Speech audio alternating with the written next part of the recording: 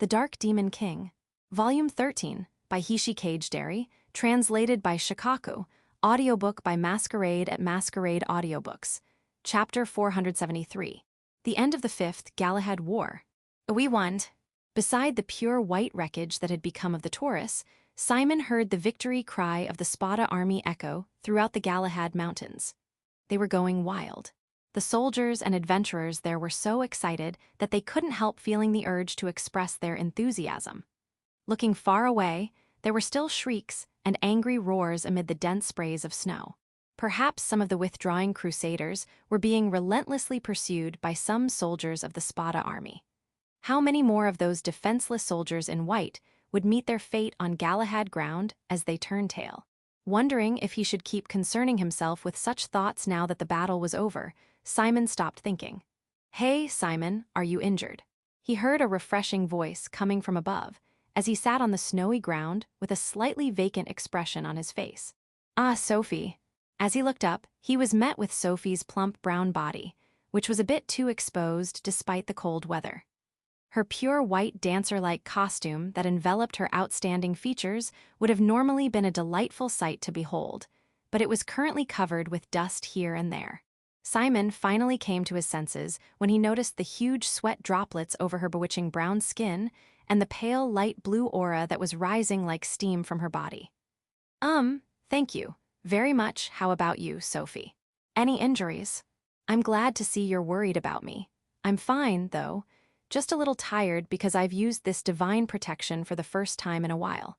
As you can see, not a single scratch on my body."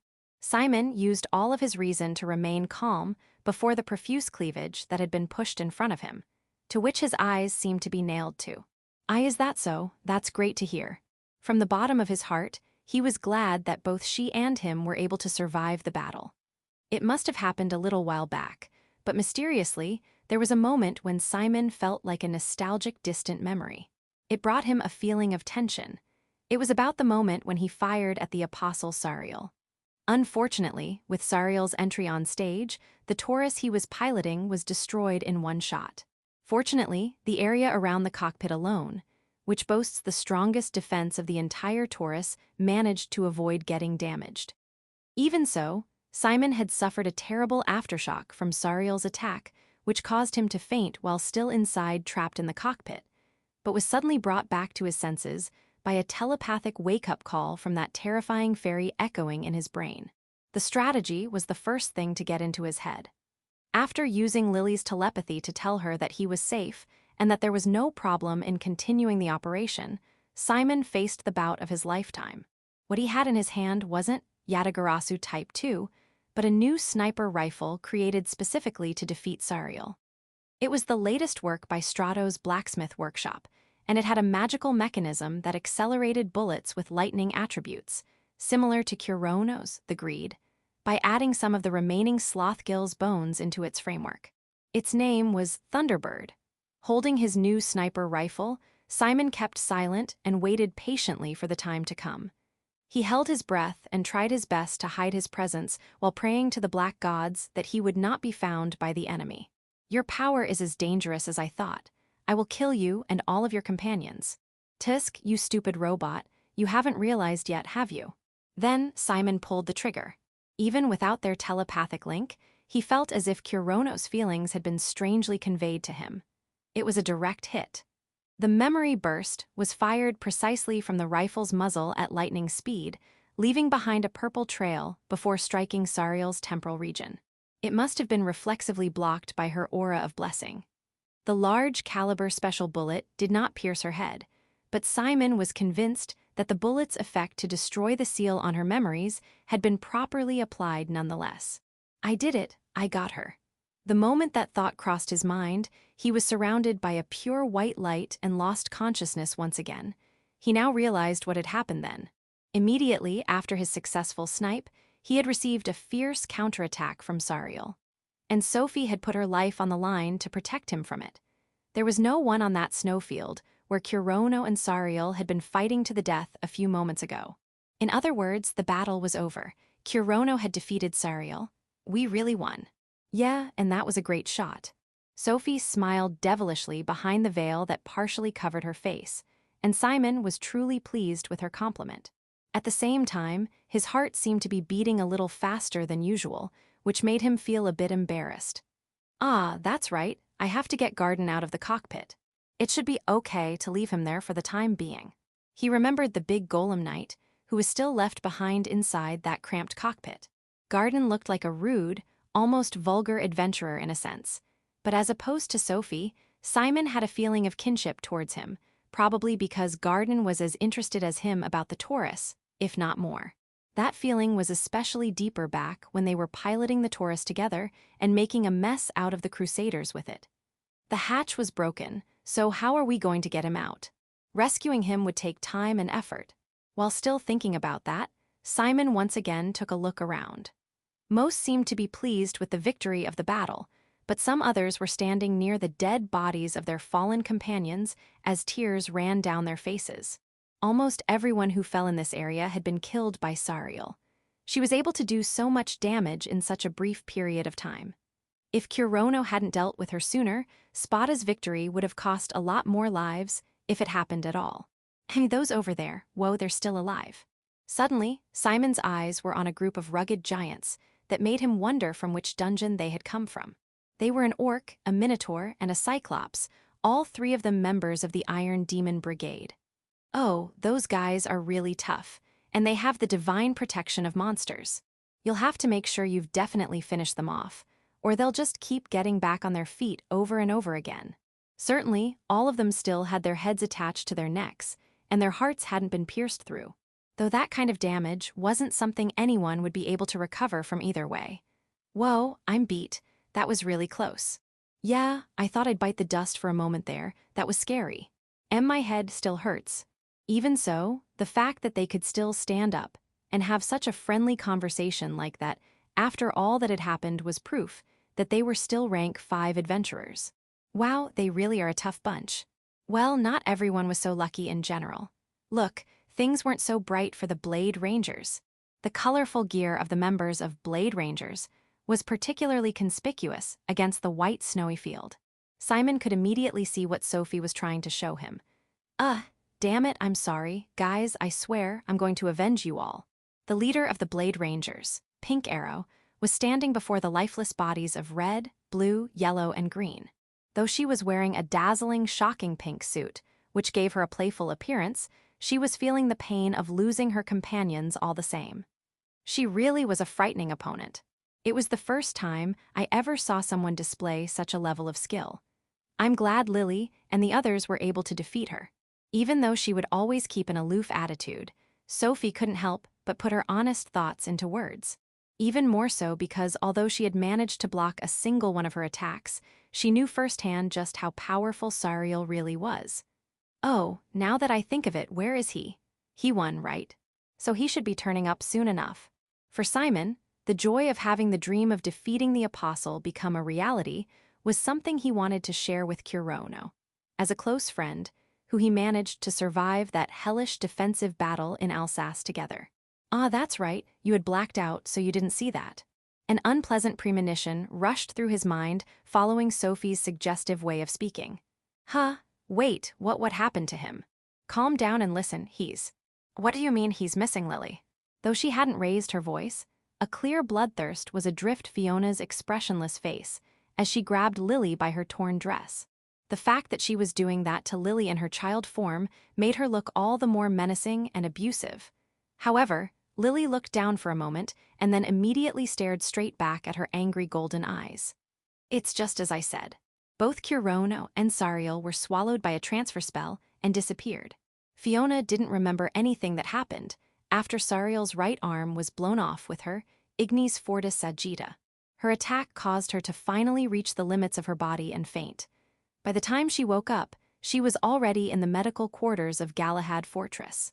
And now, as she returned to the room at the inn where they had been staying, she asked Lily to update her on the current situation. Fiona had already been a little worried about not being able to see Kurono after she woke up. But what Lily told her in response was more than enough to have her lose her temper and impulsively grab Lily by the dress. Why how? Kurono wouldn't give up on killing Sariel even until the very end. He couldn't give up on it. Kurono, he's like that, yes, but you were with him, Lily. I'm sorry. I should have tried to stop him at that time.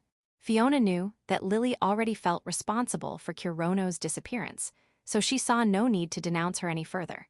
Lily wasn't crying or getting angry about being told off, but instead calmly admitted her fault. Seeing that, Fiona finally calmed down enough to take her hands off Lily.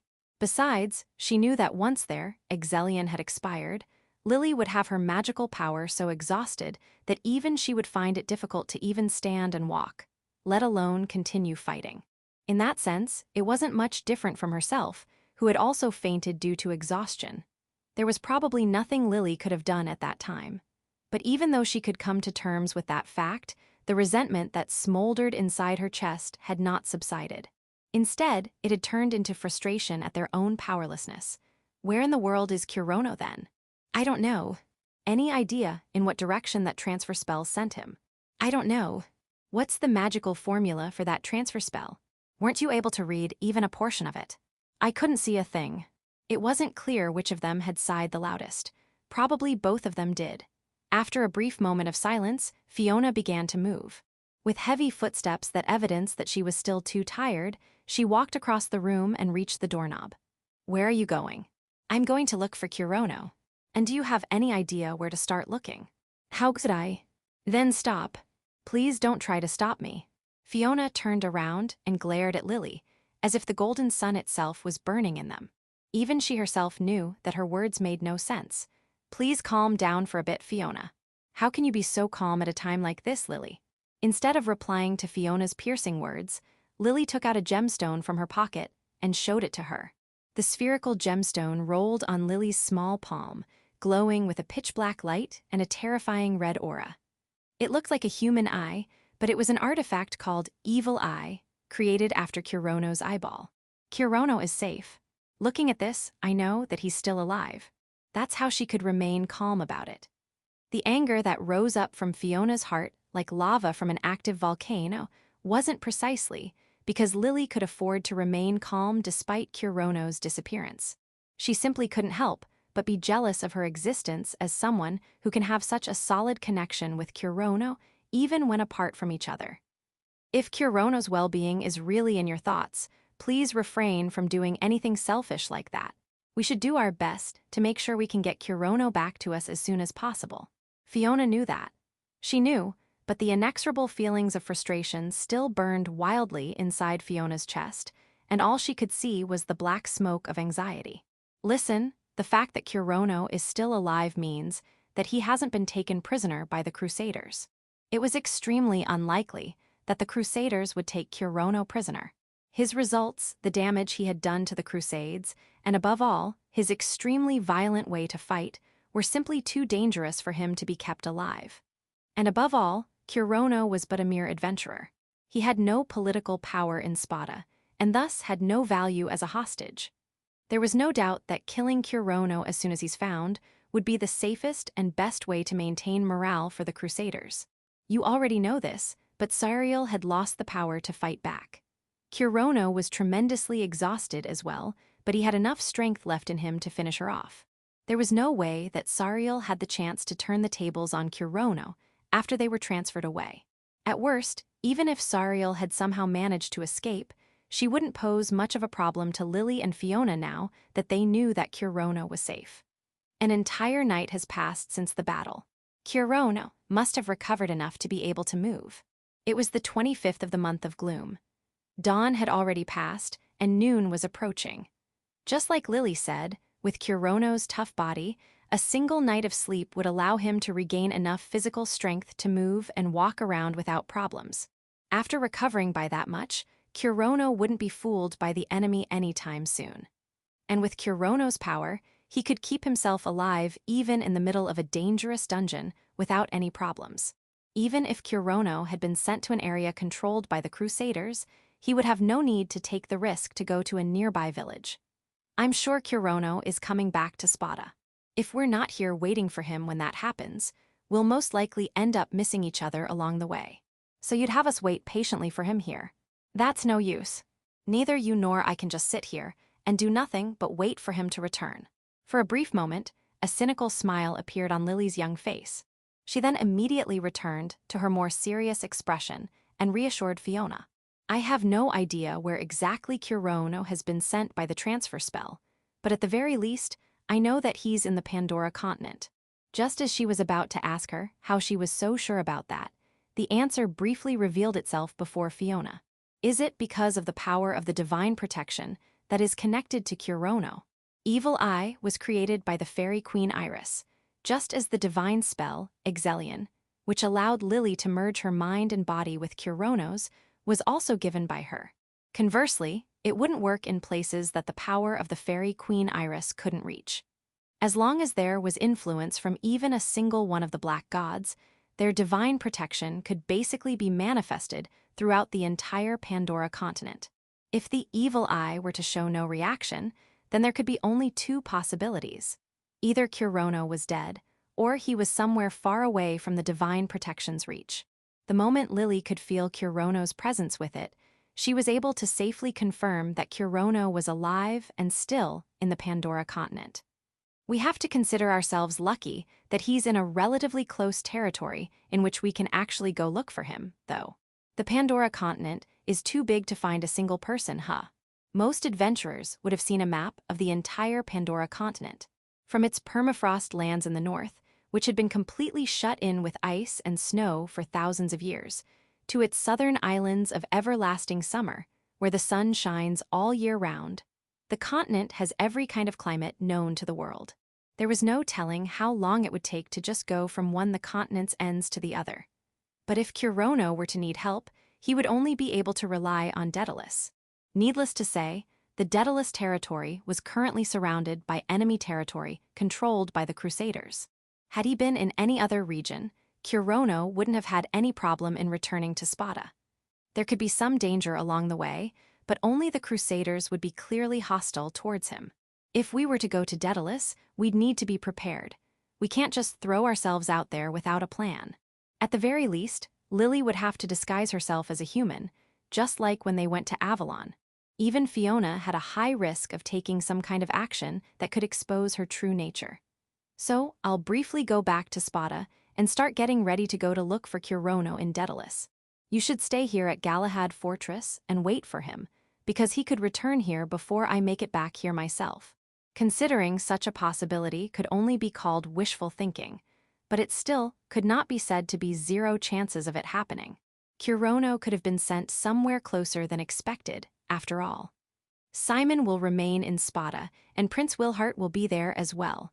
We can get in touch regularly so I can know how things are going here as well.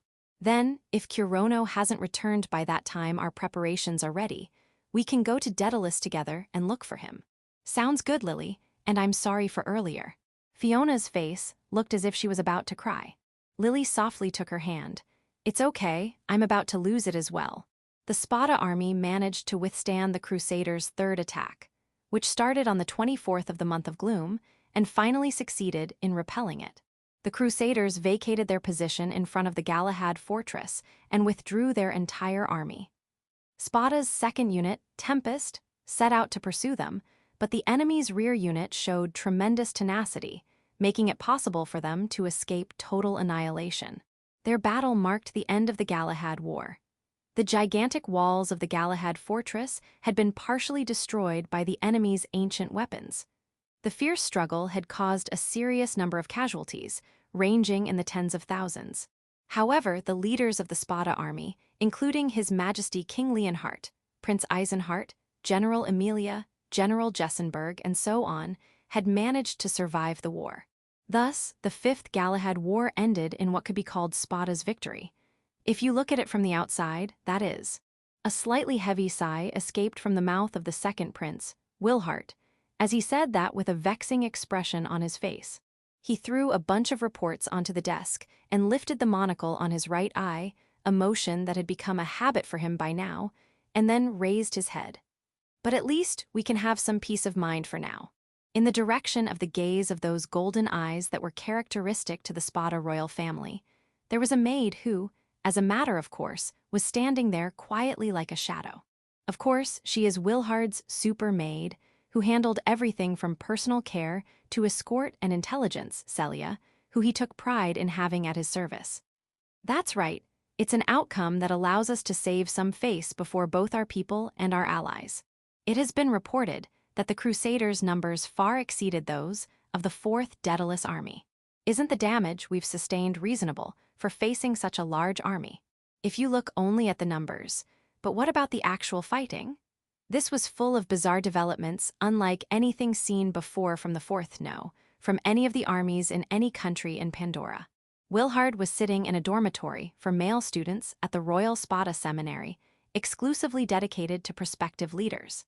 Basically, all of those rooms were single rooms because to be used by those royal aristocrats who were regarded as the future leaders of the nation. However, in the end, Wilhart was only a student, and yet he had managed to gather information such as battle details of the Galahad War and reports on the war's results, which should have been delivered only to the royal castle of Spada. He hadn't taken out confidential documents without permission. Wilhart, using his position as second prince, went to the royal castle and was allowed to read said documents to an extent. So after memorizing those reports all the way to the detailed numbers, he put together a memo detailing only the main points. It was basically the same as doing homework. It was less than the amount of information available at the local headquarters, but it was more than enough to get a rough idea of the course of the Fifth Galahad War. Therefore, Wilhard already knew what kind of battle had taken place at that fortress. Using the ancient weapon, Taurus, to launch a pincer maneuver via dimension magic. The Apostle, the military strength of the Crusaders, their tactics, the list goes on and on.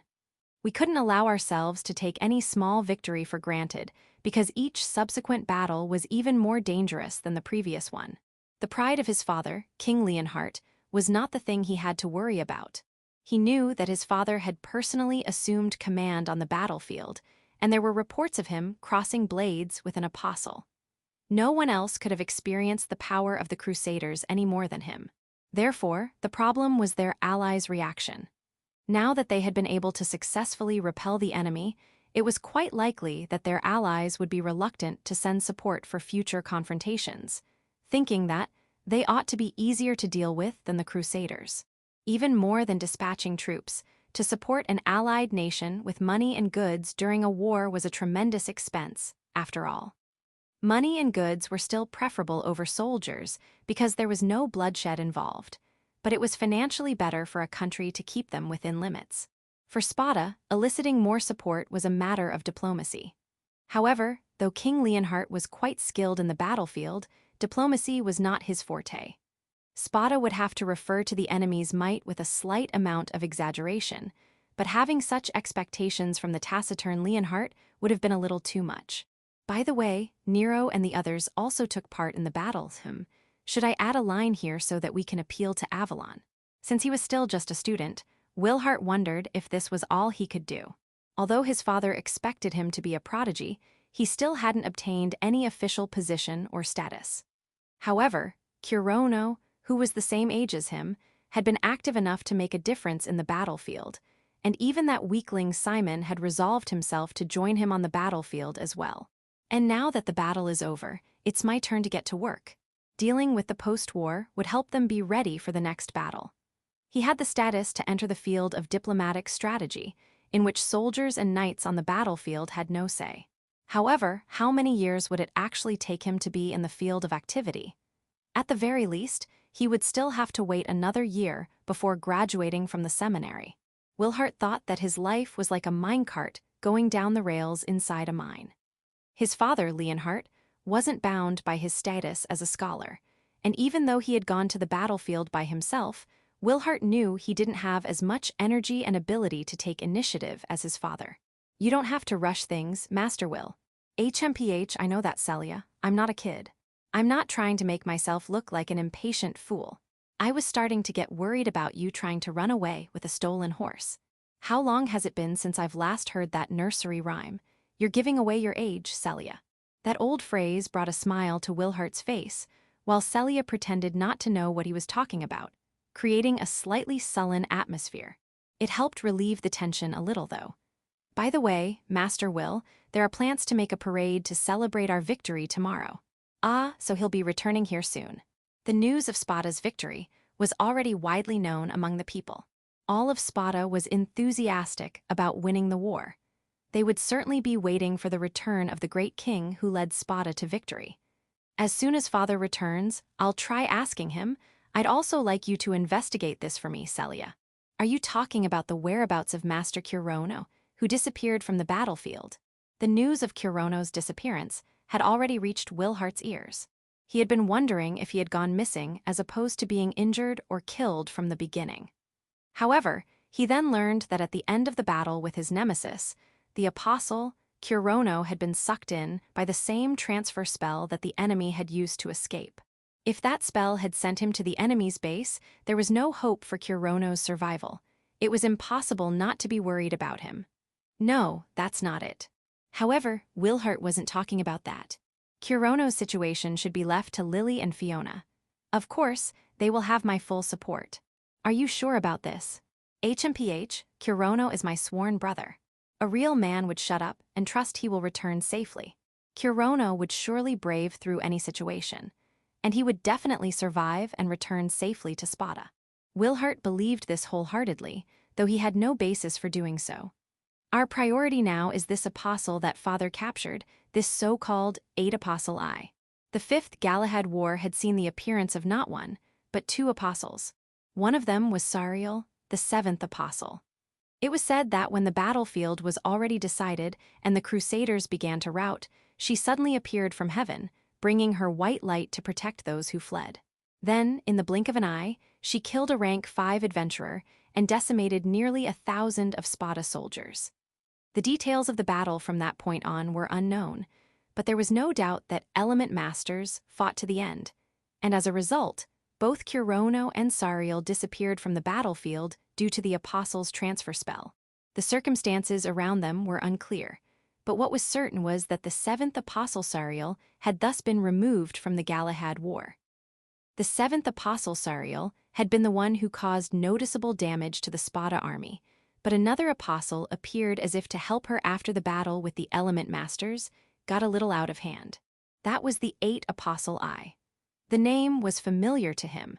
It was the same person who appeared near the end of the hellish Battle of Alsace, where Kurono was fighting and brought about the annihilation of their allies. With her appearance in this battle, Kurono's fate seemed to have been sealed, but King Leonhart felt her unusual presence and rushed to his aid. Wilhart's father, who was quite the battle enthusiast, did not face the apostle one-to-one, but instead formed a temporary party with Prince Eisenhart, General Emilia, and General Jessenberg, the strongest members of the Spada army, as he understood just how powerful the apostle was. Perhaps he felt that he would have lost had he fought face to face, but as a king, he couldn't let himself be killed that easily. He still had to lead others to victory, and sure enough, King Leonhard had fulfilled his responsibilities. It says here that the 8th Apostle Eye has surrendered after a fierce battle, and was arrested using several layers of strong magic seals. She will probably be transferred to Spada in the near future. Should we really be bringing such a dangerous person to Spada? Any regular atrocious criminal can be just thrown into the South Galahad prison. But with that monster, that has such a powerful blessing. It would be better to seal her in the lowest stratum of our castle, Cocytus Ravine, and we will keep her as a prisoner of war instead of outright executing her. According to reports, apostles are not only powerful soldiers, but also key figures among the religious, and are more respected than royalty and titled nobility. She will not be released under any conditions, but her worth as a hostage is immeasurable. Besides, Father is very interested in the secrets their powers hold. There is simply too much information we can get out of her. However, while Wilhart knew that keeping the apostle prisoner was entirely justified, he still couldn't dispel his anxiety about it. He couldn't stop thinking about what could be the worst thing to happen regarding keeping that dreadful monster called Apostle in the very heart of Spada. Chapter 474, Fruits of Training. 2 shrine maidens faced each other in a corner of the vast garden of Avalon's royal castle. So, it's been about a week since we've resumed training. It's about time you can reliably pull off this technique at least once. The one who was talking to the other one as if she was a master of martial arts teaching her disciple was Belkrosen, the shrine maiden who governed the Fire Shrine, one of the Pandora temples. Despite her very young appearance, to say that the aura she was giving off wasn't particularly a dignified one would be a bit of a stretch, as she was standing proudly with her hands on her hips, wearing an impeccably pure red and white shrine maiden outfit. Before Belkrosen's crimson eyes, which glittered with an unyielding spirit, stood another shrine maiden, with the same lustrous black hair as hers fluttering in the wind. "Yes, Lady Belle. Thank you for training me." It was none other than Avalon's beautiful first princess, Nell Julius Elrod, who was wearing a hakama as red as fresh blood over her pure white clothes. Her shrine maiden garment enveloped her entire body in the same way the average priest-class vestment would. But rather than giving off the impression of a gentle healer, she looked more like a brave warrior who is willing to defeat the enemy. She had a tight and gallant look. In addition to her unusual outfit, she had a large ponytail behind her head so that it wouldn't interfere with her strenuous movements, which could be one of the reasons why she was giving a completely different impression from her usual looks. Nell and Belkrosen were facing each other in a wide, snowy field, with a clear view of the hill where the Fire Shrine was built. The two black-haired shrine maidens may look like sisters when seen side by side, but their age difference would make it more appropriate to pair them as mother and daughter, or even grandmother and granddaughter. HMPH come. She wasn't doing a fighting stance, however, Nell could feel that Belkrosen was ready for battle. "Here I go." Nell vanished after leaving behind those muttered words. Or at least that's what it would have looked like from the perspective of someone looking at them, had there been anyone in the first place. Still, the image of Nell as she ran across the snowy field was clearly reflected on Belkrosen's crimson eyes. The ability to run at such high speeds so that the average eye could not follow one's movements was typical of movement-enhancing martial arts such as Airwalker. Though Nell's Airwalker resembled more of an enhanced version of Heigake, which is an ancient jujitsu technique. After taking a short but deep breath, Nell rushed in a straight line using her Airwalker. Then, she suddenly changed course about halfway, turning exactly 90 degrees to the left. To the average observer, she would have seemed as if she had just vanished. Such a display was a result of Nell's ability to instantly accelerate to her top speed from her first step, and her braking power, which allowed her to both run smoothly even on a snowy surface without slipping and change course suddenly. It was a maneuver that wouldn't be possible without being able to use Airwalker. However, the degree of perfection at which Nell executed her Airwalker, which surpassed even that of her master, wasn't just because she had completely mastered this martial art. Sure enough, with those wings, its effect will be doubled. Nell's Airwalker wasn't just affecting both of her legs, but also the pair of large white wings that grew from her back. Her wings, which were shaped exclusively for flying, would take in an otherwise unbearable amount of wind and then use it to propel her body forward. Her instant acceleration the moment he broke into a dash could have been due to a single flap of those large wings. Then, once she started running, her large wings would have taken in the incoming wind again and again, giving her even more acceleration. And her sudden shift to the left was also thanks to them. No matter how much of an expert of martial arts someone is, a single misstep could result in a broken foot due to the incredible amount of load on them required to perform such a sudden move at that speed. As if bouncing off an invisible wall, the wings slammed against the incoming current of air to generate the energy needed to make a swift turn. The load on Nell's feet was less than half as a result. Her body was naturally carried towards her desired direction, almost as if she had surrendered herself to the wind. By the time Belkrosen found herself impressed by how having wings could bring out the most one could possibly while using Airwalker, Nell was already preparing to deliver a blow on her blind spot. The heel of her right palm was approaching Belkrosen at an amazing speed. HMPH, too soft. This would mean a checkmate against the average opponent. Despite Nell's slender arms, there was spine-freezing magical power swirling around the heel of her right palm. Getting hit with that would destroy any vital organ that gets its way. Belkrosen, however, bent her upper body slightly forward while looking at Nell with a sidelong glance. That alone was enough to avoid her attack. At the same time, she slightly stuck out her left foot to the front. As a result, Nell's legs were caught by the sudden obstacle as they approached at a super high speed. Just like Belkrosen had planned, Nell was unable to handle it and got her own feet tangled up. Her body was swiftly thrown out of balance as her ankle hit the unexpected obstacle.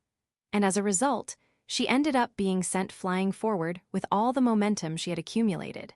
Right after Belkrosen saw Nell making almost a full frontal flip as she flew forward, and the thought that all she still should be able to fall safely crossed her mind. Something unexpected happened. Ahem. Belkrosen felt her right hand being grabbed. By whom? None other than Nell, the same Nell who was supposed to have been about to fall after tripping on Belkrosen's ankle. Whoa. Her field of vision suddenly became blurry. Before she knew what hit her, Belkrosen was rolling on the snow with the same force a snowball would have after rolling all the way down from the top of the Isfel Mountains. Nell had managed to pull a successful throw on Belkrosen as she fell forward. Perhaps she had deliberately allowed herself to get caught on Belkrosen's ankle to make her drop her guard long enough to grab her hand. Despite Nell's severe counterattack, Belkrosen was able to fall perfectly safely. Her thoughts about being able to fall safely ended up applying to herself instead. Belkrosen's small body rolled a couple of times on the snow, but quickly regained her posture, sending snow flying as she stopped the momentum that had thrown her in the first place with both of her legs. And when she raised her head, Nell was nowhere to be found. There was nothing but a large snowy field that resembled an empty plot of land. There was nowhere to hide either. Therefore, above, with the sun shining directly above the heavens in the south, Nell fluttered her white wings before coming crashing down like a meteor. She was swooping down on Belkrosen head first, and was now holding out both of her hands like spears instead of just her right hand. The feeling of the magical power surging from Nell's open palms sent a chill down Belkrosen's spine, not metaphorically, but literally. First form wash away. Belkrosen's raised hands overlapped with the two heels of the palms that seemed to be intent on crushing the crown of her head. Her own little white hands, however, had now transformed into a lizard folk-like shape, complete with black scales completely covering their backs and vicious claws sprouting from her fingertips. It was as if she had equipped herself with gloves made from dragon scales. However, they were unmistakably Belkrosen's own two hands. Although her now rugged hands were covered in jet-black scales, they were still able to convey the magical power controlling effects of her first form wash away just as well as ever. And as a result, Belkrosen managed to brilliantly parry Nell's terrifying blow. Nell's palms, which ran across Belkrosen's body from top to bottom, couldn't unleash their hidden power until they reached the snowy ground. At the moment of impact, ripples spread across the snowy field. As if it were the surface of the water, the snow formed concentric waves that spread out from the point of impact one after another. After the ripples of snow subsided, a brief moment of silence came, then the ground burst open. Snow was scattered all over the clear blue sky as if a geyser had just erupted. It then became a tornado-like cylinder that trapped Nell and Belkrosen inside, reaching a height of 12 meters. HMPH. Before the bursting snow tower disappeared into the wind, Belkrosen launched her next attack. This time, it wasn't a cheap trick like sticking out her foot to cause her opponent to trip on it and fall, but an actual blow with genuine offensive power. Even so, attacking with those draconic hands, which were equipped with such sharp claws as if they were spears would be far too much for a sparring session, and unleashing them against Nell could cause a fatal injury. So instead, she pushed the heels of her palms forward in the same ancient jujitsu style as Nell. A terrifying aura of magical power, a mixture of red and black, swirled in her palms. Since Nell had both of her hands stuck into the ground, Belkrosen's attack, which had more than enough power to render anyone unconscious with a mere touch, reached her virtually defenseless head. First form wash away. Nell's white wings got in the way as Belkrosen's vicious palms were on the verge of exploding violently into her temporal region. It hadn't been an act of desperation. The sensation that the heels of her palms were being swept away the moment they came in contact with those delicate, soft, pure white feathers was enough for her to understand what had happened. The same first form wash away Belkrosen used earlier was also active on Nell's white wings. But Belkrosen didn't even have time to spare on the thought that Nell actually could use her wings with such dexterity. That's because now that her attack had been parried, she was about to get hit by Nell's counterattack. First style burst. Nell straightened up almost as if she had been flipped back into an upright position and lunged with her palms stretched out once again. These heels of the palms were the basic offensive technique in ancient jujitsu. One could say that both techniques formed the perfect pair, with first form wash away as the defensive technique and first style burst as the offensive one. Nell's first style blast faithfully reproduced the technique passed on by her teacher, Belkrosen. In short, it was nothing more than a display of the effect of internal destruction by pouring the magical power contained in her palms into the opponent's body and causing it to explode from the inside. Taking such an attack head-on would probably cause even Belkrosen to faint. Feeling a sense of impending crisis, Belkrosen chose to take the attack with her hands, which were still protected by scales that boasted a hardness that sets them apart from other creatures. There was no time to try to parry using her first form wash away. MMRGH.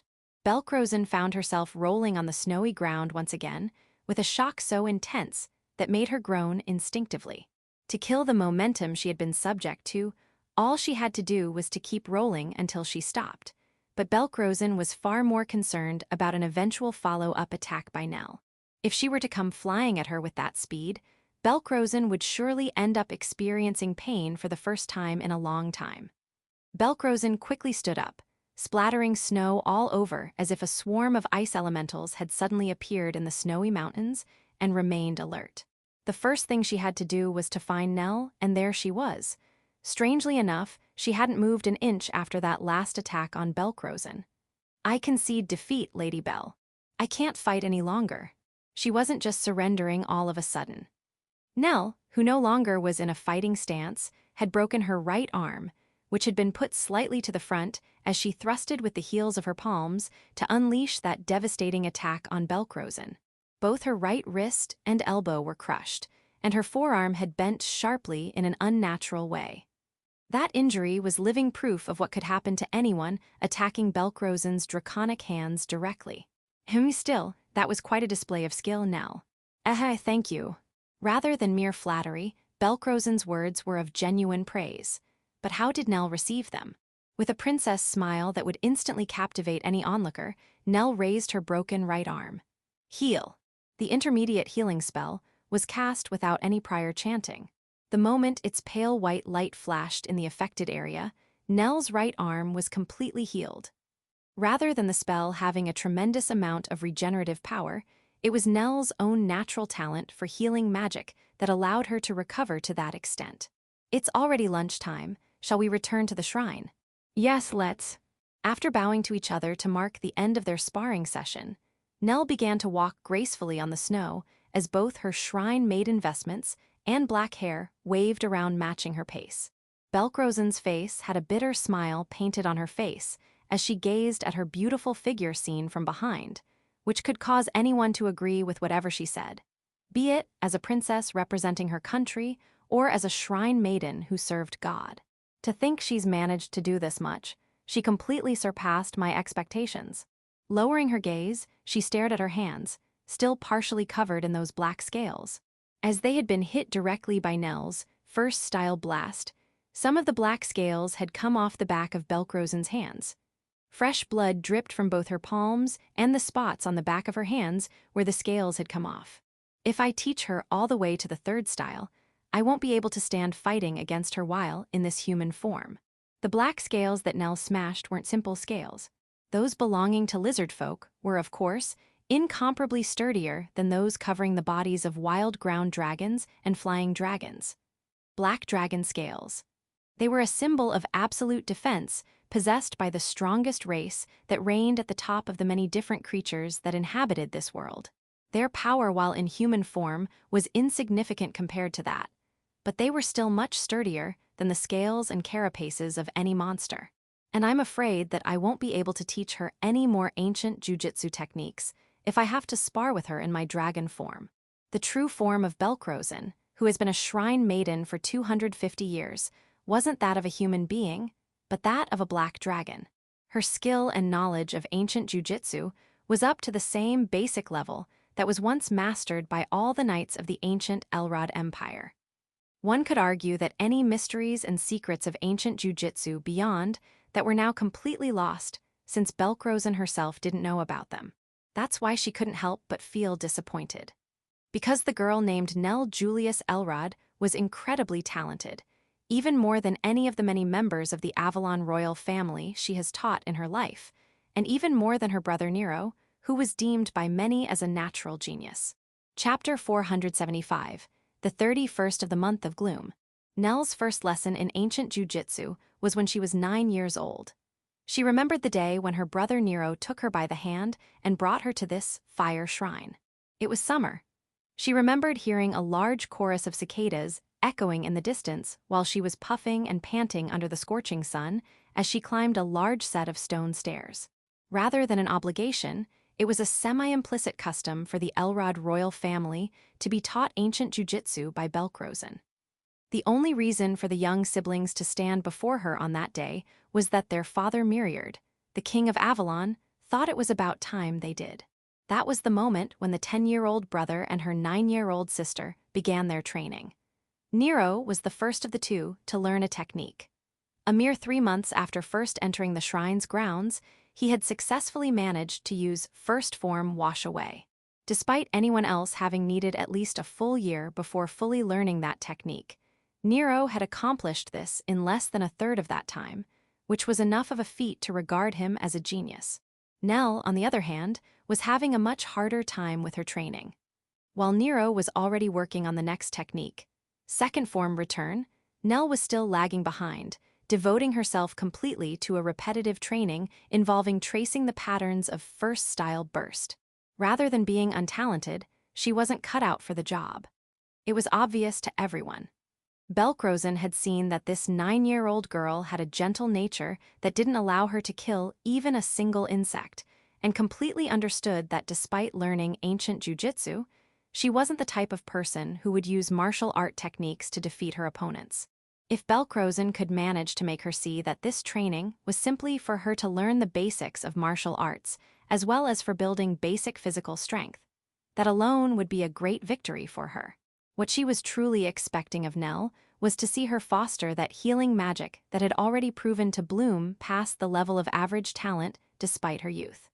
It was clear as water to her that Nell would be a top-notch priest in the future. Then, 1 year after their training had started had passed. Since Nero had already mastered the first 2 forms and styles, they had decided to go on a half-vacation to the southern coast of Avalon, although it could also be said that it was for the children to get some practical combat experience. The sea at Avalon's shores was the Lemurian Sea. On the map, it looked like there was only a huge blue oval in the middle of the continent, but it passed through several channels to the west, leading to the open ocean. The Lemurian Sea, which cut through this continent from its center to the west, had been used for maritime trade since ancient times. The port city of Serene, which was located in the south of Avalon, was still actively doing business with the central city-states and the far west region, and was developing on a grand scale. There was a royal villa on the Cape, overlooking the huge trading port city of Serene, which Avalon was proud of. Of course, there was a private beach under that cape, creating an environment where one could spend the best summer possible. It was the last day of their vacation, and they had spent it all training and having fun while blessed with perfect weather. Belkrosen was taking a walk along the beach with Nell. Nero had gone back to the villa for a quick nap. They went past the beautiful white sandy beach and walked on a rocky shore as the waves wildly crashed against it. Nell had no aptitude for martial arts, but her athletic ability was as sharp as her brother's. She had also learned airwalker early on, which enabled stable walking even on this rocky beach, where one could either slip and fall or be struck by the waves, as if she were going on a well-maintained cobblestone road. Of course, Belkrosen was also there to help just in case. So, at that time, when a large turtle appeared before Nell, Belkrosen didn't feel like she was in any danger. That turtle was one of many ordinary sea animals that lived throughout the Lemurian Sea. It wasn't as dangerous as a monster. Besides, these turtles mainly feed on aqua elementals found floating in the sea, so it didn't need to have a particularly strong bite. It was a rather safe creature that wouldn't be able to even bite a children's finger off. On the other hand, its rock-like shell and the thick skin that covered its entire body were sturdy enough to prevent most half-hearted attacks. While it had no offensive power, it was terrifyingly excellent in defense. The creature that had appeared before Nell was so big that even though it was standing on all fours, it was about the same height as her due to its enormous build and its large shell. Before such a creature, Nell found herself unable to move as her eyes darted about nervously. Had Nero been there instead, he would have fallen prey to his own curiosity and tried to poke all over the turtle's body. But Nell was completely shook up with anxiety. Seeing her reaction, Belkrosen felt an urge to pull a prank on her, but she couldn't afford to make the precious Avalon princess, who had been pampered all of her life, cry like that. She then tried to tell her that the turtle wasn't a dangerous creature. But at that very moment, perhaps out of its own curious nature, the turtle stretched its neck towards Nell. Then, right after Nell's extremely girly shriek, the giant turtle's body was smashed to smithereens. What Belkrosen had trouble with was not understanding what had just happened, but accepting it. Her draconic eyes captured exactly what happened without sparing any details. It had been a fairly simple motion. As the turtle stretched its neck towards Nell, she held her hand forward. That was all. However, what her hand had unleashed was a first-style burst, which hadn't manifested in her even a single time in the entire year she had been in training. At that moment, Belkrosen finally realized. It wasn't that Nell hadn't been able to learn how to use the ancient jujitsu technique she had taught her. She simply wouldn't bring herself to use them. And even then, Nell had mastered the technique to a point where she had managed to pulverize a giant turtle, which had a defensive power comparable to that of a rank 3 monster, with a single attack. Belkrosen couldn't help but compare her power to that of her brother Nero, who still needed at least 3 clean hits from the same attack to utterly destroy a goblin's body. I'm sorry, Lady Belle. It seems that ancient jujitsu is not my thing after all. However, Nell clipped the wings of her own talent with her gentle personality. The explosion that surged from her palm and instantly destroyed the giant turtle shocked Nell as well, intensifying her fear of her own power to destroy others. And Belkrosen considered that to be one of her virtues. No matter how talented she was with those techniques, it wouldn't make sense if she had no intention to use them. Belkrosen figured that the gentle Nell should get better at her ability to heal rather than at her ability to kill. After that, Nell abandoned her training of ancient jujitsu and dedicated herself purely to the path of the priest. Nell's own self-confidence, as well as of course Belkrosen and her father King Myriad, all consented to that choice. She received the blessing of the holy healing Princess Arya, and also demonstrated her worth as an adventurer by quickly becoming a rank 5 adventurer while studying abroad in Spada. And her success as a priest had become something that was acknowledged by the public in general. I've made up my mind, Lady Belle. I want to go back to learning ancient jujutsu. And now, 8 years after turning down the path of martial arts, the genius who surpassed even her own brother had returned. Nell's eager request came on the 23rd of the month of Gloom, at a time when Belkrosen could see that she was experiencing a severe case of lovesickness. As they slipped face to face under a strange piece of furniture called kotatsu, which was a combination of a low table with a blanket and a heater underneath. Belkrosen listened to Nell's story while pecking at the potato chips, made by laying thinly sliced potatoes over oiled hot runes. Nell started by telling her of what she called a fateful encounter. In short, she started to tell a story of passionate love starting from the time when she first met Kurono. At that time, I was just happy to help anyone who needed me, but to think that such a trivial event led to that fateful encounter. Kaya. From the very beginning of Nell's speech, despite getting a grin on her face and twirling her body, sharing the excitement and suspense over Nell's future prospects, Belkrosen still demonstrated her transcendental elderness of 250 years old at length. She paid attention and even asked a few questions, as she carefully listened to her vague love story, despite it being nothing more than a boastful talk about her love affairs that went back and forth between reality and delusion. Ho, I see, so that's what you've been up to. How much time had passed? At the very least, the sun had already gone down, and the veil of the night covered the landscape outside the shrine as Nell finished with the final episode of her story. A heartbreaking return. It's so frustrating, Lady Belle. Recalling the time when she was defeated by a cruel, cunning, wicked demon who looked a lot like a fairy named Lily. And as a result found herself unable to do anything but cry as Kurono was taken from her. Nell once again started to bawl her eyes out, and Belkrosen gently comforted her. Even if it was Nell's own fault that allowed Lily to get the upper hand on her, Belkrosen didn't blame her. Now, calm down. It's not uncommon for someone to get a little extreme when it comes to the person they love. But if he learns about that, I won't be able to face Kurono ever again. Don't worry, he's a man after all. I'm glad he's a man and you're a woman, and not the other way around. Belkrosen already heard from Nell about the thing with the spoon, that is, about her embarrassing confession, among other things. Do you really mean that? Yes.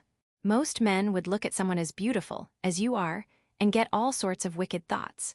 As far as she's heard from Nell, this Kurono she spoke of didn't seem to be homosexual. So long as he was straight as an arrow, Belkrosen's words would be true for Kurono as well. Then it's okay, right? I'll keep thinking about Kurono. I'm sure he'll be happy about that too. But don't you forget that that kind of thing isn't something you do around other people, okay? Belkrosen warned Nell against letting her brother Nero walk into her room, only to find her making faces of impure desire. So Nell, what is it that you want to do? With what? About this Kurono person. What is the future you envision with him? The future. Well, you see, I'd like to be with Kurono forever. Since the question caused Nell to writhe so much that she could almost lay eggs right then and there, Belkrosen calmly and coolly rephrased her question. No one can live on sweet delusions forever. How about you settle for a student-like romantic relationship for the time being? Sure, I may be inexperienced, but I'll take any advice you have to offer. There was a short pause. After finishing the last of the tea in her cup, Belkrosen asked Nell for a refill. I am sorry, Lady Belle, I got a little carried away. By the time Belkrosen's teacup was once again filled with hot green tea, Nell had reflected on her reactions and finally regained her composure. Now then, even if he is a complete dullard who fails to notice your feelings of love, you're just standing at the starting line. Nell was about to ask what, but there was no need to. According to what you've said so far, you already have two strong rivals in this battle for love. And you've already suffered a painful defeat from one of them. Sorry for being such a good-for-nothing. However, the game is far from over.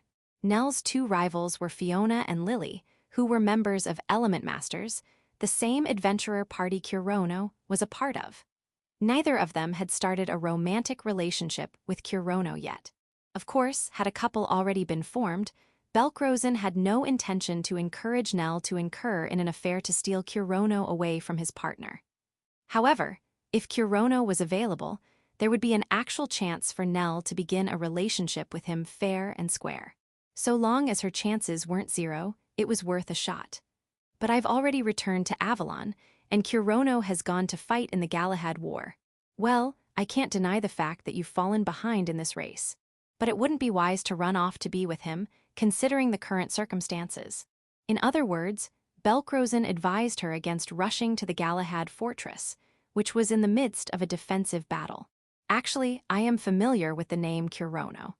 It's the name of the hero who saved the children of Sparta at the old castle of Ischia and received a medal from King Leonhart. His name is well known in Avalon as well. And now, the report of the current situation of the Galahad War had been delivered to Avalon, although it was a few days behind Sparta. Even if we take away your subjective views on him, he is without a doubt a very capable adventurer. The feats of Kurono and his element masters are well detailed in this report as well. Is that so? Ho, weren't you all droopy just a few seconds ago? You do well to keep a close watch on that beloved Kurono of yours, or you're really going to lose some much-needed momentum once push comes to shove. Belkrosen briefly explained that Kurono and the others were reported to have destroyed some of the ancient weapon, Taurus, used by the Crusaders, and even captured some important figures of the enemy forces. But the thing that pleased Nell the most from that report was that, according to it, Kurono was safe and sound. Being as powerful as he is, the battle may soon be over, and he could be returning to us very soon. To launch a siege against the Galahad fortress in the middle of winter was something anyone would consider nothing short of reckless. The Crusaders had relied on Taurus and the special abilities of those important people, who ended up being captured by Kurono instead to bring down the fortress in a short-term decisive battle. Since both of their main means of offense had been defeated, the Crusaders shouldn't have much left to threaten the Galahad fortress with. To think that the war was nearing its end wouldn't be just wishful thinking. Well then, Nell, your reunion with Kurono will have to wait until you've returned to Spada. But you can't just sit around and pray to the black gods for his safe return. Huh? Then what am I supposed to do, Lady Belle? Why, of course, you should train your skills. Train? That's right. It could hardly be called love if all you do is approach the man you're interested in with nothing but that pretty face of yours. Since your looks weren't enough to captivate Kurono by themselves, it's only natural to think that you're going to need more weapons at your disposal. I see. Nell listened to Belkrosen's passionate argument as if she were a believer who had just been enlightened. Excelling in family-oriented skills such as cooking is something that typically tends to attract men. However, people have different tastes, and what a man looks for in a woman is different for each of them. For example, having similar interests would be an easy way to deepen a relationship. Having common topics to talk about would naturally increase communication, which would in turn allow for them to talk about each other. Or, as is often the case with aristocratic men, they may also prefer women with higher education. In other words, they wouldn't want to talk to some stupid woman. Though this pattern is a little different, there are many men who are attracted to strong women such as adventurers and knights. When they consider themselves to be strong, they seek a strong woman to have a partner they can see as an equal. And conversely, when they consider themselves to be weak, they would seek the strength they lack in a partner. And finally, although Belkrosen didn't dare to say this, the surest way to get a man as a woman would be to simply be good in bed. After all, humans are also animals. Their physical desires and pleasures, which stem from their most basic instincts, cannot be overcome so easily. That's what the ancient demon King Mia Elrod said. I choose the one with the bigger boobs. The Avalon royal family earnestly hoped that it would bring them a prosperous and rich future. So Nell, what do you think you need in order to win Kurono's heart? That's something that you, who has come in contact with him, have to think about. What I need? Nell had a meek expression on her face, but unexpectedly came up with an answer rather quickly. I want to be stronger. Ho, and why is that? Kurono has an enemy that must be defeated. That is the Crusaders that are now attacking Spada. I don't know if by turning into a different kind of woman, Kurono will even notice me, but I feel that if I'm not strong enough to fight, then I won't even be on his radar. In fact, both Lily and Fiona have thus won the trust of Kurono. While being of the opposite sex, their relationship is that of partners in combat who had conquered many life-or-death situations. Nell felt that she wouldn't stand a chance to sneak between either of them with half-hearted feelings and actions. Moreover, according to Belkrosen's judgment, Kurono didn't seem to be the simple type of guy that just likes good-looking women. No matter how beautiful Nell was, she couldn't help but admit that they too have their own beauty of which they ought to be proud. Having shared so much with such beautiful girls, it would be only natural if he were to look at them and at least think they are cute. Still, the fact that Kurono didn't seem to have a relationship with either means that he either has a very rational personality or a very distorted personality. Nell and Belkrosen could only pray that the latter wasn't the case. Ho, I see. You need to have the strength to stand side by side with the nightmare berserker. I'm going to be the right woman for Kurono this time. Lady Belle, I've made up my mind. I'll start taking ancient jujitsu lessons again. Thus Nell resumed her training in ancient jujitsu. Anyway, Nell started her training for the first time in 8 years from the early morning of the 24th, exactly 1 week ago. Today, the 31st of the dark month, was the last day of the year. Belkrosen and Nell were eating a noodle dish made of wheat called soba, which they had kneaded by hand, as if they hadn't sustained any injuries during their sparring session. I've heard so much about Kurono and his valiant feats, and yet I don't know what he looks like. Perhaps I ought to go see him soon. Hua, why you can't? The moment Belkrosen suggested that, Nell quickly refused the idea with an embarrassed look on her face, as she took the noodles she was about to get them into her mouth with the help of her dexterous use of chopsticks. Why not? Because you're so cute, Lady Belle, and I fear Kurono may fall for your looks. Nell put both hands on her cheeks with an anxious expression on her face, as if fully expressing the phrase, "Now I've gone and done it." Through her body language. It was a reaction more suited for a little girl than for someone who had demonstrated an astonishing fighting ability that could have almost killed her own master after having undergone such rigorous training for an entire week. She then finally organized her thoughts and started to act like someone with the clear goal of fulfilling her love, although she seemed to still be rather new to love and thus lacked confidence. Seeing Nell's reaction, Belkrosen cackled as if she had seen a clown playing the fool and answered, "PPFFFT bahahaha, you have love, love, love written all over your face, Nell. Rest assured, even if Kurono is fascinated by my beauty, I won't be swayed by him." With a wide grin on her face, Belkrosen started to speak up confidently. "For how long have I pushed aside every man who tried to court me?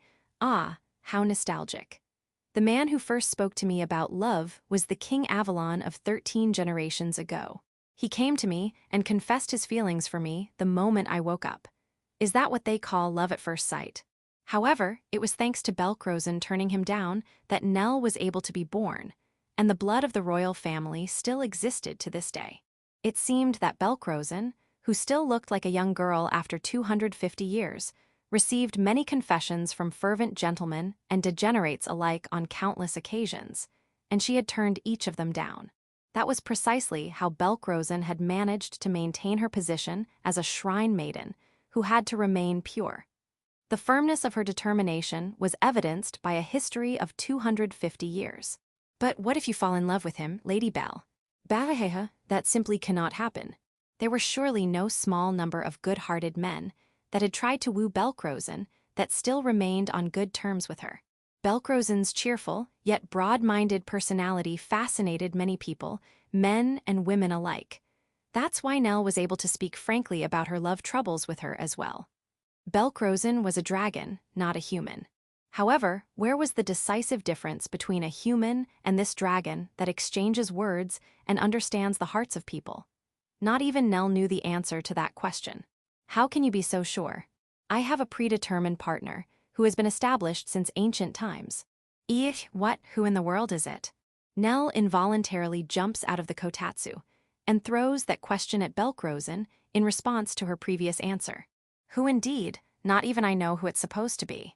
With a lonely smile on her face, she seemed to be feeling a deep melancholy, as if she knew she would never meet that person, rather than the joy of thinking about the person she should be in love with. What do you mean? The one I am to give my heart and soul to is the one who has the blessing of the Demon King. That is the sole and ultimate mission that I was born with. Nell didn't know what Belkrosen meant by mission. However, she could understand this much.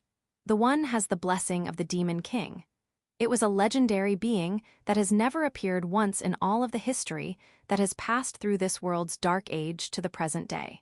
No matter how long Belkrosen's lifespan was supposed to be, her time will inevitably come.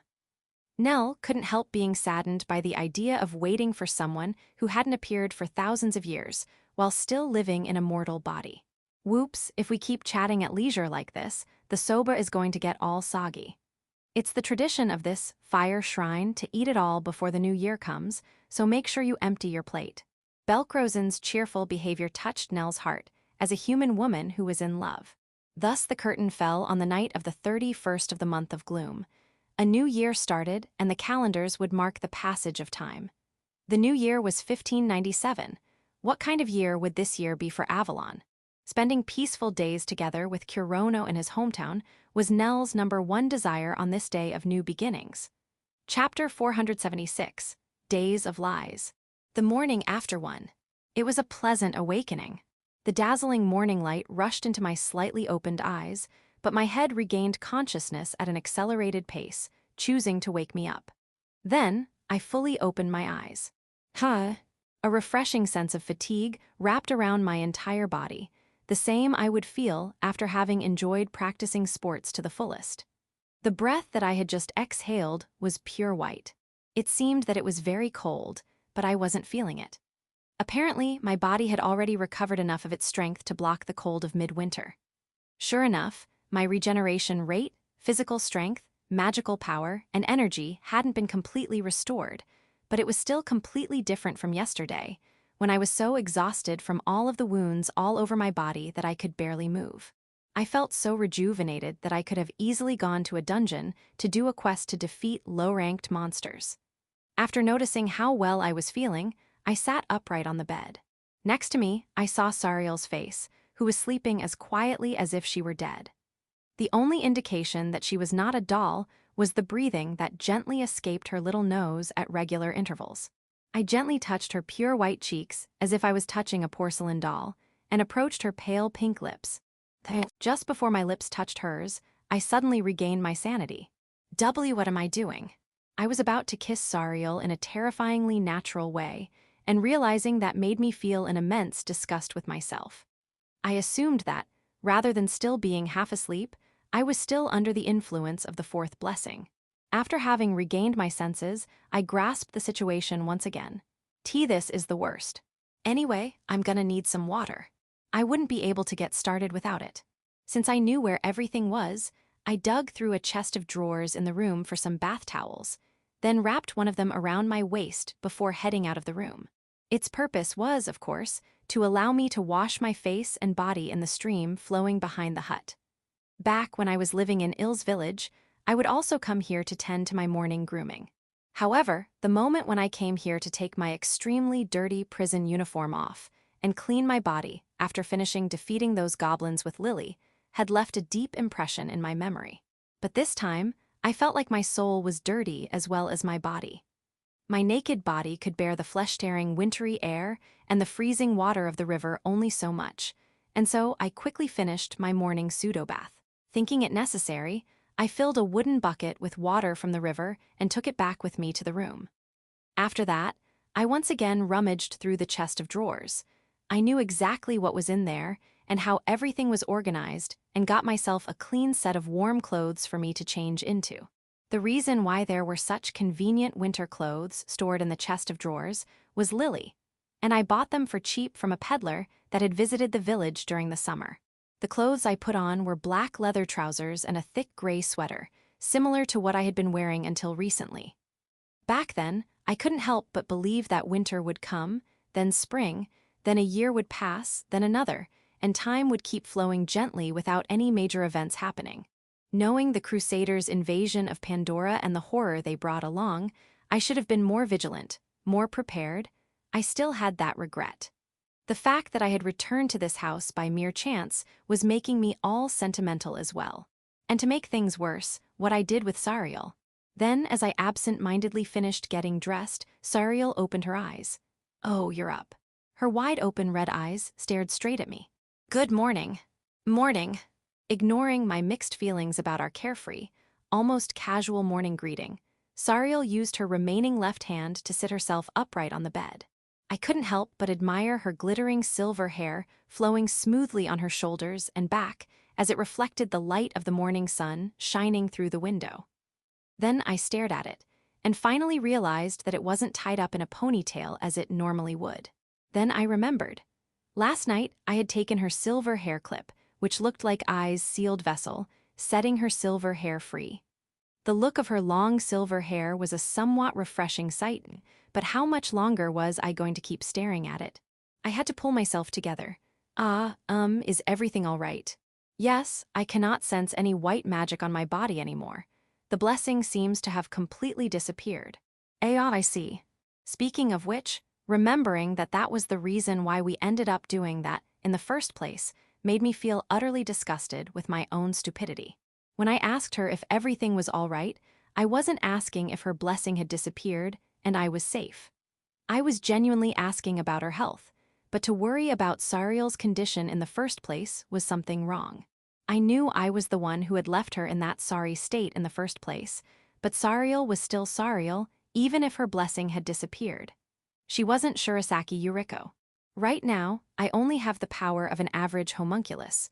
You should be able to kill me easily. If your blessing is really gone, then I no longer have any reason to kill you. I could no longer feel the presence of an apostle emanating from Sariel anymore. And upon closer examination, there was an aura similar to the one her automatic regeneration had the night before covering each of her wounds, but I felt no purity from it. However, the surfaces where her limbs had been amputated had healed to a point where their bleeding had stopped completely. After all, she had undergone the same experiments I had been put through, so her body was quite tough. Perhaps she already had superhuman physical strength, resilience, and vitality even without her blessing. Listen, I'm letting you live. Don't talk to me about you dying or anything like that. Then, as you wish, I will not die. But that still doesn't mean I've forgiven you. Don't you ever forget that. I might have said too much, but I couldn't help but do it. I had no idea what to do about Sariel or how to deal with her from now on. I hadn't even thought about it. All I could do for the time being was to put it on hold. For now, just get yourself dressed. I can't have you stay naked forever. This should be good for now. Paying no attention to Sariel's thank you words, I stood up after wiping Sariel's body clean. I went back to the chest of drawers where I found the clothes I was wearing, but this time around I had to check a different drawer, one that would have been completely off-limits under normal circumstances. In other words, Lily's underwear drawer. While being assaulted by feelings of guilt towards Lily for who knows how many times by that point, I searched around for some panties. Whoa, no way, Lily really had panties like these stashed in here. They're completely see-through. All right, these ones should be a perfect fit. While once again believing that had come back to my senses, I desperately contained my anxieties and finished changing Sariel's clothes. Of course, I didn't put the see-through panties on her. These were plain, run-of-the-mill panties. Lily's clothing came in 2 sizes. She had her usual little girl size and the size that would fit her grown-up form, though back then she would transform only once a month. Of course, I dressed Sariel with Lily's little girl-sized clothes. After all, Sariel and Lily had a similar physical appearance. Both of them were fragile, delicate, beautiful girls who could crumble at any second when you hugged them. The plain pale pink underwear was indeed a perfect fit on both her top and her bottom. Had it been Fiona's underwear, her bra would have been way too big for Sariel. Leaving my nonsensical delusions aside, I finished getting her dressed without any complications. There weren't any small Lily-sized winter clothes to be found, so I ended up dressing her up with some of my own clothes. Specifically, I gave her a dark blue cardigan made of a seemingly warm, thick fabric. I had bought this cardigan on impulse out of nostalgia, since it looked a bit like part of a school uniform. It was an XL-sized man's piece of clothing meant for me, so of course, when Sariel wore it, it was ridiculously oversized for her. Though that made things simple, since there was no need for her to wear any pants. Since her legs had been severed around her thighs, that single cardigan was enough to cover her entire body. Finally, all set. Those words leaked from my mouth after having finished getting Sariel dressed, then cleaning up our scattered dirty clothes and making the bed. Sariel was unable to help, so she remained tucked in a now clean bed. It was understandable that she would be bedridden for some time, so there was no way she could have helped. There are many things that I want to ask you about, but let me tell you something first. I sat down on the bed next to Sariel, who despite having gone back to a horizontal position, had her red eyes wide open, indicating that she had no intention of going back to sleep. I'm taking you back to Spada with me. You seem to be quite familiar with this place. We're in a dungeon called Fairy Garden, located at the western end of Daedalus. If you go through the forest here, you can see the Galahad Mountains in the distance. Alsace is about 3 days away from here by horse. That is very detailed. That's because I used to live here, at least until you guys showed up, though telling her that would make no difference at all at this point. We're lucky we were sent here of all places. From here, we should be able to return to Spada fairly easily. Back when I jumped into the Heaven's Gate, I was terribly worried about where in the world I would be sent to. I was sure that a future father, anxiously walking in circles, eager to hear news of his child's birth and his significant other's well-being, wouldn't have been as worried as I had been back then. Perhaps the heaven's door was set to lead to the fountain of light. Back when we appeared in this forest, I thought it was just a regular pond, but come to think of it, it matched Lily's description of what he called the fountain of light. It had an unmistakably beautiful circular shape, and I was sure that the snowy field surrounding it would turn into a beautifully colorful flower field as winter gave way to spring.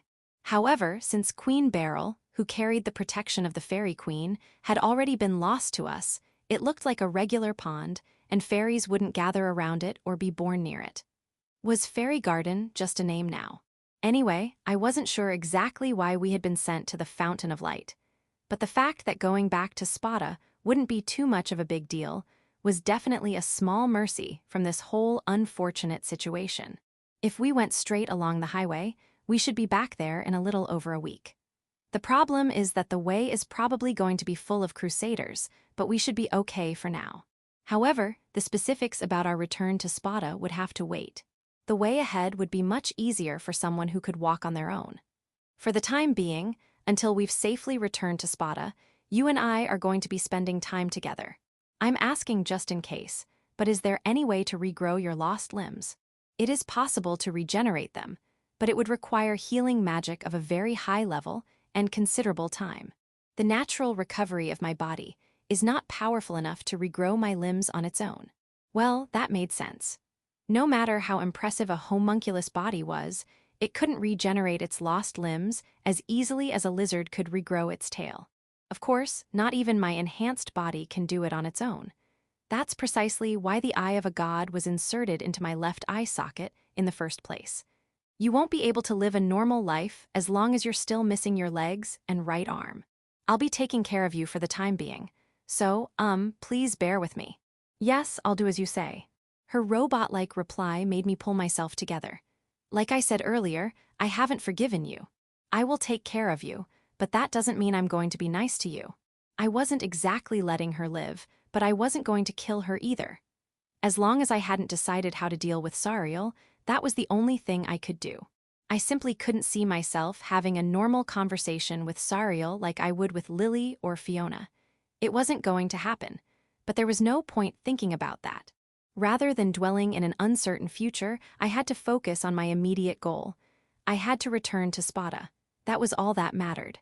That's all I wanted to say to you. Do you have any questions? Only one. What is it? Where is the toilet? You have to be kidding me. I'll take care of you. Only then I realized how much weight those words carried. Chapter 477, The Morning After 2. Lily and I had left most of the daily necessities in this cabin behind since we weren't really planning to come back, and we were in a hurry to get ready to leave. That's why the spare sheets and our clothes were still in that chest of drawers. However, due to the fact that this cabin had been abandoned for about half a year, most of the food ingredients on stockpile had crossed their expiration date. Even so, there were some conserves that were still edible. Thanks to that, we were able to have a breakfast of sorts. Open up. Sariel bit into a biscuit that looked like a cracker with her small mouth. After waiting for her cute, almost squirrel-like chewing to be over, I gave her another biscuit. In this way, Sariel ended up sitting on my lap so that she could eat.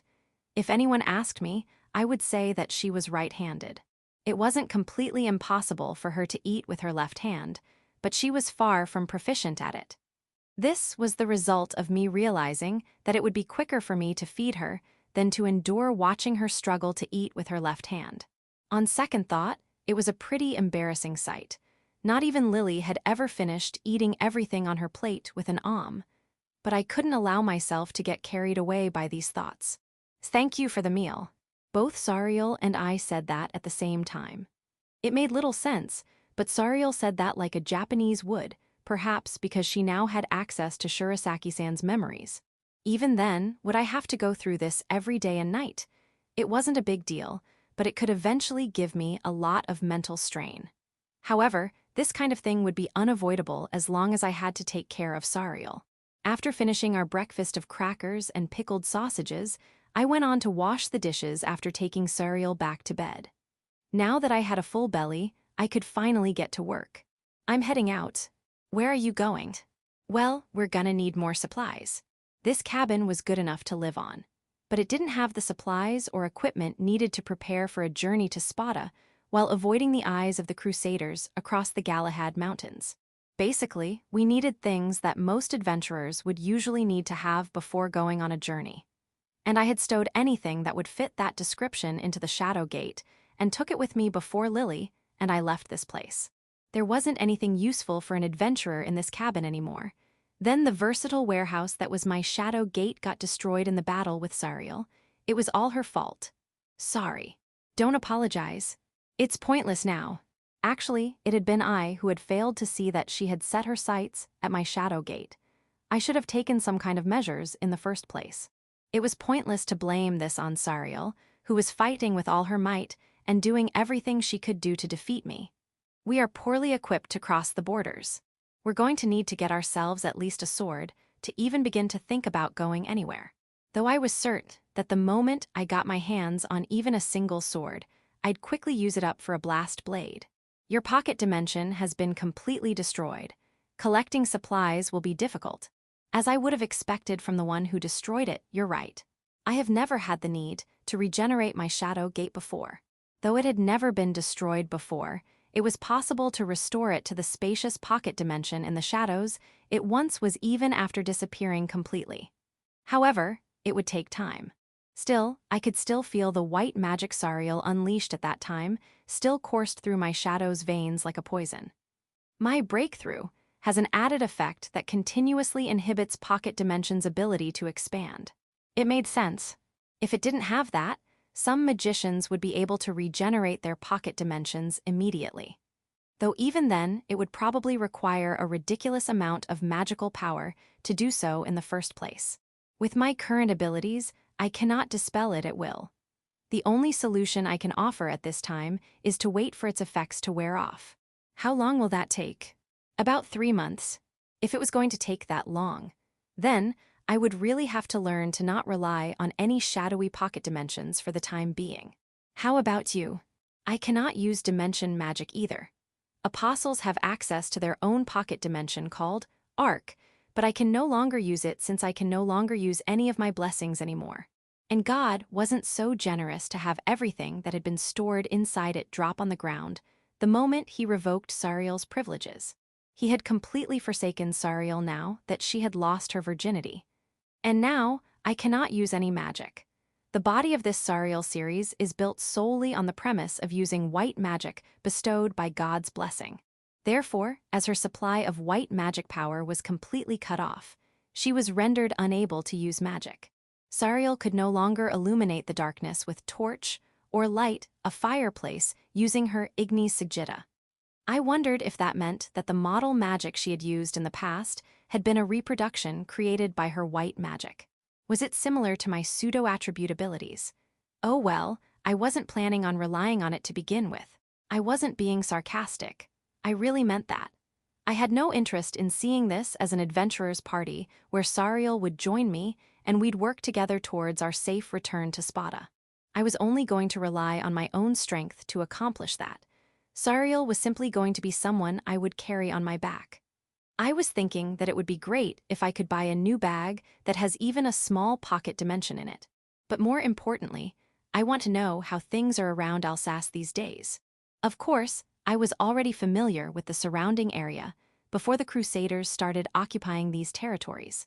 With the exception of Alsace, which remained a defensive outpost, all of the villages beyond Illes had all been burned down in a scorched earth operation. The one who gave the order to do so was none other than myself. Therefore, before going outside, I would ask about the Crusaders' colony's situation directly to the Crusaders' commander-in-chief that was sitting right in front of me. I've heard that the Crusaders have already established colonies at every point where the village of Daedalus used to be. It seems that the villages around Alsace have become very small settlements because most of the houses had been burned down. Still, they managed to settle down somewhere. Thinking that those Crusader follower Sinclair bastards were now living in Illes village, where I had spent so much time, made me feel the urge to burn them to the ground all over again. Yes, the relatively large village that remains standing thanks to its sturdy stone walls is the same, if not better, as the other villages due to its prime location right at the highway crossing and their ability to supply Alsace Fortress with goods. They have managed to procure a decent stockpile of supplies in that village, and it's now guarded by Crusader soldiers. The village she was talking about was Qual, which was close to Illes village. On a map, it would be located on the west side of Illes and close to Alsace, but has another highway going through it from the south side. Therefore, although Illes was closer to the capital Daedalus in terms of distance, the one that was prospering the most was actually Qual village, thanks to it standing right at the crossroads of two high-transited highways. It was from Illes village that I had carried out the scorched earth operation, so the villages to the east of it were completely unharmed. And the villages west of Illes were still small villages because of me. How many soldiers are normally stationed in these colonies? A platoon of 12 knights would normally be provisionally stationed in every colony for maintaining public order, as stipulated by headquarters. Then there are the colonists' vigilante groups. Their number varies from colony to colony, depending on each colony's population and the group's own composition. At least 30, at most 100. And lastly, there is at least one priest in each settlement. They are normally in charge of healing and helping solve any conflict with their light magic. Indeed, the scale was not so different from what the village of Daedalus used to have. The number of knights stationed was a bit on the large side, but it wouldn't make much of a difference either way. So they wouldn't be more than 150 people at most. Then, even if they all come at me at the same time, I should be able to kill them all. Those words sounded surprisingly cold as they came out of my mouth. My goal was to collect the supplies we needed for our trip. We were better off avoiding unnecessary conflict. But even though I knew that, I still muttered that as if I had set my mind on annihilating every single one of them. Crusader security forces will be dispatched immediately in the event of a major battle. Considering their current position, they will be dispatched from the Alsace fortress. I know I won't be doing anything stupid that could make me stand out. And you'd do well not to. You have most likely been marked as a first priority target for subjugation by now. What's up with that? Am I some kind of catastrophe-level monster? It's similar to the wanted posters you have in Japan. Your portrait will be posted on every wall in every village, town, and city. So I would be more of a public enemy #1 rather than a monster. Since I laid hands on their precious Linfelt as well as the 7th Apostle Sariel, the Crusaders might see me as a sworn enemy they would not hesitate to hunt down and kill on the spot. However, our battle at that time had been so chaotic that I doubted that the Crusaders could accurately tell that we had been sent somewhere else by a transferring spell. It was more likely that they would assume that Sariel and I ended up killing each other, but there was no way for me to confirm that. Either way, it would be best to proceed with caution for the time being. Anyway, don't you dare speak of Japan so casually. I'm sorry, it naturally came to my mind. Sariel obediently apologized, but in fact, she really wasn't to blame. Because of the seal that had been placed on her, Sariel had never had access to Shurasaki-san's memories before, specifically, the memory of modern Japan. However, now that the memory burst had successfully broken that seal, Sariel could now see those memories as if they were her own. That being the case, Sariel's everyday conversations and thoughts could be spontaneously influenced by Shurasaki-san's memories. Though I wouldn't dare say it out loud, my own thoughts and the way I understood many things were still as if they were part of my long-gone Japanese, everyday life. Wait, no, never mind. You're the only one apart from me who knows anything about Japan anyway. I see. Though I said that, I still had mixed feelings about it. While it considerably stimulated my nostalgia, I still couldn't and shouldn't forgive Sariel for knowing what she knew. But I had to pull myself together. Even if I were to get mad about every little thing Sariel said or did, there was no longer anything I could do about it. I had chosen to keep her alive, and so I had no choice but to accept her. Is there anything else I should be aware of? Do the Crusaders ever send large forces to their colonies for routinary patrol or something like that? The Crusaders have spent a lot of manpower in their attempt to capture Galahad Fortress. Only the capital Daedalus and its surrounding areas have established strict vigilance, so the only enemies I would find in these colonies are the troops already stationed there, Since the Crusaders have been defeated by Sparta, there will be a large number of soldiers coming back to this country from Alsace Fortress. Even if I hadn't been planning to tread carefully, the roads around this area would soon be flooded with returning soldiers. It will take a few days for them to come here from Alsace. Since the final battle was just yesterday, they won't be here so soon. At the same time, this meant that trying to procure supplies after today or tomorrow would be quite the dangerous task. After all, it seemed that the correct answer was to start moving immediately without taking a rest on this day. Time was of the essence. Well then, I'm off. Will you be okay on your own, Sariel? There is no problem with that. There's a barrier around this cabin that keeps monsters at bay, so the chances of me being attacked here are very low. Huh, is there such a thing here? There is. It was a bit disappointing that I could see no contempt. No, you lived here, and yet you didn't know about that.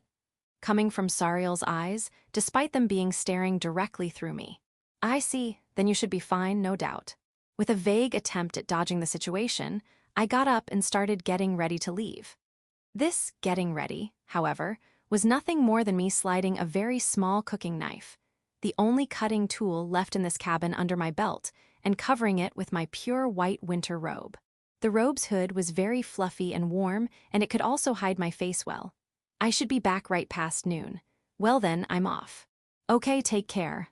Sariel's automatic response once again reminded me of Japan, as she sent me off with a little bow of her head. After leaving the cabin, I walked through the fairy garden I had come to know like the palm of my hand, heading of course towards Il's village. I was going to be stealing supplies from this Il's village, which had become a small enemy settlement. I'm sorry, but some of you might end up dying. Though I was reluctant to once again shed blood in what used to be my second home, which I had never thought I would ever return to, the flames of hatred still smoldering in my chest made me forget the meaning of the word mercy. Chapter 478, Attack on the Colony. Hey Hitsugi, damn it, it's no use. While lurking in the woods, hiding from the road, I called out to the gray gloves covering my hands. However, there was no reply. Anyone looking at me would have thought I was some kind of lunatic who was speaking to his own hands. However, these gloves were a cursed item, and I was well aware that a noisy, talkative tentacle maid dwelled inside them. The cursed glove's official name was Black Chain Binding Spell Iron Cage, and its color now was as if their glossy black fur had been bleached until it turned gray. Its original black color was only barely present around the wrist, which makes it look like they had a black that clearly separated the gloves from the rest of my clothes. Embarrassingly enough, it wasn't until this morning that I realized that they had turned into this strange state. After pushing Sariel down to bed, I had taken my clothes off in such a rush that I ended up throwing the gloves to the floor without paying too much attention to them. What can I say, Hitsugi? I'm sorry. I'm really sorry. Anyway, Hitsugi had turned gray as if the gloves themselves had burned to ashes. I hadn't thought too much about it back when I put them back on, but now, not only I could no longer feel their bind arts reacting to my black magical power, but also they would no longer feel like a perfect fit. They simply looked like a pair of regular gloves. I wonder if this is a result of going through that Heaven's Gate. It looked as if the cause for their sudden change was that transfer magic spell that swirled with a high concentration of white magic power. White magic power has properties very similar to the light attribute, so it would be very effective against the undead. In other words, it was highly effective in purifying curses. I myself had sustained no damage or other adverse effects because of my innate human body, even if I was a demon or a berserker. No matter how evil the mind may be, the human body had no special weakness to white magic power like the undead. Perhaps if I had passed through the gate with a cursed weapon such as Cubidon, it would have been completely destroyed. I suppose I should be glad I left it behind. Perhaps my beloved cursed weapons had been retrieved by Lily and others, so I wasn't too worried about losing them. Leaving that aside, my only problem was the fact that Hitsugi wasn't answering my calls. I'm sure you're all right, Hitsugi. I wanted to believe that if I kept the gloves on and kept supplying them with black magic power, they would go back to normal. I hadn't really defeated the apostle, although she was no longer a threat. As a result, I could say that this was a victory. And yet, losing Hitsugi would have been a price too high to pay for it. Hitsugi wasn't human, but she still talked to me with a frank, but noisy and rather cute voice. These gloves could seem like a mere pair of cursed gloves to some, but to me, Hitsugi was one of my most important companions. I'd have to think about something after returning to Spada if I didn't see any signs of recovery after a while. For the time being, I'd take the gloves to the weapons business run by Chairman Mordred, who claimed to be a connoisseur of cursed weapons. At any rate, I really have nothing but my own body to fall back on. I had no cursed weapons on me, and who knew when Hitsugi would come back? I had used up all of my fairy's remedy on me and Sariel. The only other things left on me were the Nana Blast amulet that was tied to my belt, and the Arya guard feather that was tightly packed inside my trousers pocket. At the very least, I hadn't lost the items Fiona and Nell had given me. But unfortunately, these magic items, which ward off fire and mental attacks, were of no use in this situation. In other words, I was essentially empty-handed. It made me feel a bit anxious, but this was how it was by default back when they did those experiments on me, so I was sure I would come out all right. I would finally get myself going after telling that to myself. Bind arts.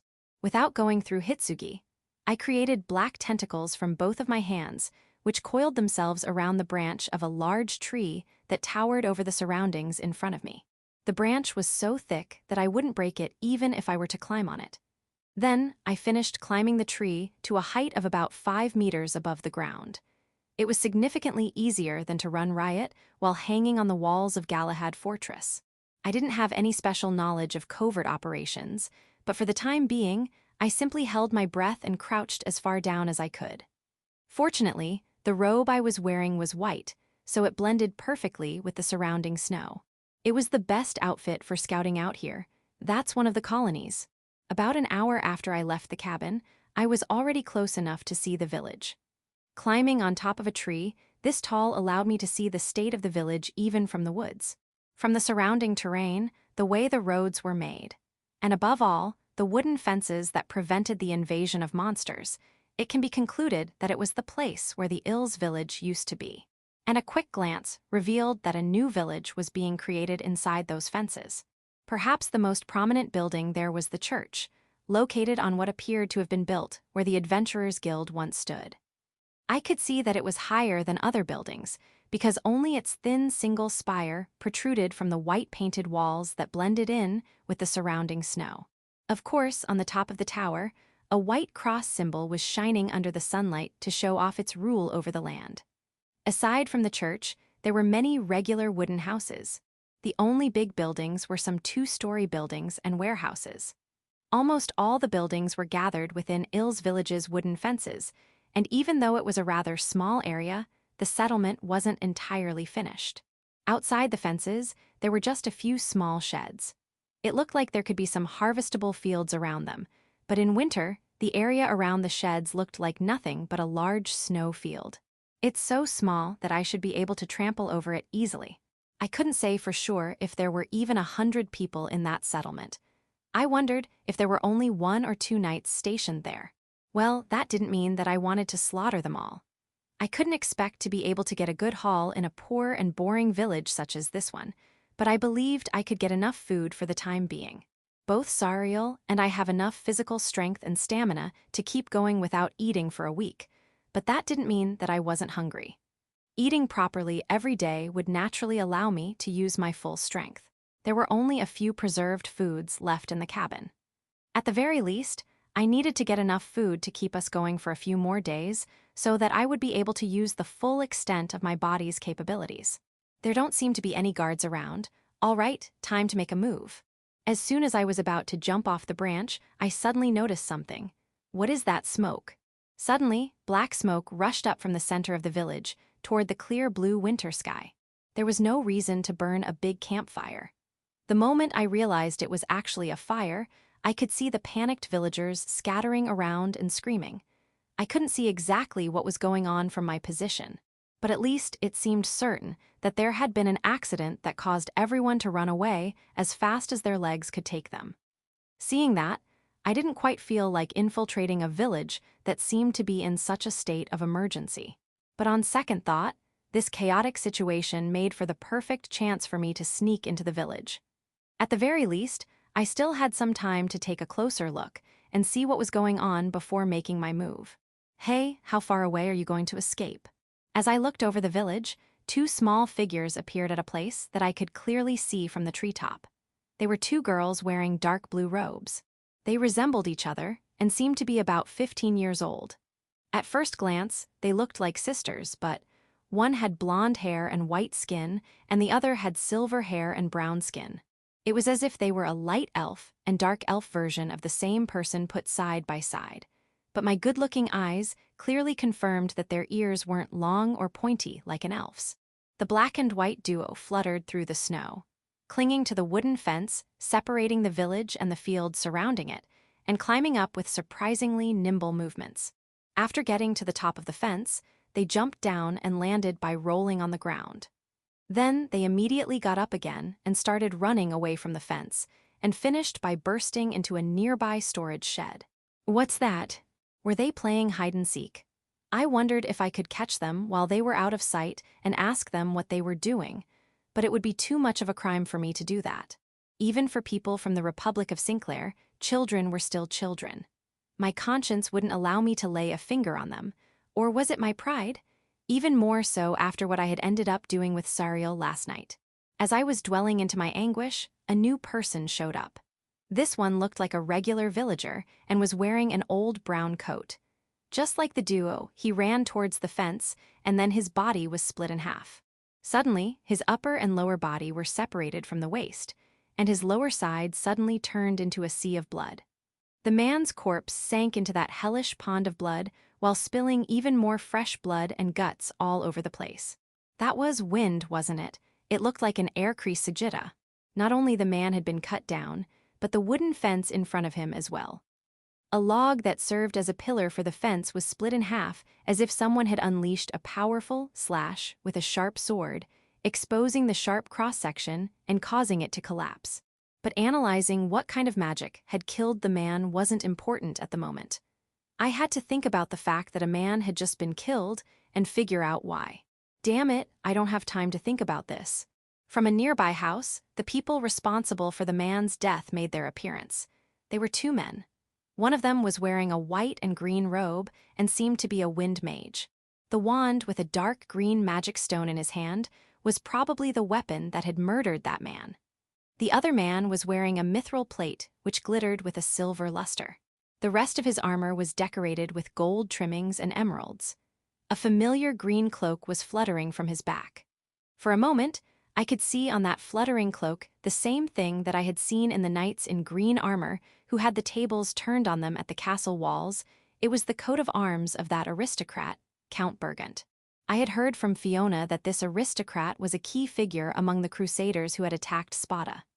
In short, that man in mithril plate armor was part of the Count's clan, but more importantly, he was a crusader soldier.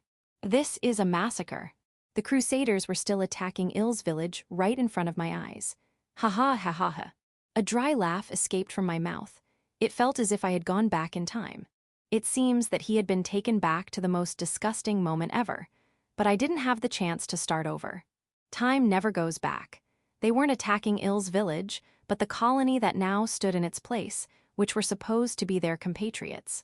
It was another village that was burning, and different people being killed. This has to be some kind of joke. What the hell is going on? I couldn't understand what was happening. I couldn't even begin to imagine it. But there was something I could understand. The soldier and the mage vaulted over the broken fence without even looking at the corpse of the man they had just killed. The soldier went ahead in a hurry, constantly wandering around. The mage called him out, pointing towards a small storage shed.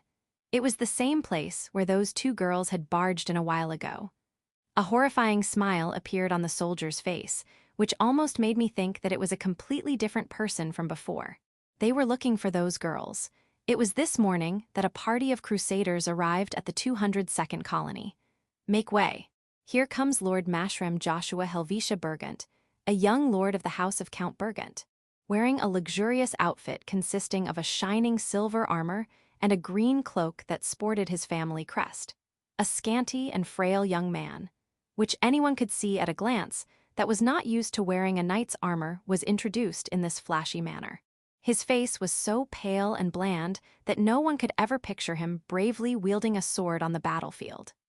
Neither his mushroom-cut green hair nor his eyes, which restlessly darted left and right, managed to show the dignity of a nobleman who led his troops into the battlefield. Upon closer examination, he wasn't even riding a horse, but a donkey. Lord Mashram must hurry back to the Republic of Sinclair due to urgent circumstances. In that regard, we will be collecting the supplies we need in order to march to Virginia. Time is of the essence, so be quick to comply. A man dressed as a mage, who seemed to be a lieutenant of this Lord Mashram, voiced out such one-sided order, and the mayor of this colony, the priests of the church and other residents all gathered in the central square. All of them had a confused expression on their faces. "Oh, I'm afraid. This village has already provided a lot of food to the Crusaders, and our warehouse has only enough food left for the villagers to survive this winter. If we give out enough to supply such a large number of people." The words of the colony's mayor, which he spoke with a face as pale as a sheet, weren't out of him being skimpy. They were completely true. This 202nd colony had a population of a little over 100 people, and the number of Crusader troops led by Mashram was about 30. To be asked to provide food for 30% of the colony's total population to supply the troops' month-long travel to Virginia on the far east coast would put the colony in quite a predicament. In the first place, it was the Crusader supply unit, led by none other than Mashram, who commandeered supplies to the colony's utmost limit before marching towards Galahad Fortress. No one in this colony knew that he was an officer assigned to a supply base in the neighboring 203rd colony, which had been once known as a relatively large village surrounded by stone walls called Qual. It was highly unlikely that such a person suddenly said that he had to return to his home country. But the real problem was whether or not the villagers could actually provide the food they were asking for, rather than the circumstances of the higher-ups. Since we have such a shortage of food at the moment, the villages east of here still have a large population and structure, so I'm sure there will be enough supplies there to satisfy your needs. Don't waste our time. If you don't comply, you won't be able to live up to Lord Mashram's wishes. Please have mercy. If we give you any more food, we're really going to starve." The mayor's tearful ply was forcibly cut short right there. To not provide food when needed is an act against Lord Mashram's life. It is nothing short of treason. What the mage had swung wasn't a sword, but a wand. However, the blade of the wind unleashed from it and aimed at the colony's mayor was sharper than 100 swords. The mayor's head flew off cleanly, and his headless corpse fell on the snowy road. Suddenly, the villagers began to scream. "Soldiers, procure the supplies we need. Cut down anyone who dares to get in your way." "Do you agree, Lord Mashram?" Yeah, just be quick about it. I'm never coming back to this faraway place, so do whatever you want." "Then I shall do just that." Thus began the pillaging. The number of armed villagers was very small, and they were easily killed by the high-precision wind magic emitted by Mashram's aid. Aside from them, all that was left was non-resisting people who didn't have any weapons. The nearly 30 soldiers that followed Mashram were much better equipped than the regular Crusader infantry. With their armor that protected their limbs and torso, their equipment level was estimated to be platoon leader class. Surprisingly enough, 5 of them were armor knights with full plate mail, huge halberds, and tower shields. Even if there are the same number, or even 3 times as many vigilante corps in the colony, they would be no match against them. However, no one was reckless enough to challenge the terrifying heavy knight team, so they simply escorted a carriage to the warehouse where the colony's food stockpiles were stored. Only the heavy knights and a dozen people around them remained faithful to their mission of procuring supplies. Most of the soldiers were rampaging, as if they were unable to suppress their appetite for destruction. Some, like serial killers, simply killed anyone who happened to enter their field of vision, while others started to set houses on fire just to make a lesson out of it. In a blink of an eye, the colony's central square turned into a hellish scenery, with burning black smoke and the smell of blood, and the heartbreaking screams of the fleeing villagers as the soldiers' blades mercilessly and meaninglessly swung down on their backs. "Oh, come on now. It's not fair that you guys are the only ones who get to have fun, don't you think?" Mashram complained from his donkey when he saw a soldier laughing with a strange voice, as he grabbed a young villager girl from her long hair and dragged her down to the ground. "Hey, don't leave your post. If you're going to do something, do it here."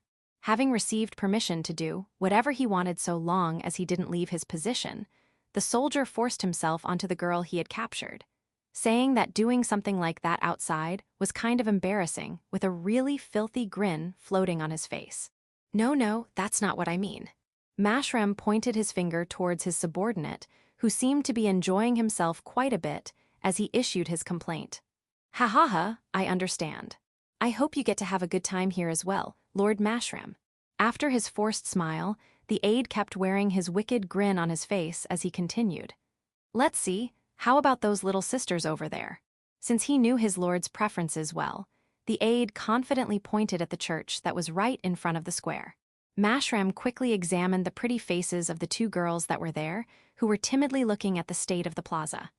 Oh, yes, they'll do, both of them. Looks like they suit your liking. He, look at those red eyes and that dark skin. It's going to be the first time I do it with such savages. Certainly, they look similar to the people of Barbados and Ibrahim. They were two of the three major enemies that once threatened the Republic of Sinclair. There was no one in Sinclair who didn't know the abominable names of Barbados in the north and Ibrahim in the south, and the barbaric and cursed kings who led their respective nations. And both of them had been defeated by the white hero, the second apostle Abel. Their defeat at the hands of Abel 100 years ago had completely dampened the momentum of their earlier years, and most of their territories had been swallowed by the Republic of Sinclair. The people of the two nations were once hostile to God, and even after becoming part of Sinclair, their people were clearly differentiated from those from the mainland, regarded as followers of second-class gods. For that reason, it wasn't uncommon for children from those former countries to be sent to a faraway land, such as the Pandora continent, to be taken in as orphans by the church. However, the Barbados girl with blonde hair and eyes red as rubies, and the Ibrahim girl with silver hair and brown skin that had caught Mashrem's attention were wearing typical cross-church habits, which seemed to be making Mashrem shake his forefinger even more as he pointed at them. What's more, both of them seemed to be around 15 years old, just like how Mashrem preferred them. The next moment, Mashrem hurriedly got off from his donkey almost as if he had fallen down from it and rushed towards the church. "W8, please. I beg of you, please don't lay a finger on the children." Standing before him was a priest who represented the colony, just like the mayor who had just been murdered. The priest was so old that every single hair on his head was pure white, but he still stood tall, protecting the children as an embodiment of the Cross Church's benevolence and self-sacrifice. You're in the way, old man. Out of the way. God will never forgive something like TH. But still, he was completely powerless. The old priest pitifully followed the same fate as the mayor. Is it really okay to kill the priest? Mashrem's voice came out like a high-pitched shrill, perhaps because he was thrown off by the sight of the priest's head being chopped off so cleanly right in front of him. Rest assured, Lord Mashrem. The idea that the church still does not recognize the second-class gods as formal believers remains deeply rooted. If we say that this priest was a traitor who was hiding people we believe to be heathens, there will be no complaints about his passing. Anyway, we can't spend too much time around here. If you're going to entertain yourself, you have to be quick or they'll end up running away. Seeing the calmness of Mashrem's aide as he just murdered the priest just in front of them, the Barbados and Ibrahim girls held hands together and broke into a dash like rabbits fleeing from a fox. Being able to run away without hesitation after witnessing the shocking murder of the priest that had come to their aid showed their tremendous courage. Wait, what?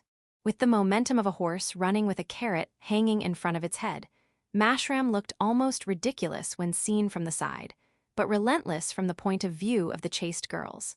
His eyes were so clouded with lust that even a child would feel a sense of crisis emanating from them.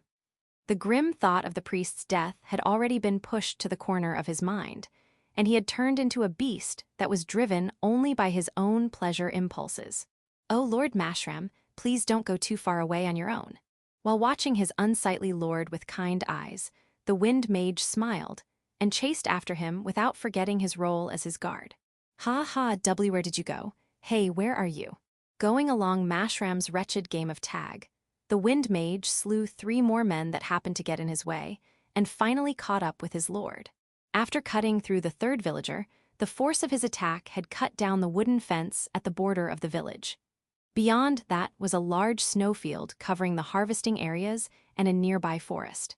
Mashram was there, hurriedly looking left and right for the girls that had suddenly disappeared from his view. They could have only escaped into that shed over there. There are some footprints leading there. Ew. You're right. Mashram rushed through the crunchy snow and then jumped into the shed without losing any momentum. All that he wanted was to savor the bodies of those exotic young girls. I'll be standing guard right outside, Lord Mashram. Let me know if you run into any problems. There was no reply. However, the aide decided to remain faithful to his duties and stood on the lookout just outside the shed. He expected to hear the sad screams of the girls and the beast-like moans of Mashram echoing from the other side of the shed's thin walls. But he wasn't so naive as to dedicate his entire attention to his lord's antics. He may have noticed it because he was capable of remaining vigilant of his surroundings without being distracted by anything. No way are we being seen. He felt a presence, no, a murderous intent, coming from somewhere close. While getting his wand ready with enough magical power to fire an air Sajida, the moment he needed to, he carefully kept on exploring his surroundings. Apparently, it seemed unlikely that an arrow was being aimed at him from behind some shadow of the shed. Then, from where? The answer suddenly came the moment he turned his gaze back to the snowy field where there was nowhere to hide. Someone was lurking in the forest, hundreds of meters away from the shed. Gah! That was all he noticed.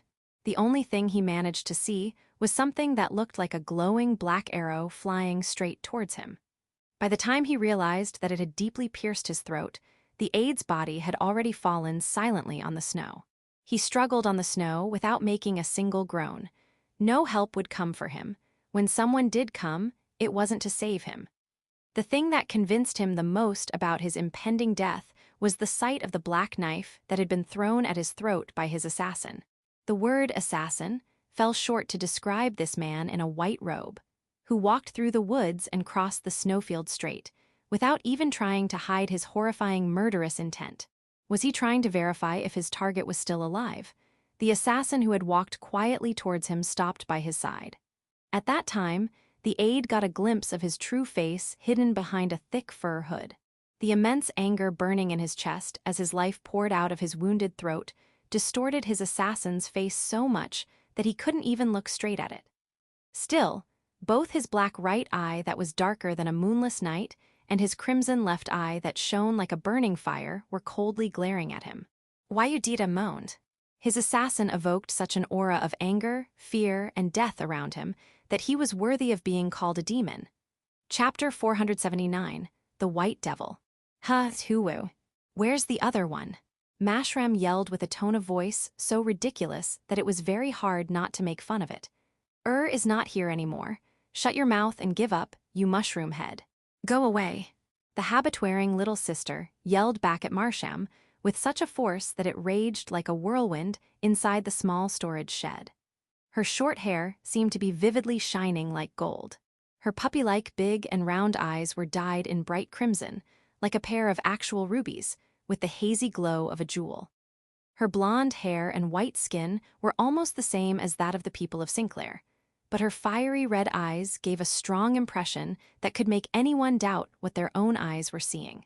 Her red eyes were the most remarkable feature of the people of Barbados, who were also known as the Northern Barbarians. For the people of the northern areas of Sinclair, the red-eyed Barbados warriors were a more horrifying symbol of horror than even monsters. But the sister standing in front of Mashram felt even less threatening than a yapping small puppy. So she's called Urchan? What a cute name. I want to gently whisper it in her ear, Urchan, he. Don't call her name like that, you pervert. Sorry, you're very cute too. Won't you tell me your name? Fuck you, why would I tell Ricky's name to someone like you? So it's Ricky Chan. What a strange name, as if it was from a different race. But it's still very cute, Shit. The girl held her head and screamed in regret of her own habit to refer to herself by her first name.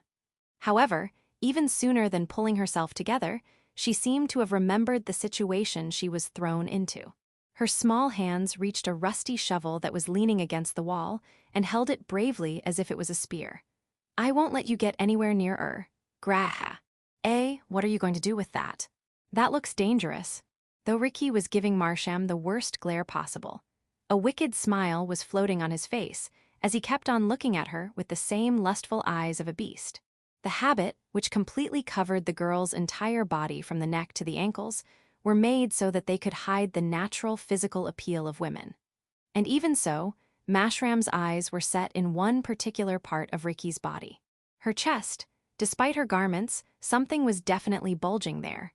As unbelievable as it was, there was enough mass there to push even the habit's thick cloth, and she wasn't even older than 15 years old. Mashram was swallowing his own saliva as if he had been just served the most delicious meal. He. If you play nice, I'll treat you right, so let's do it. Ricky's red eyes showed no fear or panic, only disgust. Yuyugara. Still, she showed she was willing to resist. She started to swing the rusty shovel menacingly. Well, if you're going to get feisty, you leave me no choice, Hiya. The very moment she thought that Mashram's voice had come out way too high-pitched, the shaft of the rusty shovel that Ricky was holding was cut in half. Mashram's hand was holding a beautiful saber with a mithril blade, with delicate silverwork and small emeralds engraved onto its handle. Considering the aristocratic environment in which he must have been trained by a talented sword master since he was a child, his talent in swordsmanship was probably below the average. However, this sword, which was already a mithril blade, also had a lightweight enchantment and an elemental boost that further enhanced the magical aptitude of the wind attribute that the Burgunt clan was so proud of. It allowed its wielder to slash at a speed that was unnoticeable by common eyes. Hira! Then, following her distraction, after having her only weapon cut in half, Mashram's silver-clad toes dug themselves into Ricky's abdomen. Galia! Ricky's body rolls on the wooden floor covered by snow and mud, letting loose a heartbreaking cry. Hiya! Mashram trampled on the fallen Ricky, while yelling with that same strange tone of voice. Her body turned over after being repeatedly hit by Mashram's merciless kicks. Whoops, did I go too far? Sorry, as you can see, I'm quite the sadist, so once I get it going, I can't stop. Mashram's breathing was getting all worked up by repeatedly kicking the body of a child, but it was enough for Ricky to lose any power to resist it she could have had. After all, he was a grown man and she was a young girl. Their strengths could not be compared. Even so, though her groans of pain would escape her mouth from time to time, Ricky didn't cry, as if to show her willingness to resist. However, no matter how hard she cried, Mashram wasn't going to stop doing what he was doing anytime soon. I'm in a bit of a hurry, so let's get this started already. With a heavy breathing that showed a hint of fatigue, as well as excitement, Mashram turned his saber towards Ricky's chest. The sharp tip of the blade cut through the dark blue cloth without any sound the moment it got caught in the monastic habit. Ooh, look at that. Her pure white skin could be clearly seen through the vertical cut in the habit, right in the middle of the chest. Her lustrous, tender skin revealed a profuse cleavage that had once been hidden by the habit. Marsham's green eyes were completely focused on this new discovery. One didn't have to be as depraved as Mashram to find it difficult to look away.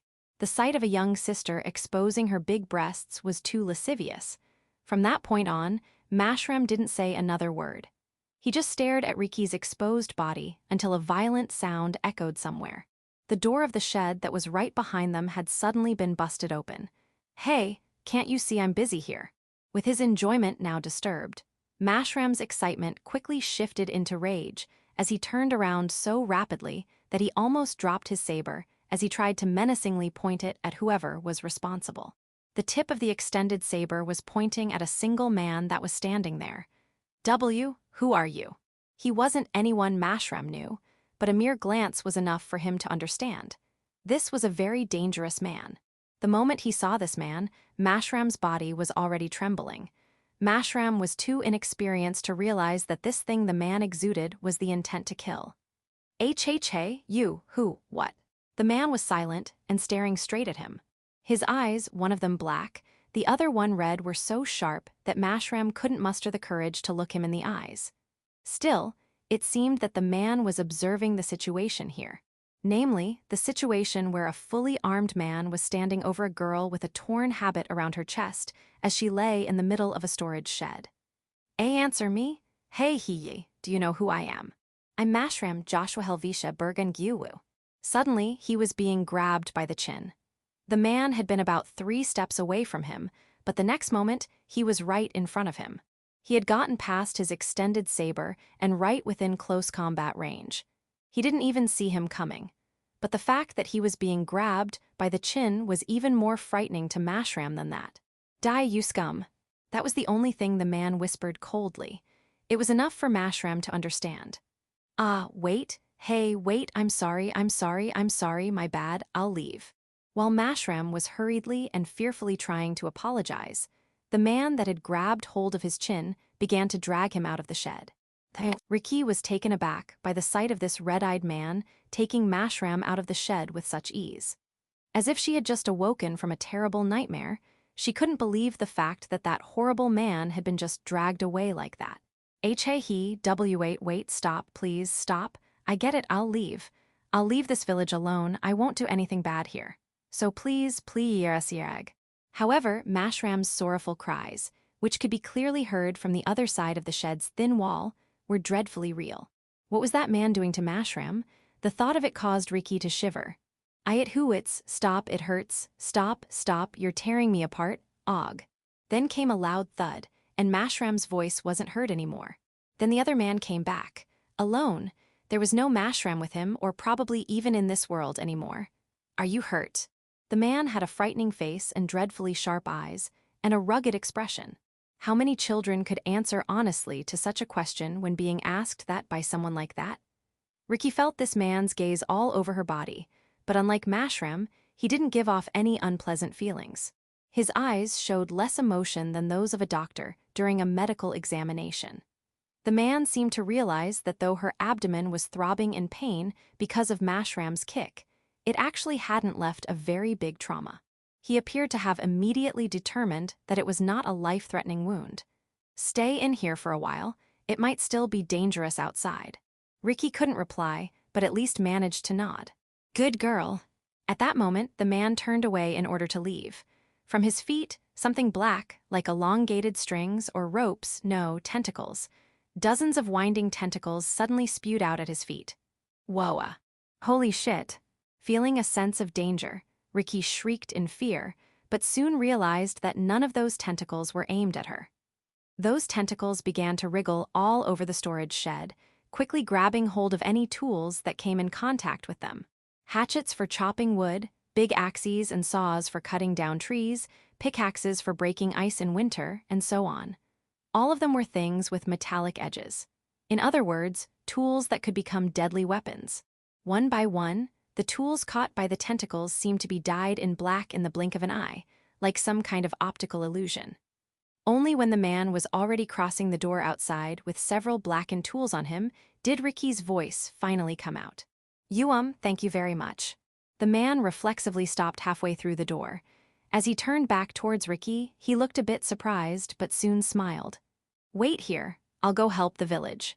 Then the man left like the wind. So cool. That whisper hadn't come out of Ricky's mouth.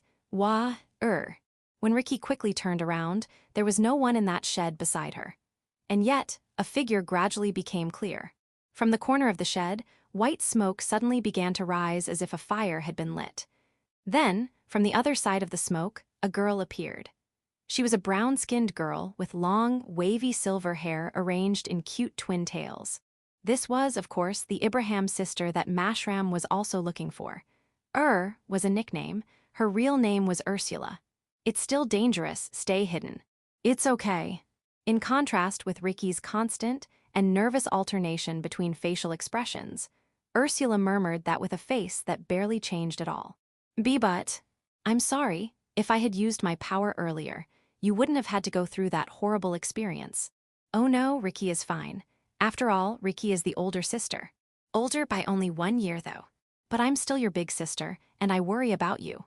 The two began to laugh with each other as usual, rejoicing at the fact that they were safe. Then, following that man's advice, the two of them hid in a corner of the shed. In the silence, they could hear the faint echo of screams coming from the village. Hey, I wonder who that man was. Ricky has never seen anyone with such eyes. Me either, but... Ursula closed her eyes as if recalling what had just happened. Then she made a clear statement. I'm sure God has sent us a savior. Help the village, huh? What was I thinking when I said that? I hadn't even gotten inside the colony to begin with. I had come here to pillage this place for supplies and found that it was already being pillaged by someone else. It was like a bad comedy sketch. Oh well, whatever. I had already killed 2 people here. I couldn't undo that, and I had no intention to. I couldn't forgive scum like that. My own conscience wouldn't allow it. The fact that I had just ripped off that mushroom-faced man's head with my bare hands was proof enough that I couldn't control myself. Breaking his neck would have been enough, but my hands swelled with anger, and when that red spark flashed in my hand, I had already pulled his head out of his neck. The worst part of it was when that man's spinal cord came out of his body along with his head.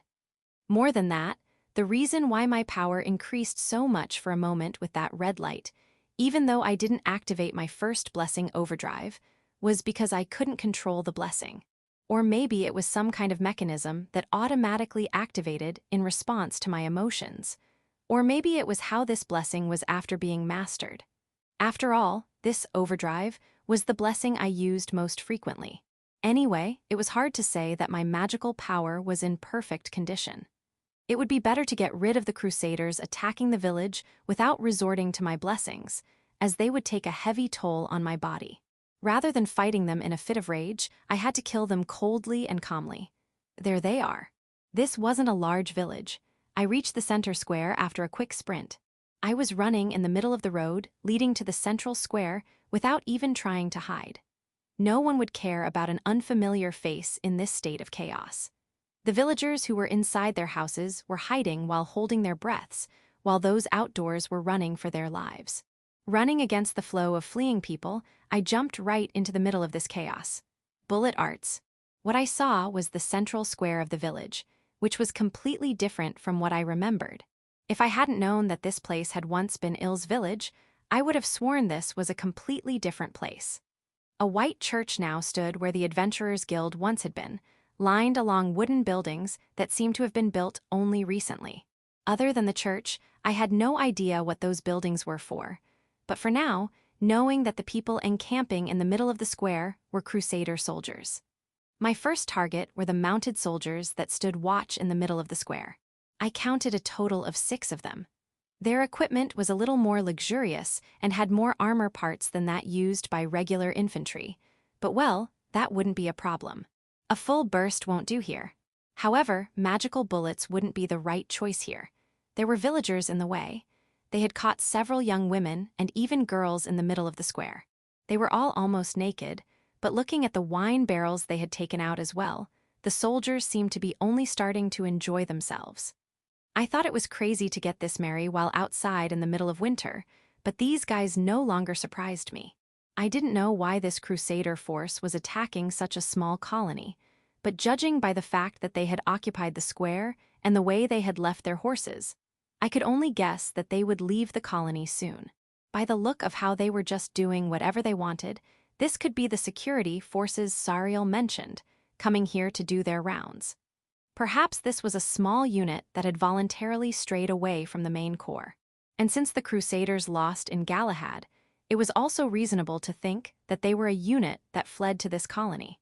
But at any rate, the problem wasn't their motive for coming here, but how to get rid of them. As long as there were innocent villagers nearby, the risk of hitting someone with a stray bullet made me reluctant to use magic bullets. I was confident that I could pick each and every soldier off with a headshot by shooting at them one at a time, but if possible, I wanted to kill them all in one go. I didn't want to give them any time to take hostages. When it came to dealing with several enemies at the same time, I had only one available option at the time. Sword arts. I shot 6 of the tools I borrowed from the shed earlier toward each target. Even though they were shovels and saws instead of swords, the magical power that made them float inconspicuously right behind my targets' backs had the same effect as usual, flying as smoothly as a servant bird. What's going on, gah? They immediately noticed me sprinting in the middle of the road, since I had no intention to hide myself. However, the black blades I unleashed quickly reached their targets. A glowing shovel pierced the soldier's face deeply before he could ask who was there or what was going on. He had a cup of wine in his right hand, while stroking the delicate bare shoulders of a girl who was trembling with fear. It had been such a humorous death, but then the soldier immediately turned over on the spot and became just a regular corpse, together with the by now familiar sight of a bright red pond of blood spreading over the snowy ground. Then the other 5 quickly followed a similar fate. The only difference was whether the blade that dug itself into each of their faces was an axe, a hatchet, or a sickle. All of them were absorbed into satisfying their desire for alcohol and women, so none of them managed to react to my attack in time. At the very least, it would have been nice to see at least one of them try to reach for his sword. Kaya. As I finally arrived at the central square, the women, who didn't have a single scratch thanks to the sword art's precise control of the enchanted weapons, screamed energetically, which proved their safety. I wasn't sure whether their cries were for the sudden death of the soldiers, or the horror of witnessing me killing 6 people in a blink of an eye. Still, before I could even say anything, they quickly ran away from the square and scattered like baby spiders. They did well to run away so quickly. Now, everyone who could have been taken hostage was finally out of the way. I had only found 6 soldiers in the square, but looking at the number of horses, there should have been more. As I began to wonder where the hell could their friends be. Hey, what's with all that noise? What's up with those guys? Can't they even keep watch without falling from their horses? They saved me the trouble of looking for them. A dozen soldiers wearing similar equipment to the 6 I had just killed showed up, joined by 5 armor knights, clad in thick silver-white heavy armor, just like the ones I fought against in both the Alsace and Galahad wars. A total of 20 or so platoons came from across the street, pulling a carriage full of goods, probably to supply their troops. What the hell? They're all dead. Hey you, over there. Did you do this, you bastard? That was an understandable reaction, considering the scene they found when they arrived. The corpses were still sprawled out on the floor, and the criminal was standing proudly in the middle of the scene. Of course I wasn't going anywhere. Who the hell are you? Hey, say something. Tell us right now if you were the one who did this or not, you bastard. Were these guys stupid? Their friends were dead. An armed, suspicious man was standing right in the middle of the scene of the crime. The situation was clear. In other words, our fight had already started. Burst open, blast blade. Every blackened weapon other than the ones I still had on me. That is, the weapons that were still floating under the control of sword arts, were put into my first strike. As if to respond to my call, red strains of light emerged in every direction on the surface of each of the tools that had once been completely black. A total of 10 tools, including the ones used to kill those 6 soldiers earlier, turned into bombs and were thrown into the group of soldiers. The blast blade, which covered the distance between me and the soldiers at about the same speed as an arrow, caused a big explosion the moment it landed on the ground. No matter how tough their armors were, without the help of a shield, there was no avoiding being blown away by this attack. Those who had nothing but their infantry equipment had their bodies not blown away as a whole, but instead, their limbs and heads would end up flying in all directions. The red and black flames came and went away in the blink of an eye, and I could see some of the soldiers' limbs, lit like torches, flying apart from their bodies. One of the soldiers failed to block the blast so miserably that all of his limbs and even his head had been blown away, leaving only his torso lying on the ground. Not even the armor knights, which were considered to be the elite among the Crusader soldiers, had managed to withstand my attack. I had to be thankful that they were rather weak from my perspective. For the time being, there were only 5 armor knights left. They weren't so many that I would need to use my blessings. If possible, I wanted to finish them off before the smoke cleared out. By the time I had decided that, I had already broken into a dash towards the remaining knights. Regardless of the method I'd choose to deal with them, it would involve close-ranged combat. With a big, lumberjack-like heavy axe in my right hand, and a pickaxe big enough to be used in a mine in my left hand, I ran in a straight line, closing the gap with the knights. My target was the closest one among the armor knights that had managed to withstand my blast blade. I didn't know if he was aware that I was approaching from the other side of his tower shield. He didn't even move his weapon, the halberd, as I closed in, perhaps due to poor visibility, or even because he had been too focused into his defense to come up with a counterattack. Whatever the case, I was easily able to get on top of my target. Even with this poor weaponry, I was aiming to cut the knight in half as if he was nothing but a lump of steel. So before anything else, I had to jump. The landing point would be his bucket-like helmet. It was the same way I had gone through the armor knights at the front lines in order to get to Linfelt. Wah! He seemed to be surprised that such an unexpected weight had fallen on his head, but he was still a heavy armor knight. He remained standing firmly without being crushed underfoot. I succeeded in landing safely without my foothold collapsing and used my momentum to bring down the pickaxe. The cutting edge swung down in an arc like a pendulum, piercing the armor knight's throat. Though the throat is one of the weaker spots of the human body, it was covered by a single piece of armor that was actually rather thin due to the armor's structure. Still, it would have been hard to aim for the knight's throat with a slash of a sword, but my overhead attack had left the weak spot ripe for the taking. In this situation, even a blackened pickaxe would be enough to do the job. I didn't need a cursed weapon to do it. The jet-black cutting edge pierced the metal plate that protected the weak points in one go, breaking through the chainmail that was worn under it and piercing the soft human throat. Ha gaga! His throat crushed, the armor knight's body fell to the ground, unable to make any other sound than that of his desperate and rough attempts to breathe. Right before he actually fell, I jumped again, leaving the pickaxe stuck in his throat. After kicking off his head, I was once again in the air, now holding the axe over my head with both hands. Black Calm. The fully charged Black Calm smashed the thick helmet of the second armor knight the moment I brought it down on it from the sky. I was sure I could have cut his head off cleanly if I had had my Cubiton, but since I hit it with an axe, which was closer to a blunt weapon, the silver helmet was brutally squeezed, crushing it rather than splitting it in two. I quickly pulled the axe from the armor knight, who collapsed without a single groan, and brought it down again onto my next target, which was a stupid-looking guy who had fallen down after failing to fully block my blast blade.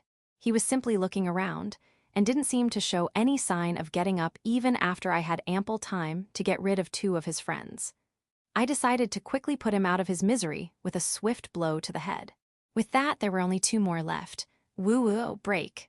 Even though the black smoke of the explosion was still thick enough to hinder their visibility, the remaining two soldiers managed to pinpoint my location and decided to unleash a splendid pincer attack from the front and back. This martial art they were using against me was part of the armor knight's standard arsenal. Of course, a single direct hit from it was powerful enough to kill a person instantly. However, with only two people attacking at the same time, I didn't feel any sense of crisis. I figured that whether to dodge or to block, I could always rely on my trusty cursed weapon, which then I remembered I did not have on me, so trying to take it head-on would be actually quite risky. I gave up on pulling out the axe from the neck of the third soldier and quickly let it go, switching to a dodging stance. Thanks to the quick decision to let go of my weapon, I easily managed to slip through the deadly martial art unleashed by the remaining two knights. Even if I hadn't been able to use my overgear, my own visual acuity was enough to see through it. Compared to Sariel's attacks, this one was slow enough to make me yawn. As I slipped through the side of the armor knights who slammed into my afterimage with all my might, I produced a new weapon. I had used up the big ones such as the pickaxe and the axe with my blast blade, so I only had a small tool tied around my waist with my tentacles. But I knew it would be enough to get rid of these two. I had chosen to take a sickle, like the ones used for mowing. Except for its reddish blackening, it was an ordinary sickle that had no magical effect and, of course, no curse. Rather than going for a frontal slash with the sickle that was now in my right hand, I slashed as if mowing down grass. I was aiming for his ankles. It was just like how Rudra defeated an armor knight during his fight against that priest. Since the ankle was one of the joints, the armor covering it would be quite thin. The armoring on that area wasn't zero because the steel plating had been made in a pleated shape to allow for unrestricted movement.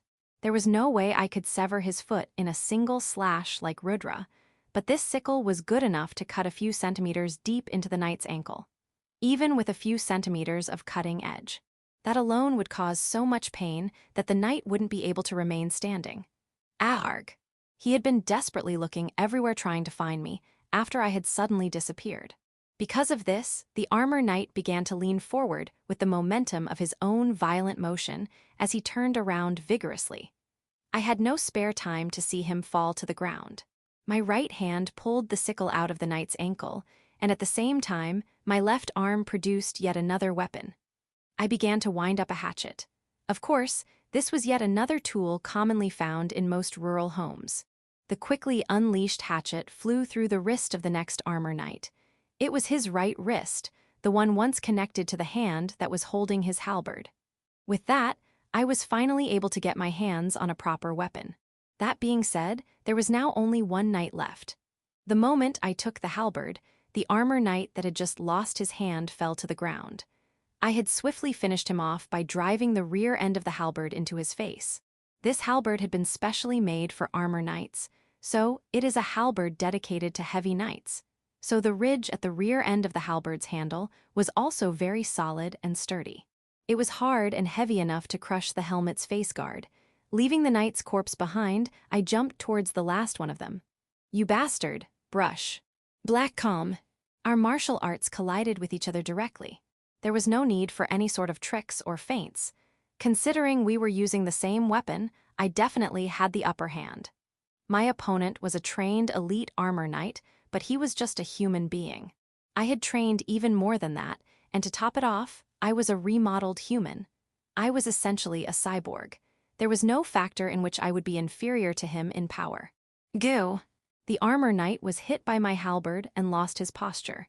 It was exactly the same scene I had expected. After that, all I had to do was to take advantage of his exposed stance and finish him off. Before the knight could regain his posture, I delivered a powerful thrust with the halberd's sharp tip. The halberd's silver blade pierced deeply into the joint between his abdomen and his waist. Red-hot blackening blast. Right after I stabbed him, the halberd's blade exploded. The abdomen of the armor knight burst off with the force of the explosion, causing his upper and lower body to come apart from each other as they went up in flames. By the time the knight's remains fell to the snowy ground with a loud thud, the smoke that had been released by my first blast blade had finally been swept away by the wind. What's going on? No way. The rest of the infantry appeared and expressed their surprise with their faces so pale that I could almost see through them. Their reaction was quite understandable, as the 5 armor knights, who were supposed to be their strongest, were all killed in a matter of seconds. In fact, the actual fight lasted about 10 or 20 seconds. But to me, it wasn't about doing things quickly. It was about doing things efficiently. That's why this next battle was more of a throwaway match. The game was already over. Bullet arts full burst. I had set magic bullets I had set in case I had to use them all over the place. And there was no better time to do so than at this moment. Their equipment was a little better than the standard infantry, but it was still no match for my pseudo-full metal jacket. All of them would die, just like the ones on the riverbanks of Alsace and at the walls of Galahad. And after the storm of black slaughter had blown through, none of them was standing anymore. Help. Some of them were lucky enough to get fatally wounded and killed instantly, while others I had to put out of their misery. No one else spoke and no one else moved. It was all over. That should take care of things. I looked everywhere around me, and sure enough, I felt no signs of any enemies, nor I could see any other armored soldiers around. Ignoring the constant crackling noise of the arsonized houses around me, the silence that suddenly befell made it hard to believe that an actual massacre with screams and cries for help had just happened. But then, Eek! Whoa, look at that! More horrified voices began to reach my ears. There were no more crusader soldiers, but several villagers here and there were holding their breath and watching from the shadows. Their eyes were all fixed on me, staring at my every move. Well, their astonishment and horror was understandable given the current circumstances, but whatever. Well, now what? Chapter 480. Deal with the devil.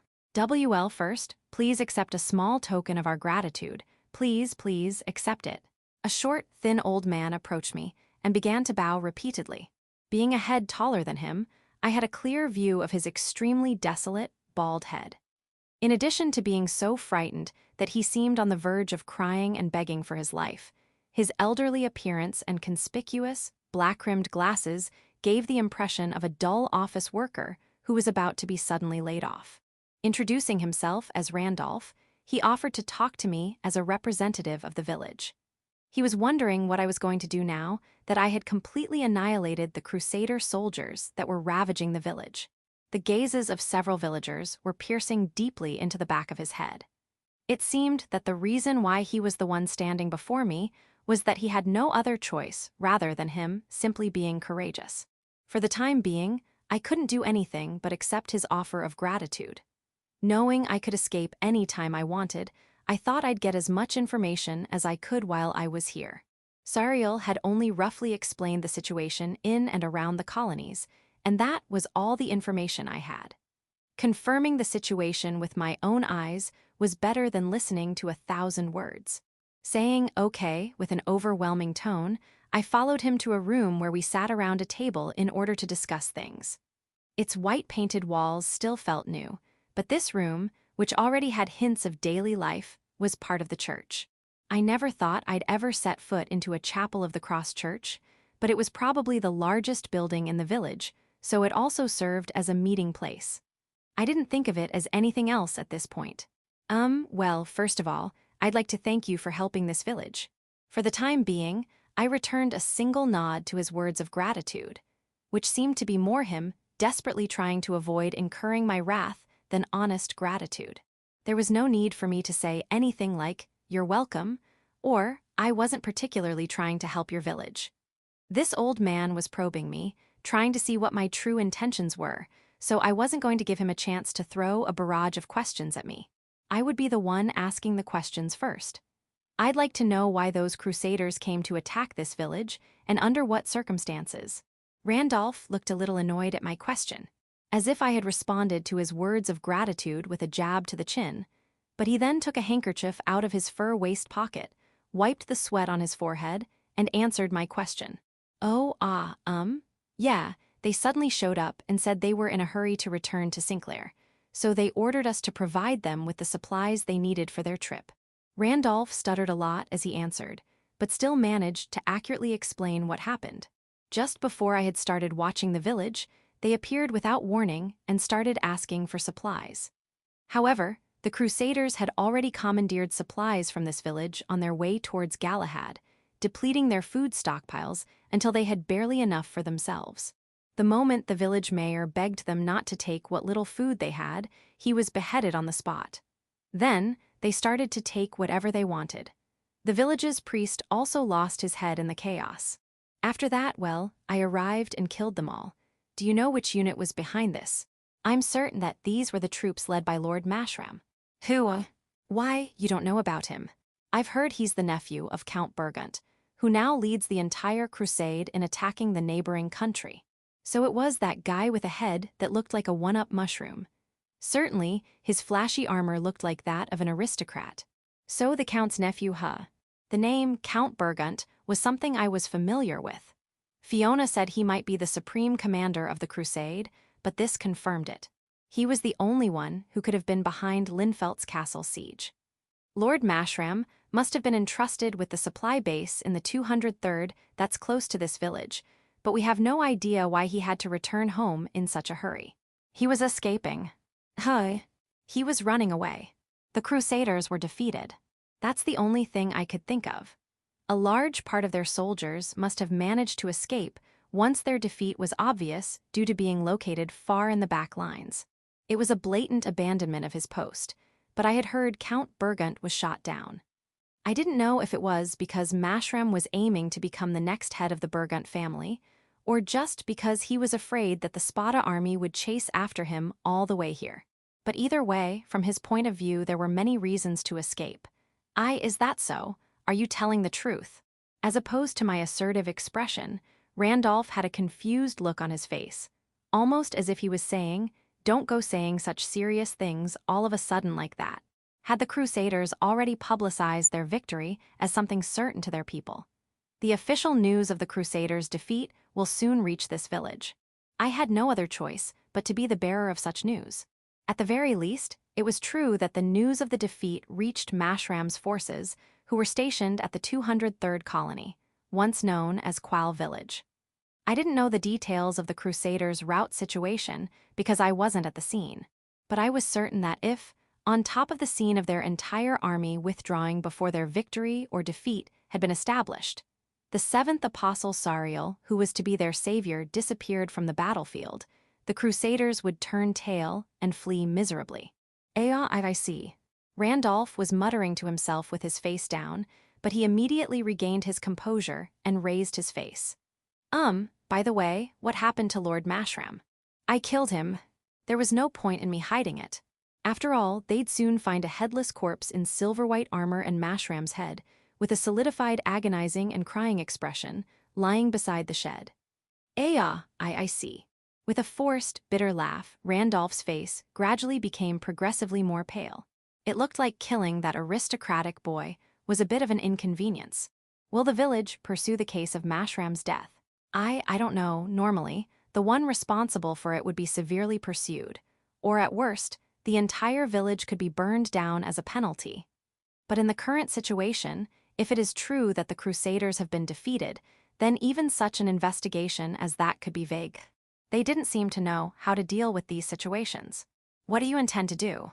I don't think we have much choice but to keep our mouths shut. His reply was immediate. However, it wasn't like he could have said something like, I'll hand you over to the Crusaders, or anything like that. This is an entirely different topic, but what do you plan to do now? And I couldn't be too upfront about what my intentions were either. I'm not going to harm this village, but if you really appreciate me helping you deal with that unit, I'll take a reward. How much do you want? Like I said earlier, this village doesn't have much food, nor do we have money to spare. I'm not sure I can offer anything that would satisfy you. If you can arrange the necessary preparations for 2 people to travel, that's good enough for me. Rest assured. Even now, Randolph was so terribly desperate that he was hanging his head in front of me, and I hadn't chosen the best words to say what I wanted. I should have anticipated this and chosen my words more carefully. At any rate, if I could get myself back to Spada, then great. Oh, I see, sure, thank you very much. I could only manage to say, sure. As Randolph had started to bow repeatedly in gratitude, as if he was rubbing his forehead against the table. By the way, can I ask you something? Our conversation seemed to have reached a halt. I supposed he was entitled to at least ask me a question. Besides, I could always choose not to answer it. It looks like you've gone through some sort of ordeal. Are you perhaps some kind of knight that has managed to escape from the battlefield? I couldn't just say, no, I'm just a wandering traveler who happened to be passing by. He had already witnessed me cut down one Crusader soldier after another as if I was mowing down tall grass. But I didn't nod right away. Instead, I remained silent and glared at Randolph. I'm sorry. I wasn't trying to snoop on your circumstances. I was just thinking, if you maybe didn't want to be found by the Crusaders, then, maybe, there was something we could probably do to cooperate with you, depending on what you wanted to do. If he believed I was some kind of deserter, of course he would think I didn't want to be found by the Crusaders. But what did he mean by cooperating with me? What do you mean? If that's okay with you, you could hide here in our village. To hide in the village, I hadn't thought of that. I had simply planned to steal from this village and then disappear with the wind. To be honest, there was no reason for me to stay in such a place forever. Rather, since it was in the middle of enemy territory, it was best for us to return to Spada as soon as possible. But the question was, could we actually depart for Spada under our current circumstances? If the Crusaders were defeated, many of their soldiers would head this way from the Alsace fortress. And the road from here to Virginia, where the harbor is located, will be full of Crusader eyes for some time. So if you don't need to make haste, then it would definitely be easier for you to hide here and keep a low profile until this chaos subsides. Like Sariel said, soldiers would soon be flowing back from Alsace. They might not let go of that frontline base entirely, and they might be more vigilant in case of a counterattack from Spadas. But it was true that there would be fewer troops present later on than there were now. It seemed that I would have no better choice than simply laying low and waiting for the right time. Besides, we're in the middle of winter.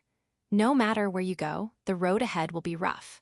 Going off-road and into the snowy forests and mountains to go undetected would be nothing short of suicide. I knew that it would be quite possible for Sariel and I to travel through even the snowiest of mountains, but it would still be quite dangerous. Was there really any benefit to rushing home and exposing ourselves to the danger of traversing the Galahad Mountains in the middle of winter? I had to think hard about that. So you offer me shelter in your village. What's in it for you? I didn't think this man was offering me shelter without getting something in return. He was, after all, offering sanctuary to a very dangerous man, one who was capable of killing dozens in a matter of seconds. He was either trying to get something out of this, or trying to set me up. He turned away from my glaring gaze, but after a couple of sighs, Randolph opened his mouth as if he had made up his mind. With your help, our village should be okay, even if more of the defeated soldiers come to attack us. So you'd be employing me as some kind of bouncer? That's correct. It was a quite drastic proposition. I was a bit taken aback, to be honest. In fact, even without the Crusaders, the surroundings of this village are still infested with dangerous monsters.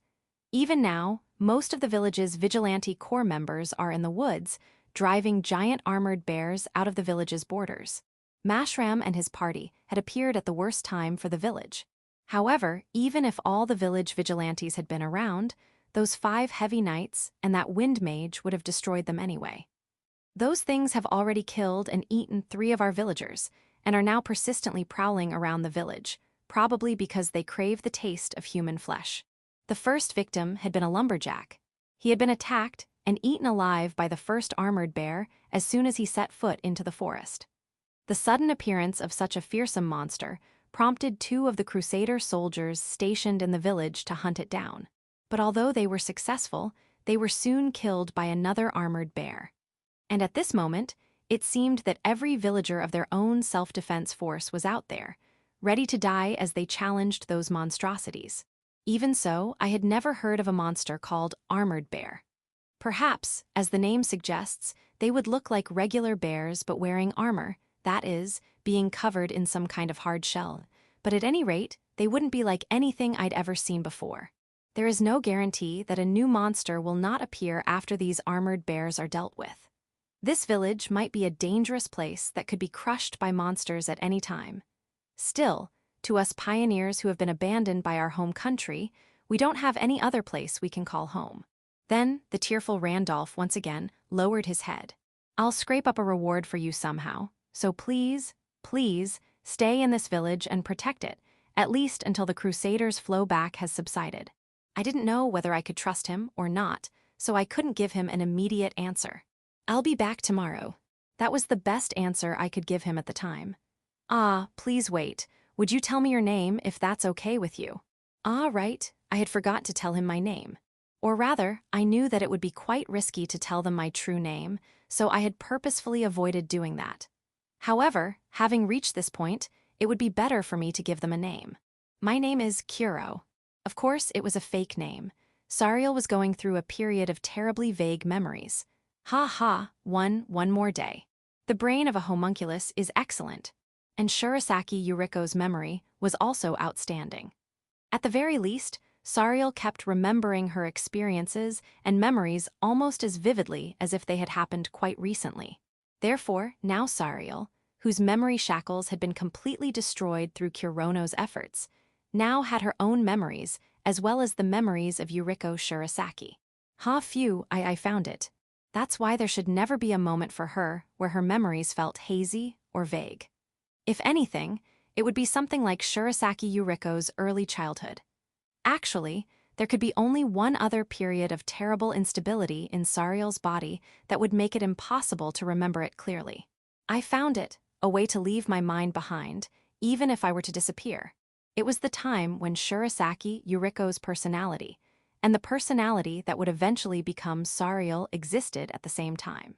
At that time, the Angel Ring was causing Shurasaki Yuriko's essence to walk the path of gradual destruction, while at the same time gradually generating the new personality as Sariel. During her early days of existence as Sariel, the aspects of her new personality awakened only for a short time at any given day. However, its growth accelerated within just a few days. Before long, her new personality was able to awaken only whenever her former personality was asleep. As her new personality continued to grow, it gradually began to take over the old one as the times where each personality was awake got reversed. From the former personality's point of view, it would soon find itself falling into the illusion that she was spending most of the day sleeping. This gradual personality reversal phenomenon may have been experienced by Kurono himself as well. However, Kurono had managed to remain as Kurono Maou since he succeeded in escaping the grasp of the angel ring at the last moment, right before his personality disappeared. It had been a miracle that could only happen to one in several hundreds. No, as far as Sariel knew, it could only happen to one in several thousands of experimental bodies. However, as Shurasaki Yuriko was no exception, she could not escape the fate of her personality disappearing. Haha, if there is magic, then there are also curses. Her will had been completely wiped out, so this was just a memory. It was nothing but a vague memory mixed with noise because two personalities existed in one body at the same time back then. There was a certain curse. Without a doubt, that was a curse. With great difficulty, the memory she recalled had been revived. Maneuvering experiments, repeated over and over for God knows how long. A single human standing as her opponent. He was armed with nothing but a simple steel longsword, completely ordinary, until a faint, red-black, eerie aura emerged from its blade. In other words, a cursed weapon. Then, even she didn't have too much of a hard time. Back then, the one in charge of her body was still her former personality, that is, Shurasaki Yuriko. Compared to the newborn Sariel, no, even now, Sariel still thought like this.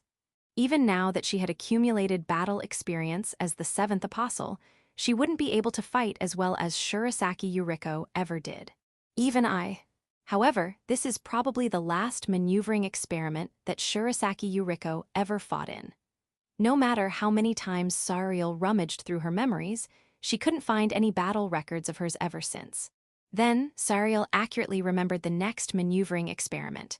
Her opponent was a golem. It wasn't a light golem, but a wild golem that was made up of rocks and was over 3 meters tall. The scene of her spear piercing through the golem's core located in its chest was immediately revived in her brain. In other words, Shurasaki Yuriko's personality disappeared completely at some point between the battle with the cursed swordsman and the battle with the golem. Every single memory after that point was completely clear. Hey, you, other me. That's why Sariel wasn't confident about her memories around this time. I don't hold any grudges against you. This feeling that was hazy like a dream.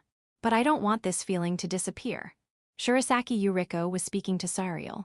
That's why I'll engrave this into my heart, this curse called love. She was speaking her last words. Kurono-kun, I love you. With a click, Sariel opened her red eyes wide. Her situation hadn't changed. She was laying on the bed inside that small cabin. The clear winter sunshine was coming through the windows, brightly illuminating the room. She had slept lightly, and she had dreamed. The contents of that dream were unclear, but Sariel decided that it wasn't something she wanted to worry about. Her precise internal clock told her that the time was just around noon. Sariel closed her eyes again and continued to lay in bed. The fact that she had carelessly fallen asleep twice by now could have been proof that her physical strength hadn't fully recovered yet. Yesterday, she had been in a literal fight to the death using her power as an apostle, and then, after the battle, she had spent the night with Kurono at any rate. She felt that she must still be in a state of fatigue. However, sleeping alone was too dangerous. Sariel wasn't planning to fall asleep a third time. Even so, having no choice but to remain in bed made her feel like she was nothing but a doll that had been left unfinished and abandoned. She didn't want to fall asleep, but she needed to be physically rested so that she didn't use up extra physical strength. And at the same time, her awakened consciousness was sharply alerted to the outside of the cabin. The inside of the cabin was surrounded by silence. All she could hear was the smooth humming of the stream just behind the hut and the occasional, beautiful birdsong from the forest. There was an atmosphere of a scenic spot, full of the abundant nature that people living in the city could only long for, but this was still a dungeon. At that moment, Sariel heard the sound of twigs being stepped on in the distance. Distance is 300. She had determined that the noise had come from 300 meters away from her current position. It was right then that Sariel realized that her abilities had fallen to less than 1/3 of her usual strength. In the past, she would have been able to hear every noise within a 1 km radius if she was focusing, and that distance was now only 300 meters. She had also only heard it that far out because the sound itself was quite distinct. But Sariel simply accepted that fact. She could no longer remember the feeling of attachment to power that her former apostle self was so proud of.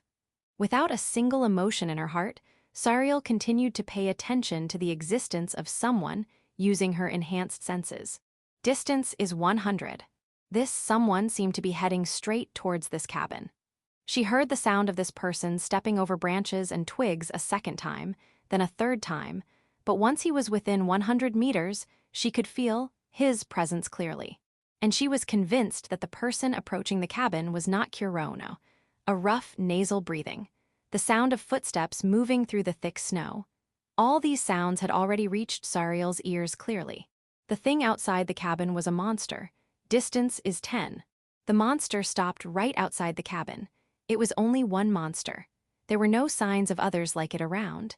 It was probably a species that hunted alone. It was at least much larger than the average human. By summing up the auditory information collected up to this point, Sariel could infer that it was about the size of an elephant when walking on 4 legs. It was a medium-sized monster, but its ferocious presence indicated a certain level of danger. Such a dreadful creature was lurking right outside the cabin. However, Sariel didn't move, and even if she had wanted to move, she couldn't. She could feel the monster circling around the cabin as if trying to look inside. It was already aware that there was prey inside, and it had learned that from a distance of at least 300 meters. Sariel waited patiently. Her eyes were still closed, and she remained motionless as if sleeping. She would remain like this until the monster dared step into the cabin. She had told Kurono that the cabin was surrounded by a barrier that warded off monsters, but that explanation hadn't been thorough. Though there was indeed a barrier, it only worked against weak monsters.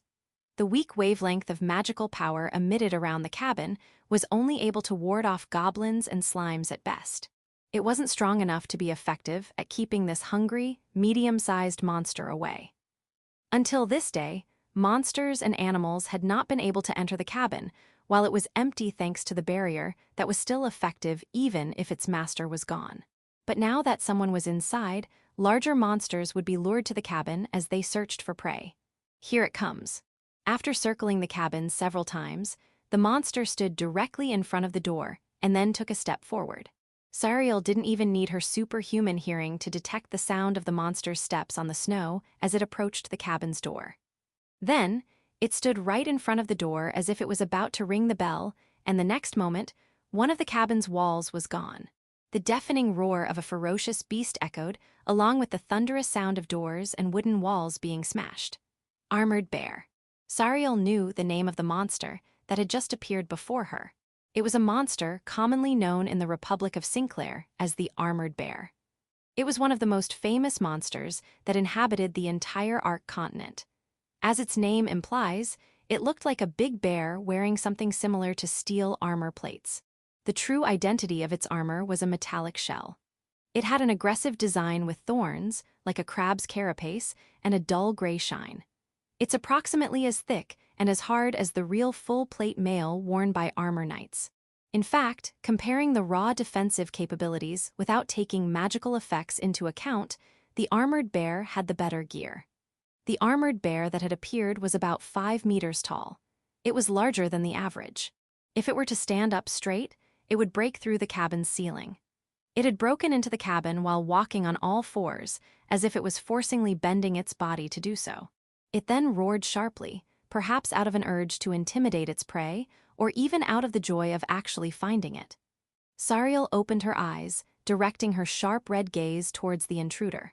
The Armored Bear and Sariel stared at each other for a while. The one who was going to eat and the one who was going to be eat. Their relationship was clear. A small human girl lying unprotected facing a giant armored bear full of wild, raw power. And the girl had no legs to escape and only one left arm to swing a weapon with. However, there was no weapon powerful enough to penetrate the armored bear's ironclad defense in this cabin. Kurono had taken with him the only knife there had been. Since she was unable to move, Sariel was as good as dead meat from the armored bear's perspective. She was nothing but a delicious morsel that was unable to run away or resist. Therefore, the monster had no need for hesitation or vigilance. Its thick, yet large, knife-like claws rudely approached Sariel's white body. The armored bear threw itself violently at Sariel. From its point of view, it was just a casual action used to suppress its prey.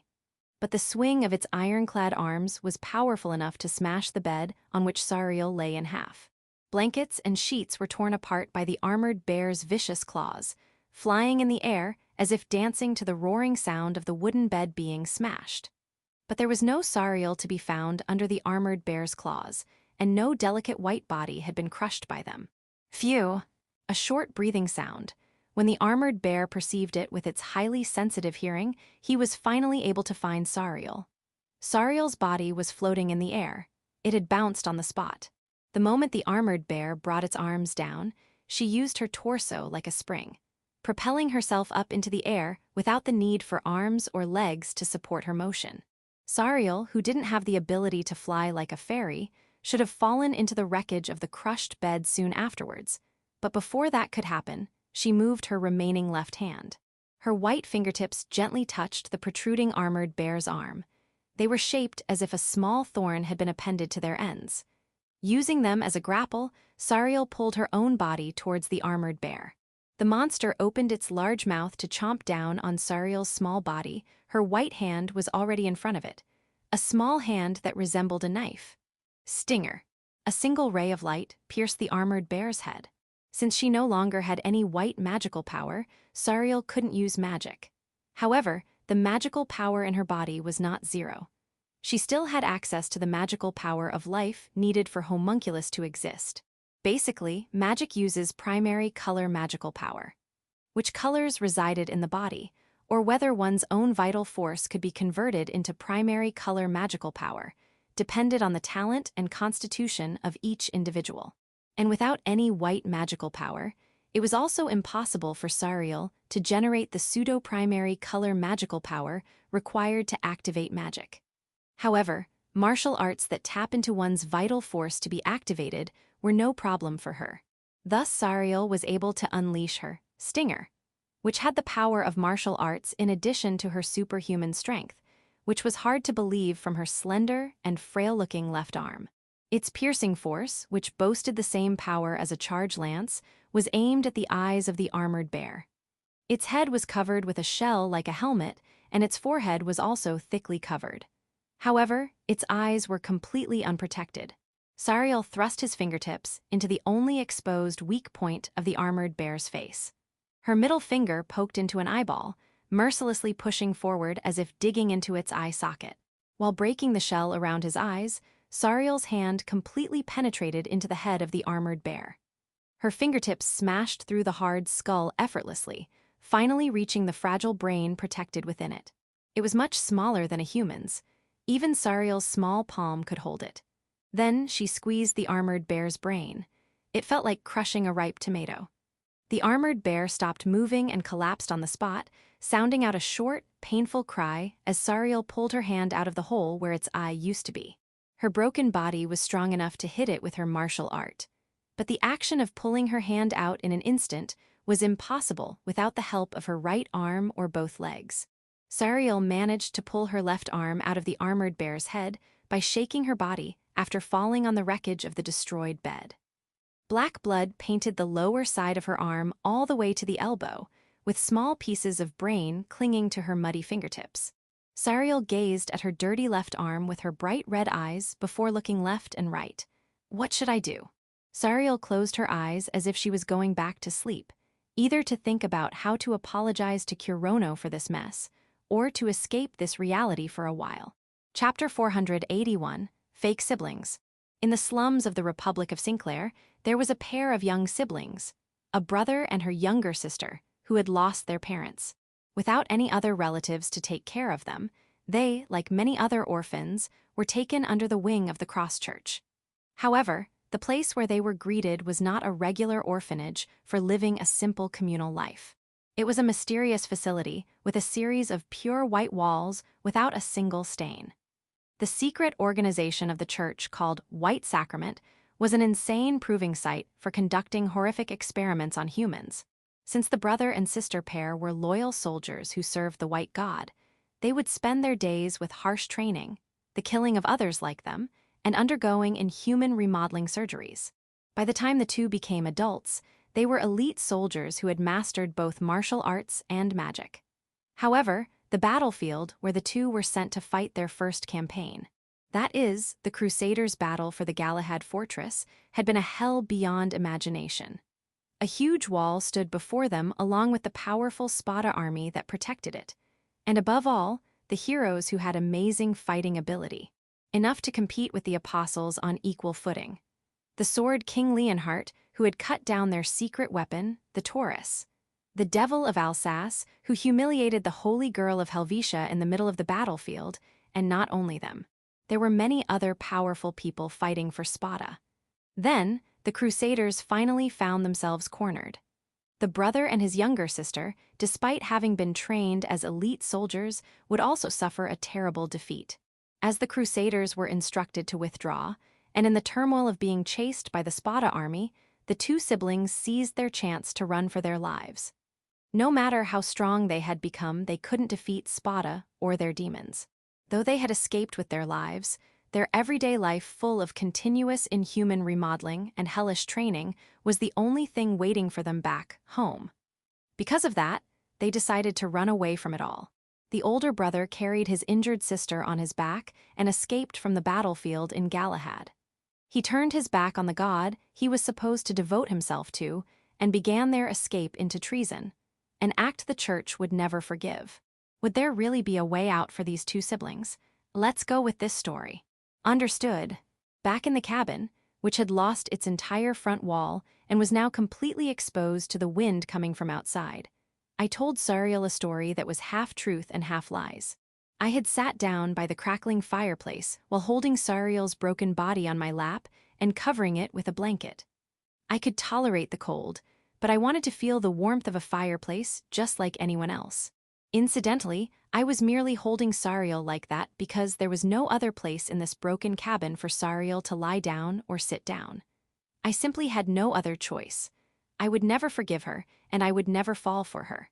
I was sure that the slight feeling of embarrassment I had by feeling Sariel's warm body so close to mine was nothing but my own body playing tricks on me. I have already told them that my name was Kuro. As for you, if possible, a false name that comes naturally to the mind would be best. If we were to spend too long reacting to each other's names, people would start getting suspicious. We had to make sure our masquerade remained unbroken for as long as possible. After several seconds of internal deliberation, I settled upon a single name. Call yourself Yuyuri. Yes, Kuro.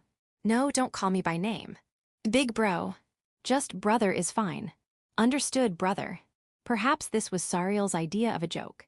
I didn't understand why she first thought it appropriate to call me by name, only to then go full little sister and call me Big Bro. Her poker face made her look even more elusive than Fiona. Though I can't say I could get along so easily with someone who had been my nemesis until yesterday. Even if there was a speck of Shurasaki-san's personality left in her, I wouldn't be able to say the two of us would get along. But I wonder if this will be enough. The villagers will most probably think it too dangerous to be snooping in our business. Giving them the impression that we're hiding something that is too hard to talk about should be enough. And it won't matter to them as long as we can protect them. After leaving the village, I came straight back to the cabin.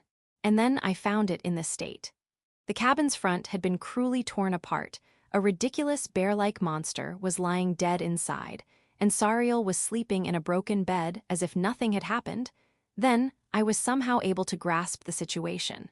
This monster must have been one of the armored bears who killed and ate 3 people from that village. It was a huge, scary man-eating bear, and yet the thing that terrified me the most was Sariel's ability to kill it with her broken body. Even now that her blessing was gone, she was still more of a monster than that bear. At any rate, another thing that got me thinking was that there had never been such monsters around here back when I was living here.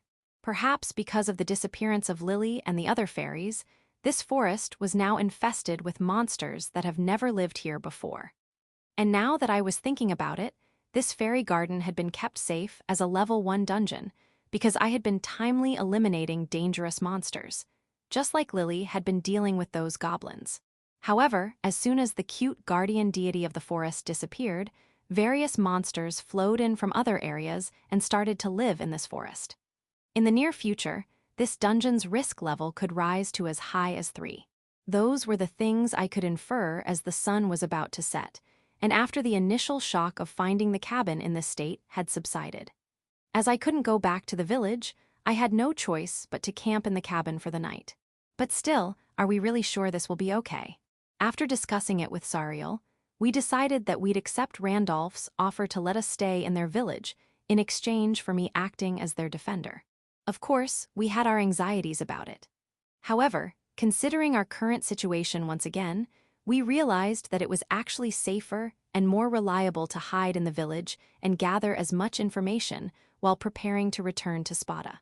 Considering the danger of traversing the snowy mountains, we would have to stay until the snow melts in early spring. If we are found by the Crusaders, all we have to do is escape on the spot. With those legs of yours, once you get into this forest, you'll be able to lose any pursuers easily. Well, if that happens, I'll have to be ready to force my way through. Even if they decide to cross Galahad in their current state, they would most likely be found by the Alsace-based Crusader soldiers, positioned as border guards.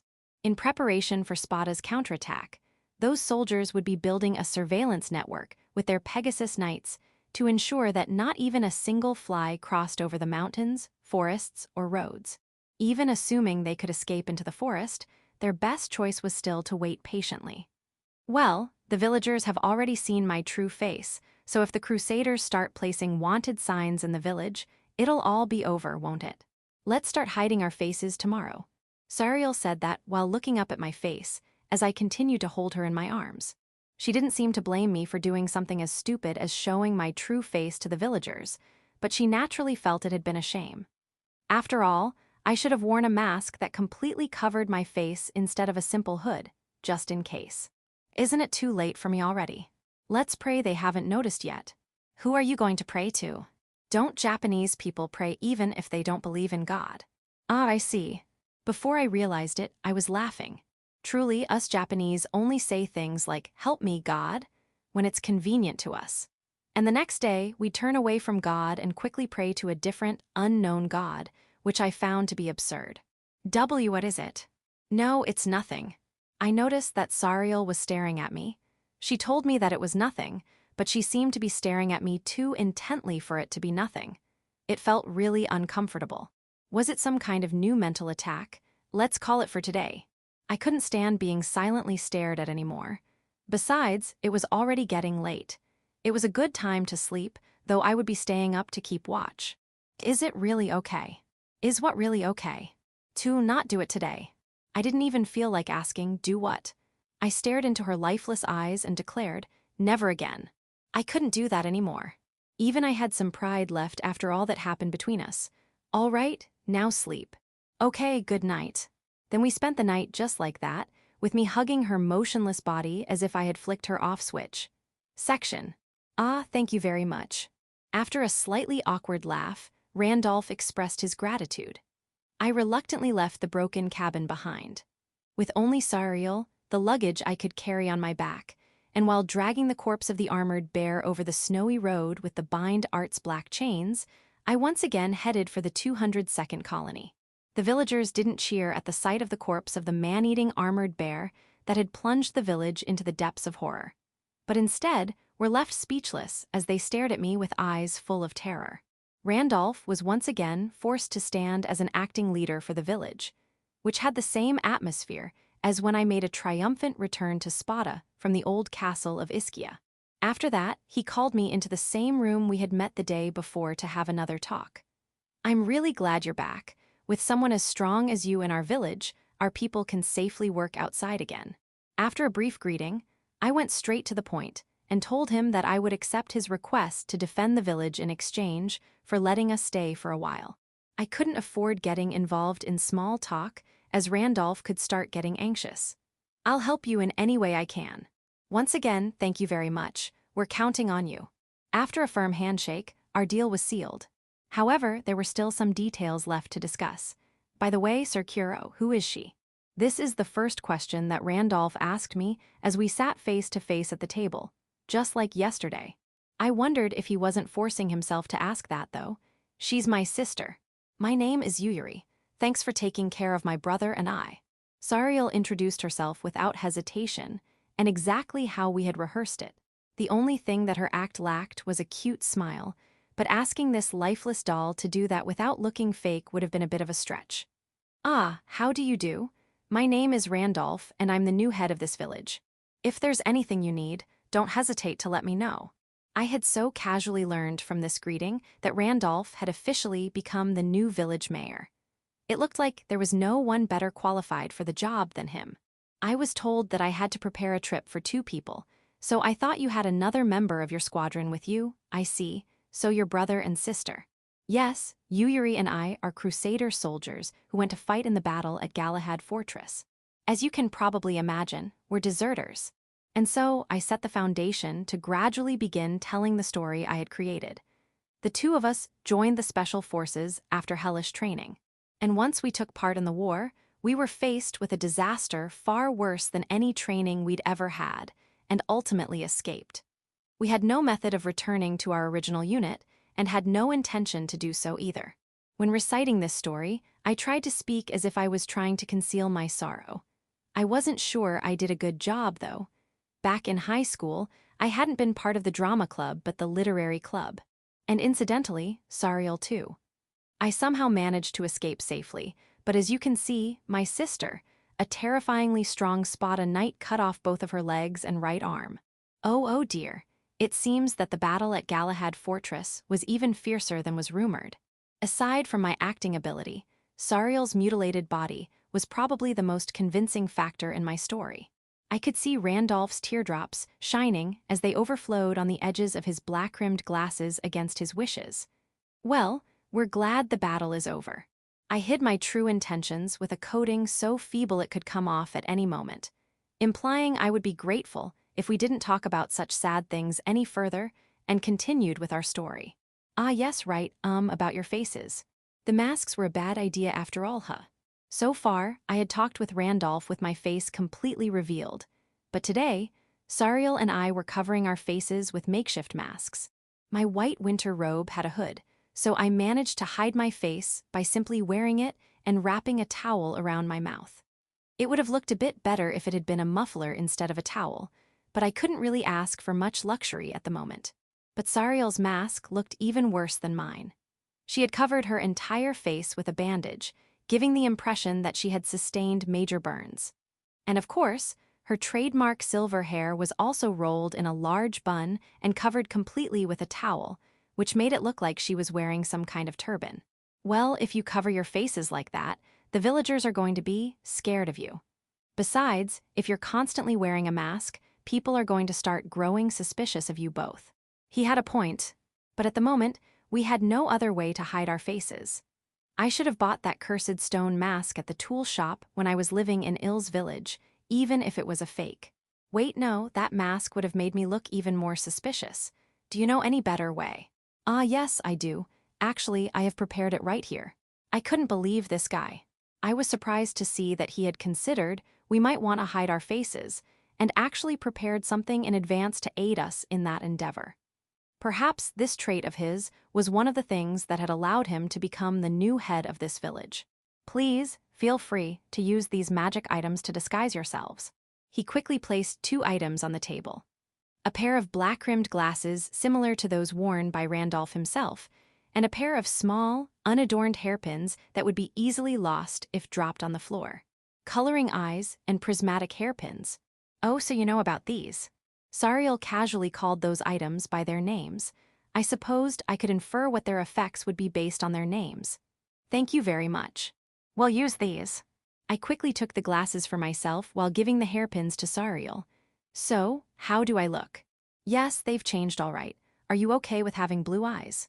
So these glasses had made my eyes look blue. Considering that having blue eyes was a common trait of the people of the Republic of Sinclair, this color would make me blend in much better. So I nodded. Then I turned to Sariel, thinking that I should have actually helped her put on the hairpins instead of just giving them to her. But then, the turban and bandages had all been undone as if some unseen force had pushed them out of her head. But more importantly, I was captivated by her long, fluttering hair. It too had changed into a shiny beige color. "How does this look, brother?" I was too close to unconsciously say, "Hey, Sariel," and destroy the story we had rehearsed on in a single stroke. I had to calm down. Any color would do. Even the shiny beige color that reminded me so much of Shurasaki Yuriko. Yeah, it looks good. At any rate, this completed our disguise. Next, I'd like to talk about remuneration. Randolph cut to the most important matter for the village, but my attention was suddenly shifted to the outside. That is, to the room right next to the one we were in. What's with all that racket? I heard the voice of a man screaming so clearly that I didn't even have to try to hear it. And Randolph heard it as well. It sounded like some kind of dispute. My curiosity almost got the best of me. I was about to get out of my chair to see what was going on, but, "Hey, you're that suspicious bastard who's trying to get into our village." The door was kicked open with such force that the hinges came off, causing the door to make an even louder noise as it slammed itself onto the floor. Behind such a violent display, I gazed upon a man that exuded an aura of abundant hostility. He was quite large, maybe taller than me. I could even see that he was quite brawny, despite his thick fur coat. At first glance, he looked like a hunter, but judging from the large battle axe he was carrying, he was better equipped for fighting monsters. He looked like a rugged amateur, which by now seemed to be a common trait among the people of this world. He reminded me of the typical jock in superhero movies that would bully the protagonist before they become the hero. He also didn't seem to be much older or younger than me. He was blonde and had blue eyes, just like any other person from the Republic of Sinclair. However, what stood out the most was his hairstyle, which was basically swept back hair with long bangs that looked as if they had been hardened with wax. His hair made me wonder if there were really enough wax and hair styling products to sustain such a style in a rural village like this. "Yeah, you seem to be the one everyone's talking about. Hey, don't you dare look at me like that, you bastard." I was sure I was looking at him with eyes like two sharp daggers, but no one had ever called me out on that so bluntly. "W8 Ryan, stop. This is our benefactor." "Benefactor? Come on, uncle, are you really sure about this?" The young man called Ryan seemed to be Randolph's nephew, and he also seemed to distrust me with a passion. "Come on, uncle, look at this guy. He's as wicked as one can get. Even the boss of the gang that rules over the slums of Elysian doesn't look as bad as this guy." I couldn't say for sure that I've never had a worse first meeting than this one. But thinking about it, I was just a stranger that Randolph wanted to bring into the village as a defender. Even if Ryan knew the advantages of it, looking at how I had slaughtered those knights and getting a glimpse of my face was certainly enough to feel a strong aversion towards me. "Okay, you're going to have to leave now, Ryan. The village has agreed that we'd be welcoming them here. It's decided." "I didn't agree to this. I can't accept this suspicious guy here. Who knows what his true intention is? Look, he's even brought a dead armored bear with him. He's stealing our game from us. Even worse, he's probably the one behind the bear's attacks. His timing is too convenient." It seemed that the corpse of the armored bear that I brought as a gift actually backfired and made me seem suspicious. I could understand why Ryan would think that the timing of my arrival was a little too convenient. "I won't stand for this any further, Ryan, not even from you." "I'm sorry, uncle, but I'm against allowing them into our village. This guy and this girl." Then, when Ryan turned his attention to Sariel sitting next to me for the first time, their eyes met. "Maybe." Although she now had beige hair, her eyes, which were still brighter than Ruby's, were directed straight toward Ryan. She said nothing, and Ryan didn't say a word either. He didn't complain about the way she was looking at him. A mysterious silence engulfed the entire room. This went on for several seconds, until Sariel finally turned away from his gaze, as if she had completely lost interest. "How pretty." Then Ryan finally broke the silence. "So pretty, you're an angel, you have to be." It was love at first sight. Well, Sariel's face was as cute as Lily's when she's in her little girl form. It wouldn't be strange to think that there was some kind of charm to it, and even if there wasn't, she was still an extremely beautiful girl. "Sorry, but I'm going to have to ask you to leave." As the visibly annoyed Randolph said that, two young men appeared and grabbed the befuddled Ryan from each side. They had the same fur-coated hunter look as Ryan. "Come on, bro. Let me go. Stop getting on Randolph's nerves already." "Huh, hey you bastards, let me go." The two young men then dragged the savage Ryan out of the room, while desperately trying to calm him with words. "I'm not done talking yet." The moment the two young men managed to drag Ryan out of the room, 4 more people appeared and lifted Ryan's big body over their shoulders. I then witnessed in shock how they all took him out of the church as he kicked and grunted. At any rate, the invader had been dealt with, and peace returned to our room. I'm terribly sorry for his rudeness. Oh no, I understand that some people are going to oppose this. Randolph bowed apologetically before the two of us, to which I replied that he shouldn't worry about it. Ryan is my nephew. As you can see, he's a troublemaker who happens to be much stronger than most people. I guess that I can't help the fact that some people aren't going to trust me. But more importantly, I don't remember seeing him or any of his friends in the village yesterday. Ah, yes, they work as our vigilante corps, if you will. They spent the entire day yesterday in the woods hunting down those armored bears. Incidentally, during my visit yesterday, I heard that most of this vigilante corps was in the woods when the Crusaders attacked. They were absolutely absorbed in their task of hunting the armored bears that had been terrorizing the villagers. They must feel it was too bad that they weren't here yesterday. No, it was actually a good thing. There are many impulsive folks in the vigilante corps, and had they been here, they would have fought recklessly, and we could be here lamenting a lot of losses today. I could easily picture that by looking at Ryan's threatening attitude. Even I, who wouldn't normally get so carried away, was so enraged by the Crusaders' acts of violence towards this village that I couldn't help myself. I had to jump in and do something about it. And I was sure Ryan was the same. Please be assured that I'll speak with the vigilante corps again, and ensure we all agree to you staying here. I had no choice but to leave that task to Mayor Randolph here. I also figured it would be possible to use Sariel's beauty to persuade Ryan into understanding our situation and sympathize with us. But expecting Sariel to pull off that kind of performance would probably be too much of a long shot. We'd also like to avoid as much friction with the other villagers as possible. Yes, of course, I'll do my best to ensure you feel at home here. However, I was sure that if I were to ask him if he had any concrete idea about how to do that, he'd tell me that he didn't have one yet. Leaving aside Ryan and the other vigilantes, it was hard to say that even the other villagers would be completely in favor of us living here. In fact, given the horrified look they all gave us when we got back today, I'd say it would be impossible for them to accept us. And by the way, the idea of being this village's defender sounded good on paper, but when there were no emergencies, I would be nothing more than a freeloader. And I was technically going to be paid for it as well. So I had to make sure I got myself busy around here. Otherwise, I would just be giving the villagers even more reasons to despise me. Hiding in this village could end up being much harder than I had originally anticipated. Brother. At that time, Sariel, who had completely turned into a figurine, by now called out to me. My first thought was, who are you calling brother? Before remembering it had been none other than myself who created her younger sister persona. Trying to see her as anyone but her actual self was very difficult for me indeed. What is it? After a brief silence, I finally replied, I have a suggestion. My surprise at hearing Sariel, who would normally never speak unless addressed, say something like that was not small. I had no intention to shut her up. Sariel was no fool, and if she had something to suggest, she must have definitely given it a lot of thought, so I urged her to talk. Randolph seemed to be a little curious about it as well. It's about becoming this village's new priest. I had to swallow the words that were about to come out of my mind. Reacting too much to this would have been no good at all. Ah, well that. Though I had chosen to remain silent, Randolph couldn't avoid expressing his confusion.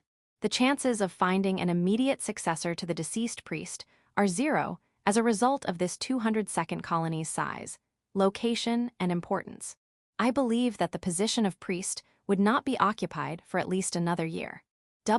Certainly, I'm sure we won't have a new priest coming to this village anytime soon, so I'm really grateful that you'd be willing to occupy such a position.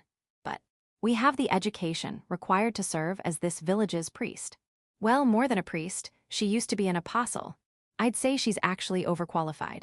I see, but still, are you really sure about this? With visible concern in his eyes, Randolph turned to me instead of looking at Sariel, despite the idea having come out of her mouth. And in reality, I was as confused as him, but I couldn't afford to make feeble complaints about this. Wouldn't it be better for the village to have a new priest? WL, I'm sure there won't be a single villager who wouldn't rejoice at the arrival of a new priest. Of course, the white god had immense authority in the territories, under the Cross Church's jurisdiction. Even the shadiest character would be taken in with open arms if they introduced themselves as a priest. And as Sariel said, there would be nothing wrong about her taking up the job. In fact, it was well within her area of expertise. Besides, it would be more natural for her to serve as a priest than to sit around doing nothing as a defender of this village, especially if it could help her gain the villagers' approval. Above all, since the idea had come from Sariel herself, she seemed to be ready to act once again as a servant of God. In that case, go ahead, Sariel. Do your best at playing the part of the fake priest. All right, let's do that. Oh, really? Thank you very much. Then we'll be in your capable hands, Priest Kuro. Don't tell me I was the one becoming the priest instead of Sariel.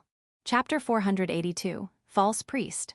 Please allow me to introduce myself once again. My name is Kuro. On this occasion, I'm filling the role of the priest of the 202nd colony. I'm officially a temporary successor of Priest Nikolai. I pledge to do my best at executing the holy duties. Thank you all. Our introduction began in a big way, in front of the great number of people who had gathered at the church. That's right, I'm actually hiding in this village as a priest when in reality I killed a lot of the Crusaders' soldiers, had sex with the 7th Apostle Sariel, and even gained the Demon King's protection. However, I can't help but do this. To be honest, I can't even think of any better ideas, so I'm now impersonating a priest while dressed in a pure white priest's robe. It seems that Nikolai, the priest who died during the raid, was a person of advanced age, large build, and fortunately, wore a size that fits me perfectly. I'm also wearing those coloring eyes that change my eye color and make me look more intellectual, at least I hope they do. Please don't call me an intellectual gangster. Besides that, I can't calm down. I can relax my body more than when I'm using my cursed equipment, but I still need to adapt to the cross church that symbolizes this robe. I managed to flawlessly finish the greeting I had frantically planned even through my suppressed discomfort. Even I noticed that I was nervous as I expressed myself. The stiffness induced by my nerves makes it physically impossible to show a calm smile. And now, the villagers' reactions. Oh, that person was the priest. Then, have you passed God's judgment on those violent crusaders? Priest Kuro, thank you. We're counting on you, Priest Kuro. They tried to sully God's name.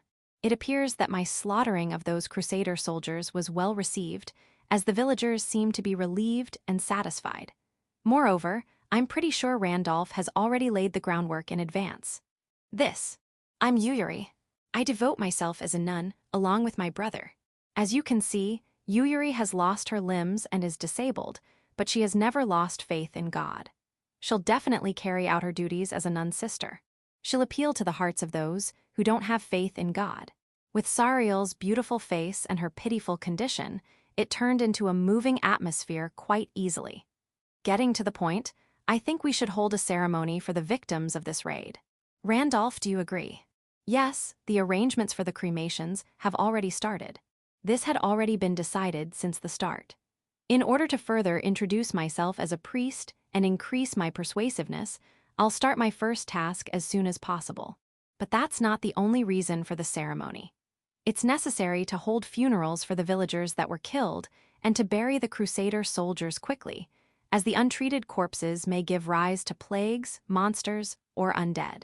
And so, we hurried the preparations on the outskirts of the village and carried everything to the graveyard. Even though it's a graveyard, what I see in front of me is the fairy garden, nothing but a snowy field. And in the middle were a large number of remains arranged in a line and covered with cloth, alongside with the firewood for the cremation and the wooden crosses to be used as markers for their graves. In this new graveyard, surrounded by many sad villagers, my first task as Priest Kuro begins. Oh, our Father who art in heaven. God had never received a more heartfelt prayer. That utterance that passed the lips of almost all those hateful crusaders, a prayer to God. As they attempted to kill me, they shouted out to their God, asking for salvation. I was now speaking those lines that were the most foreign to me. May God give you his blessing. However, there wasn't any lightning falling on top of my head, or wrath coming from the white God from this cleared-up winter sky. Nothing is going to happen. After all, this is all about words. Aha, God's blessing. May God bless us. However, at least for the Sinclairs, these words do have a mystical effect that might cause miracles. For them, if you say those words, there's a real meaning to it. That's right, back when their families and close ones died, their lovers, their friends, their acquaintances, and neighbors. No one said any of these lines when they had to part ways forever. They are crying as they make their prayers to their God. I managed to somehow swallow a sigh that was about to slip out. I must calm down and remain silent. This is just my work. I must concentrate on my acting.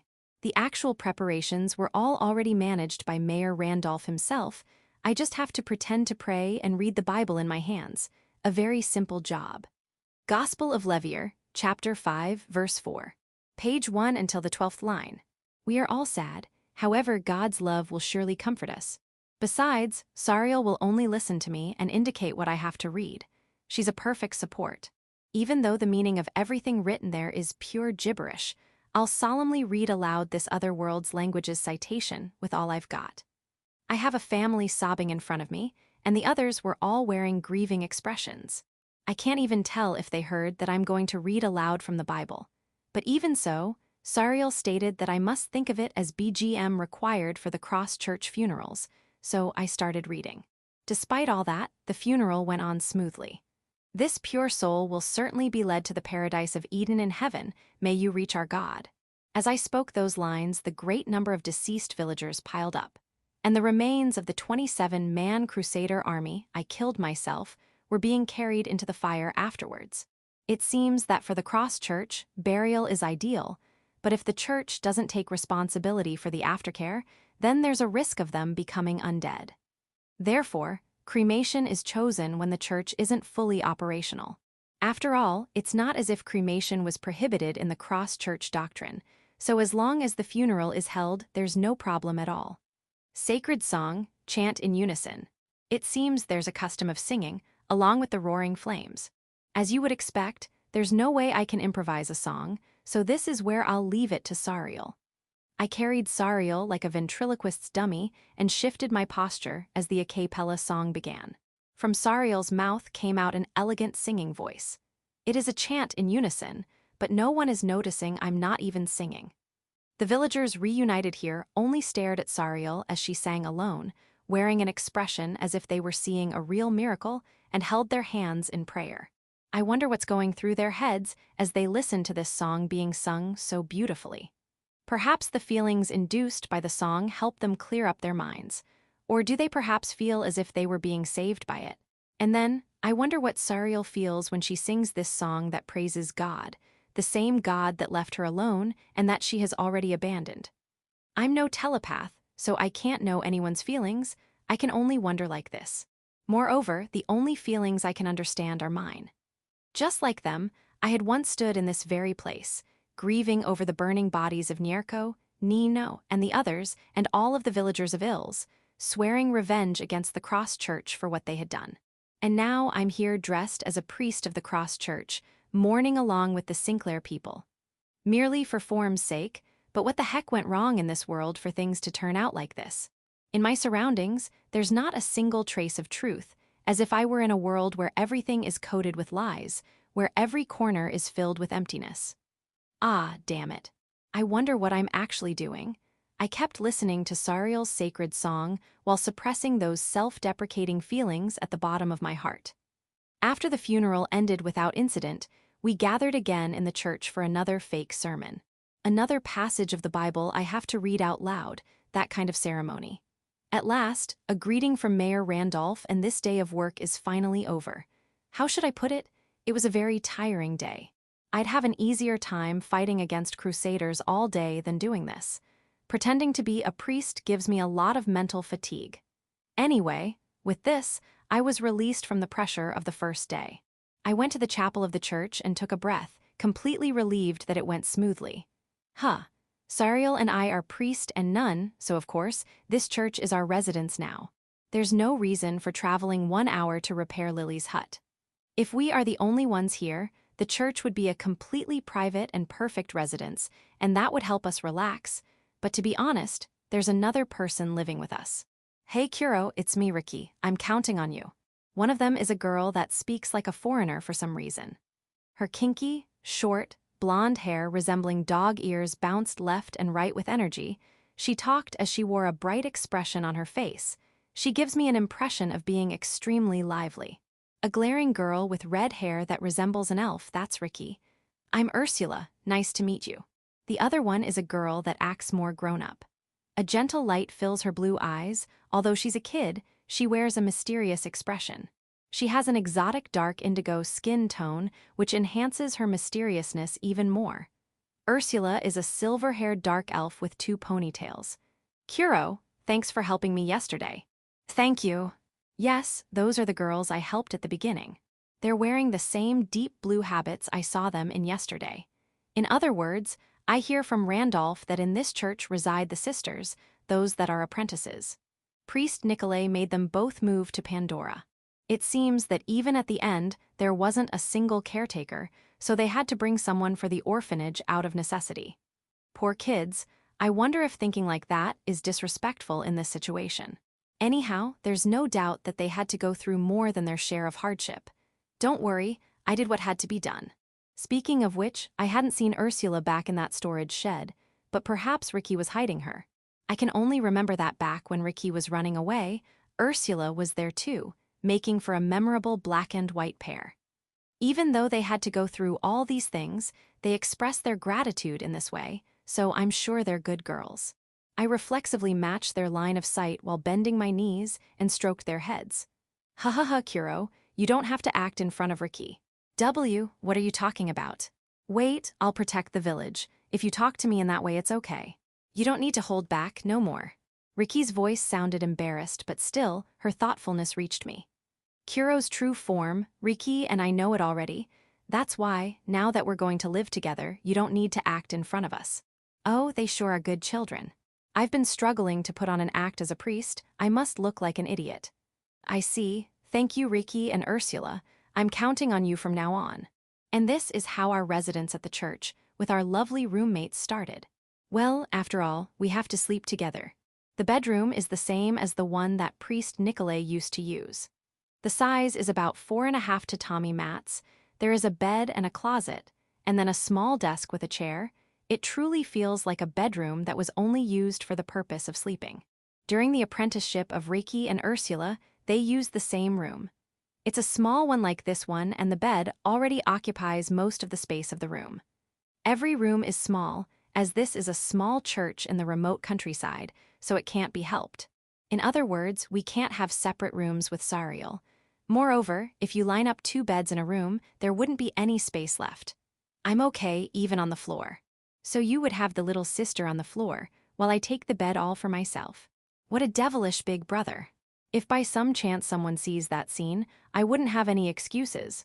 At the best of times, it'd look like thin ice crust that certainly crack and collapse. I'm sorry. Don't worry, I don't really care that much about it. I showed courage by saying that, to be honest, I have a rational reluctance towards sleeping together with Sariel. Of course, I can say for fact that I wouldn't get carried away with lust for Sariel ever again, but I can't say that I don't feel anything at all. If we huddle together in bed, and I end up get sexually aroused even a little bit, I'd feel that horrible disgust again. However, avoiding Sariel more than necessary would be unmanly. It's a single room, and there's only one bed, so I'll just go along with that. As long as I can resist my natural urges, there's nothing to worry about. All right, then let's sleep. Okay. Sariel, dressed in a simple white robe, lay down with a flop onto the bed. I joined in and covered myself with a blanket. When I turned off the lights, the room became completely dark. It's a quiet night, I can't see or hear anything. That's why I can feel even more keenly the warmth that Sariel's body transmits. Hey, Sariel. I said so, while staring at the ceiling in the middle of the darkness. Yes. Starting tomorrow, teach me more about the cross-church. At least as much as you can without getting us exposed. Yes. The only thing that came back as a response was that single cold word. She can't say no. I hate the cross-church, but I don't pretend to keep away from it for that reason. I should learn more about my enemy, otherwise I'd be acting like a fool. I'm Sariel's ally. Although I'm still unsure, we are together, and beyond that, I probably need to learn more about the cross-church by now. I have heard that the United States studied Japan during the Pacific War. In short, study your enemies and learn more about yourself, that kind of cycle.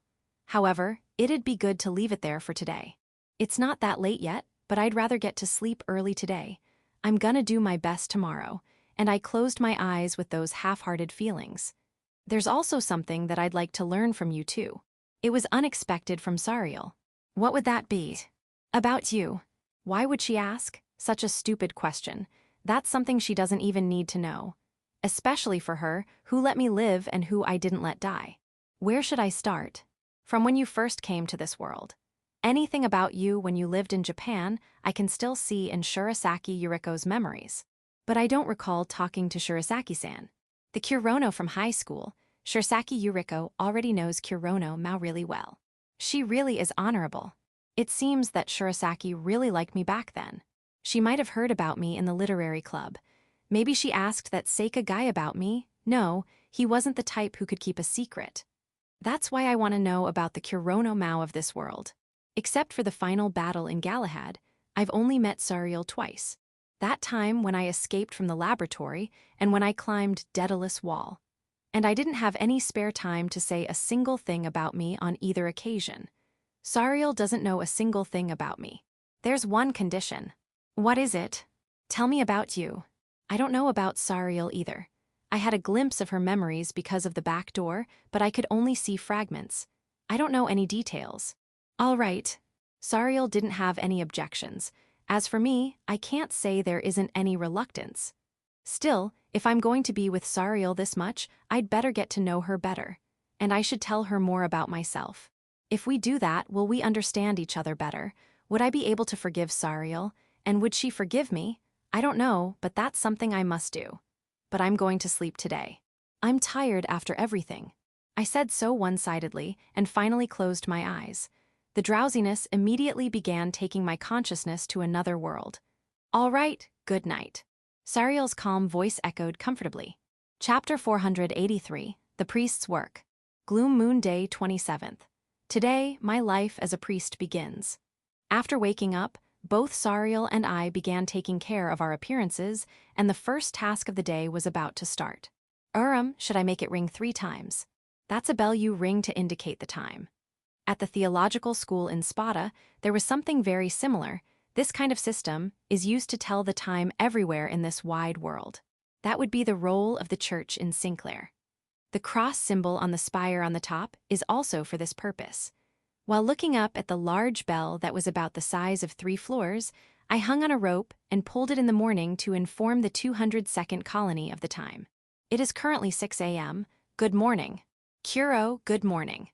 I rang the bell without incident, and we had breakfast in the dining room, though it was more like a living room. As we headed there, Ricky and Ursula gave me cheerful morning greetings. Seeing that they were already wearing their habits, they didn't seem to have woken up when the bell rang. Both of them seemed to get up earlier than that. Morning. Good morning. I was already carrying Sariel on my back. If I don't carry her, she can't move a single step out of bed as she doesn't have her legs. She may be bedridden due to her body's circumstances, but I'm not going to leave her sleeping all day. The main reason is Sariel's follow-up is indispensable for acting as a priest, of course, but I also need to keep my eyes on her. Even if it's a little hard, I'll carry Sariel with me. The food will be ready soon. Oh, I see. Thank you, I'm counting on you. Cooking is the work of Ricky and her friends. Kuro should be happy to be able to eat Ricky's meals every day. It seems she's good at cooking. Ricky ran back to the kitchen, bouncing her dogger-resembling hair. Sariel and I can't do much for the time being, and we can't do much to help Ricky. We're going to relax and rely on their skills for now. There is something I have to ask before that. Ursula, who was following Ricky, started walking slowly, and I called out to her. Are you on your way to your morning worship? Yes. Ursula nodded with a vague face. That kid's appearance reminds me of Fiona. Their expressionlessness is very similar, but I hope their eating habits are different. After you've finished eating your breakfast, gather all the people here. All the villagers. Only young people with energy, around 30 years old. Got it, I'll get ready for that. After seeing off Ursula nodding, I muttered with sweat on my cheek. I'm glad I asked her first.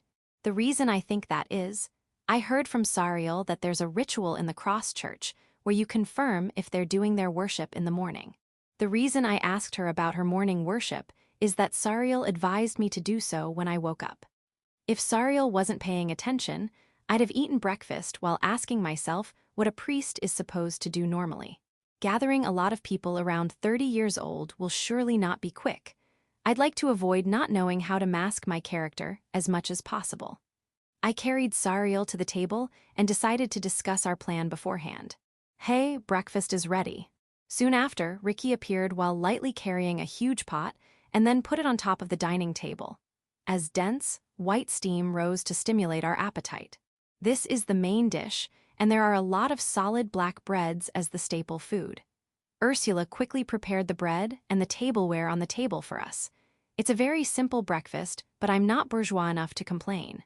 I still think about how grateful I am to be able to eat anything other than Jiro's experimental soup. Oh, it's delicious. Today's soup has gorgeous meat in it. Armored bear is delicious. Ah, is it the meat of that human-eating armored bear that Sariel killed? Normally, the monster would be sold to the Adventurers Guild, and that would be it.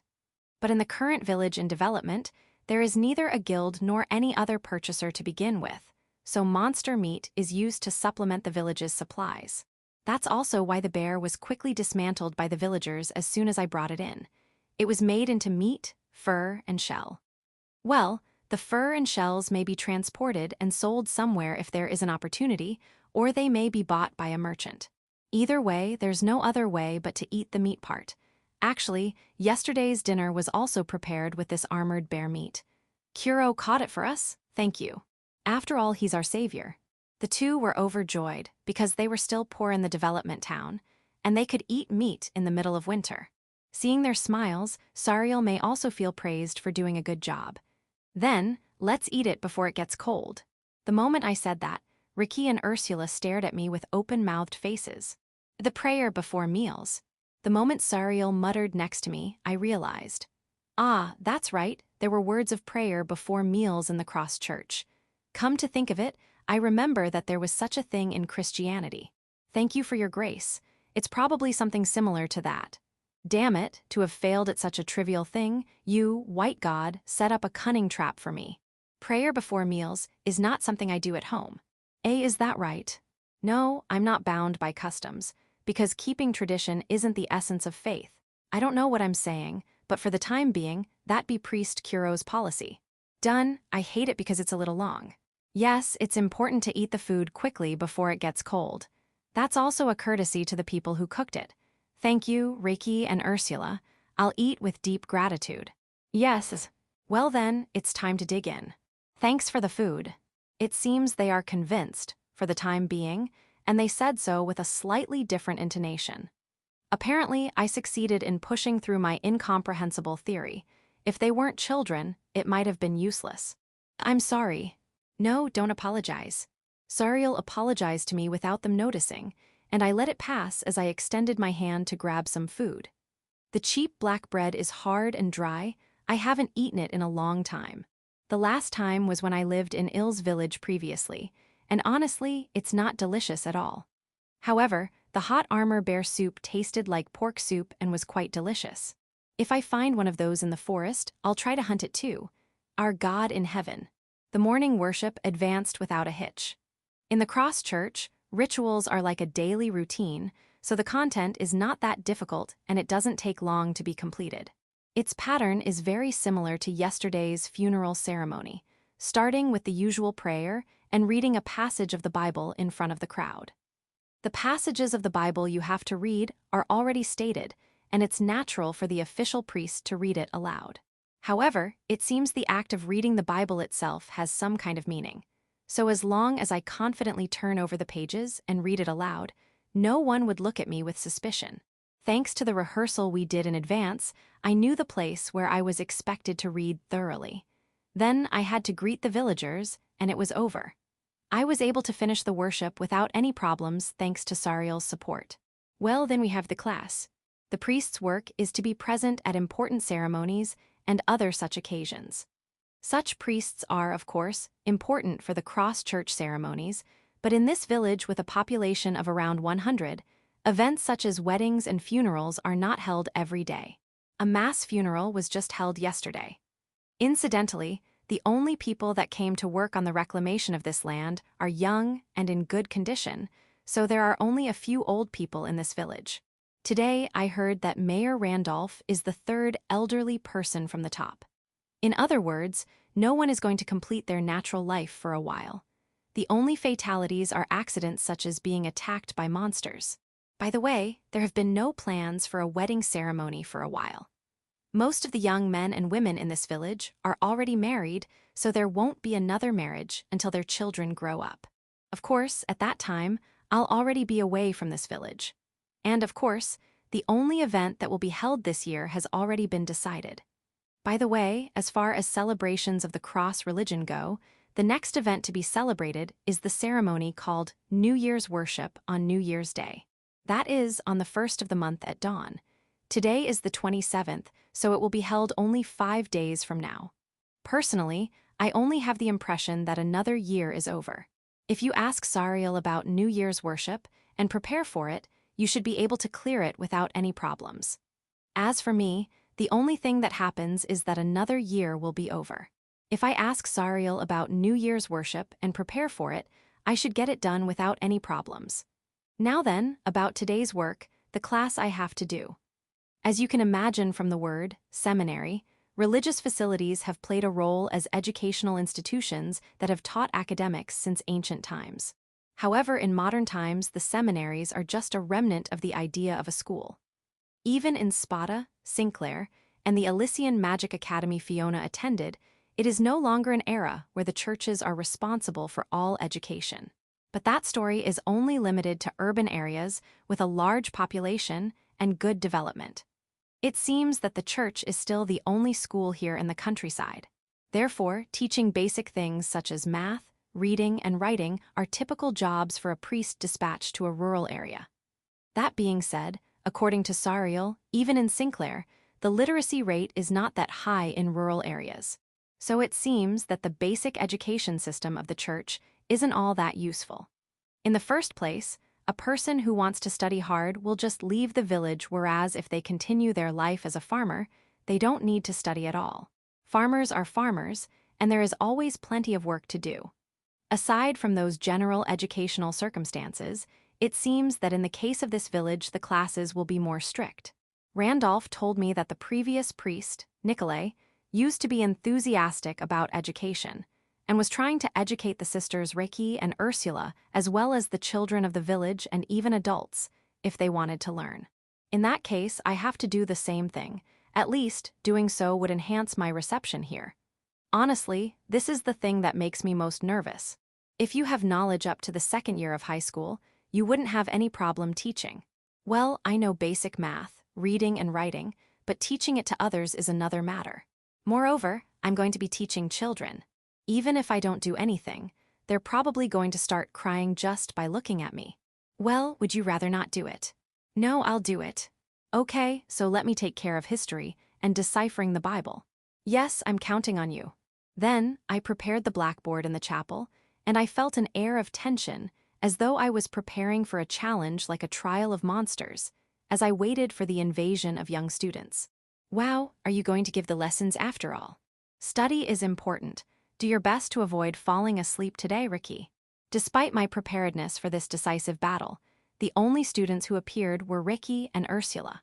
Well, of course, parents wouldn't want their children to take classes and be alone with a suspicious priest who appeared out of nowhere with a devil's face. Well, let's start the class. With slight tension, I became a teacher for the first time in my life. By the way, Ricky fell asleep when we started studying double digits. Let's do our best. After ringing the bell to announce it was noon, I had lunch. Then in the afternoon, I decided to leave the church and go out. As for the priest job, Nikolay seems to have already done the same thing. The study of the Bible, light magic, and the training of healing magic are the obvious choices. But for me, I don't have any idea about any of those. If I had at least a very basic level of healing magic, I'd fill the role of a doctor, but I can't even heal myself without physical compensation. There is no other choice but to leave all the treatment of the sick and injured to the doctor of the village. By the way, the doctor is the second oldest woman in the village. I just keep praying that we don't have to hold her funeral while I'm still here. The class was already done in the morning, and I didn't have any priest work left to do in the afternoon, so I'd go outside and get to know the village. In short, I'll exchange greetings. After seeing their faces over and over, I'll naturally become acquainted with them, and by idly talking, some information can be gathered. If you get along well with them, they may tell you something from their side. Besides, if they have any problems or requests, I can do that too. That'd be trying to do the same things I used to do as an adventurer back in Ill's village. I repaired fences, carried heavy luggage, and did a variety of other chores at that time. I think that by repeating that kind of thing over and over, I was accepted as a member of Ill's village. However, this time I don't really need to gain their trust. I just have to make sure the Crusaders never find out about all this, as I don't have any good intentions. I had high expectations, but after all, this harvest wasn't very good. Well, I went around the small village for about an hour, actively calling out to the villagers, and then sat Sariel next to me. I was tiredly looking at the temporary graveyard on the outskirts of the village, and I muttered, "No matter how you think about it, we managed to avoid it." The conversation didn't proceed much. It wasn't because I lacked communication skills, but that I didn't feel like talking much about it. We had a proper reaction at that time. Sariel agreed. I also thought that a conversation where you just ask questions persistently all of a sudden was not a good idea, so I just asked a few things that weren't annoying. For example, what kind of crops they grew in the village, how often merchants came, what kind of work they usually do during the winter, and so on. By the way, the answers we received are as follows. Their crop is mainly wheat, which is the staple food and is also used as tax payment, and the others are the same that were grown in Ill's village. The soybean-like beans that were in the armor bear soup this morning are one of them. My scorched earth operation was incomplete and burned only one conspicuous building, so the field could be used as it was. Given the difficulty of reclaiming those lands, I couldn't use them. The merchant comes once a month. However, they said that if the Daedalus colony develops, they should come more often. Forestry was the main work in winter, as there is a vast fairy forest garden with large, splendid trees nearby. As you can see, snow piles up in Daedalus like in Hokkaido, so you need to have a horse sled. The men in the village enter the forest early in the morning and work on logging. After that, it is the same as in every rural area with weaving as the main job of the women. If you ask in more detail, it seems that people choose to weave something that sells. Also, livestock is bred all year round. In the Pandora continent, Norfolk farming and efficient farming comparable to crop rotation have already been established, and breeding livestock only in winter was stopped hundreds of years ago. That is why the Ills village was blessed with food, despite the fact that it was in the countryside.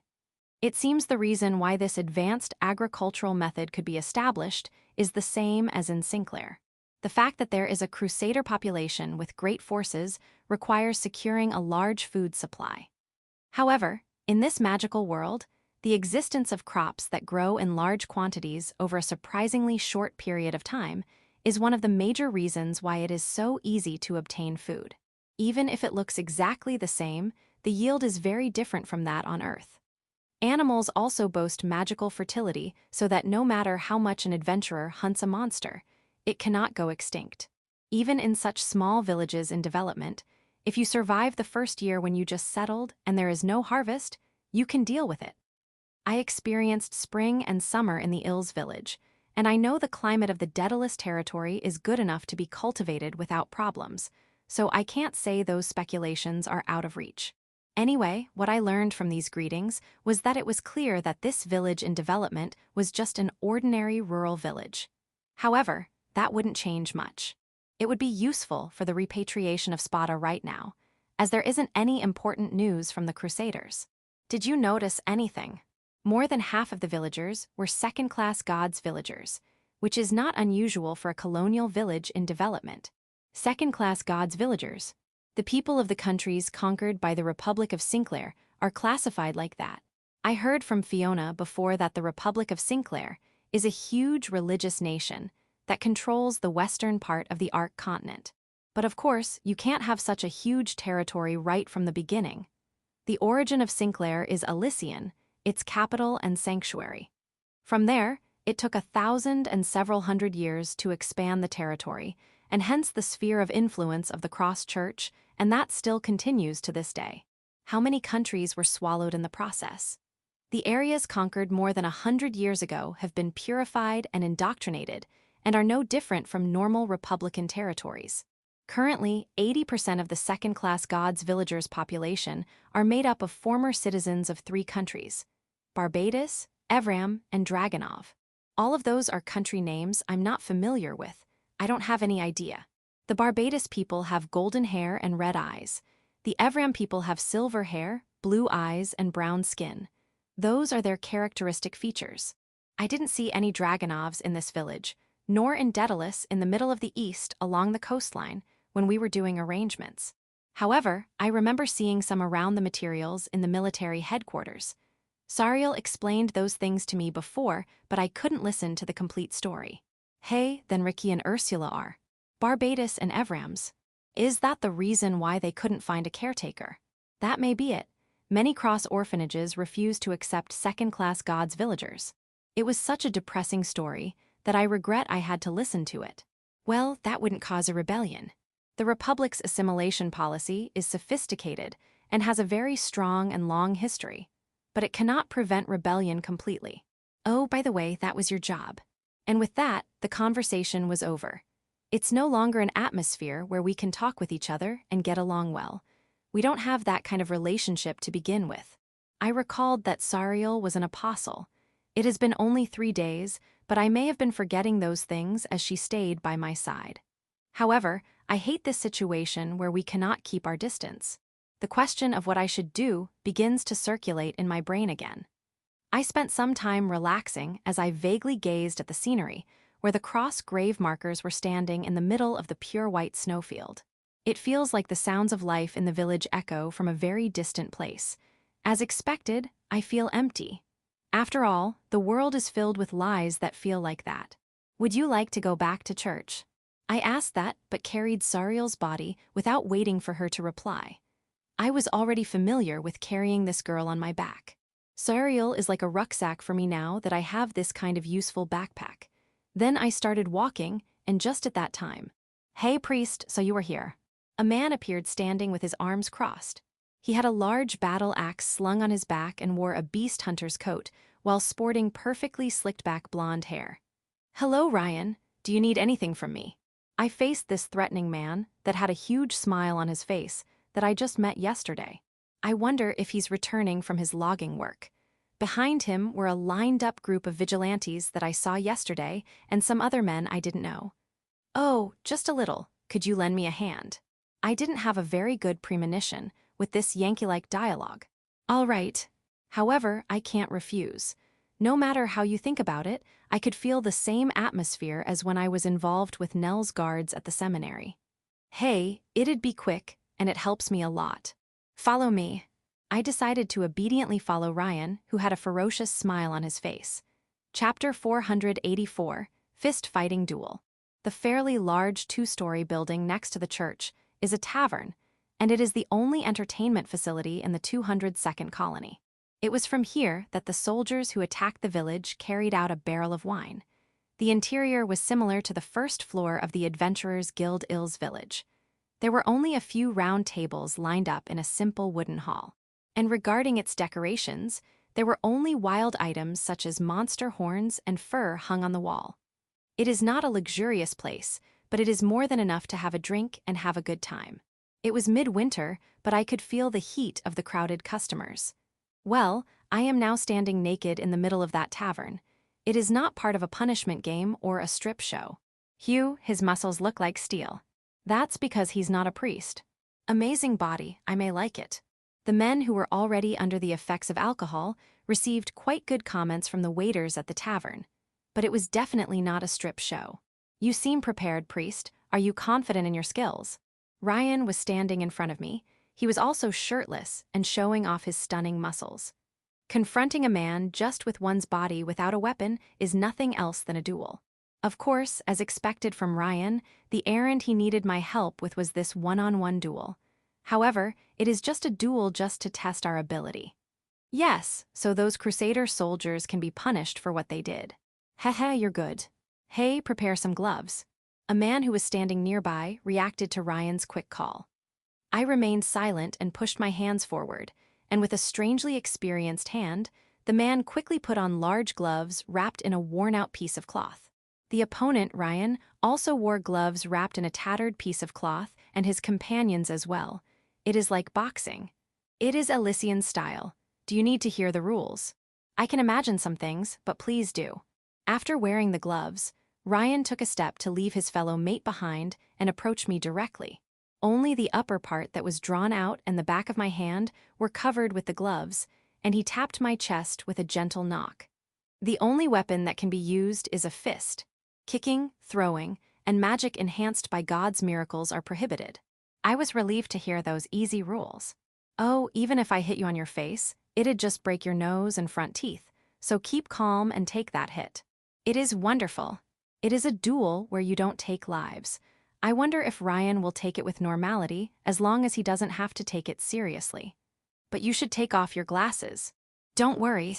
When Ryan heard my answer, he approached me erasing his confident smile. What kind of eyes are you hiding, dude? I know, those are the old man's colored glasses. It seems that he knows about coloring eyes. By the way, Ryan hit me right after I got this from Randolph. In these circumstances, it'd be good if he doesn't see the color, even if my origin is known, assuming Randolph hasn't spoken up. Hey, well, do your best to keep hiding it. Anyway, it'll be blown away soon after this. With that said, Ryan went back to his original position again. If he punches my face, the glasses will just break without blowing away. If the lens breaks, the effect would be lost, so it'd be the same thing, right? Anyway, I have no intention of being punched or losing. Even if I easily lost on purpose against Ryan here, I'd be disregarded as a guard. He didn't introduce himself to the villagers, but Randolph informs the main members of the village. Without him doing so, no matter how much I called myself a priest, there would be no room for a dangerous person like me here. However, if I used a pile bunker right at the start, it'd turn into a one-sided game. I'd stun Ryan in a single shot. If I do so, there is a chance he will hold a grudge against me. I wonder what would be the best way to win this duel. I looked back and Sariel was sitting in a chair, holding the robe I took off. She stared at me as if she wanted to give me some kind of advice. Do your best, brother. She was completely in spectator mode. Geez, she isn't thinking about this situation. And then, without thinking about any particular groundbreaking idea, the duel itself started. Well then, today's main event will start. A fellow man who wore the same gloves as Ryan's was the moderator and referee, and his loud voice echoed throughout the bar in high tension. That reminds me, I feel like this guy was one of the two who dragged Ryan out of the room yesterday. A slightly long, thin-faced young man, with blonde hair and red eyes, now I can notice he is a Barbados, the same as Ricky. The other one had dark skin, so he must be an Evram, the one that gave me the gloves. If I take a look around the tavern again, I can see other people with the same characteristics. Once you learn that, it's pretty obvious. East Corner, the strongest fist who defeated the Elysian's heinous gangsters, and the chief of our vigilance committee, Ryan. Wow, Ryan's popularity in the village can be seen by the big uproar. But the thing that caught my attention the most was the fact that he was the vigilant chief. And in the west corner, facing the champion, he punished the unscrupulous bastards who attacked the village and killed an armored bear, mysterious glasses, priest Kuro. I'm sorry, it was my sister who killed the armored bear. It couldn't be corrected by now, and they wouldn't believe me, so I decided to take the credit for it. Also, don't call me glasses. Do your best, priest. Show us the skills you used to crush the Crusaders. Introduce me to Yuri. For the time being, I was relieved that they weren't screaming boo at me. I'm not as angry as when that time with the guard. The only one who is clearly hostile here is Ryan, and the others just seem to enjoy it as spectators of an extraordinary event. As expected, I can't just have a bad duel here. It wouldn't be good to let the spectators down. Also, if what he wants is Sariel, then he should just attack me with whatever he likes. If your heart is that broken by her unresponsiveness, then I can comfort him as a priest. Time is unlimited. Win or lose fairly, fainting or surrendering. Then ready, go. The signal in place of the usual gong echoed high. Let's do this. As the one who makes the first move wins, Ryan rushed toward me with enthusiasm.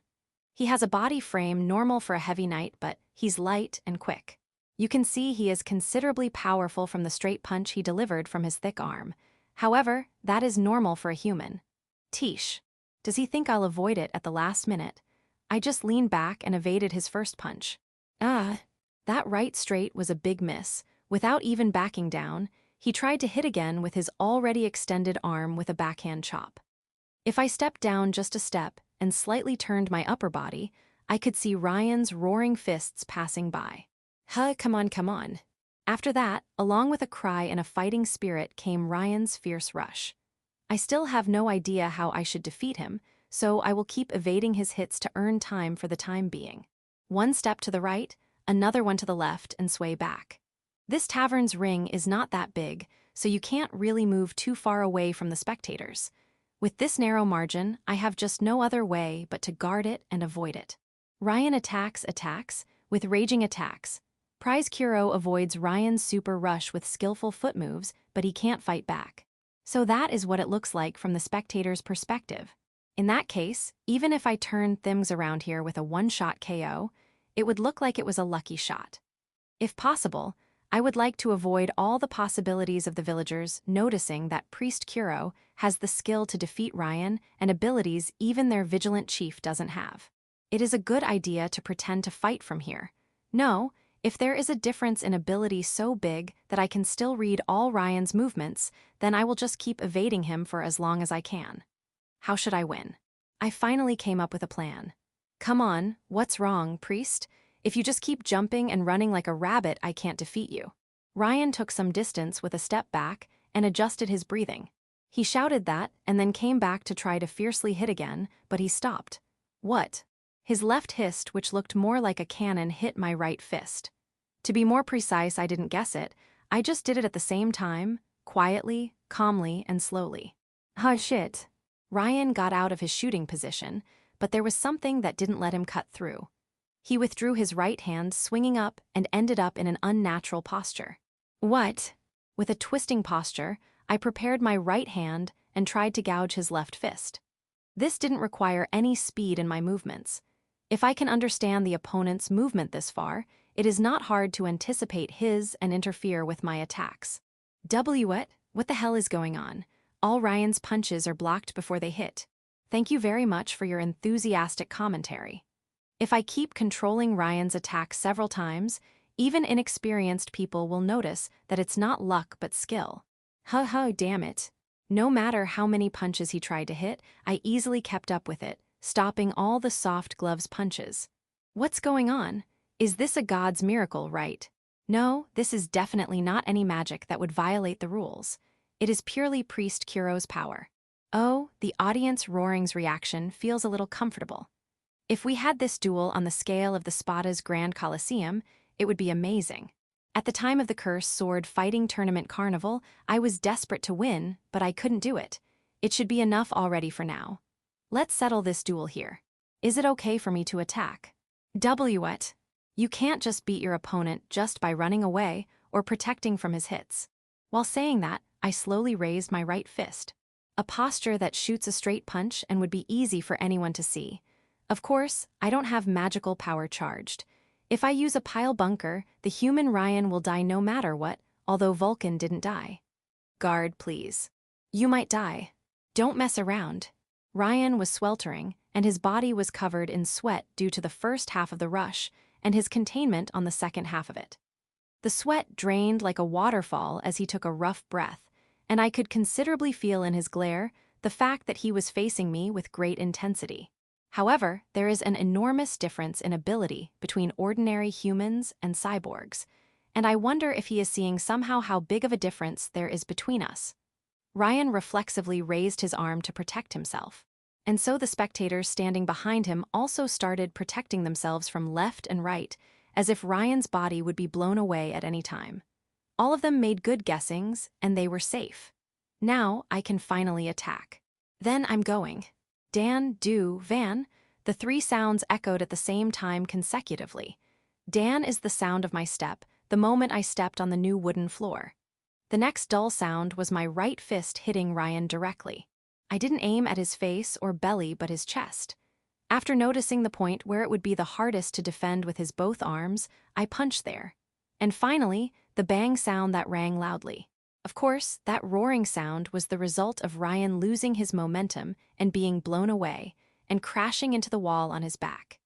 If we consider his back and muscle mass, Ryan is a heavyweight who weighs about 100 kilograms. But for me, who can kick off the pig Buma chimera who weighs over 200 kilograms, it isn't too much. It didn't matter at all. Then, when his sturdy body received my punch, he was blown off as if he was being run over by a truck. If there was no wall there, I don't know how far he would have been blown away.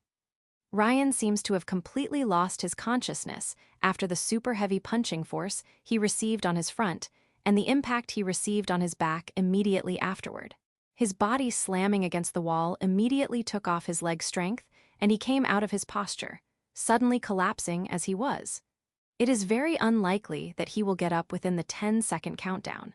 With this, the cheers to celebrate my victory, no, my splendid victory didn't echo at all. Only silence. When I glanced at the left and right, their faces, the faces of the villagers were uniformly dumbfounded. How should I say it? It seemed as if I had failed. It was cringy. Damn it, in this situation, it would be okay even if I looked as weak. It would have been better to have more of an ordinary fight where we exchanged normal hits. But even if I regret it now, it's too late. The only thing that moved in this frozen atmosphere was one of the young waitresses who approached to take care of the fallen Ryan. Of course, just a young girl wouldn't be enough to get up and carry Ryan from the floor. This is where I should ask, may I help you? However, I feel like saying, please help me instead. Somebody carry Ryan. As she said that, the tavern door was kicked down with a loud noise. Oh, what? Well, isn't it Mr. Randolph? The men spoke in an astonished voice, as if somebody's ass was kicked. Just as they say, it was Mayor Randolph who came in. I wonder if he came here in such a hurry. He sweats from his forehead and is breathing heavily. And his thin hair was also fluttering as if it was about to jump on and off his head. Hey, what does this mean? Randolph looked around with bloodshot eyes. His appearance resembled a dissatisfied office worker about to reach his retirement but was laid off just before he did. It gave me a strange feeling. And so, as soon as Randolph came in, he rushed out to my front as he pushed the spectators lined up aside. I am very sorry, Priest Kuro. With the energy as if it were the Japanese high school baseball championships head sliding, he prostrated in front of me. I'm deeply sorry for the inconvenience. Please calm down a little, Mr. Randolph. I am proud of myself for being able to speak as an honorific priest and keep the acting. For a second, I thought my true nature was about to slip out. No, it is not something that should be forgiven. I didn't think Ryan would be so stupid to pick up a fight with a priest. It was my bad that I didn't prevent this. I see, that was the reason why Randolph was prostrating himself in apologies. I am pretty sure he may have heard something about Ryan suspecting of my priest's acting. If you go all out in a tavern, there is no way they wouldn't notice. And there is no way Randolph ignores such a thing. He is the one who understands my danger better than anyone else. On the other hand, Ryan was not that afraid. He hadn't seen how I killed the Crusader soldiers directly. It may be natural that he doesn't feel the danger in me as Randolph perceives it. That's why Ryan was able to calmly approach me and invite me to a duel, and Randolph was afraid of my anger. Please raise your head. I'm really sorry. I'm going to have a talk with Ryan now. Randolph got up quickly and approached the fallen down Ryan with a slightly fluttering gait. Meanwhile, I snatched a cup of beer a customer had. Get up, Ryan's. I turned the mug upside down and threw the drink on top of Ryan's head. Us. Ryan regained his consciousness and showed a vague face. He screamed heavily as if he noticed it. "Oh, what uncle? Are you awake?" "Ryan, how do you feel?" "It's not bad." "Well, do you have anything left to say?" Suddenly, at the moment I thought a disturbing line popped out. Randolph pulled out a knife from his pocket. "Well, uncle. That guy."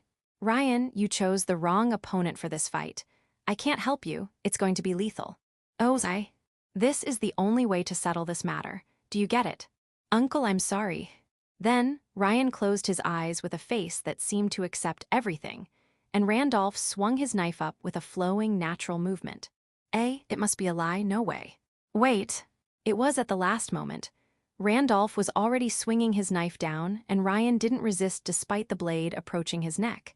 That's why I stopped. Only I could have done it. "Priest, why did you stop it?" "No matter what, that is just too much." With the gloved hand still on, I managed to somehow grab Randolph's wrist. If I had taken just an extra second, the sharp tip would have split Ryan's neck. However, "Calm down, this is what I wanted." "What do you mean?" "Ryan was the one who asked me to come to this tavern. I thought it'd help me become familiar with this village as soon as possible. And then, the vigor of the alcohol and the atmosphere turned things into this, and the same thing happened to Ryan, as he's a man who trusts his physical strength. We had a very worthwhile and fun duel. I'm grateful to him and have no reason to resent him at all. I managed to line up to 800 lies so far.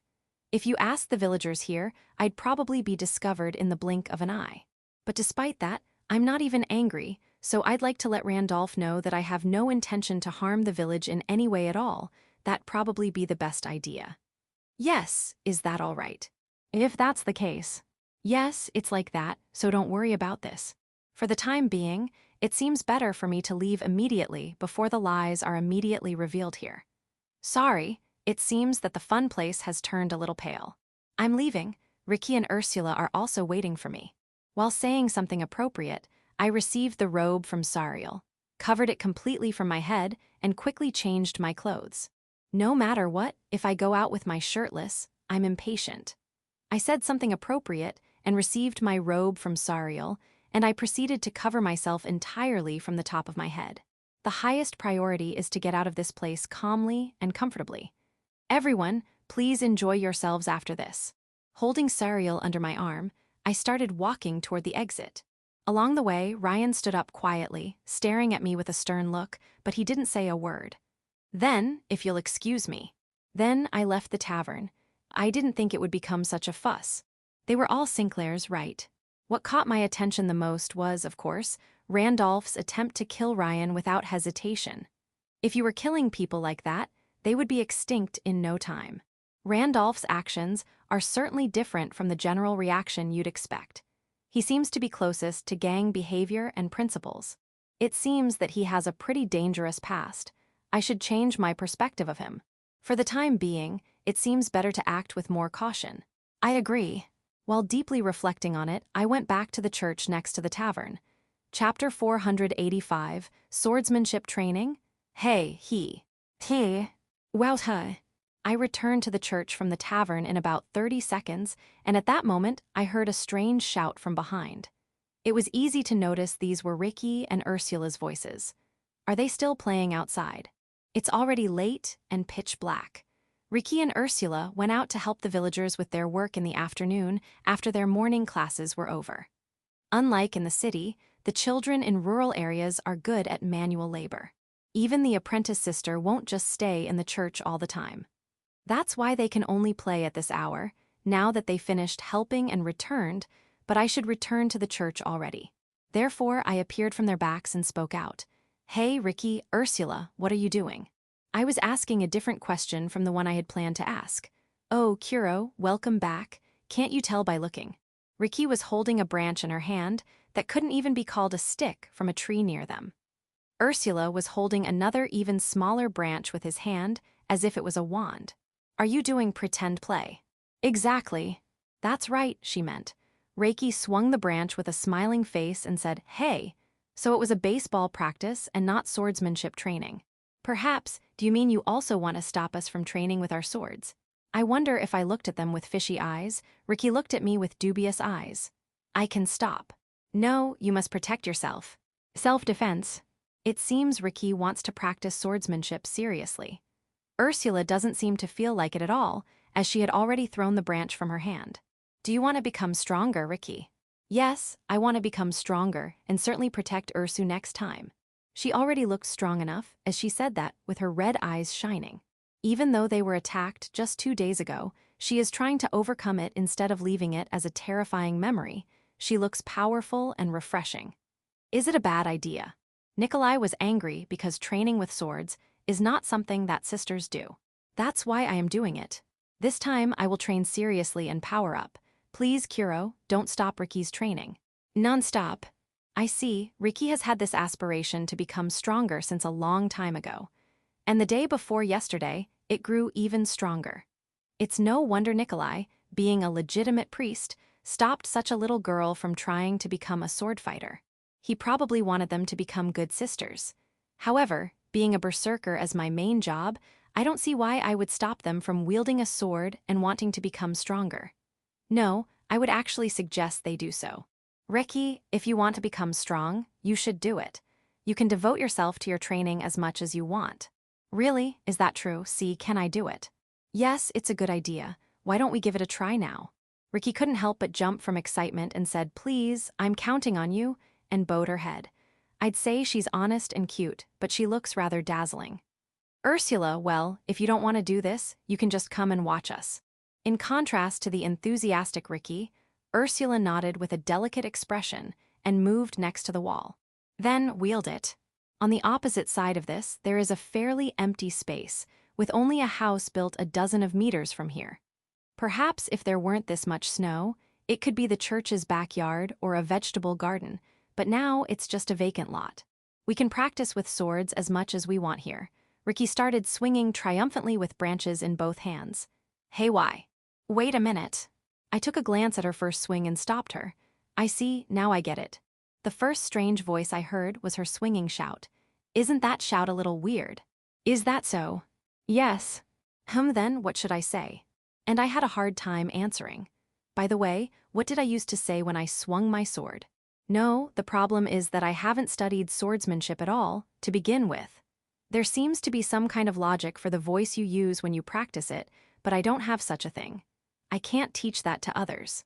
At this point, the fatal flaws in having learned by myself are becoming apparent. A, or hey, is normal, but it's a good idea to think carefully about what kind of voice you can easily make and use. A, or hey, are the most common ones, but it's a good idea to think carefully about what kind of voice you can use comfortably. Okay, Ricky said, and I think it's a fairly appropriate answer. I feel like I'm just telling lies lately. Hey. For the time being, Ricky is using hey, and her shout improved. She started swinging again. After seeing it several times, I noticed something, that it was a terrible practice. Ricky, have you ever been trained in swordsmanship before? No, there's no way that could have happened. The only children who can be trained with swords are aristocrats or at knights' houses. I see, it makes sense. Swordsmanship is less useful in everyday life than literacy or math. It seems logical that there is no place to practice it. Then it's only natural that Ricky, who hasn't received any kind of instruction, is just swinging the sword like any other child. However, once again, my style of swordsmanship doesn't let me give accurate advice. I think I've been wielding my weapon just by maneuver experimenting.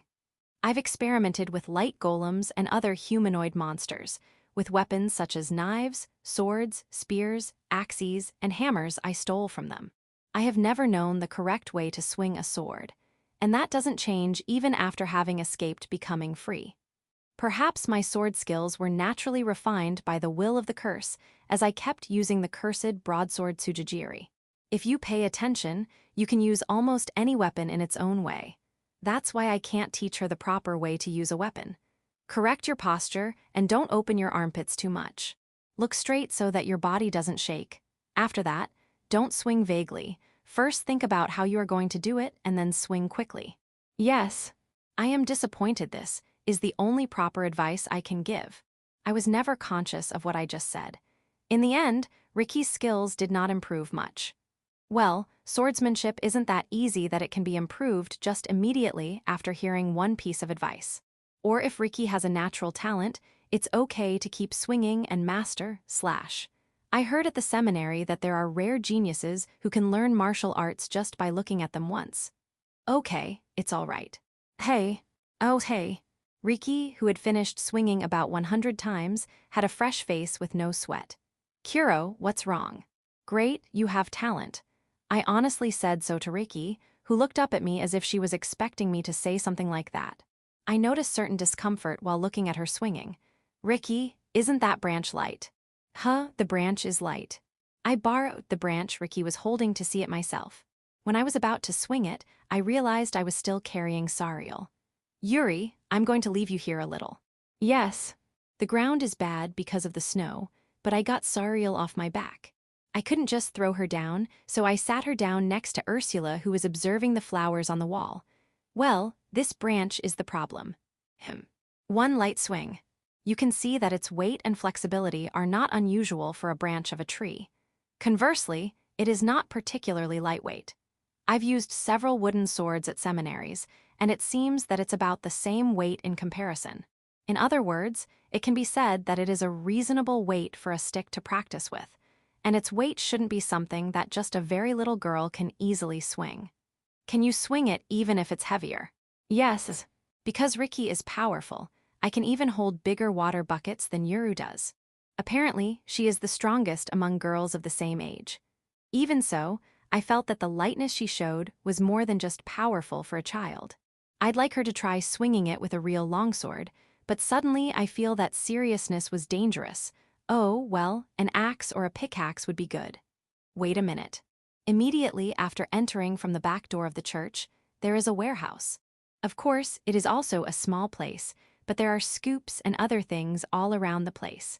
Most of the farmer's essentials are also available here. I immediately found the tool I was looking for. I picked up an axe and returned quickly. Try swinging this one. Huh, can I? Her reaction is probably because Nicolay said it was dangerous for children and asked her to never touch these tools. It is a correct judgment for a guardian. I can see that the previous priest was a person of character. Handle it with care. If it's too heavy, don't try to force it. It's all right, I'm good with this much, right?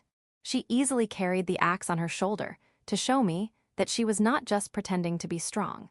Okay, then try to swing it. Avoid cutting your legs out of momentum, be careful. Yes.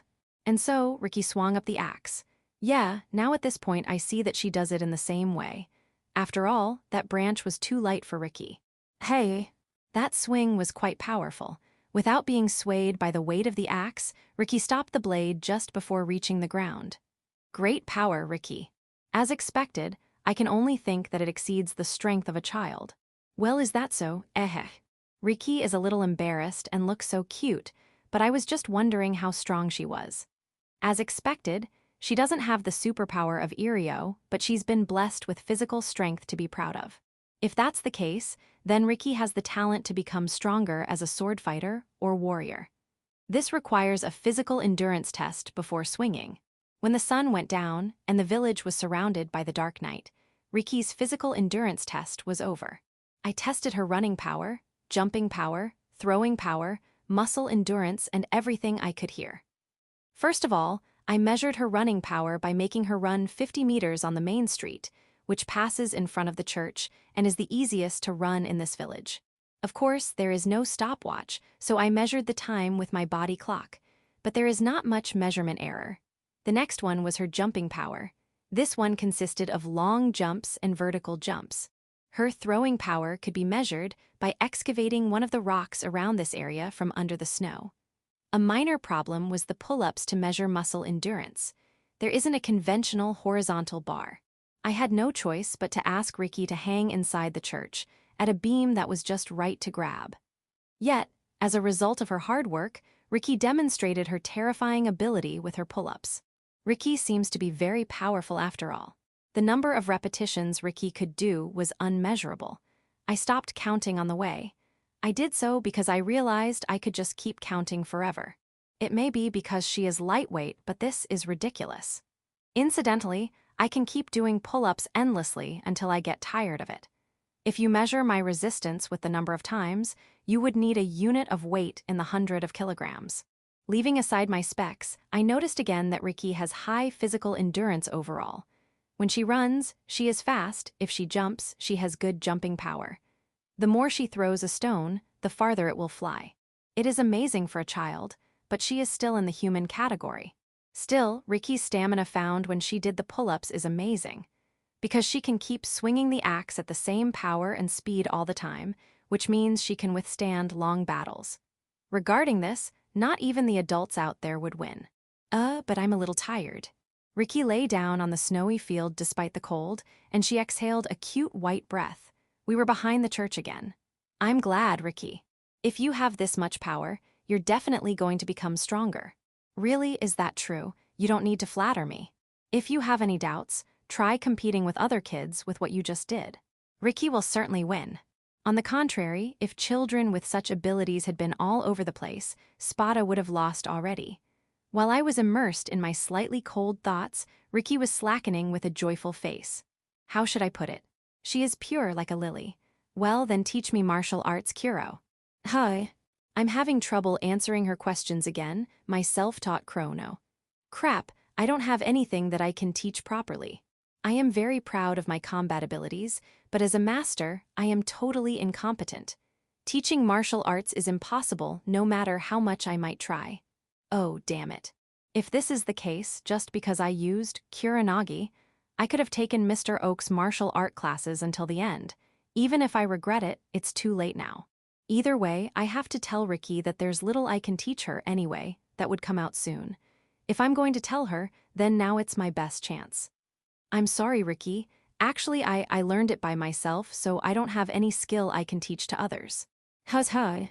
Even when you're so strong, Kuro, you defeated that bad soldier by yourself. Yes, that's right. But the techniques I use are a bit special, and I have no idea what another person other than me should do to use it. Oh, I see. Her expression changed completely, and she seemed as if she was about to cry. I almost cried too. I'm sorry I couldn't meet your expectations. The only thing I can do is a simulated battle. So you're going to have a simulated battle with me. Well, you can do as much as you want, as if you were fighting a real one. Of course, you can even go easy on me too. I want to try it. Riki wants to give it a try. Let's do it. She really got into it. Perhaps Riki is completely bored of this practice where she just swings. Well, it's not fun. It's such a repetitive practice. Even more so, it's hard to convince yourself that it's helping in some way. In that respect, a simulated battle where you can actually face the opponent would be more interesting, because there are movements and changes. It's already dark today, so what about tomorrow? Just a little. Dinner is not ready yet, so it's all right. Ursula and Sariel went back to the church first, because I was interested in testing Riki's abilities. I felt sorry for Ursula, but she had supper prepared by herself. It's so dark, will you be able to see anything? Riki, can you see even when it's dark? It's amazing how good she is even at night. Riki has excellent specs. I think she's actually a werewolf. That's what I think when I see her dog-eared hairstyle. Okay, then just a little. Yes. Riki and I faced each other in a corner, where a small lamp dimly illuminated the back corner. The first branch I could get was the one that Riki used before. Its length was a little shorter than a normal longsword, good enough to use for this practice. On the opposite side, Riki has an axe that I got out of the warehouse. As it's not me who is wielding that dangerous weapon, I wrapped a cloth around the blade, considering a minimum of safety for the time being, as there is nothing else we can use. Bring it on. I'm going. Fire. It was a fake battle that started like that. But of course, Riki is powerful but doesn't use any technique. It feels like I'm playing a sword fight with my own kid, and so I'm treating it with moderation. I evaded the swing of the axe, which would hurt if it hit, and occasionally parried her fiercely swung attacks with my branch. And when I saw a particularly weak point exposed, I gently hit Riki's body with the branch. Dinner is ready. Shortly after, Ursula came to call us. Just a little more, a little more. Let's leave it here for today. We can try it again tomorrow. Well, I guess we can do it next time. Riki seems to be completely absorbed in this simulated combat, and she seems to have had a lot of fun. Well, it's good that kids move and play with all their might. I'm not sure if this really is effective as practice, but if she's so happy, I don't think it's a bad idea. For the time being, let's find out if there is a wooden sword tomorrow. Chapter 486, Letter. Gloom Moon Day 28th, right after the morning prayer. So, they finally came, huh? The Crusaders came to the 202nd colony yet again. 3 cavalries had appeared. Judging from their lightweight armor, they're probably here as messengers. Good morning, knights. What business might you have here, so early in the morning? It was of course the village chief Randolph, who immediately attended to them as soon as they came. We'd like to inquire about the village a bit. Could you lead us to the chief? I'm the chief, Randolph. What? The village chief here is supposed to be. Due to some circumstances, I'll fill you in on the details, please follow me. The captain, a bearded middle-aged man thought to be the oldest of the 3, got off his horse and followed Randolph to the church. The place they were guided to was the same room I used at the time of negotiation as well. Only Randolph and the captain entered the room, leaving the other 2 cavalry to guard outside. Before getting into the talk, he instructed to steer off the people from the area, making the villagers get back to their usual work. However, that won't work for me. I decided to concentrate on gathering information, which is my original objective, rather than doing the morning classes in the chapel. In other words, I lurked outside the room to listen in on their conversation. First of all, let me ask you about the circumstances which led to the change of chief. Yes, the former mayor, he, very unfortunately, was attacked by a monster and has passed away. Loud and clear. The conversation inside the room did not escape my ears. Incidentally, I also got Sariel with me, and considering her physical specs, she should be able to hear the conversation as well. That armored bear was extremely big, and it just went on a frenzy. There had already been several casualties. Among them was also Nikolai Priest and 2 knights who were stationed there. What the damage was that big? The knights had immediately rushed to the scene on notice and spectacularly succeeded in fending it off as well, but they were both hurt badly, and I felt relieved seeing Randolph's acting as he started tearing up. If he had leaked my identity here and asked the knight for help, I would have had to leave the village. Worst case scenario, I'd have had to kill the knights and Randolph. Even I would prefer to avoid killing off people I have come to know, as much as I can afford to. If it is such a dangerous monster, our army should send a subjugation party as well. No, that would not be necessary. They had wounded the bear deeply, so even our men will be able to do something about it. You need not be bothered by it. I see, that would be helpful for us as well. I see, is the war perhaps not progressing too smoothly? I can't give you any details as that is confidential info, but I'll just say that we can't afford to let our guards down at the moment. I went too far, pardon me. It would appear the Crusaders do not intend to publicly announce their defeat yet. It will still be a little further ahead for the remnants of the defeated army to come back. But in that case, will it take some time to send more knights and priests to this village? I will report the damage dealt by the armored bear, but sorry, it would be best to not expect much. No, it is wartime after all, we can't help it. Good, if no priests or knights will be dispatched for this village for a while, then my position here is safe for now. I did succeed in infiltrating this far, it would all go to waste. I do want to buy some time, at least until the snow starts melting. By the way, did Sir Mashram come to this village the other day? I see, so that's the main topic. The young noble has gone missing, so of course, there will be search parties. Sir Mashram? No, I've not seen him since being appointed to the 203rd colony. You do know hiding any info won't do any good for the village, right? Why, yes, of course. There is no reason for us to hide such a matter. Sorry, Chief, I did not mean to threaten you. It's just that I can't tell you the details, but we had inadequacy in our messenger, and Sir Mashram has left the base. I see, I understand. Inform us immediately if you are to see him. Yes, of course. Whether Randolph's once-in-a-lifetime performance was successful, or whether the captain did not expect eyewitnesses at all to begin with, he let go of the topic quite easily. I'm sorry for the sudden visit, we shall take our leave with this. Not at all, please, take some rest before leaving. We're in the middle of a mission, you see. We need to rush to the next village as well. And like that, the 3 knights left the village as quick as they had arrived. It is impossible to decipher whether he was actually searching for Mashram, or whether he just did it merely for formality. Either way, Randolph managed to get through without causing any extra suspicion from the Crusaders to the village. "Thank you, Mr. Randolph." I spoke to him outside the church as the knights left. "No, it is us who are saved." Is he saying that 'cause the knights did not inquire further?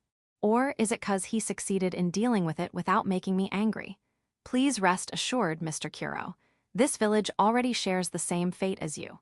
After all, even if the villagers are innocent, it is undeniable that Mashram and his party have been annihilated due to this village. He has to keep it hidden no matter what. For the time being, it seems he was able to skillfully hide it. But let's stay on alert. And just after lunch, an unexpected second group of visitors had appeared. "The peddler is here." "Oh ho. That was faster than I expected." "Yeah, I thought it would take till the new year, but it seems we're in luck." The second group of visitors to the village was a group of more than a dozen people, accompanied by 3 large wagons. Their main products were food and daily necessities. The villagers gathered around and began evaluating the goods. I did not find anything too rare there, considering I did come from a large city like Spada. However, I carried Sariel as usual and jumped into the New Year bargain sale crowd. Well, nothing too valuable here. "Brother, it seems they are dealing with weapons and such in the last carriage." "Okay, let's go." Looks like the first carriage is loaded with groceries, and the second one in the middle is loaded with miscellaneous goods. The villagers, mainly women who take care of the kitchen of the house, are gathered here in large numbers. As Sariel showed, the third carriage at the end seems to be loaded with battle-related equipment. As this is not directly connected to daily life, the crowd here was relatively low compared to the previous 2 wagons. "Hey, priest, are you shopping as well? Please come have a look." A small, fat merchant started talking to me. I can tell he's still young judging from his facial features. His age might be close to mine. "Well, we probably don't have anything useful for a priest, but please take a look."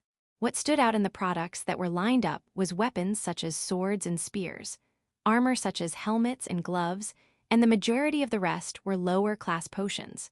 True, they don't seem to have anything a priest would want. That said, I'm not looking for a new Bible or a new rosary, so it's not a big deal. "Do you have any scrolls?" "Yeah, we don't have many different kinds, but we do have some. Let's see. I wonder where it was." The merchant went fishing for scrolls at the back of the wagon for a few minutes. He came back, holding a wooden box with both hands. "This is all we got." I thanked the merchant and began evaluating the product immediately.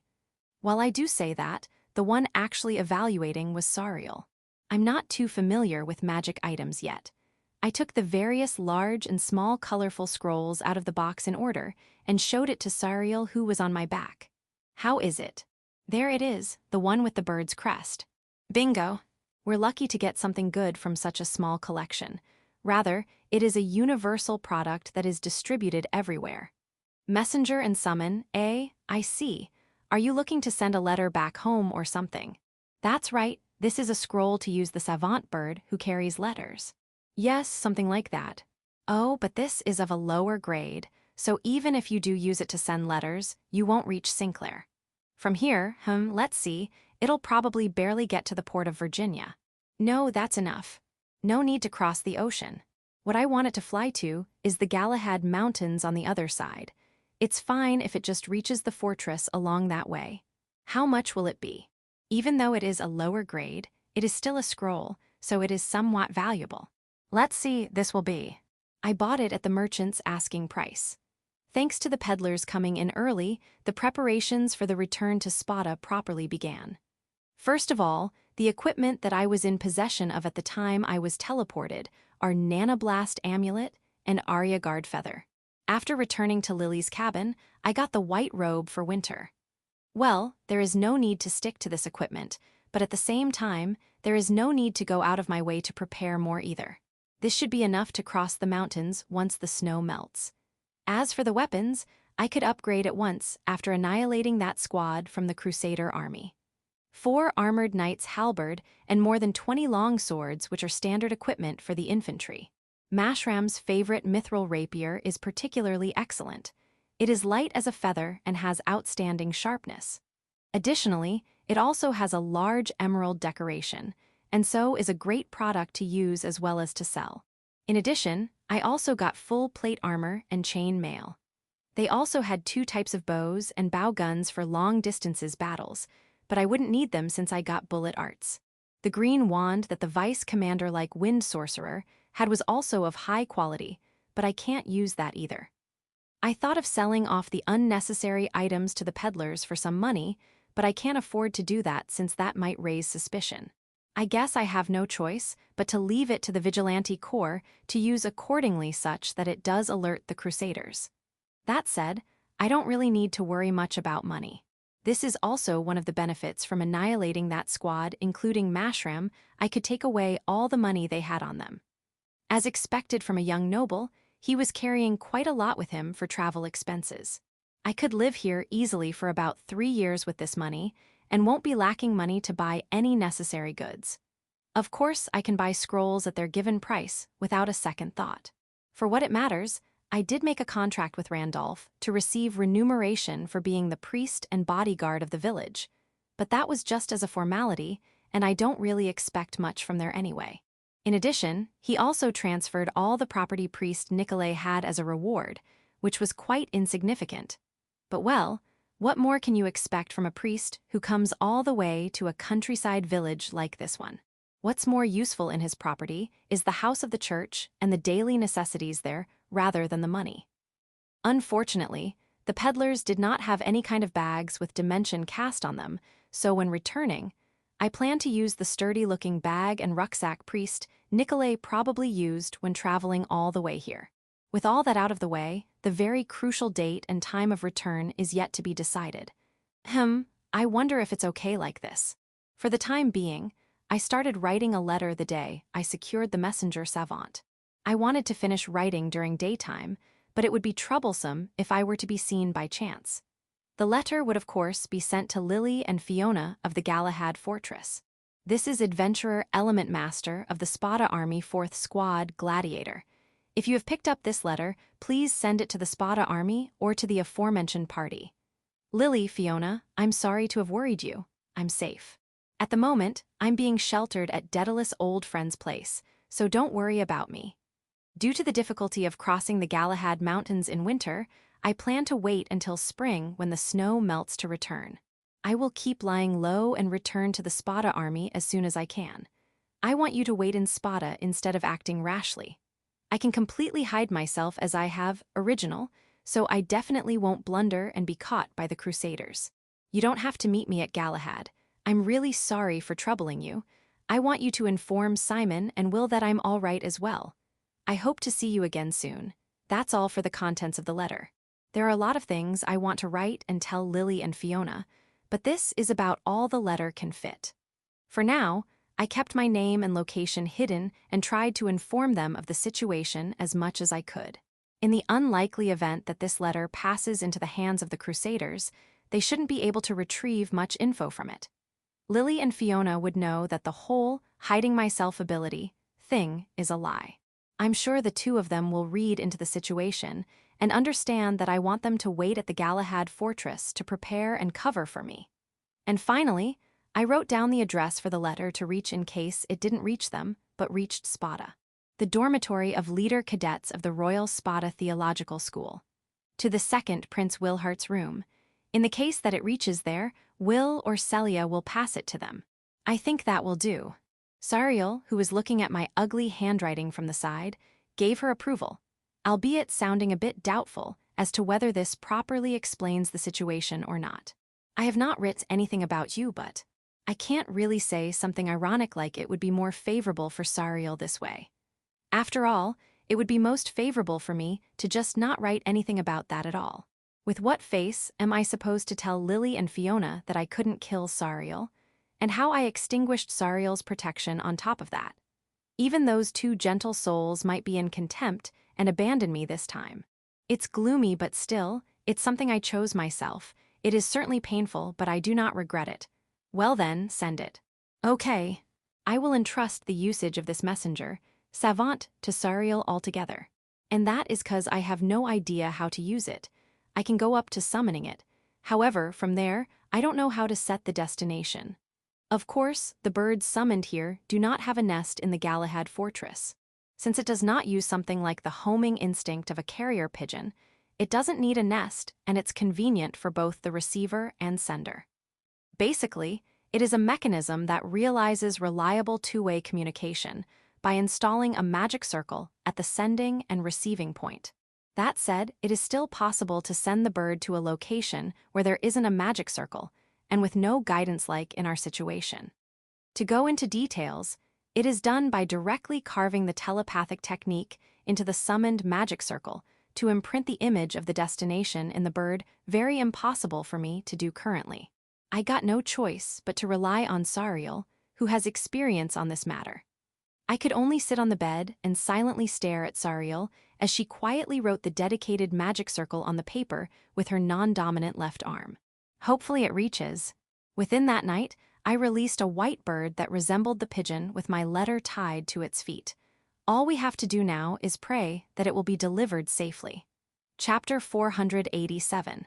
Secret Talk. Gloom Moon Day 29th, the dawn after sending the letter. Without any sudden visitors like yesterday, the day had gone by free of incidents. That said, I'm still clumsy at being a priest without Sariel's help. Let's go, fire.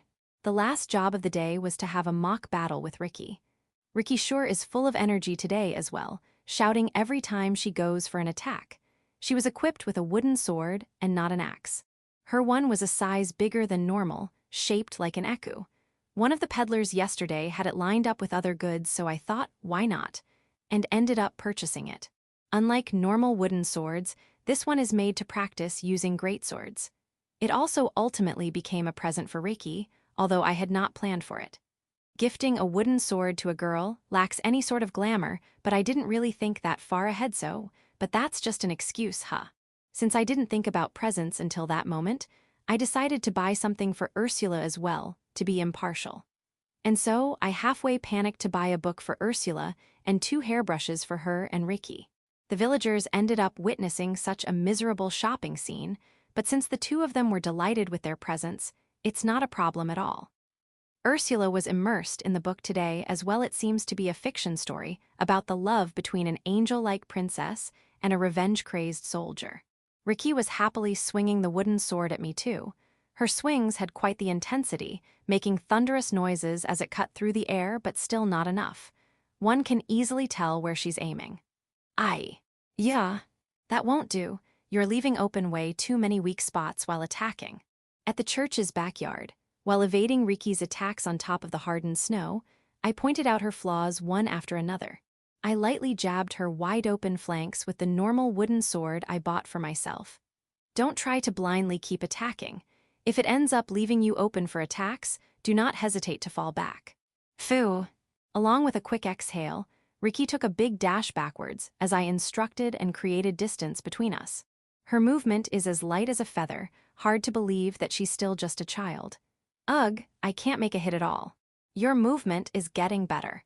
You just need to get used to swinging a sword now. And that's not just me flattering her. Although not much, Ricky's attack patterns were definitely getting better. On the first day, she fought like a kid playing sword fight, but during yesterday's mock battle, I felt her movement was very clean for a moment.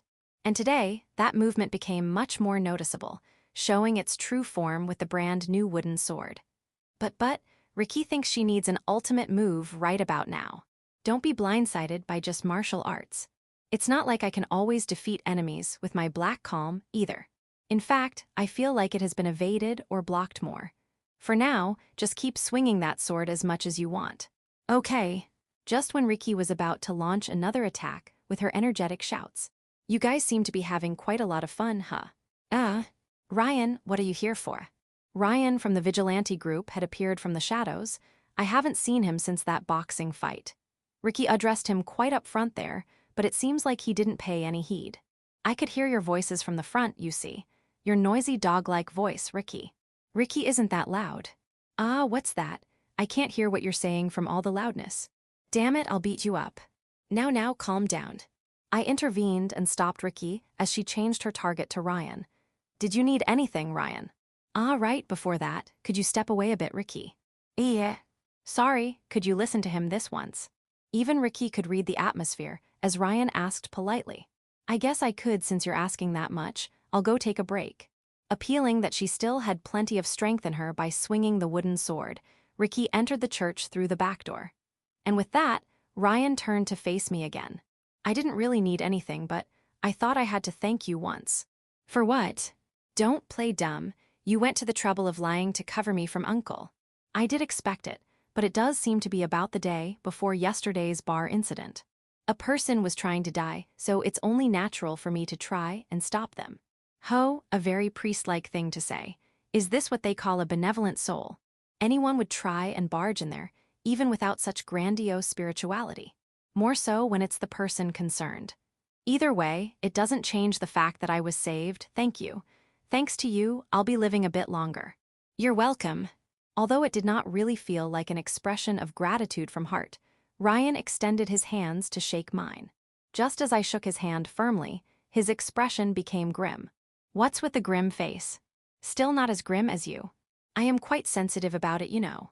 Ryan laughed. I mean, I wasn't joking, though. To be honest, I can't bring myself to trust you. That's a given. Just 'cause I ended up saving his life doesn't get rid of the fact that I am still suspicious and could be dangerous. If push comes to shove, I'll stop you, even if I die. So please don't make any blunders now. It was more of a wish than a warning. Ryan probably understands the absolute difference in strength between us by now. He won't be able to make a dent even if he came at me with resolve to die. And so, he probably has no choice but to wish. Please, rest assured, I've just been employed for a short period of time. I'll be leaving the village very soon. Uncle did tell me about it, for what it matters. I'm still part of the vigilante group, after all. You picked a fight quite easily despite that. Idiot, of course, a test of strength comes first. If you were weak, I'd have driven you out of here already. I ended up riding the wave there, but it seems Ryan had his own line of thought.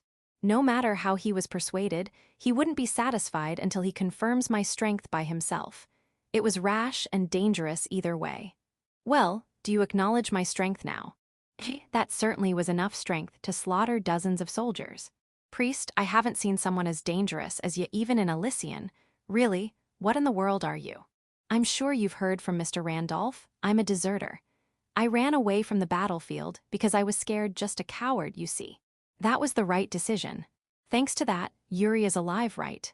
God damn it, that's the only part you're right about. Will that be all? It would appear Ricky is getting restless to restart her mock battle. I could see Ricky peek at us, with half her head showing from the back door.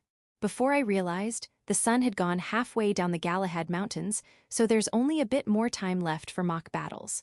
Ah, right, could I join in as well?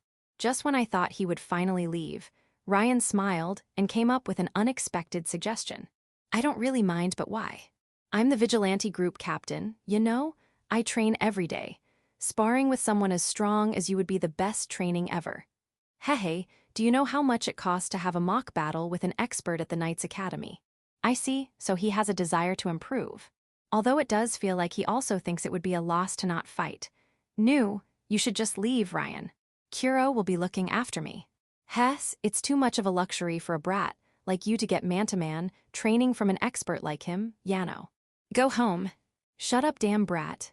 Putting me aside, it seemed like the two of them were about to start a real battle instead of a mock one, to which I put the brakes on. Without making them wait for their turn, I suggested a perfect solution which would make both of them satisfied. Well then, would you both like to fight me at once? After a good workout, I had some good food. And by crawling into a warm bed, I could put the lid on a very fine day. However, Ricky has yet to float away to the dream world. Hey, Yuru.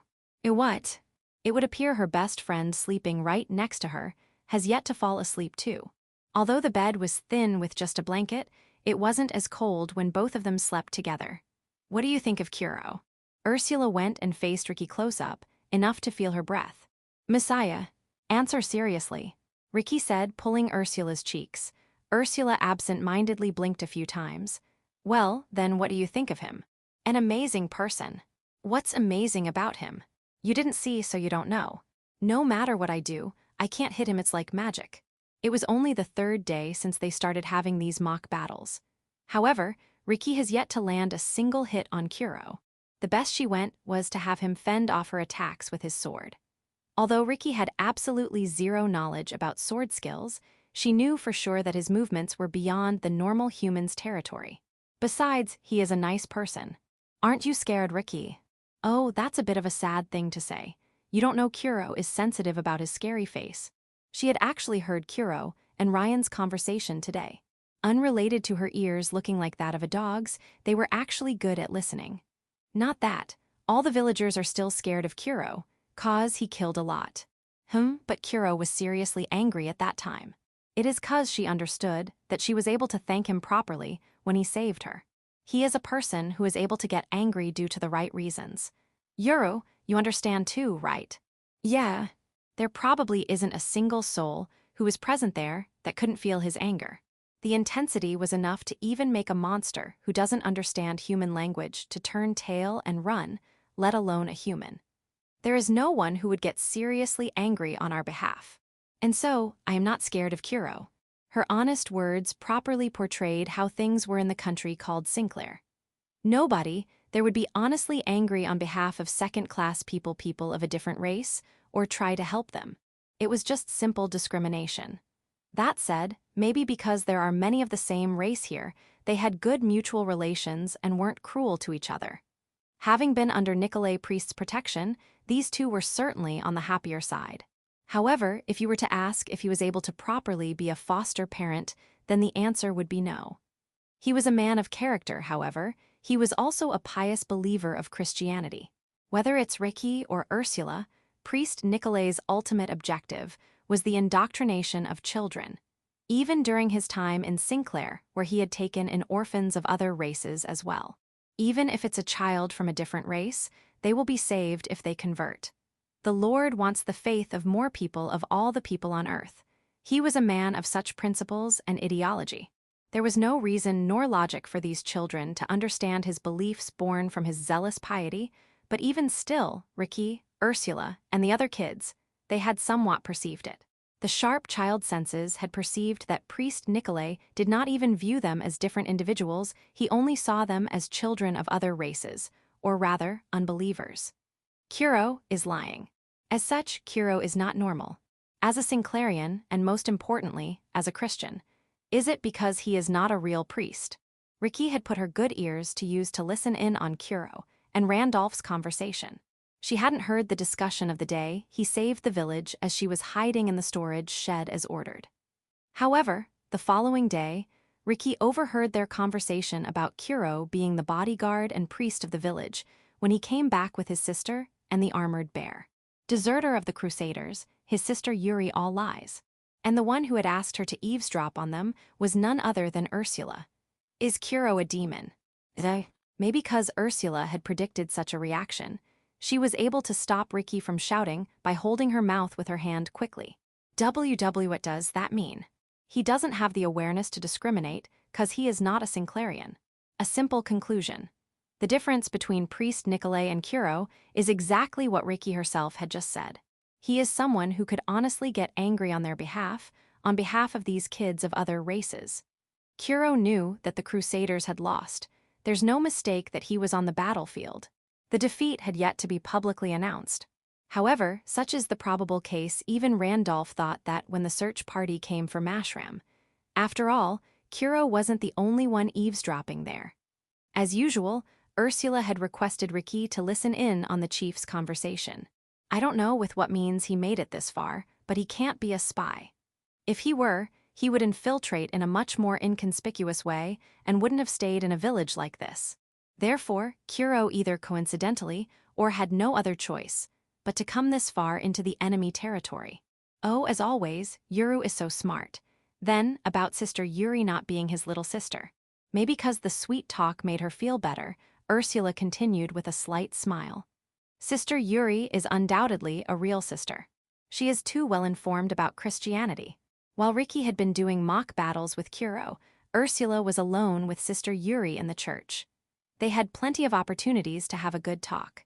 Then, Kuro is of a demon race, and Sister Yuri is a sister, With a wider smile this time, Ursula declared with confidence, "Forbidden love, the two of them are eloping." Wow, Ricky exclaimed, blushing. It seems Ursula was blushing a bit as well. It was embarrassing, or rather, a bit stimulating for them. Kuro is gallantly taking care of Sister Yuri. That is most definitely the work of love. For example, during mealtimes, Kuro doesn't care if his soup gets cold, he always makes sure Yuri eats first. Although unaccustomed and clumsy, Ursula could not help but feel love from his act of eagerly feeding Yuri first. It was something more than just the sense of obligation or kindness.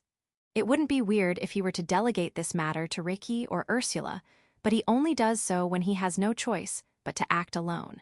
He takes on all kinds of duties of taking care of her, as if taking care of her was his and only his duty. It goes without saying that that applies to not only washing her body and going to the toilet with her several times a day. A normal woman would feel reluctant to have her own husband do these tasks for her. However, Yuri does not show any sign of displeasure and accepts it with an indifferent expression. And that is truly proof that she also dearly loves Kuro. Ooh, yes. Although it had only been a few days, upon Ursula mentioning the acts out loud, Ricky recalled such instances throughout the day for the past few days and increasingly turned red, turning and twisting inside her blanket. I wouldn't have realized either if I hadn't read that book. Ursula's vision went towards the book with a flower bookmark put beside her pillow. The very book Kuro gifted her a love story. She had already finished reading it once the day he gifted it to her. The bookmark in it now was for her second time reading it. I learnt what exactly is love from this. Love is something really wonderful. You won't really come by such entertainment material, often in the orphanage.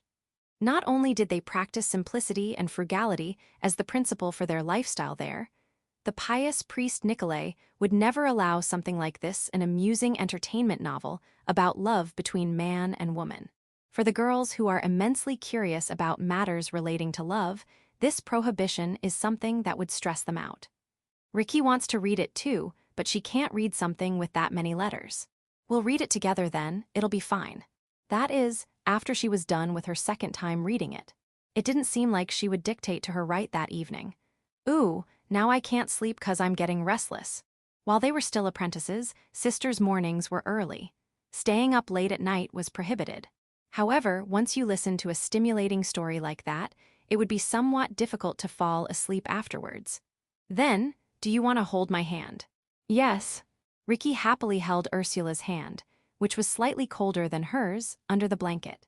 And for a while, the two of them had closed their eyes, shut their mouth, and stayed still. But Ursula ended up muttering something out of nowhere. Hey, Ricky, do you think, even if Kuro gets to know about my curse, he will be kind to me? There was no reply from her friend. What could be heard was only the sound of peaceful, slow breathing. Good night, Ricky. Ursula gently let go of Ricky's hand and finally drifted to sleep herself. And around that time, summer was just starting. Ah, right, they don't have ice cream or shaved ice here, so I had to make ice pops myself. The ingredients are fruits and sugar. If you can use low-class ice magic, it will be possible to make some right here. Would be very appropriate. Right, it turned out pretty well considering we didn't plan it. Compared to cities, the circulation of luxury grocery items in a farm village is extremely low. Something like ice pops will be very much welcomed. Yeah, everyone liked it. On the bed, on the same pillow, Sariel and I talked about the past. While it was only the second day of reminiscent talk with Sariel, we had progressed all the way to Ur's village, where life had finally started to settle down. At night, I receive a personal lesson of the Bible from Sariel Sensei, then we both talk about our past and slowly drift off to sleep. The things I learnt during these 2 days' worth of lessons was that the Bible is a compilation book of the events that took place during the Age of the Gods and the ancient time. That said, since it felt like they overly praised their God and appealed that for the most part, I am not really sure how much of it is actually the truth. Although the Crusaders think the whole thing is true. Putting that aside, the structure of the Old Testament and the New Testament is very similar. Of course, the same author didn't write both the books. It's also similar in the way that it's a compilation of all the writings of great famous clergymen of that age. I guess it may be obvious for it to be like that since it's a compilation of old writings. I also had her prioritize teaching me the frequent passages that are needed for a priest. Learning about Christianity's history from the ground up will start from the next lesson. And so, because of making the ice pop, Fiona you know what, let's leave this one for tomorrow. After all, meeting with the witch Fiona was quite impactful. I feel like it would take quite a while to finish if I start now. My turn. We were at the final maneuver experiment, right? Sariel's story was still in the human experiment period. I ran away in the middle of it, but since Sariel carried through till the end, our experiment durations are miles apart. However, from what I've heard from her till now, it isn't that different from the experiments they did on me. It just gives me the impression that they did actual combat training to pile up experience for the most part.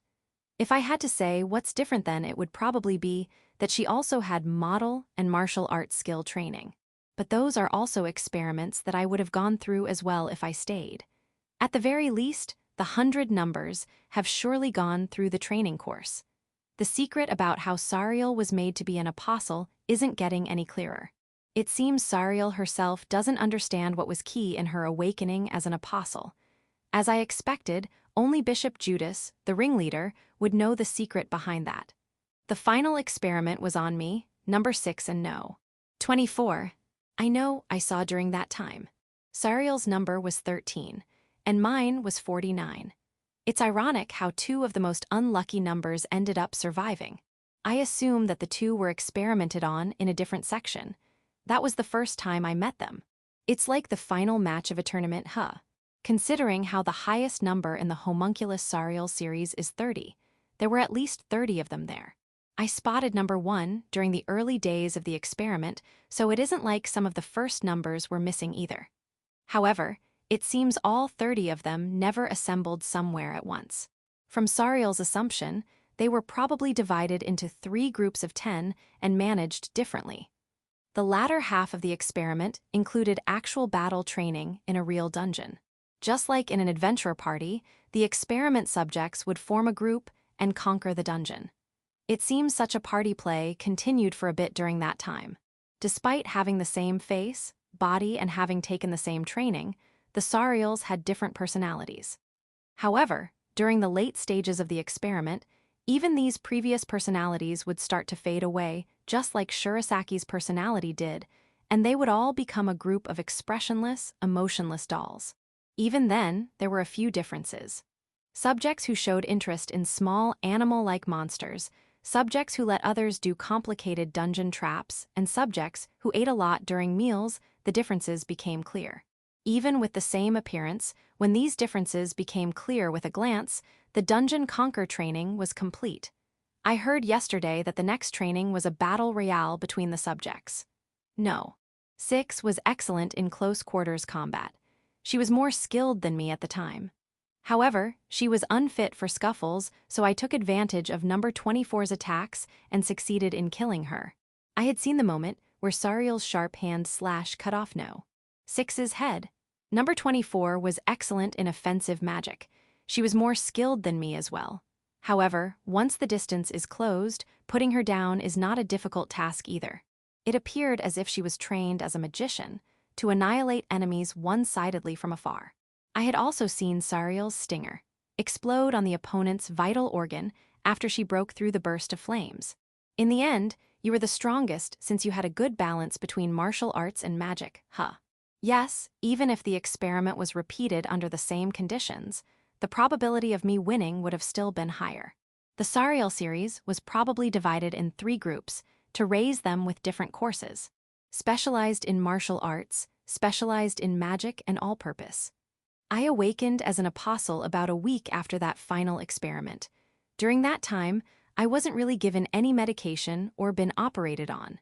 There were no experiments, just the basic vital checks. Other than that, I had passed my days sleeping during that time, so I don't remember if anything happened during that time. Speaking from the divine protection's logic, you probably had fulfilled all the conditions to receive it by then. I can't tell for certain if that last experiment was the key to clear an absolute condition, or if the conditions were cleared during the total 3 years she had undergone training. How did you know you had awakened? I heard God's voice. It seems to be the same as the Black Gods. What did they say? Just one sentence, you will be given the seat of the 7th apostle.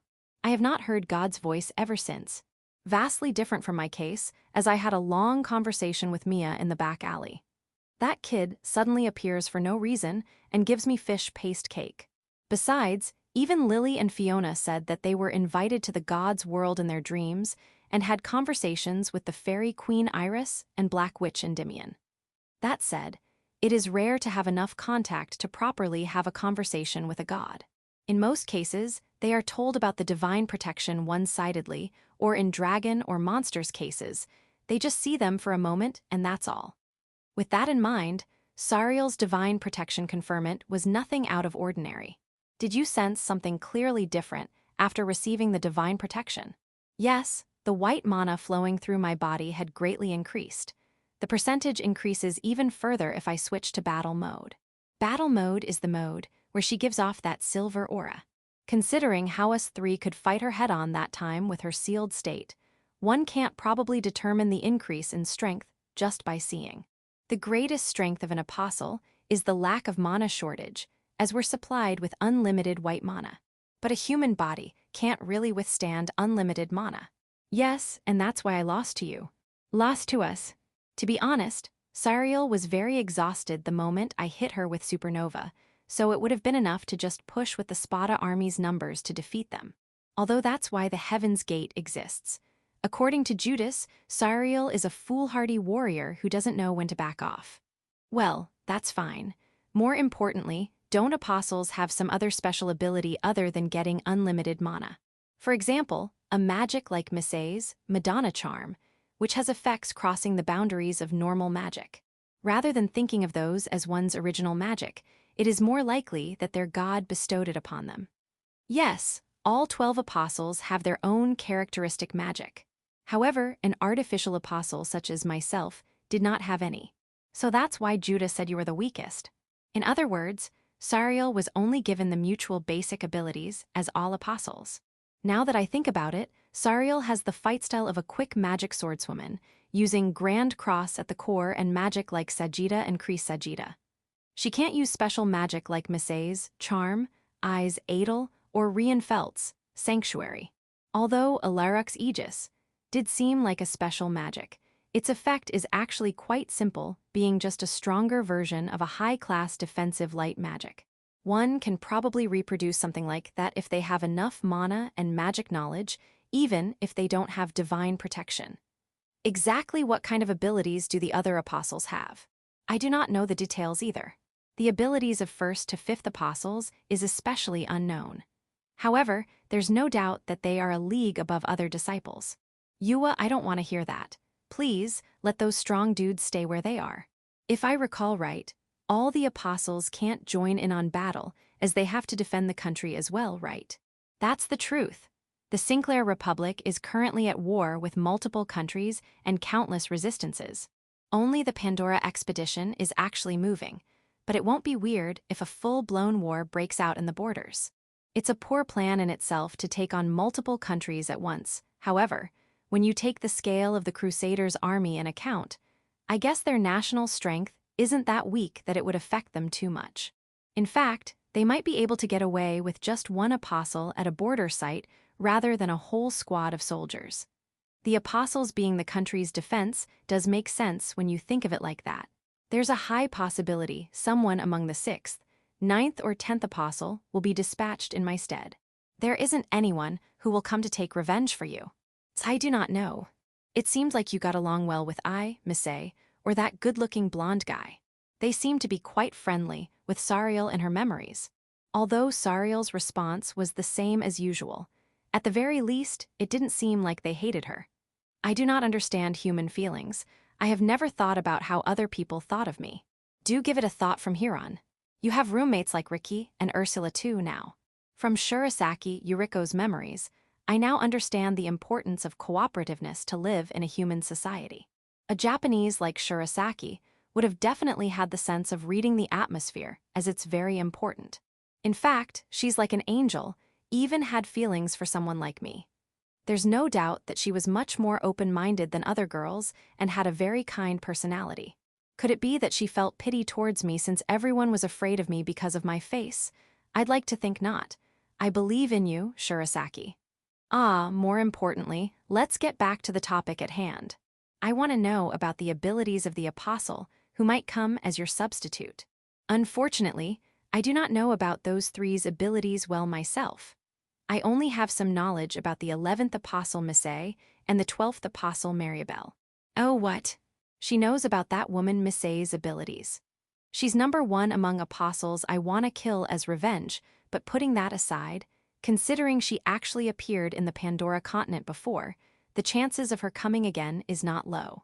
She's next to I in terms of utmost caution needed as they appear in unexpected places at unexpected moments. What are her abilities? She is. Right that moment, a dull sound could be heard. Knock knock could be heard from the church's front door. Oyai oyai, priest, Kuro. With the now intense knocking, a man's shouting voice mixed in. W, what is it now?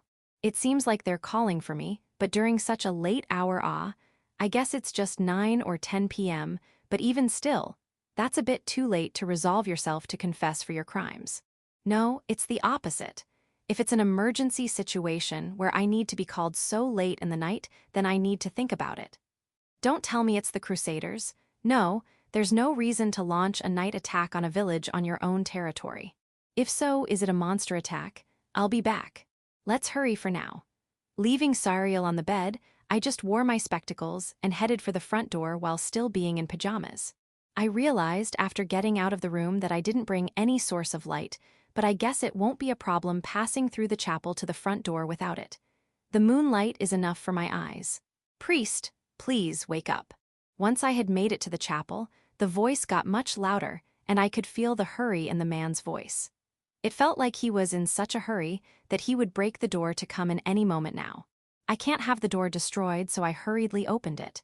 Good evening, what is it so late in the night? I spoke to the man as calmly as possible. Ah, priest, thank God. Please come right away. I do remember seeing this long, thin-faced man before.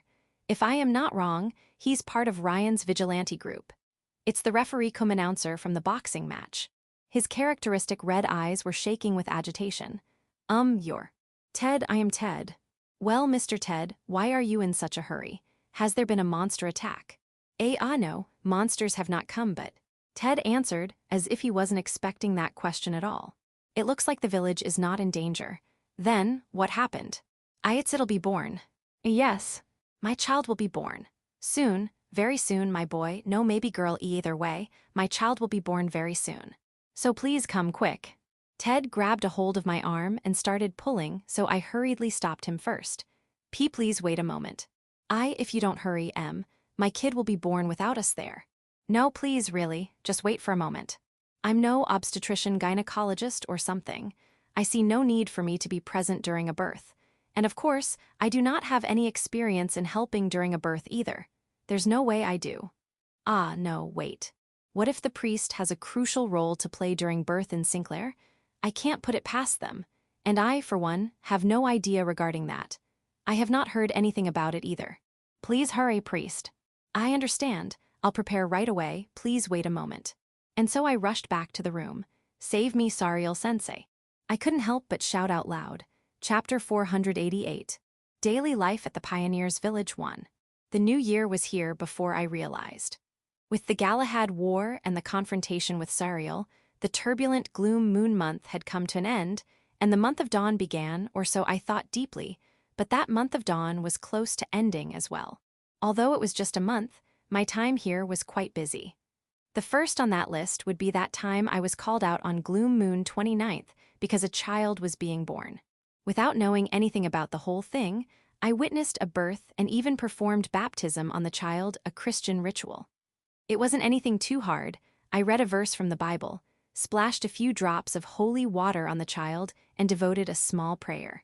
Fortunately, a priest's job during birth ends there and is not involved in any of the actual birth work. With the only Dr. Grandma as the lead, the village's women skillfully pulled it off. After all, by the time I had taken the lecture after excusing myself to get ready and went to Ted's house, a healthy baby's cry could be heard.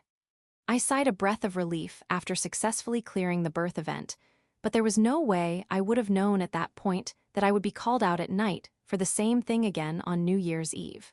Is this village going through an unprecedented baby boom? Putting aside such spontaneous events, The New Year's worship went perfectly well as it was planned from before, and I had studied and prepared for it as well.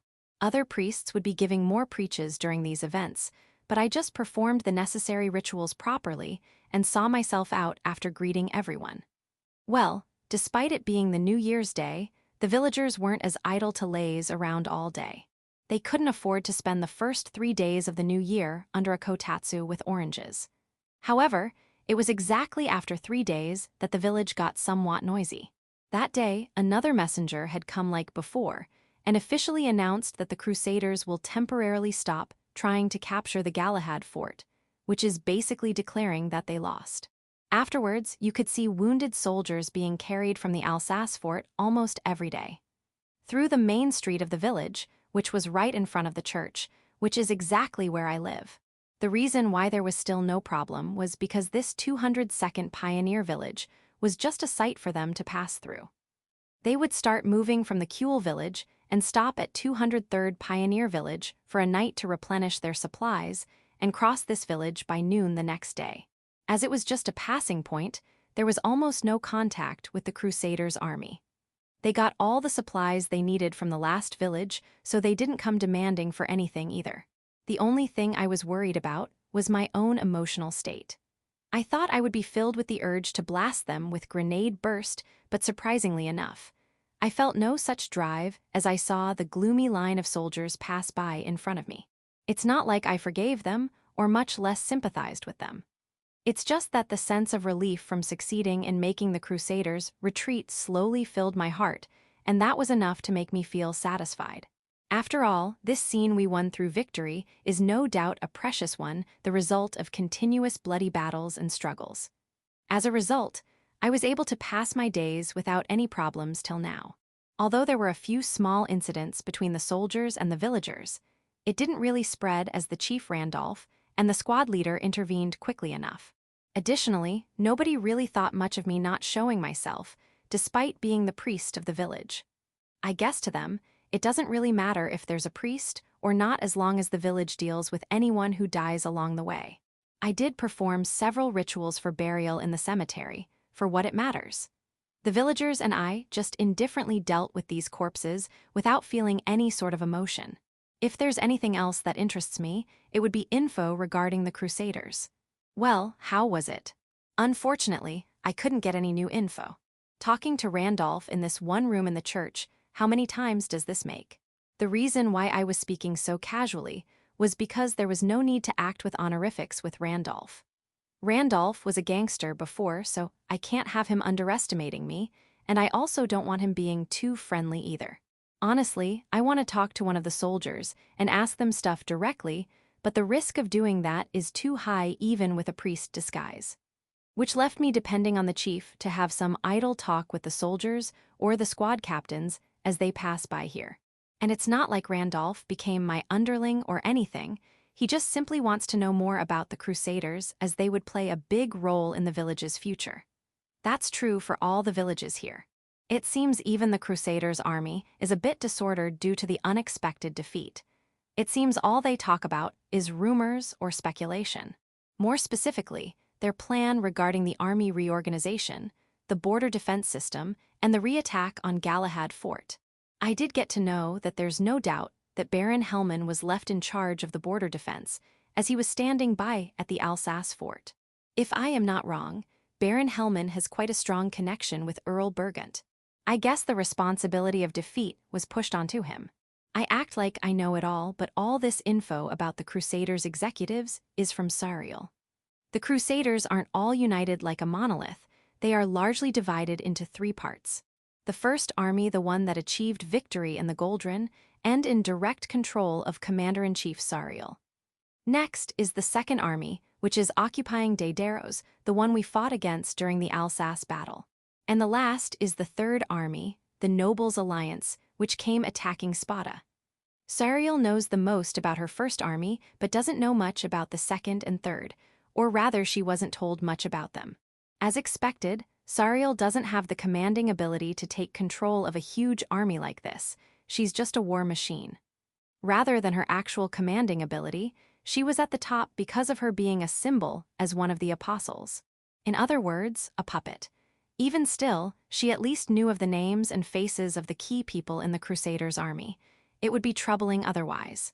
The news that Earl Burgunt died in battle has spread quite a bit too. After all, even villagers like us got to know about it. He died right in the center of the battlefield, after all. You can't really stop people from talking. I didn't see him getting taken down, but I can tell from the situation on the battlefield right before Sariel came and intervened. However, what's more important to me is the apostle, and not the fact that the commander of the Third Army is dead. Did you hear anything new about the seventh apostle Sariel? No, nothing other than the official announcement. Although everyone knows about Earl Burgunt's death by now, it has not been officially made public. However, the Crusaders are grandly announcing about what happened to Sariel. And that is she sacrificed herself to seal a terrifying, enormous demon. I see, that is true. Sariel might have looked like that when she used Heaven's Gate and took me in. Most importantly, it wouldn't look good if the symbol and the greatest strength of the Crusaders' army just fought and lost. That said, it's even worse making it a secret. The well-being of God's apostle is more important for morale than the noble supreme commander for the Crusaders. Although Sariel has not actually died, she did go missing, so it would look better to announce that she sacrificed herself. I see. This interpretation of sealing a demon is convenient for me, though. That is 'cause if the demon is sealed, then the demon doesn't exist anymore. In other words, there's no need to search for me. Although my black hair and black-red odd eyes with my terrifying appearance do stand out a lot. If found out, I'll probably be put on a wanted list as the sworn enemy who killed off an apostle. I need to be cautious and stay concealed going forward too. I'm sorry, but I have an appointment after this. Is this fine for today? Yeah, me too. It's almost time for training. With little to no result from the information exchange, Randolph and I left the room. It's about 3 in the afternoon now. The men of the village should be returning from lumbering right about now. Ricky's training usually began late towards the evening, but after Ryan joined in, Ted and a few others from the vigilante group also joined, and now it's sort of a large training program with almost all the vigilante members. Well, this allows me to at least work a decent amount, and I also would like to avoid getting my body dull by not exercising enough. Now then, let's do our best today as well. The men's energetic yelling reverberated in the center plaza of the village. What played out before me was these men trying to hit me with their wooden spear, the tip of which was wrapped with a cloth made specifically for mock battles. Although it wouldn't be fatal if it hit, it would still hurt. I dodged these with ease and mowed down the vigilante's torso, which was covered with leather armor. Your pursuits are slow. Now is your chance when the enemy is attacking others. There were 2 more vigilantes behind me, equipped with the same gear. However, they were slow in hitting my defenseless back with the spear. I safely dodged the 2's attacks and changed course. Now turning right towards them, I closed in on the spear handle, already in range of my sword. Although I didn't use any martial arts, I quickly dished out 2 slashes with the wooden sword and made them unable to continue. For what it matters, the rule for this is that you're dead if you're hit even once. There's no need to go beat someone up. Guhaya. Ouch. Well, it will hurt a bit if it hits, of course. Even still, seeing the 2 somersaulting on top of the snow in pain, I reflected on my actions, thinking that I might have messed up the power control a bit. Listen close now. As I've said many times before, teamwork is essential for infantry. Don't try to make it into a one-on-one fight. Surround one enemy with 3 people and definitely beat them. I said it sounded all important and whatnot, but of course, I don't know the proper fundamentals of military training. I have no idea how they train soldiers in the Crusaders' army or the Spada army. All I know is how the adventurers' parties fight. And so, even if you don't like it, I have to base my teachings off of that. What I am teaching them is how to do chain attacks in a 3-man cell with your main equipment being the spear and an offhand sword. A strategy where you surround the enemy in the middle of a triangle, then 2 of your allies distract them while you land the final blow. A simple but strong strategy. It wouldn't help in a melee fight, but what I am assuming the enemy to be is rank 1 monsters attacking the village, as the possibility of that is the highest. They should be able to annihilate a leadless group of goblins if they use this formation. Now, if you were to ask me if my teaching is right or not, I couldn't give you an answer honestly. But considering how these vigilante guys have no experience of being an adventurer, having fighting experience like this will not completely go to waste. You say that, but Kuro, you dodge even if we attack you all at once. But of course, one would naturally try to dodge if they're being attacked. Kuro's speed is not normal. If you can land a hit on me, you can more or less land a hit on anyone. Do your best. I answered back bluntly to the vigilantes who were sulking on the snow. Before I realized, I started talking casually with the vigilante group during the training. On top of that, your power is off the charts too, Kuro. Are you sure you aren't stronger than a constructed golem? I did KO Ryan with a single punch. But thanks to that, I feel like I can talk to the vigilante group more freely now. Since most of them are young and close to my age, it's probably easier to feel like friends. Come on now, stand up already. I've gone to the trouble of conducting this training by putting aside my job after all. The vigilantes stood up with a weak response, yes. And that's not just the 3 I knocked down just now, it's also the dozens I knocked down before as well. Now then, come at me all at once again. I can't be bothered to instruct them one by one. And so, these mock battles are with a certain number of people or all of them at once. Me versus the 20 vigilantes. There are 45 vigilantes in this village, but we can't have all of them participate all the time. So there's a rotation in place. All right, I'll definitely land a hit this time. You can count on me. I'll block Kuro's hits with dying resolve. I'll show you my skills with the spear. Oh, the girls are watching after all. As the site for the training was the center plaza, it had turned into somewhat of a spectacle as well. I could see a few girls here and there watching, as well as a gallery of people around the place. Among them, Sariel and Ursula were also watching from the church window. Maybe because of this, they really get pumped up when doing mock battles with me. It's good to be vigorous, but I need to deal with you seriously even though this is practice. I have no reason to get hit on purpose, and more importantly, it does act as practice for me as well, to fight against a group of people. Now then, let's go. With each of their spears in hand, the vigilantes charged at me with quite the force. At first, they just charged at me and ended up getting crowded by themselves, but now they are aware of their roles and are cleanly surrounding me from all 4 directions. Their charging pace matched up as well, and they didn't end up mistakenly hitting each other like before. They were definitely learning the fundamentals of working together. All attacks converged on a single point me. Being honestly happy with their progress, I decided to jump up in the air to dodge the attacks first. Oh. I ended up muttering that out as the moment I jumped up, higher than a person's height. A few wooden swords came flying at me as if they aimed for it. No, they definitely aimed for it. I did dodge their attacks by jumping before as well after all. They probably started making counter strats. Throwing your sub-weapon towards the enemy, a simple yet effective strategy. However, as an anti-air attack, it's still not enough. I could easily sweep them off the air with a slash of my own wooden sword. He deflected them. Prepare your spears, he's coming down. Their reaction was pretty quick. They quickly determined my landing spot and took formation there to pierce me as I tried to land. I would have normally landed right there and turned it into a melee fight, but let's go with a different plan this time. I fended off one of the spears with my wooden sword and took a step on his shoulders. Immediately upon making contact, I took another leap. I broke away from the 20-men formation at once with a leap. It's that overhead dash I performed that one time to break through the heavy night. Oi, are you for real? Now that I had landed on the other side at once, I started a reverse sweep and cleared through the formation. They still had a circular formation going on, so I went around the outer circumference and sliced past them.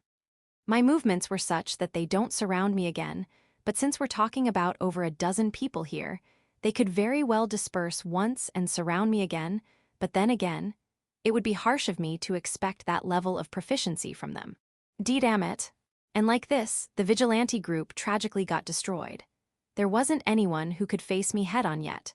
Once the formation was broken, there wasn't anyone who would come with a counterattack properly, or so I thought. Aurea, the fight isn't over yet, priest. The one who appeared before me with a war cry was an armored knight wearing silver full plate armor. The vigilante leader, Ryan. He shouted with strength as he swung down the extra thick wooden spear from above. Break.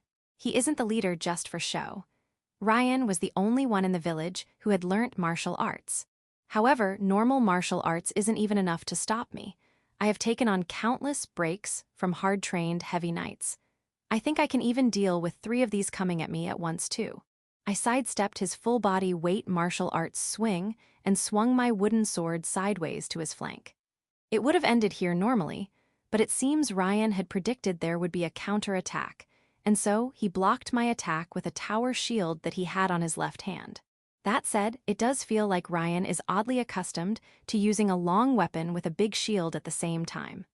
Unlike just a sword or spear, properly using such a combination is hard. In the first place, the reason why he's using these heavy knight equipment is 'cause I simply didn't need them.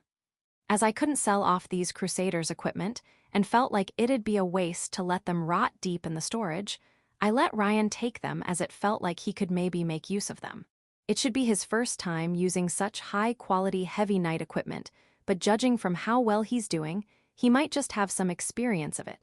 While having such doubts in my head, I tackled right into the large shield and sent Ryan flying. Ew. Even covered with full armor, Ryan's weight wouldn't cross 200 kilos. Considering my strength, it's still pretty light and easy to send flying. Although he floated in the air for a bit there, he quickly braced for landing and stood back up, which I do think is impressive. However, it ended up breaking his stance. If I were to attack his open torso in a flash right now, he surely wouldn't be able to defend. Fire. But at that moment, someone else barged in, not letting me go for the final blow. It was just behind me. She came cutting through the air on top of my head with intense force. Quite the timing, Ricky. I turned around and did a quick slash. In front of me, Ricky's large-sized sword and my wooden sword crossed in the air. A very familiar creaking noise came from the clash, but soon after, another familiar but unpleasant squeak was heard. It seems my wooden sword has gone past its limit.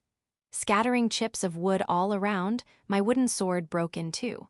With my weapon destroyed and a strong swing coming from atop, I barely dodged in time. It was pretty close. If it were a martial arts attack from an expert that drove me to this situation, I wouldn't have been able to dodge without using over-excel. Shit. Ricky landed on the ground sounding disappointed as her full-powered attack had failed. Although smacking the sword into the ground in disappointment would leave a lot of openings, she was surprisingly fast in flipping up her sword. As it wasn't a martial arts move, her being able to flip back up so quickly also goes to show how fast she is. While slightly dodging the sword as it went by my nose, I kicked her torso right when she finished standing up. Although it's not legal or humane to kick an elementary school girl's stomach like this, Ricky had already grown up to be someone who doesn't need that sort of consideration. The tip of my feet, which should have made an impact on her stomach by now, was barely blocked by her hands, which came in with terrific speed. She had immediately let go of her sword and shifted to defense. Being able to react this well already proves that she surpassed countless swordsmen. However, it's not enough as a block. I went through with my kick and easily sent her light body flying. She flew quite a bit, but was able to fix her stance right as she landed. That movement resembled that of the war cat Nino when he made that beautiful landing. To be able to move your body like a war cat while being a human just shows how impressive her physical ability is. Ricky, who had properly landed with both feet on the ground, quickly grabbed her sword and took a stance to launch another attack, but that's too slow. By then, the broken sword that I threw had already reached her. Jaya. Letting out a cute dog-like shriek, Ricky collapsed on the ground. "Damn it, it hurts," muttered Ryan, who was on the opposite side. Ryan is still not dead, as he had just gotten tackled by me. And so, I also threw the other half of the blade towards him. Maybe he was trying to act cool, or maybe it was just blocking his vision, but Ryan had taken off the helmet. And on his forehead, which was clearly visible as his hair was swept back, were red marks. Headshot. He would have instantly died if it was an actual battle. Damn it, I thought we were doing pretty good too. That's true, you were right in teaming up with Ricky. As can be seen from this mock battle, the two strongest among these guys are Ryan and Ricky. Compared to the other vigilantes, these guys were a head above no, maybe even more. And this was clearly visible to even the villagers who were watching on. MMMU, next. Let's go next, Kuro. Come on. Before I realized, Ricky had already gotten up and was taking big strides towards me with visible anger. Wouldn't it be better to rest a bit? No, I've just finished warming up. Her crimson eyes dazzled like that of a wild animal's as she threw away the apprentice sister's garments on the ground. Underneath, she was wearing a half pant and a light shirt. Although she looked like an elementary kid doing gymnastics class in school grounds, since she was going through a growth burst, she had quite the volume on her chest. First of all, she definitely needs a bra with that size. And secondly, with that light of a shirt and the sweat sinking into it turned it slightly see-through, making it obvious that she wasn't wearing one. Even though she is still a kid, it would be bad for public morals, especially among all these vigilante men, to go around in that appearance. After all, her chest had grown to a size that couldn't be ignored by men anymore. It is about time I prepared some training clothes for her. Let's go, fire. Thinking that, I entertained Ricky as she came swinging at me without the slightest bit of shame. To be honest, I wasn't expecting her to improve at this rate. Even with her superior physical abilities in consideration, it wouldn't be an exaggeration to call it abnormal. It's as if the way of battle had been etched into her instincts. Even still, it's a good thing to just purely want to be stronger. It was none other than myself who said that it's best to get as strong as you can. That said, there's one thing I still feel uneasy about. Ricky, you sure you aren't getting too obsessed with fighting recently? Chapter 489, Daily Life at the Pioneers' Village 2. The month of dawn passed by before I realized, and it was now the month of Crystal. With a cold name like Crystal, this month also reflected that, with its weather being the coldest in the whole year. Despite this having next to no effect in the southern part of the Pandora continent, where it's pretty much always summer, I remember hearing from Nierko that this was the case in Daidaros. This pub seat I'm sitting on right now could very well be the guild's pub seat, where I used to be seated when talking to Nierko pretty much every day. Oi, what are you making that grim face for, priest? Ryan came asking me with a beer mug filled to the brim with ale, in a somewhat fluffy voice. With all things said and done, this guy had somehow become a fairly easygoing friend by now. As one would expect, having a fist fight is the best way to deepen the bonds between men. Humans and werewolves, they aren't that different. I was thinking how the snow would melt soon. Is that so? How far ahead are you talking about? It's still so damn cold, man. It hadn't even been a whole year since Ryan and the other pioneers had started living here. And as such, they probably are not fully aware of the changing seasons here. But I, for one, know about it. I know that despite this month being the coldest, it gets drastically hot during the end of it, melting off all the snow. Well, this too was second-hand knowledge from Nierko. Hey, Kuro, about you leaving the village once the snow melts, is that true? Ricky asked from the next seat, with a voice sounding more depressed than mine. I am not really pleased about bringing her, a child, here to the pub, but today is the day before the Sabbath, one of the 7 days determined in Christianity. Going through a rigorous training session till sunset, the vigilante group who had been beaten to a pulp by me had all come together to the pub for a drink. To strengthen bonds among us and whatnot, I joined in as well. And as such, being one of the most hard-working among the ones taking the training, leaving just Ricky behind would be a bit sad, so we brought her along as well. Of course, she won't be drinking any alcohol, we'd just be treating her to food. This is unrelated to the topic at hand, but since coming to this village and learning the lifestyle of the Christians, I learnt the idea of Sunday all over again. During the experiment days, as well as the days in Ur's village and Spada, I didn't have any holidays in between, and neither did such a culture exist there. Yeah, it's true. There was no reason for me to lie about it.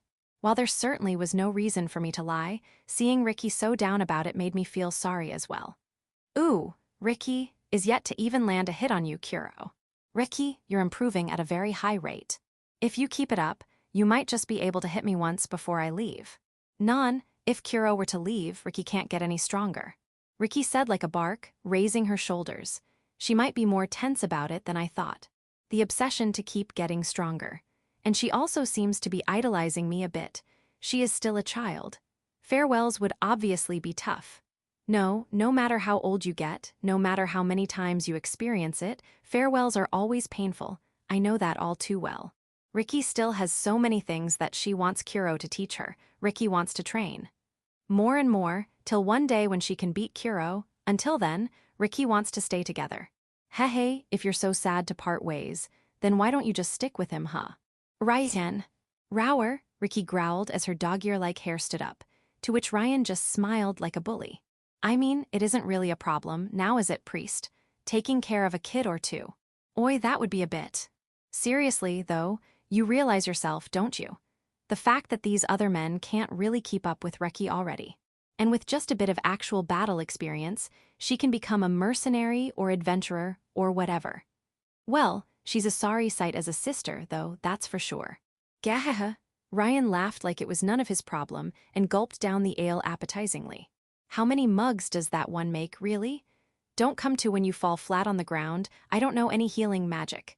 That said, the things Ryan said are certainly true.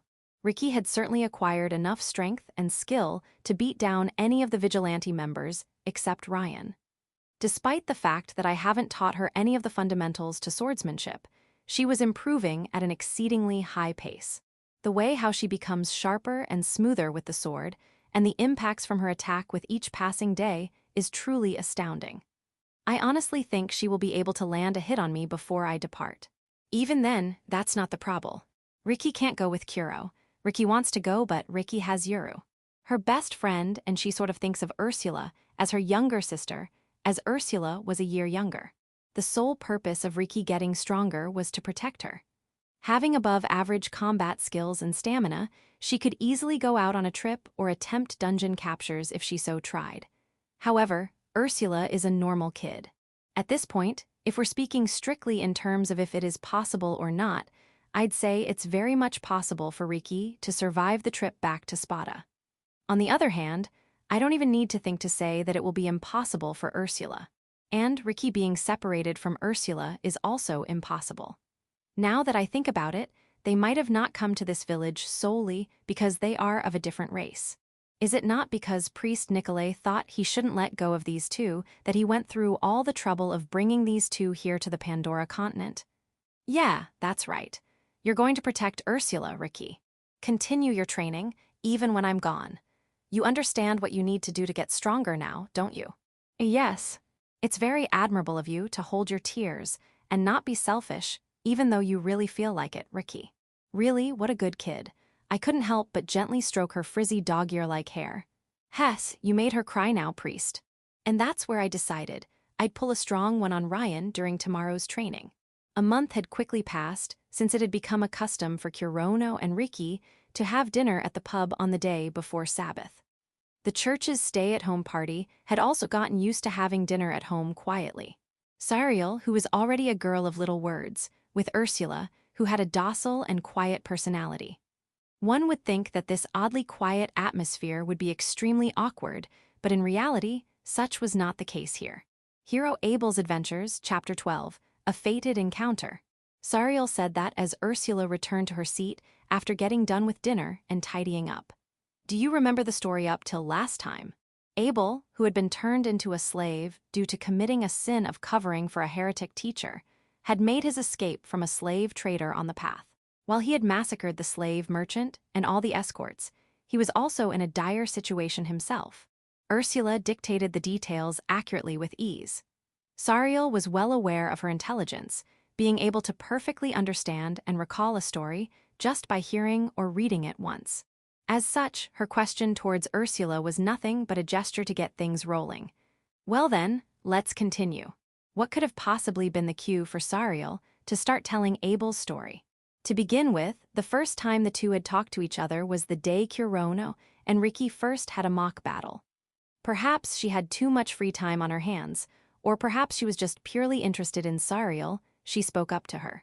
The content of it was exemplary considering it was from an apprentice sister to an actual sister. What we learnt today in class about the Saint Renault, why was he excommunicated despite being such an amazing person? The book only says it's because he went against the commandment, but does not go into details. Sariel immediately answered her question. He had realized that he was homosexual. How did they find out? It was common knowledge. However, as he raped a young deacon boy who was serving the cardinal, it had become an issue. As the young boy was in a lover's relationship with the cardinal, It ended up making him furious, and he immediately excommunicated Renault and deported him. In response to the embarrassing history of Christianity that Sariel spoke without feeling an ounce of embarrassment, Ursula said, "Thank you very much for telling me the truth. Sister Yuri, I've come to like you." It was the first time Sariel saw the usually expressionless Ursula give a slight smile.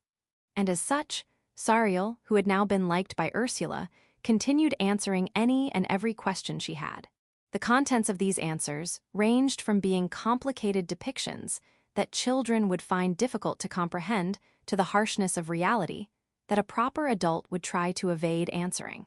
However, Sariel's truthful answers, no matter the question, gained Ursula's favor, respect, and a sense of trust. Just how Kurono was admired by Riki as he accepted her for who she was, Sariel, too, was admired by Ursula. And thus, this Ursula came up with such a question one day. Is the legend of the white hero Abel true? As always, Sariel answered immediately. While there is a little distortion in the legend, all of Second Apostle Abel's achievements are the truth. Sister Yuri, who doesn't lie, had declared. That was the moment that this grand legend had turned true in Ursula's heart, which had quite the doubt regarding it. I want to learn more about Abel. Then, I shall tell you more about him, based on the story that I know. Story? Yes. It's called The Hero Abel's Legends, the title of which was the same as when Kurono was Kurono Maou. However, the contents of it are not your usual fantasy action, which is filled with dreams, courage, and hope, one that rewards the good and punishes the evil. About how the man called Abel came to be known as the White Hero, an account of a real story which is filled with blood, malice, and despair. Abel wandered about for 3 days and 3 nights without any destination in the snow forest. The hero's tale that she was telling Ursula had entered the hero's juvenile age after his childhood. The story starts off with the now 14-year-old Abel slaughtering the slave merchant and the escorts with his bare hand, and then escaping with their equipment and money. Abel, who was not only a slave but had also taken on the sin of killing his master now, had no choice but to wander deep into the forest in an attempt to escape the knights and the military police. That was the northernmost part of Sinclair Republic then, a land for development which is shut off half the year due to the snow. And on top of that, it was winter then. He was fated to die there outside, a desperate situation with no escape. And there, Abel meets a girl with clear platinum hair and bright lustrous colored, eyes similar to that of a kingfisher's feathers. A girl wearing a red hood. I know, even Riki knows that girl. In other words, a big name that even orphans with no education know of. There was no one in Sinclair Republic who did not know of it. Yes, the girl's name was Alice. Real name, Alice in Godland Sinclair. The person who would become the queen of the 99th Sinclair Republic. And also the person who would be Abel's wife. Truly, a fated encounter. Is it really, really true? It is the truth. Ursula, who had a realistic outlook towards this scene, as it just seemed too convenient, had received an instant answer from Sariel yet again. However, even Sariel couldn't say that she had heard that story from the actual person themselves. She couldn't lie, but she could definitely hide things. But if it's true, then it would resemble Kuro a bit. The part that they both escaped death and took shelter in a pioneer's village does match. Alice at the time was of course not wandering about in the snow forest alone. Abel had very coincidentally come upon a great pioneer's village in the midst of the forest. I was at my limits. All I could say when I saw Alice was, "Help me." I collapsed right there, and when I woke up, I was on a bed. Sariel recalled that the second apostle had exposed that to Missy and Mariabel when talking of events that took place 100 years ago. He did so with a glass of wine in one hand, making an expression an old man would make, while he looked like a young, muscular man. In the last book I read about it, it said that the village was soon destroyed as Barbados came invading. However, Abel must have surely spent some time in the village to capture Alice's heart. Such an important episode was hidden. That is what I want to know more about. Ursula's blue eyes were glittering, or rather, blazing with curiosity. Sariel couldn't decipher whether it was just her maiden's heart that wanted to know more about it, or if it was the lust of wanting to dig up a legendary hero's naked love story. I am not sure if it will meet your expectations, but I do know of a few stories of his lifestyle at the village. The first one is, "We're back. We're back." The two's voices, along with the sound of the chapel's door opening, had announced an interruption to their storytelling session. Let's keep it here for today. It was just getting good. Ursula made a pout, feeling a little discontent at them for coming so early today, but then stood up to go and welcome them. "Ooh, I'm so tired today. I'm gonna go straight to bed, good night." Unlike her usual self, Ricky lacked energy and went straight to her room. The sun had already set, so it wouldn't be weird for them to sleep any time now, but usually they go to sleep about an hour later from now. It wasn't like they were the only ones staying up late at night.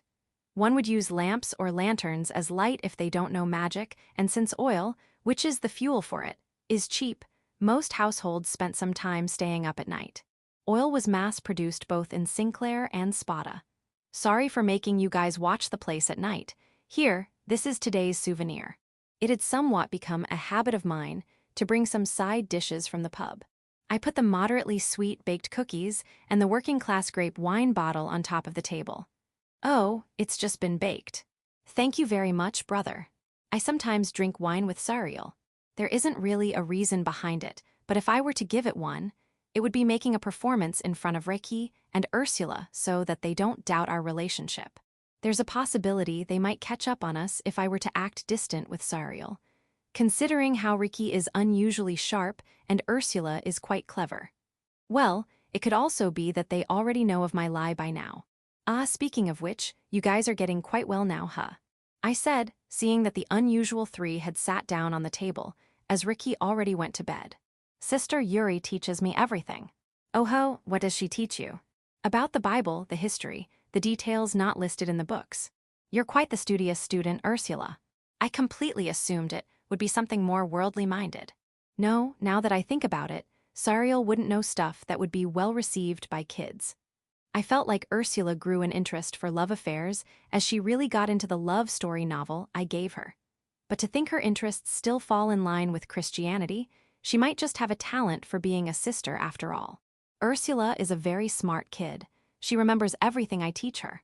Yeah, I think so too. After all, she has gotten all the way to fractions and arithmetic operations, while Ricky is stuck with addition and subtraction. Although it's a bit sad that we got only 2 students in our morning classes, it also means we can give them one-to-one guidance.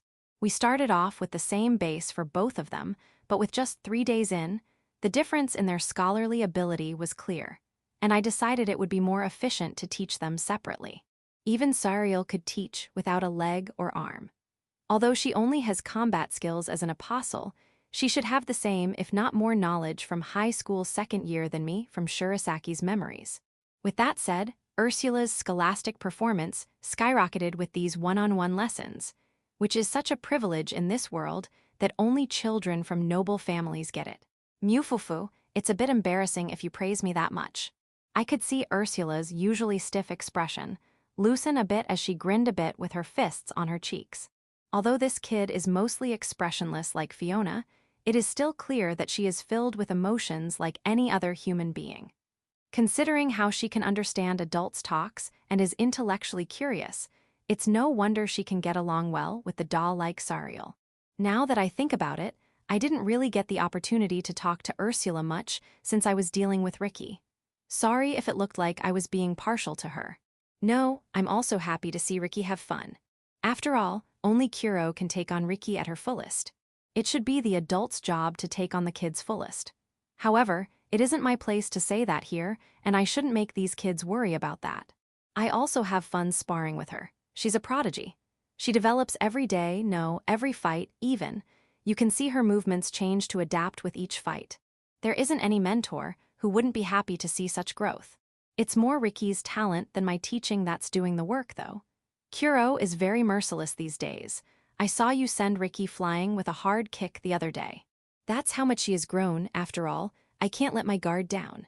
It wouldn't be unusual if she came with a harsh counter if I took her on half-heartedly. Ricky can't be stopped without a certain amount of damage or impact. Does it perhaps look like I'm bullying her? Such a question crossed my mind suddenly. From my perspective, I'm always seriously giving my all to train her, but from the ones watching, like the villager's perspective, does it look like I am giving extreme grueling training to an innocent, helpless girl? After all, I was treated as an atrocious savage from both allies and enemies when I took Rienfeld as a hostage. It's okay, I understand. I see, thank God. As expected of Ursula, her understanding really helps. After all, I've also seen Ricky get up very happily after being kicked by you. Ricky likes getting kicked, so you can kick her even more. Wait a minute, is that understanding really correct? It's not like she was happy to be kicked, you. It's okay, I understand. It's the very same line from before, but for some reason it feels completely different. Seeing Ursula brimming with confidence, I am reminded of the uneasy feeling of seeing Fiona with her satisfied look. I guess that's fine. It would be bringing unnecessarily trouble upon myself if I keep egging this on. And so I changed the topic. Ah, right, that reminds me, are you bad at exercise, Ursula? I do not like getting kicked. I won't kick you. Do I look like a crackhead who would send kids flying with a kick? I would like to hope not. It's all right, I'm not asking you to join the training. Everyone has their strong and weak points. Yes, I'm bad at strenuous physical activities. Then what about magic? I feel like you might have an aptitude for it, since you're smart. It was something I just blurted out without giving it a second thought. However, the change in Ursula's behavior was obvious. Magic is impossible. She looked taken aback at first, but then faced down with a grim face before murmuring that. Did I just step on a landmine? It seems Ursula doesn't have an aptitude for magic. It was Sariel who intervened, breaking the awkward atmosphere. Is that so? I heard from her that she is disappointed by it as well. I see, so Sariel has already known about it. To think she would get so depressed, she might have looked up to magic quite a bit. In this world, where magic had spread all around the world and got popular, there were many ways to check if someone had an aptitude for magic or not. I have seen a very magician-like crystal for it in the theological school myself, and they also do an aptitude check with divine protection in the Pandora Shrine as well. Although you don't really need to check it in the first place, you just somehow know yourself. Even a Japanese like myself who thought of magic as nothing, but fantasy could feel mana once I was restructured. I was even able to use pile bunker during the maneuver experiments. I do not know what kind of aptitude test she took in the past, but if she got the result that she doesn't have any aptitude for it even after getting the test, then that means she has absolutely zero talent or grounding for it. I'm sorry, I made you remember some unpleasant things. No, it's fine. Even if it was just acting strong, being able to say that in itself shows how strong of a kid Ursula is. That said, I couldn't bring myself to tell her that she could just find a different path, like Simon said. It would be appropriate to change the topic here. All right, it seems the peddlers will be coming again next week. Ursula deserves another present since she's been working hard at her studies. Is there anything you want? Shall I get you another novel? Really? Kuro eyes. Although it does feel a bit bad drawing her in with things, but seeing her clear blue eyes light up with happiness like that, I don't mind it at all. And like that, we had continued fun idle talk a bit later than usual that day. It's fine, right? Tomorrow's an off day, after all. Chapter 490, Goblin Army Attacks. It's the goblins. They've come attacking the village. It was on the third day of Crystal, the day after Sabbath. The man of who discovered the threat was a hunter who entered the forest early in the morning. He had headed out, aiming for prey like hares, deer, or boars, but had encountered a group of goblins inside the forest instead. A group of 5 goblins. These rural goblins' standard equipment was a rusty sword or stick, and they wore a dirty pelt or old rag. However, what's worthy of noting is that these goblins had the 2-headed wolf monster, Windle, with them. It could be that a more higher class of goblins among the ones Lily and I annihilated that time went west and built a settlement near a cave. I do not know the details yet, but as soon as the notice came in, all the higher members of the village gathered for an emergency meeting. The location for the said meeting was of course my home now, the church. As there were quite a number of people there, we had the meeting in the chapel. Of course, Sariel and I were called to the meeting as well. There's a possibility they've made a nest nearby, a big one at that too. Chief Randolph stated his assumption. The gathered members couldn't help but feel nervous hearing how confident Randolph sounded. Toad only spotted 5 goblins. They were just the scouts. A normal nest would send out 2 or 3 scouts at best, but they sent quite the number this time. Ryan began explaining in Randolph's stead. He was also called to the meeting as he was the leader of the vigilante group. Toad is the name of the hunter who saw the goblins, by the way. He is an Evramian and could be seen with Ryan and Ted a lot. To top it off, what makes it worse is that they got wolves with them. That's proof that there are tamers or magicians among the group. The group's threat level increases drastically if there are goblins who can perform magic or martial arts. Your usual goblin group would just come charging with their numbers and jump into my bullet arts, but if they're even a bit smart, they would try to deal with it first. In the worst cases, they'd have an intelligent lead and would come attacking with tactics such as using diversions or surprise attacks, baits or hostages as well. They'll probably come attacking in great numbers. A few raised their voices denying Ryan, saying that that is still not confirmed. Toad found them soon after entering the village. That means that they've been loitering around very close to the village. They already know there's a human village here. They wouldn't come this close if they were a small group. Even goblins with low intelligence don't attack humans the moment they see them like in games. If they're low in numbers, they move very cautiously. On the other hand, if they are high in numbers, they would start actively attacking their surrounding habitats and even try to expand their nest. Such knowledge about goblins was common in the Pandora continent, and I also heard from Sariel that it was the same in Sinclair. The fact that they came this close to the village means that they're already planning an attack. We can't be acting leisurely here, debating if they'll come or not. We should strengthen our defenses as soon as possible, old man. Randolph calming pacified Ryan, who had a halberd on one hand ready to go out there right away. Now, calm down, Ryan. I do not think anyone here objects to strengthening our defenses. And of course, there weren't any objections. Randolph steadily progressed the discussion, confirming things one after another. When push comes to shove, we'll ring the chime and have everyone evacuate to the center. The men will prioritize defending the village with the vigilante group. Let's go over our equipment and positions. Wouldn't it be better to strengthen our fences as well? Maybe even have more watchtowers as well. That's right. Let's go ahead and strengthen our defense facilities as well, as much as the time and materials allow us. And so, when the talk about strategy came to an end, Randolph brought up my name, as if he had just remembered. Ah, that's right, Priest Kuro, what will you do? I will also fight, of course. After all, that is what I've been hired for in the first place. No, even without any remunerations, I am still willing to fight. At first, I did have a bit of hatred towards this place, as it was built on top of village, but now I do feel towards it. I also feel like I'm a part of the village now. I do think I'm being naive, but still. After all, I want to protect Ricky and Ursula, and starting with Randolph and Ryan, I also know the faces and names of everyone in the village by now. I can't be cold-hearted enough to just sit and watch as danger comes upon them. However, there was one thing I was curious about. Won't you ask the Crusaders for help? They probably won't mobilize for something like a goblin nest. It's standard to deal with low-class monsters just by the vigilante group. I was relieved to hear that. I could fight without holding back if the Crusaders won't come. This village has the same fate as me as they killed Mashram and sheltered me. There isn't anyone here who would go informing the Crusaders of me, as it would also be risky for the village. After all, the people who have been sent to this village have nowhere else to go. With that conviction, I declared my participation to the villagers without hesitation. Everyone, please rest assured. I'll be sure to protect this village, I swear on my lord.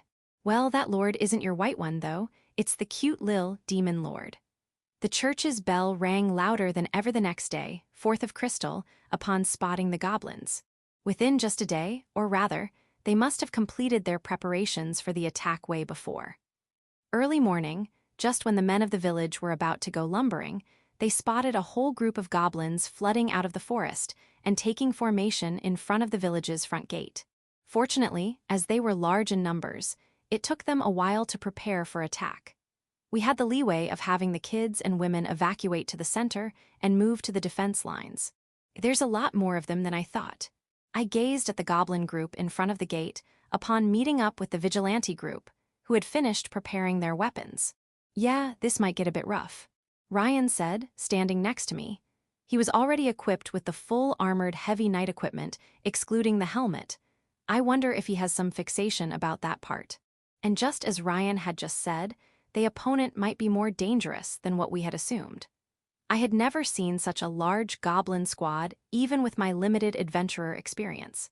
Although they were equipped with trash equipment that a regular army would just dispose of, their numbers were overwhelming. Even with just a glance, I could tell that there were about a few hundred of them. It won't reach 1,000, but it would easily be about 10 times our numbers. They were already acting like an army, with several dark bloody flags fluttering above them. While goblins are weaker than humans, being smaller in size and having the advantage of defending, their numbers gave them too much of an advantage. That said, their strength did not end with their numbers. Judging from how the scouts had Windles with them, it was certain they had some sort of method to make monsters obey them. I could tell that they had a decent amount of Windles with them, even from this far. Especially the big ones that had goblins straddling on them with better quality spears. They were acting like cavalry.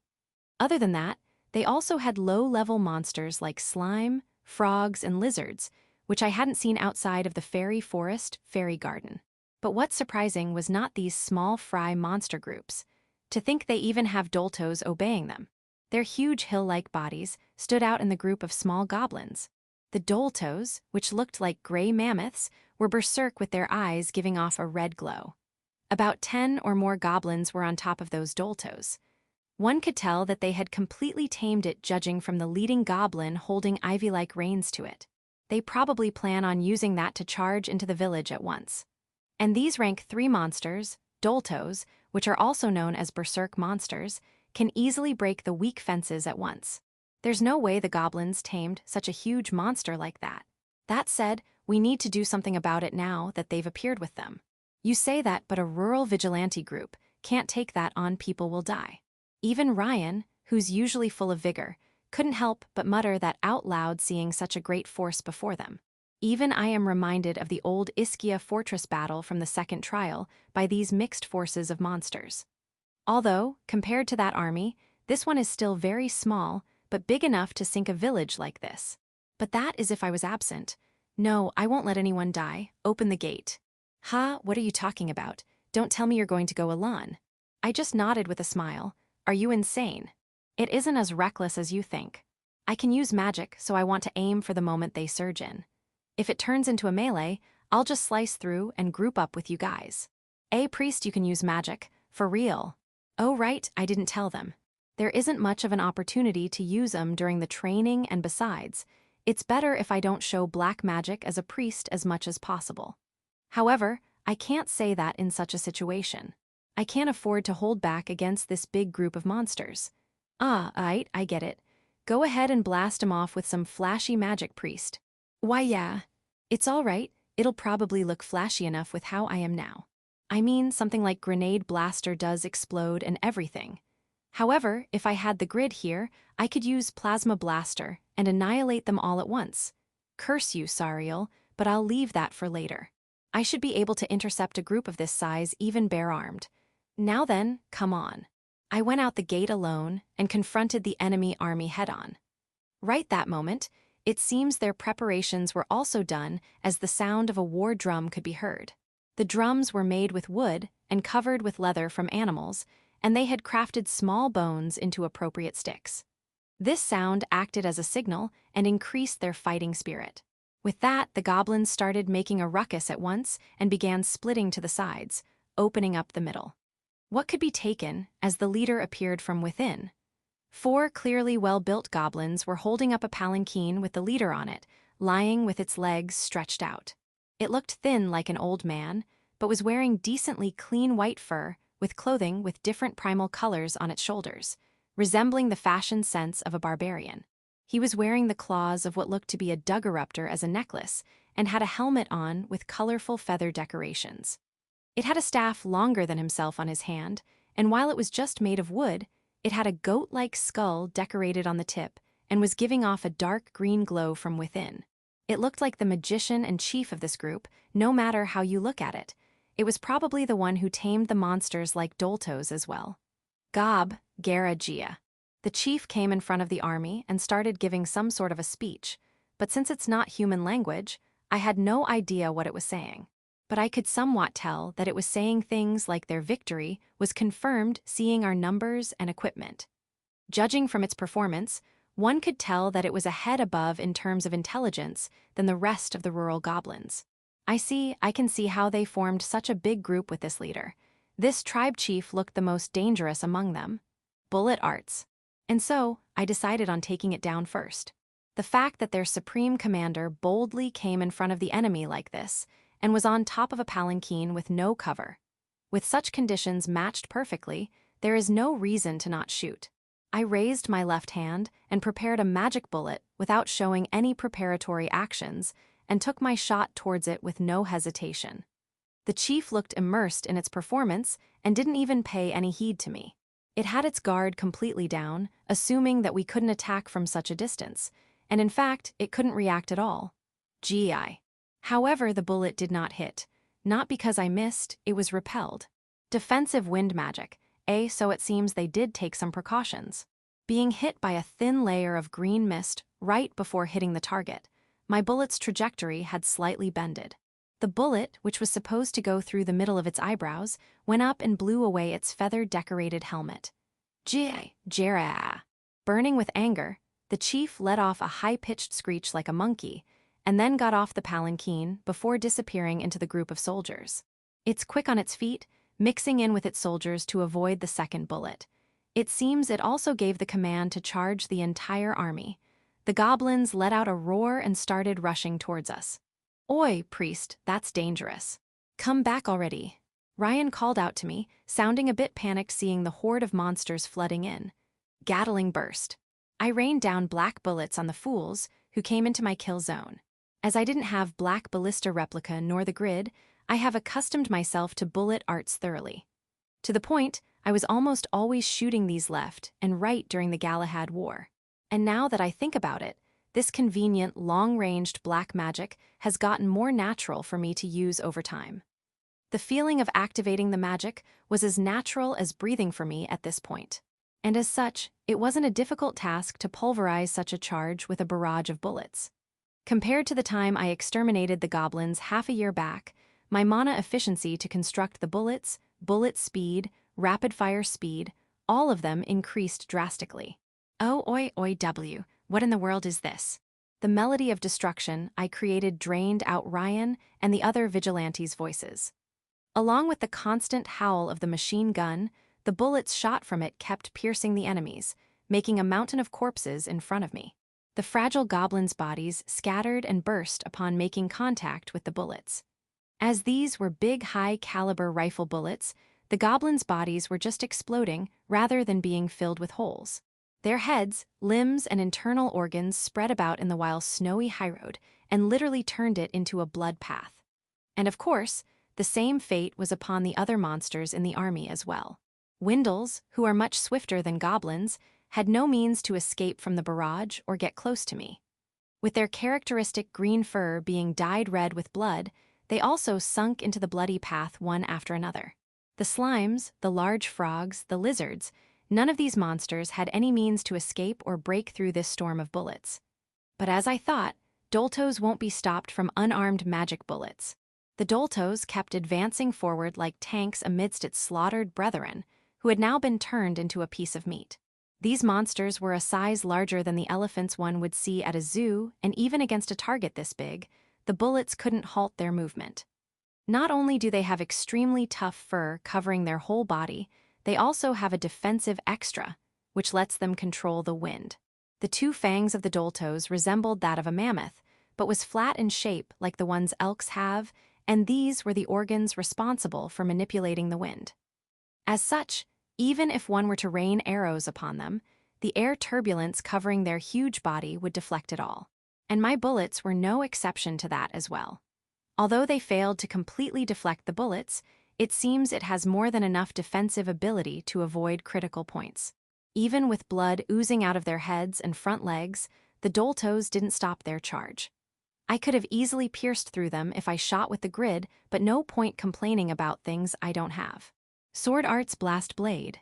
While continuing to shoot with my left hand, I thrusted the halberd on my right hand onto the ground for the time being. And then, I drew one out of the 2 long swords I had equipped on my waist and threw it towards the Doltos, who was now within 10 meters of me. Blast! A burst of red and black flames blew away the Dolto's huge body. The Doltos felt sideways as if it had hit a truck going full speed on the opposite lane. The 10 or so goblins riding on its back also got thrown off with a speed enough to break a strong windshield of a car. Both the car Doltos and its passenger goblins were caught in the black flames and burnt to a crisp on top of the snow. Ew, oh. Woo-ah. Just as I had dealt the final blow to one of the big ones, voices of joy burst within the vigilante group suddenly. And with that, the tables have turned. That is, if they were to keep up with their frontal charge like this, I would be able to exterminate them all myself, but Gob Gira Giagea. That chief wouldn't be stupid enough to do that.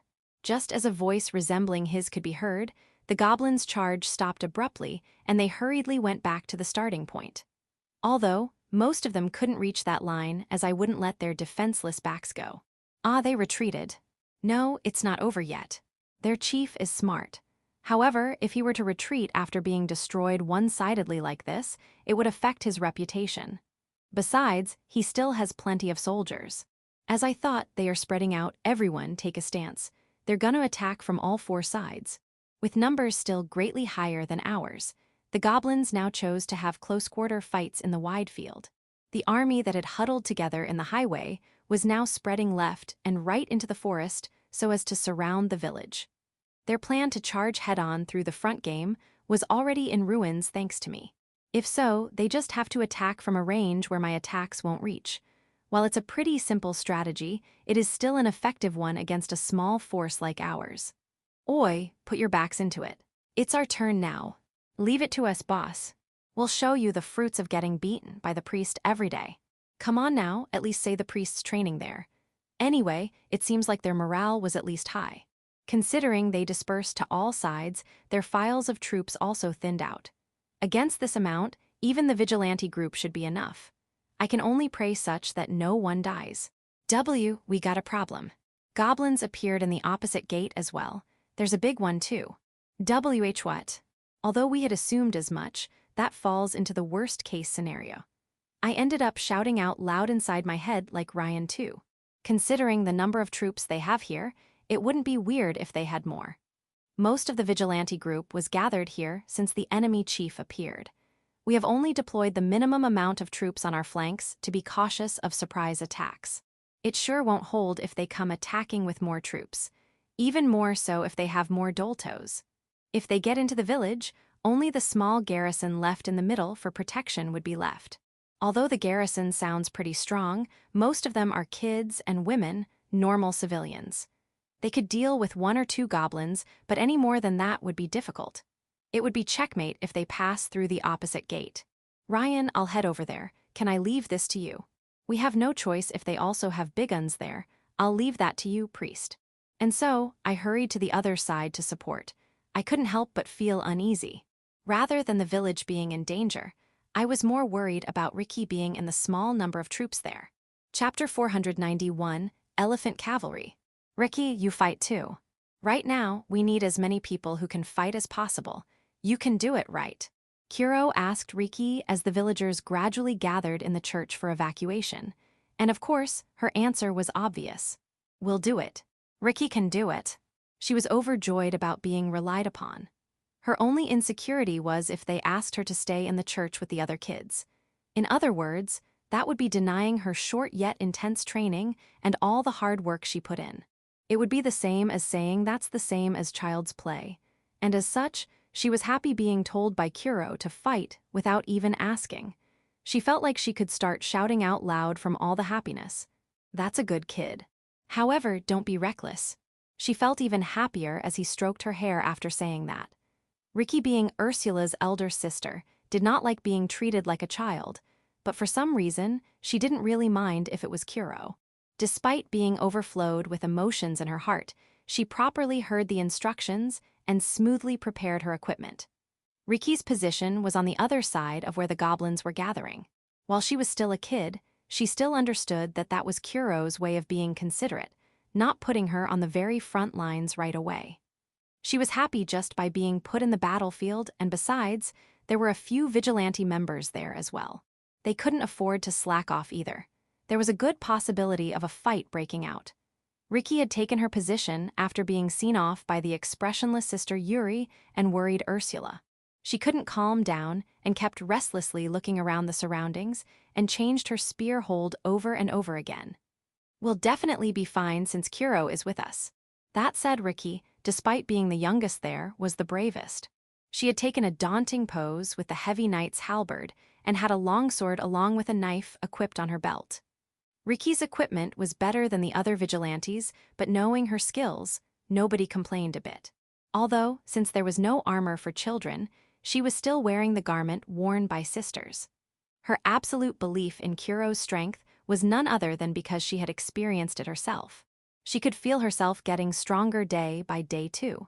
She could declare with confidence that she was stronger now than yesterday. Her complete worldview has changed compared to the time before she took the training.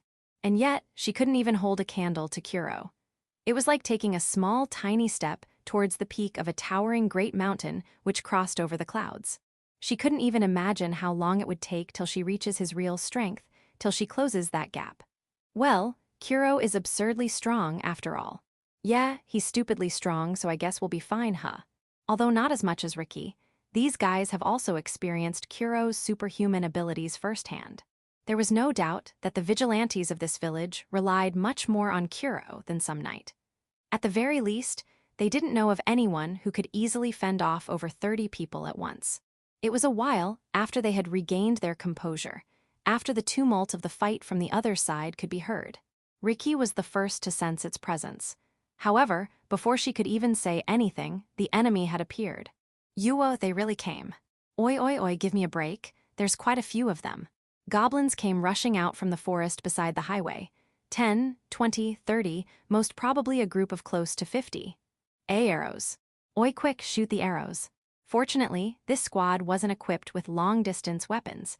The most they could do was throw stones. Shave off their numbers as much as you can before they get close. Pull properly before shooting. It won't really go too far considering our strength anyway. Maybe because of the daily training, they were able to quickly draw their bows and arrows without hesitation and also give out advice to their fellow vigilantes. Kuro had also given them training with the village's defense in mind. Although using long-ranged weapons like bows and arrows to cut down enemy numbers before they get close is a very simple war tactic, there's a world of difference in practicing it and doing it in a real situation. All the vigilantes were desperate to protect their village as well. Remembering their short training experience with their slow brains, they took their stance. It would have been very possible for these vigilantes to intercept this group of 50 as they did not get disordered because of the enemy's sudden attack. However, as if to laugh at their faces, the enemy's decisive forces would make their entry here. What's that huge thing? I didn't hear anything about an elephant monster. Everyone there despaired seeing the enormous gray bodies mowing down trees as they appeared. Huge elephant monsters that they never saw in Sinclair. And judging from the goblins riding it, they did not just happen to appear here coincidentally, they're tamed by the enemy. It closely resembled the elephant cavalry from the great empire of the East. We can't stop that with our numbers. Oi, you, go call for reinforcements. Just as one of them had made a run towards the front gate to call for backup, the elephant cavalry took stance to charge towards the gate, just as everyone had imagined.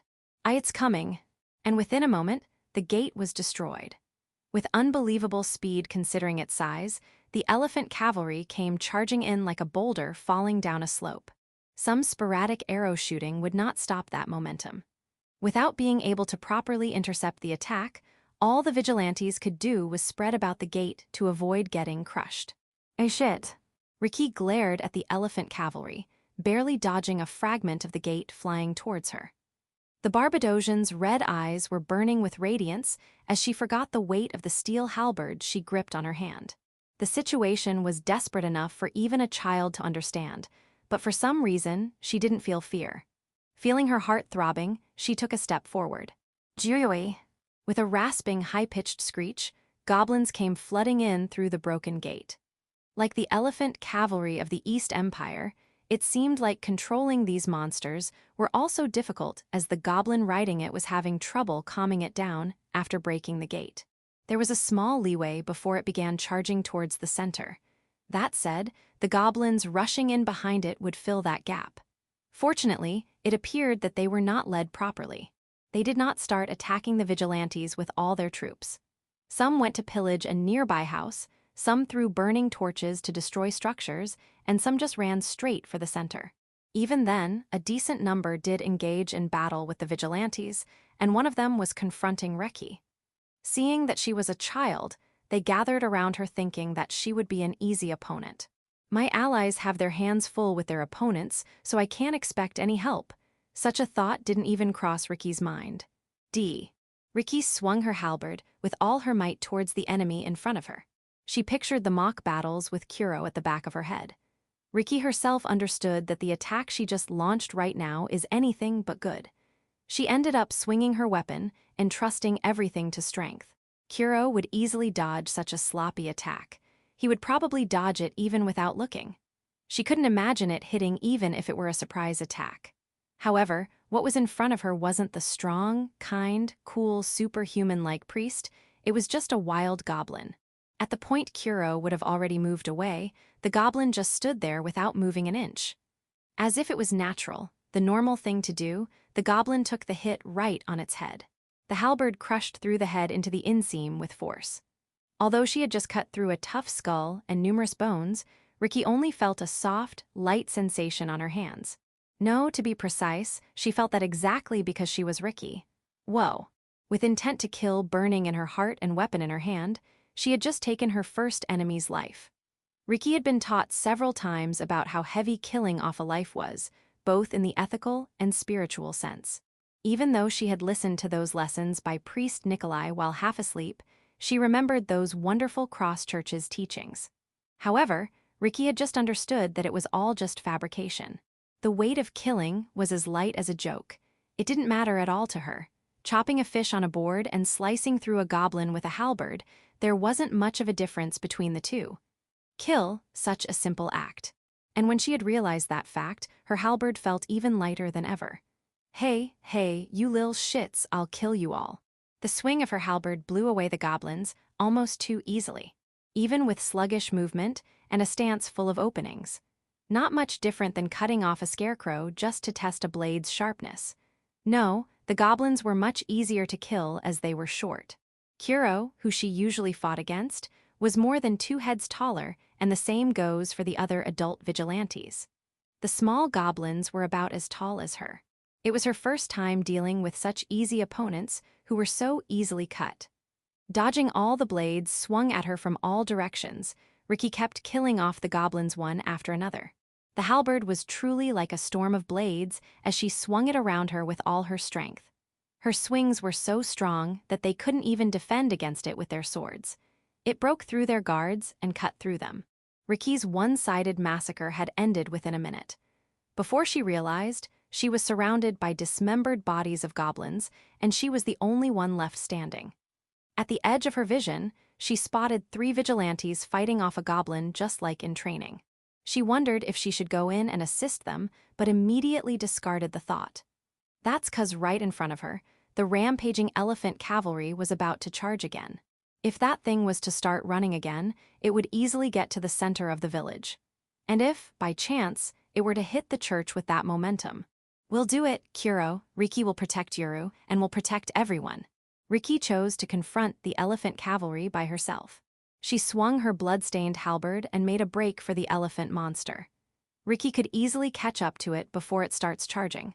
On the other hand, if it starts running once, she won't be able to keep up. Yeah. Riki made a full swing with her halberd, leaping towards the elephant monster. The resistance she felt wasn't even comparable to the goblins. The intensity of the impact and the thickness of the monster almost made her let go of the halberd handle. But even then, she gritted her teeth and swung her halberd through. Fresh blood sprayed everywhere. It was a critical hit, however, the monster's body healed over. As halberds have both the blade of an axe and the length of a spear, one is able to thrust and slash with it. It allows one to take fights from a distance, depending on the situation, but they shouldn't forget that it's made with fighting other humans in mind. It would easily be able to deal a critical blow to a human or human-sized enemy, but when it comes to medium and above-sized monsters, it's a whole different story. To them, who are greatly larger than humans, a slash from this blade is like a poke from a needle. As such, in large monster subjugations, great swords are usually taken, and even then, the usual tactic is to exhaust the monster by cutting it off slowly. While this elephant monster falls in the medium-sized category, it seems Ricky's halberd slash fell short of being able to cut off the leg. She landed a deep blow to one of its back legs, but that alone wouldn't be able to do enough damage to stop it. Then once more. But the enemy wasn't naive enough to allow further attacks. It seems Ricky's attack was enough to anger the monster as it turned around with intense momentum. In response to the approaching fangs, along with a heavy cry from the elephant monster, Ricky swiftly took a backstep to avoid it.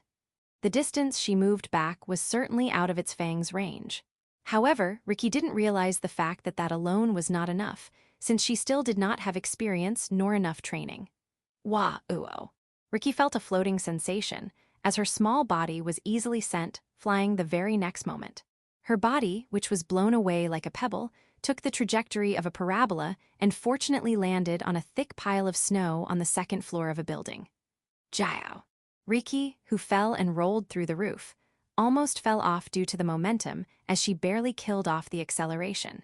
Ricky quickly stood up and looked around, confirming that she hadn't taken much damage and realizing she let go of her halberd accidentally. However, that was not the issue to her. Is that perhaps what they call an extra, characteristic magic? Ricky had undoubtedly dodged the fangs, and in fact, she did not have a single wound on her body. Despite that, she was blown away. She realized the fact that that was due to the effect of magic and not just physical strength. And from the sensation of it, she understood that the elephant monster was using wind magic. She had enough experience to decipher that the monster had used strong wind around its fangs to send her flying. I can't get close like this. She had confidence that she could deal with attacks she could see. However, when it comes to wind magic, she can't see it and therefore can't defend against it. Of course, she wasn't taught any methods to deal with magic and couldn't think of any at the moment. Ricky couldn't help but make a troubled face as she couldn't picture her winning against this tough, huge monster who uses wind magic, a complete change from when she was killing off goblins left and right. On the other hand, the enemy did not come connecting consecutive attacks. Maybe because it was satisfied by blasting off Ricky, or it just simply lost sight of her, the elephant monster excitedly stomped in place, letting out a low roar. The goblins on top of it tried to calm it down once again to charge towards the center. She could very well run away if she wanted now. She was no match for that elephant cavalry, no matter how you look at it. She should be praised just for landing that one hit, and the kind Kuro would probably praise her for it as well. Ricky will do it by herself. Even then, it was too early for her to give up. Ricky wouldn't be able to forgive herself if she ran away here. That's right, her pride wouldn't allow it. She had enough fighting spirit. She still couldn't think of any strategy, but she would still challenge it. She could just stand back up if she were to be blown away like that again. With such guts and determination, Ricky started running. However, it's idealistic to assume you'd be able to attack without being affected by the wind magic. A formless magic like wind magic is perfect to guard one's blind spots. One could easily imagine the monster deploying wind magic all over its body to guard against attacks. Even then, if one were to aim somewhere, it would be better to aim for the back.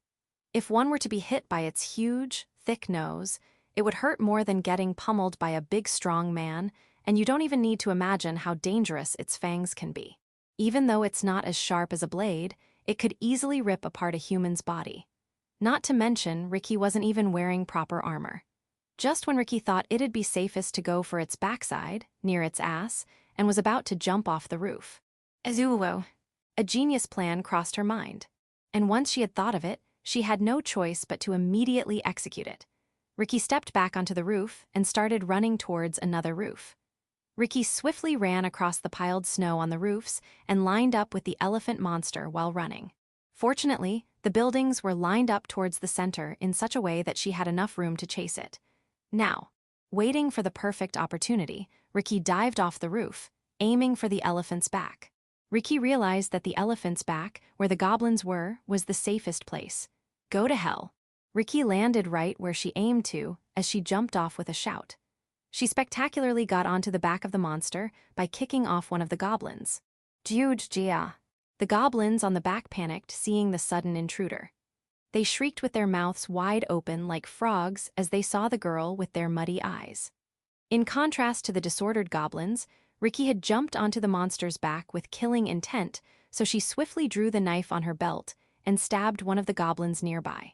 While the elephant monster's back was certainly big, there wouldn't be much space to move around in if it was filled with goblins. Without being able to properly counter her in that short space, they had no other choice but to either fall down by themselves or be stabbed by Riki. After getting rid of all the goblins other than the ones holding the reins, she went and took care of that last one as well.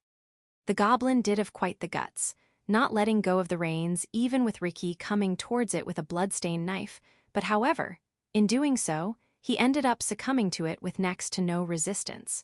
Damn you, you destroyed the village's gates. The rein holder got stabbed right in the face and was kicked off the back by Riki. Yes, as expected, the wind magic doesn't reach here. With a smile full of confidence on her blood-stained face, Riki brandished her sword to now finally deal with the actual target. Her knife was headed straight towards the elephant's crown of head. Of course, a blow from a poor knife wouldn't be fatal.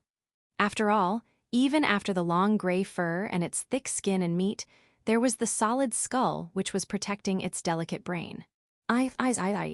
Riki got high and kept thrusting her knife onto the elephant's head while shouting, which was called out by Kuro as weird on the first day of training.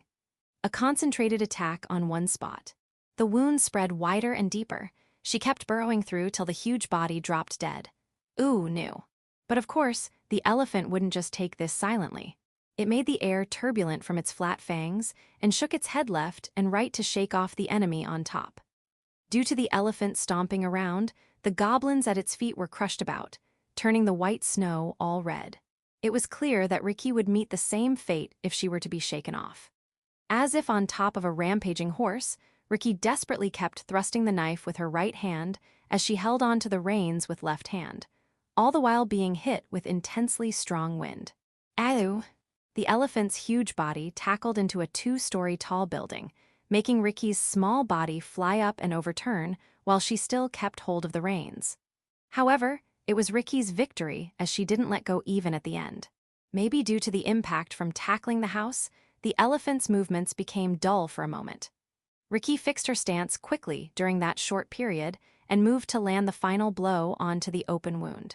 However, she had let go of her knife from the impact just now. The only weapon she was left with was the longsword, which was a bit too long to brandish on top of this elephant's head. However, it was also the best to land the final blow. Go fiery! She gripped the sword with a backhand grip and thrusted it into the elephant's wound with all her might. She could feel the resistance. The blade had already pierced the elephant's skin to shreds, and the knife's attacks also made cracks on its skull. And finally, the long sword broke through the thick skull's protection and pierced through its weak point.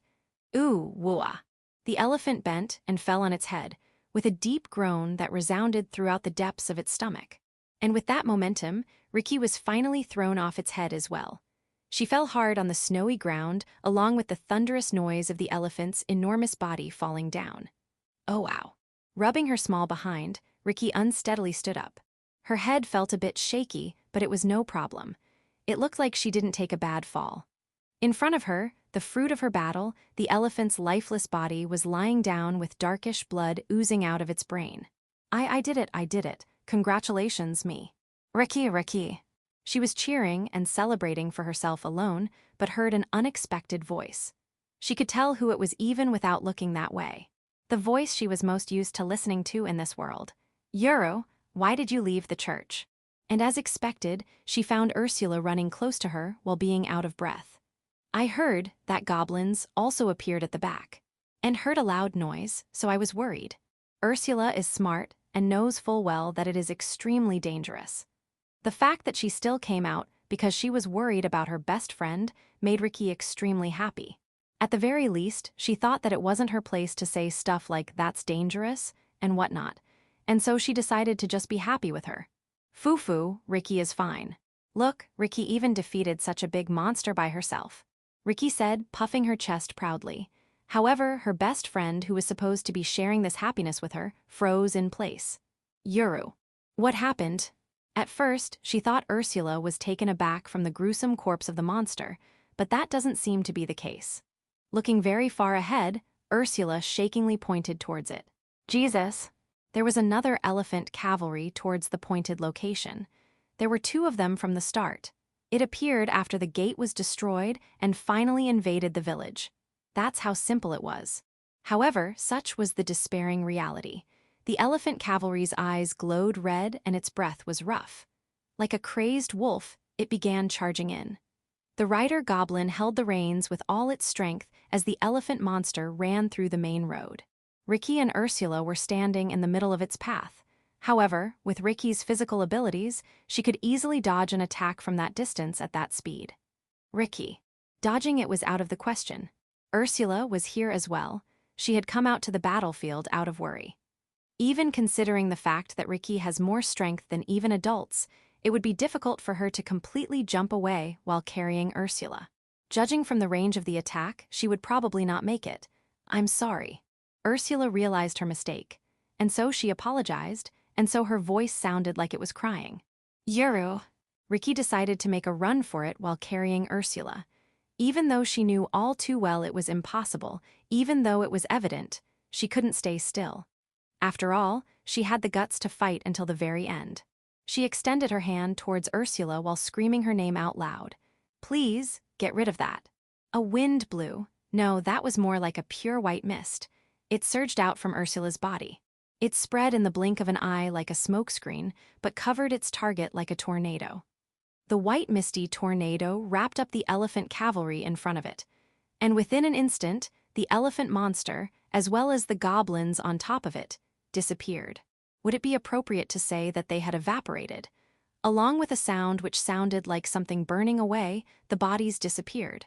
However, it was not like nothing remained. There, as if to prove that there was a huge elephant monster's body there, pure white bones remained. Riki could see the white bones in the shape of the elephant before it crumbled down on the ground the very next moment.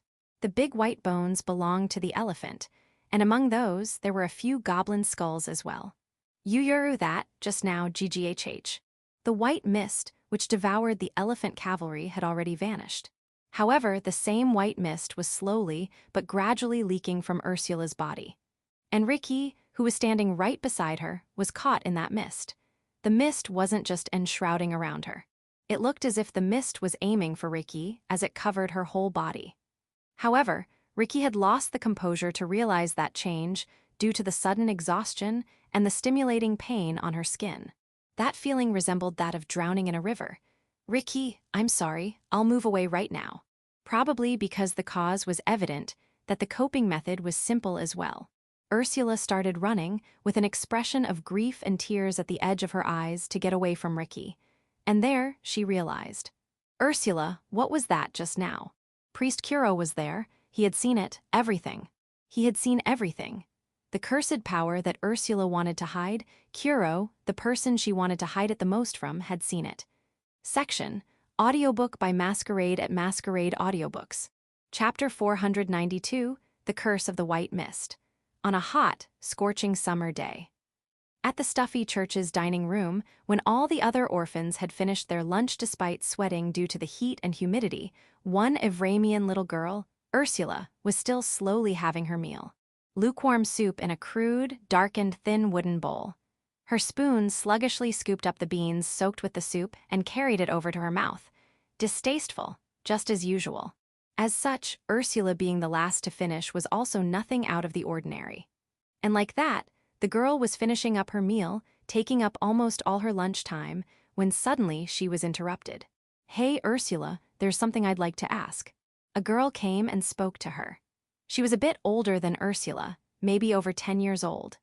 She looked up at her slowly with her blue eyes and was expecting to see the somewhat popular cute girl, but for some reason, her face was covered in white mist, so she couldn't understand what kind of an expression the girl was making. "Did you see my ring?" She slowly shook her head.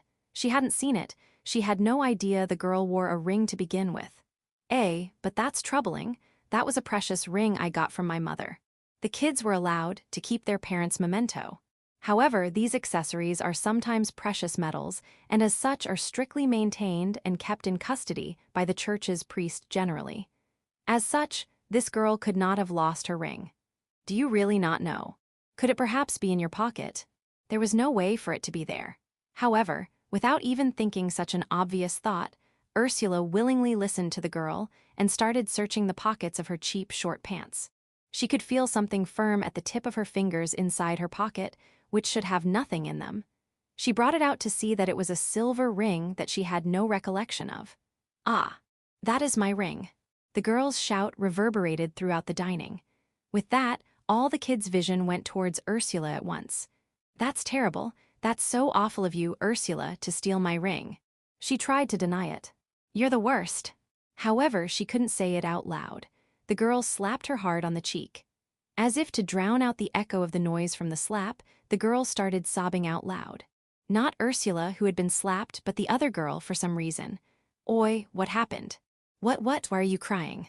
And before she realized, the kids in the surrounding area started gathering around. While still on her seat, gripping her spoon, Ursula had been surrounded by over 10 boys and girls. Listen to this, Ursula did this. There was no space for her to interrupt. Even if it wasn't Ursula, who hadn't spoken to any of the other orphans till now, they couldn't possibly interrupt the crying girl who was accusing her of stealing. Is that true? So awful. Oi, apologize, you thief." The children's opinion unanimously turned to the girl's support and Ursula's denunciation. And it was just natural for it to be so. There were their own rules as they lived together as orphans under these special circumstances. For example, tattling on someone. No matter how small the act is, the kids would never forgive anyone tattling on others to the priest or the sisters. And stealing someone's personal belongings was even bigger of a sin. As they were orphans, they did not have much personal belongings. Most of their things were shared between the kids. While that was only the natural decision to not cause discrimination between the kids, that only raises the value of their personal belongings even more. Apologize. A thief. Apologize already. At this point, it didn't matter if the crying girl and the others were in on this together. After all, the kids had already acquired a justified reason to get angry. They won't forgive stealing. They won't forgive betrayals. As such, blaming Ursula was the only justifiable thing to do. Not only was Ursula unable to plead her innocence in response to the angered kids and their jeers, she couldn't even apologize and do as they say. Her mouth just moved slightly like a goldfish and no words came out. It got harder for her to breathe. This thieving brat. As if her silence went and poured oil into the fire, one of the hot-blooded boys went and grabbed her wavy silver hair and pulled her to the ground. Her small groan upon crashing to the floor was drowned out in an instant amongst the heating up angry voices. She felt a sharp pain on her forehead as it landed on the floor with all the dust and leftover food. She felt her head all the way to the nape of her neck get wet. Taking the chance, the boy had spilled the soup from the bowl on her head. Despite the food being spoiled, Ursula just gripped the spoon tightly in her hand. She saw everyone glaring at her with hatred as she looked up. Countless bad words resounded in her ears. Being surrounded and blocked off, she had no way to run. Fear, it was the moment she had regained that emotion. Shut up. Although she couldn't understand the meaning of those words, it strongly reverberated throughout the dining hall. Words, or rather, it was more like a roar from a monster. Due to the intensity of the voice, the kids couldn't help but look towards it. The same goes for Ursula, who was on the floor. She spotted the owner of the voice through the many legs covering her vision. What is it, Ricky? You got anything to say, huh? This Ricky kid, she didn't know if the kid was a boy or a girl. However, Ursula thought she was like a starving wolf. Her characteristic trait was her sharp blonde hair, resembling a dog's ear. Her red eyes were glaring with bloodthirst, and her strong glance gave it another layer of intensity. Listen to this, Ricky, she's so terrible. The self-proclaimed victim among the kids took a step forward. Maybe because she was confident of getting Ricky's sympathy, her expression didn't even look that grim. "Ursula, she went and stole my precious ring." "You bitch." Her loud voice shook everyone to their bones. It was so loud that it resounded in all their ears. Ricky threw her right fist straight at the girl's face and sent her body flying through the air. The blood from the girl's now broken nose cleanly spiraled through the air. Fortunately, the tables in the dining room were cleared of all tableware. The girl landed on the flat table and kept rolling from the momentum and finally fell off before stopping. "Kaya, WHWH, what are you doing?" The place got noisy due to Ricky's sudden violence. The girls began crying as if it was the end of the world, and the boys had a fire lit up their fighting spirits. "Come on, baby." And as such, a big brawl shaking the whole church had started. Ricky, a girl versus about 10 boys. The difference in power was evident. However, for some reason, the fight dragged out. "Go to hell." As Ricky's fist landed on the kid's face, it broke their noses, their teeth, and brought about unlikely damage to such a children's fight. He bit onto the boys who came to grapple her and dragged them about by their hair before sending them flying by a kick to their groins. She leaped, punched, kicked, tossed. Ricky played out a terrifying fight scene. The boys' numbers were decreasing, and just when there were about half of them left. "What is happening here? What is all this ruckus?" "Ah, Ricky. You again." The priest and the sister of the church came into the dining room. Of course they would notice from this much noise. "Stop it. Hey, Ricky, just stop. Ow." "Oh my, how terrible. Ah, God." Ricky continued her rampage.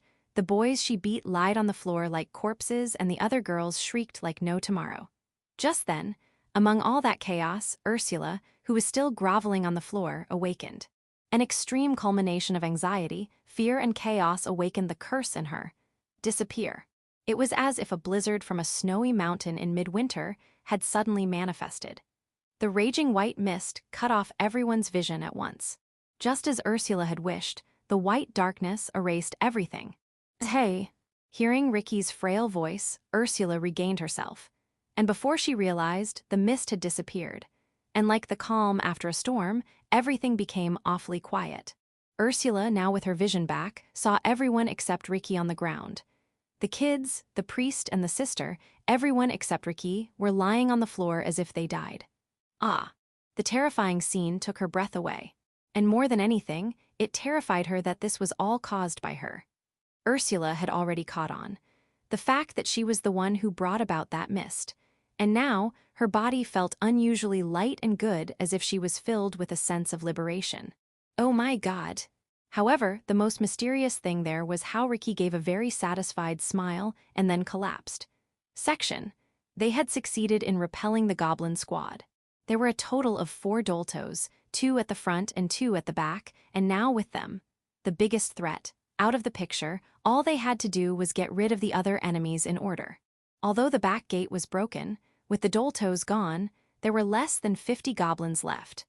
I shaved off their numbers with my grenades and left the rest to the vigilante squad there, before returning back to the front gate immediately. While I was away, everyone did a great job at holding the front lines with Ryan at the core, mowing down enemies head-on with his silver knight armor on.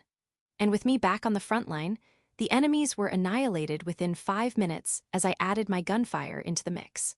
Realizing that they couldn't keep up, the goblin chief quickly gathered its forces and retreated back into the forest. However, the threat to the village is not gone, as the chief is still alive. Although there is a chance they won't target this village anymore after experiencing such a defeat, there's also the possibility of them coming back for revenge with an even greater force. It is risky to chase down the goblins who retreated to the forest. Considering that chief's intellect, it may have fixed traps or ambush troops in place. If we were to get caught off guard in the forest where vision isn't good, there will be casualties for sure this time. And as such, I chased them down alone. Without the vigilante squad accompanying me, I could run at full speed and didn't have to worry about protecting anyone either. Quite the easy situation, really. My opponents were a dozen goblins, a few rank 1 monsters, and a single magician. When I had caught up to them, the chief was only able to launch an El Sajida towards me. I didn't allow a second attack as I blew it away along with its defensive magic with my grenade burst. The rest was just a normal survivor hunt. Hunting down fleeing goblins, a very simple task. And like that, I had succeeded in annihilating every single one of them. Oh, you're back, priest. That was fast. It seems they were also done, clearing out the goblins left behind by the chief it ran.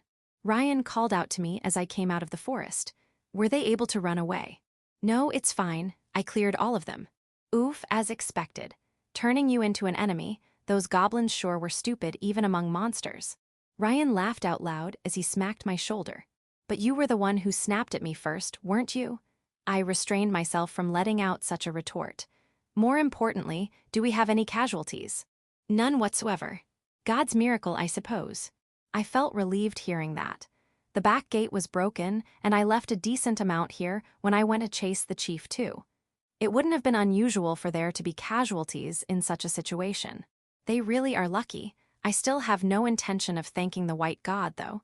But we do have many wounded. The old woman is very busy with them. She is the only doctor in the village, after all. Do look after her, and make sure she doesn't fall ill as well. Heh, right, the only magic the priest can't pull off is the holy healing magic, huh? Ryan and the other vigilantes were well aware of the fact that I couldn't use healing magic. I did beat them up during training, but didn't heal any of their wounds from those training sessions. When I boldly declared that I couldn't use healing magic, I got booed a lot. People have their strong and weak points, all right. Being strong at killing, where does that put you as a clergyman? It's fine, God will be very happy with the enemies gone. And with such sarcasm, I decided to leave that scene behind.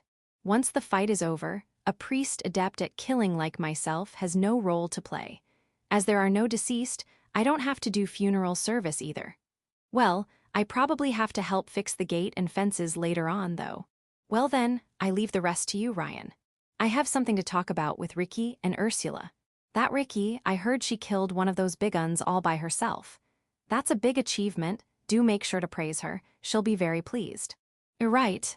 Go, Ursula and Yuri are probably worried as well. Thanking Ryan as he left me with genuine words of concern, I hastily made my way to the church.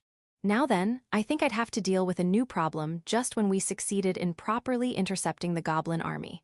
After all, I now know of the monstrous strength she is hiding. Section. A heavy silence filled the church's narrow bedroom. At the moment, Sariel, Ricky, the core problem at hand, Ursula, and I were gathered here. I sat on a small chair with a desk and faced the three sisters who were sitting on the bed. Ursula, who was in the middle, was right in front of me, looking towards the floor with a very grim expression as she avoided making eye contact with me. Now, all four of us knew the situation for which we gathered here. Sariel hadn't seen the scene itself, but I briefly explained it to her beforehand. I did ask her to follow up with me appropriately, but you can't really expect much from this robot-like personality who can't understand the subtleties of the human heart. Either way, since I gathered them all here, I should break the ice. To be honest, I don't know where this will lead to, but, whatever happens, happens. I swear to God that the discussion we will have here will be a secret between us. Ursula, can you talk to us about the power you're hiding? No matter how terrifying that may be, I promise to not hurt you. While I did get the ball rolling, there was still pin-drop silence in the room. There's no way they didn't hear me, but being unable to bear the deafening silence, just when I was about to repeat myself, a response came back. Priest Kuro, Yuru is a bit, Clearing trying to cover for Ursula, Ricky tried giving off an excuse but couldn't even quibble. However, maybe she saw Ricky trying her hardest, Ursula hardened her resolve and raised her head. It's okay, Ricky. I thought a day like this would come, sooner or later. But Yuru. Ursula stopped Ricky by shaking her head sideways, and she started speaking with a very low, trembling voice. Kuro, my body is cursed. I reflexively glanced at my own hands and saw my gray gloves. To me, the word curse is more of a reliable partner than something detestable, as it becomes the source of my strength. However, the curse Ursula speaks of is probably not like that. Is that white mist the curse? Yes. Does that appear out of nowhere, regardless of your will? No, it doesn't come out normally. I can decide on whether to use it or not, but it also comes out by itself during dangerous moments. Then, you used it out of your own will this time, to protect Ricky. Yes. I honestly praised her for it and stroked her head. It makes sense now. The reason why Ursula went outside the shelter, risking her safety. There's no doubt Ursula is well aware of how risky and pointless going outside out of worry would be, as she didn't have combat abilities. She went to Ricky despite that because she had the curse's power for emergencies. It's also possible that Ursula didn't need my saving the day we met. She probably would have turned Mashram into a corpse of bleached bones in another 10 seconds or so. But you can't completely control that power, right? I'm sorry, I almost ended up killing Ricky there. That's not true. Ricky is completely alright, so Yuru did nothing wrong. That said, it's still true that Ricky might have ended up dead if it went wrong. The moment I spotted them, Ricky was surrounded by the white mist. Ursula tried to stop it by distancing herself from Ricky, and that was the right decision there. However, although the result would have probably been the same, the process was different as I was present there. First, I picked up Ricky and threw her into the church. Then, I took Ursula and isolated her in a nearby house. As Ursula also knew that was the best course of action, we were able to move quickly and I could join the front lines soon after. That's right, Ricky is fine, as she says. I'll let this pass because of that. What's important is not to explain to Ursula how dangerous her power can be. What I need first is more info. Ursula, can you tell me everything you know about that power of yours? Why, yes. Although she agreed, her expression looked very bitter. A clearly gloomy expression which you wouldn't expect from her, considering her usual expressions. You probably faced many hardships because of the curse. And so, if there's anything you really don't want to talk about, it's fine if you don't. No, it's fine, if it's Kuro and Sister Yuri. Is it really okay? The people who see my curse either get scared or try to kill me. Kuro didn't try to kill me, so that in itself is worth trusting. I couldn't say anything back, seeing Ursula state that indifferently. To her, I am someone who can kill her anytime. And here I thought I got quite close to her. I thought they admired me, even if it's just a bit. How foolish I was. I am probably a subject of terror to Ursula just by having superhuman abilities. No matter how close we get on the outside, the stress she feels just by imagining what would happen if I got to know about her curse, it's probably unimaginable. I'm sorry, but it's true that I trust Kuro and Sister Yuri. I probably had a grim enough expression that she had to follow up like that.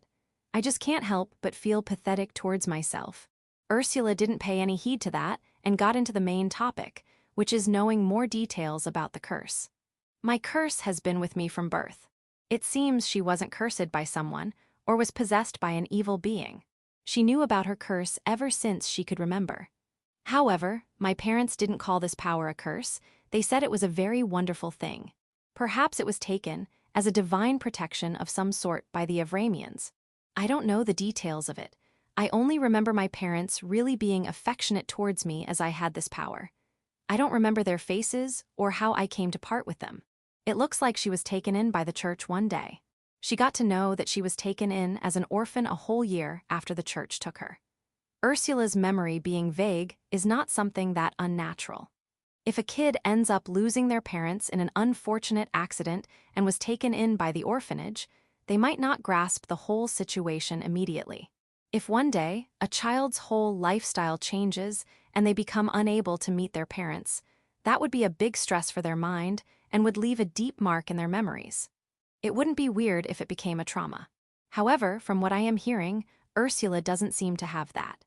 Before she realized, she was in the church and was leading a natural joint lifestyle with the other orphans. Ricky was in that church as well, it seems. Ricky remembers a bit about the time Yuru arrived. I see, so that's where you two met, huh? No, I didn't talk to Ricky at all at first. Yuru didn't talk to anyone and was always alone. Then how did you two become friends? My curse caused an incident. Ursula was all alone at the time, as she couldn't mix in with the other orphans. It doesn't matter if it's a child or not, if you're all alone in a cohabitation like that, you'd end up drawing attention. And it seems Ursula wasn't any exception either. Bullying. But it wasn't that bad for me. The monitoring there was quite strict, so they couldn't do much. Even then, bullying is still bullying. Being talked behind her back and ignored was probably only normal to her. It seems she also experienced her stuff getting stolen a few times. I also don't really remember what they did to me back then.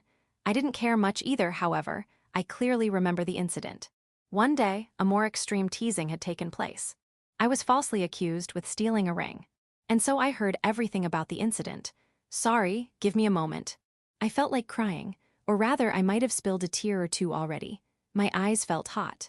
Ursula and Ricky looked at me with warm glances. Ah, sorry, you might not want any sympathy from me.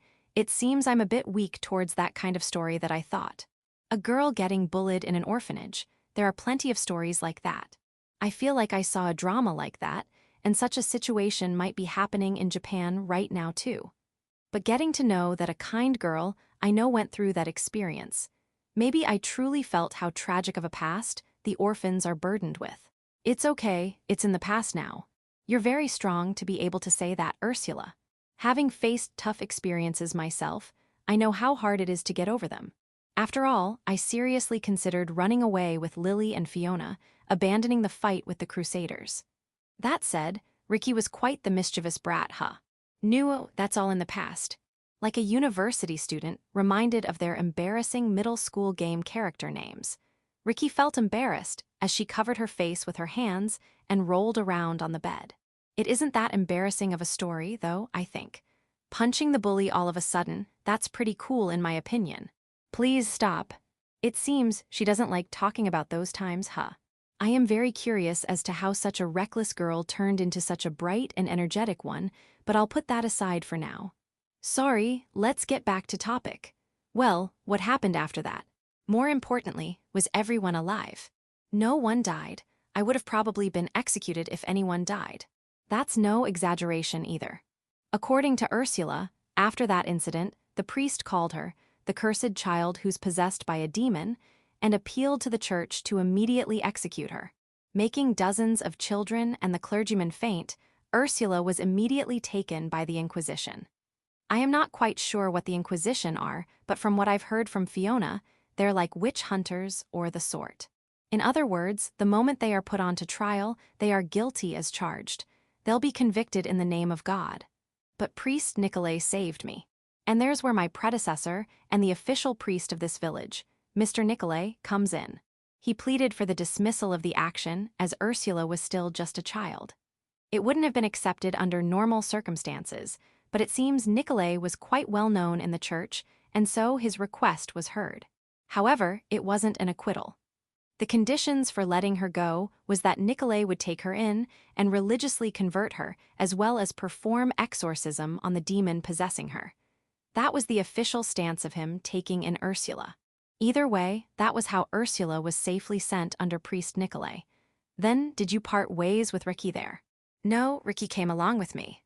I was worried about Yuru. They were just getting rid of another nuisance. Yuru, Ricky being Ricky, was also pushed onto Priest Nicolay as she was a problem child. However, what's great about Priest Nicolay is that he happily took Ricky in, thinking that she would make a great friend for Ursula after hearing the gist of the incident. And the fact that he was right is proven right in front me as the two were messing about with each other. I see, and that's how we get here. My curse's power came out a few times after that as well, but nothing as big as that incident happened, so it didn't become much of a problem. However, Priest Nicolay was very cautious of me. Did Priest Nicolay say anything about your power?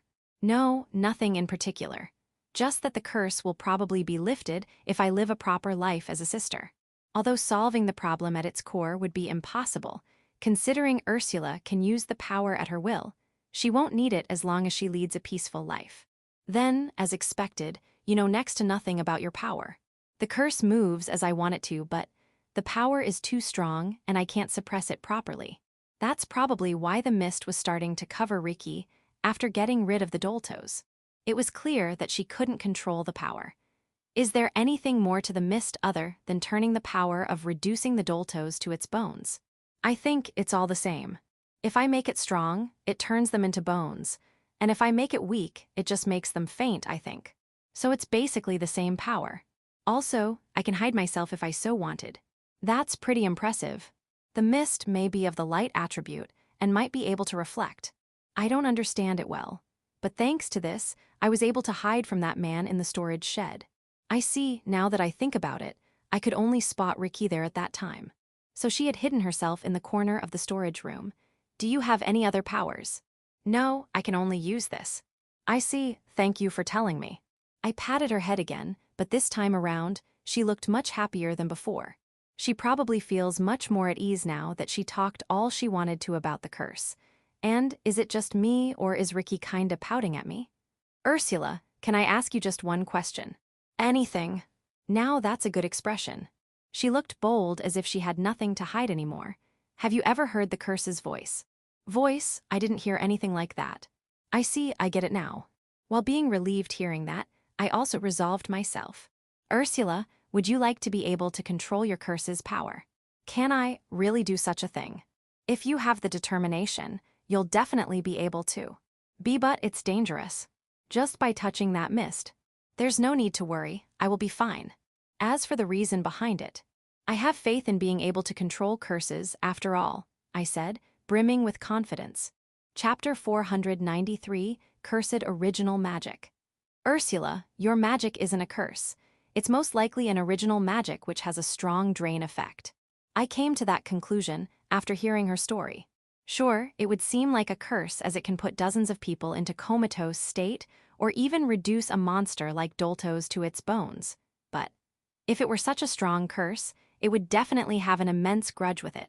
I am painfully aware that the true nature of the curse, the core of it, grudge, is ridiculously self-assertive, thanks to all the cursed weapons I've dealt with so far.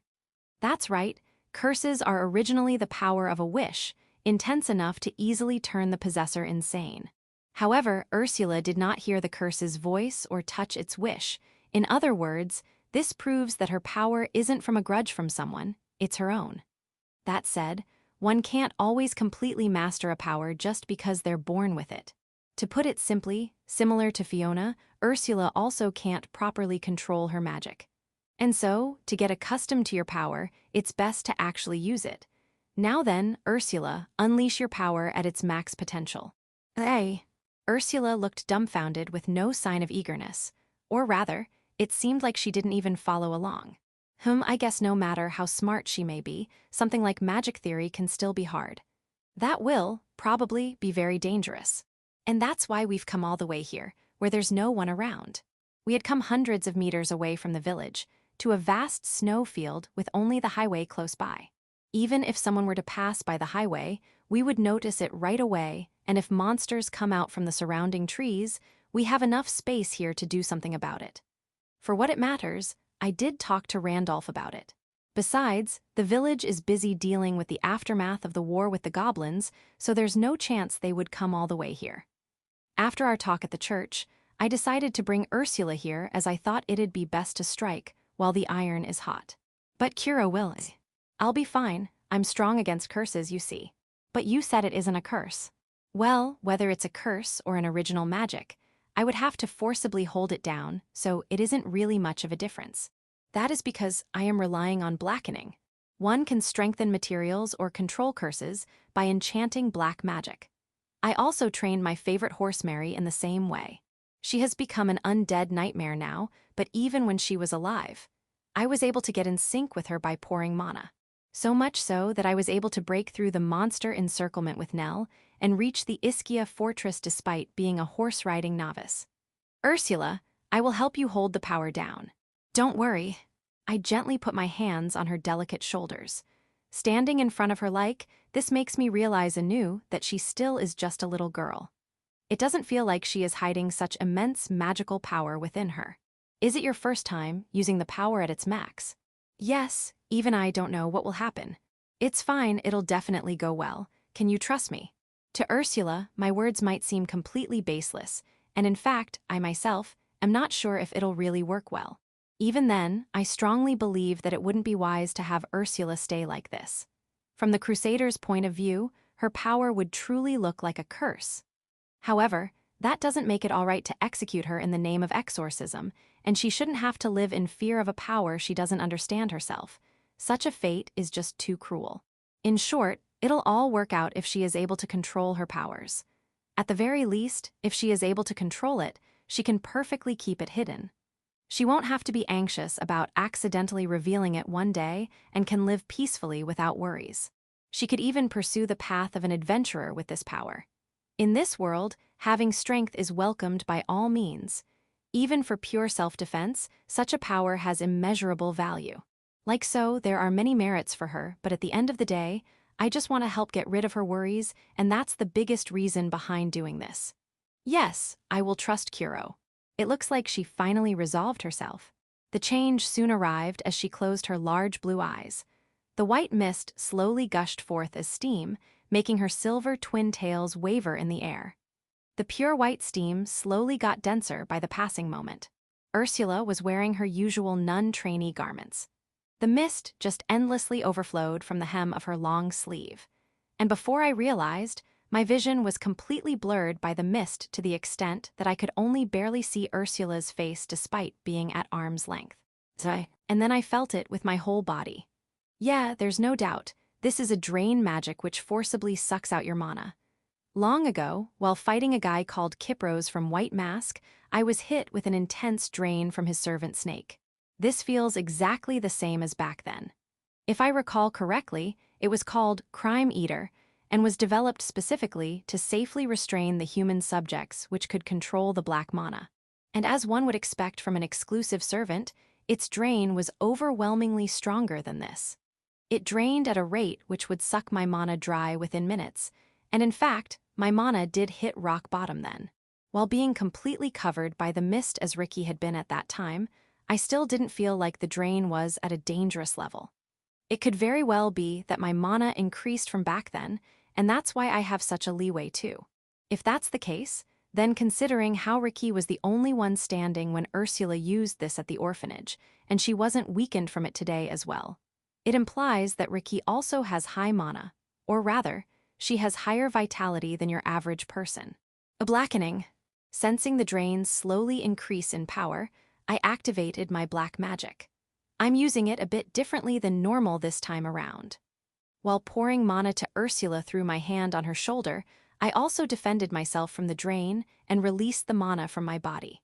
From a distance, it would look like a dark aura is emitting from my body. Although I am still exhausting my mana as a result, it still makes a great difference in the amount of consumption. It was like offsetting the drain by hitting it with a certain amount of mana. However, this is only possible as the amount of mana I am releasing, and the drain power is not much different. I can't expect much from this defense when her drain strength increases from here on. And there's no doubt that this won't hold up against the drain strength, which reduced the Doltos to its bones. Well, I am pouring mana to Ursula herself so that she can control it, and it doesn't get to that point, of course. Ah, Kuro. What is it, Ursula? Does it hurt? With her eyes still firmly shut, Ursula muttered as a cold sweat flowed down her forehead. I can't hold it back anymore. You don't need to forcibly hold it back. Let it out as much as you can. I could feel my black mana slowly cover Ursula's body. Mana isn't something you can just easily give to someone. As such, I can't just have Ursula suck in the black mana I am pouring in her as is. It was more like covering her body's surface with the blackening. This is based on the theory that by covering her body with my black mana, I can help control and adjust her powers. That said, this is only possible when I overwhelmingly overclass the other party in terms of mana, just like how I control the cursed weapons. I chose this method because I had confidence in being able to suppress it with my vast mana amount, but I am sorry, Kuro, I want it. And just then, Ursula opened her eyes wide. I felt a chill run down my spine the moment our eyes met. In place of her round blue eyes were bloodshot white eyes, giving off a venomous purple glow like that of a hydra. The glint in her eye somewhat resembled Fiona's demonized form. These aren't the eyes of a normal human being. I may have awakened something way more sinister than I thought. Ew. The white mist suddenly erupted with the momentum of a tornado and took my body off the ground. The mist coming out from the hem of her sleeve entangled my feet, and a strong updraft of the mist blew the very next moment. I cut off the blackening immediately and let go of her shoulders and chose to be blown away by the mist. That is because my instinct strongly told me that it would be safer to assume some distance for the time being. After being blown up 5 meters into the sky, I started falling from the sky due to gravity. As the mist didn't come with a follow-up attack, I was able to safely land. When I looked back towards Ursula again, her curse had taken its true form. What is that? A white human figure floated above Ursula like a ghost. It was quite big as well. As Ursula wasn't even 150 cms tall yet, and it was about twice her size, it was probably almost 3 meters tall. This white human figure is undoubtedly made by the mist thickening to form the shape. The silhouette looked to be wearing a pure white robe. The reason why I can say that it's a human figure is because the shoulder lines and the head portion was clearly visible. It had the face of a woman. And while one could tell that it was a beautiful face from the facial structure, it looked more like a plaster figure than an actual living woman. It wouldn't feel off even if it was placed in an art gallery. However, it was clear from the 2 horns coming out of its head that this thing wasn't modeled from a human woman. It looked exactly like a no mask with horns. Ursula, are you all right? Get a hold of yourself. Ursula reacted to my voice and looked towards me with bloodshot eyes which were giving off a purple glow. Foo, foo, foo, foo, you foo, foo, foo. She laughed as her eyes turned more demonic. Ah, this looks extremely bad. It seems she has lost her senses. Ursula, get a hold of yourself. Do you recognize me? Fufu, Kuro, I do you fufu, Kuro, tasty. She licked her lips bewitchingly, unbefitting of such a little girl. And before I realized, the mist had flowed all the way to my feet and was slowly but surely sucking away my black mana. Kuro, let me have you. The mist started gaining momentum again, giving off a sharp, windy sound along with the girl's high-pitched voice. As Ursula extended her hand towards me, the ghost behind her also mimicked her behavior. The ghost's pure white hand underneath the robe came rushing in with intense speed. It wasn't like the hand stretched out like rubber, rather the middle portion thinned out like lingering white mist, sort of like a rocket punch. The hand magnified and spread out to grasp me. Taking this head-on would be dangerous, no matter how I look at it. I can tell just from my instincts that this hand's draining strength wouldn't be any inferior to that time when she drained the Doltos. Ew. I thought I had dodged it with ease, but despite that, I felt a large portion of my mana get sucked out immediately. And in fact, I could even see my mana pouring out towards the hand clearly, so there's no mistaking it.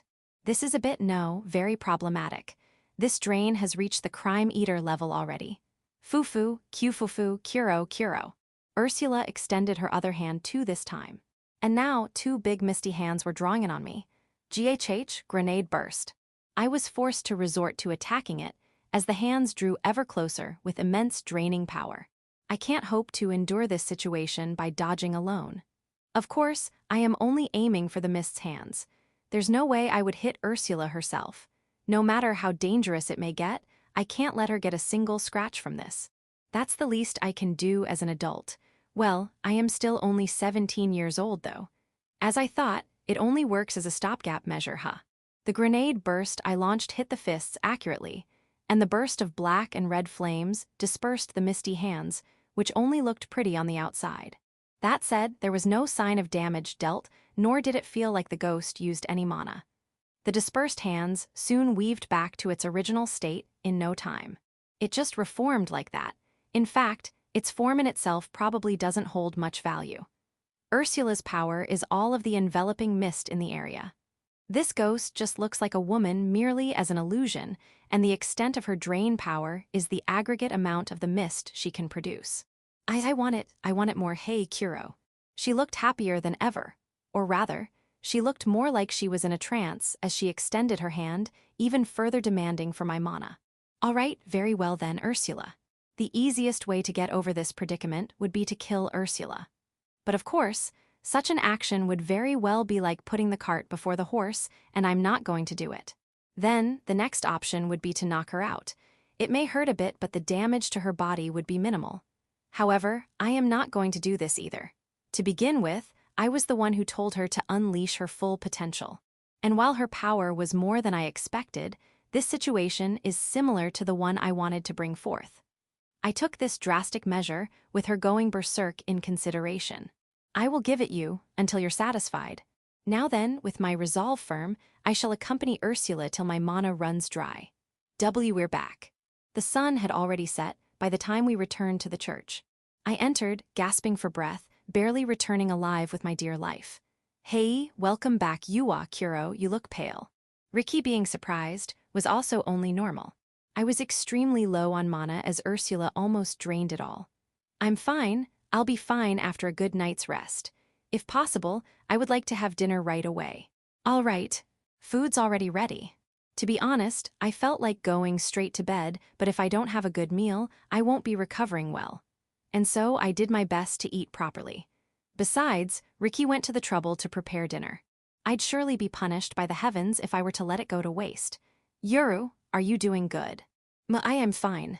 Ursula replied in a not-so-fine manner, and hid behind me like a shy kid. I am well aware that her hidden face was dyed red by now. Yuru, what happened? I am fine, really. Kuro, what happened to Yuru? She looks very suspicious.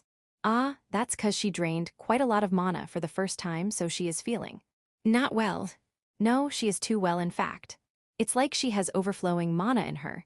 She'll also be fine after a good rest. That's the only reason I can think of for now.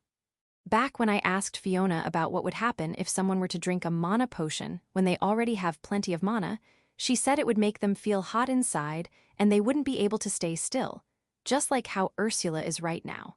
She also recommended not to consume any mana potions before battle as it may lead to a decrease in concentration. And in fact, I also haven't seen any of the adventurers do so either. Although I gave her such an appropriate answer, Ricky seemed sort of discontent as she just said, MMM, and left for the kitchen with a doubtful expression. Maybe Ricky can't relate as she isn't a magician type. Ursula, what will you do for dinner? I'll just sleep for today. She has a stomach full of black mana, so it probably won't be a problem if she skipped a meal. I see, good night. Gee, good night.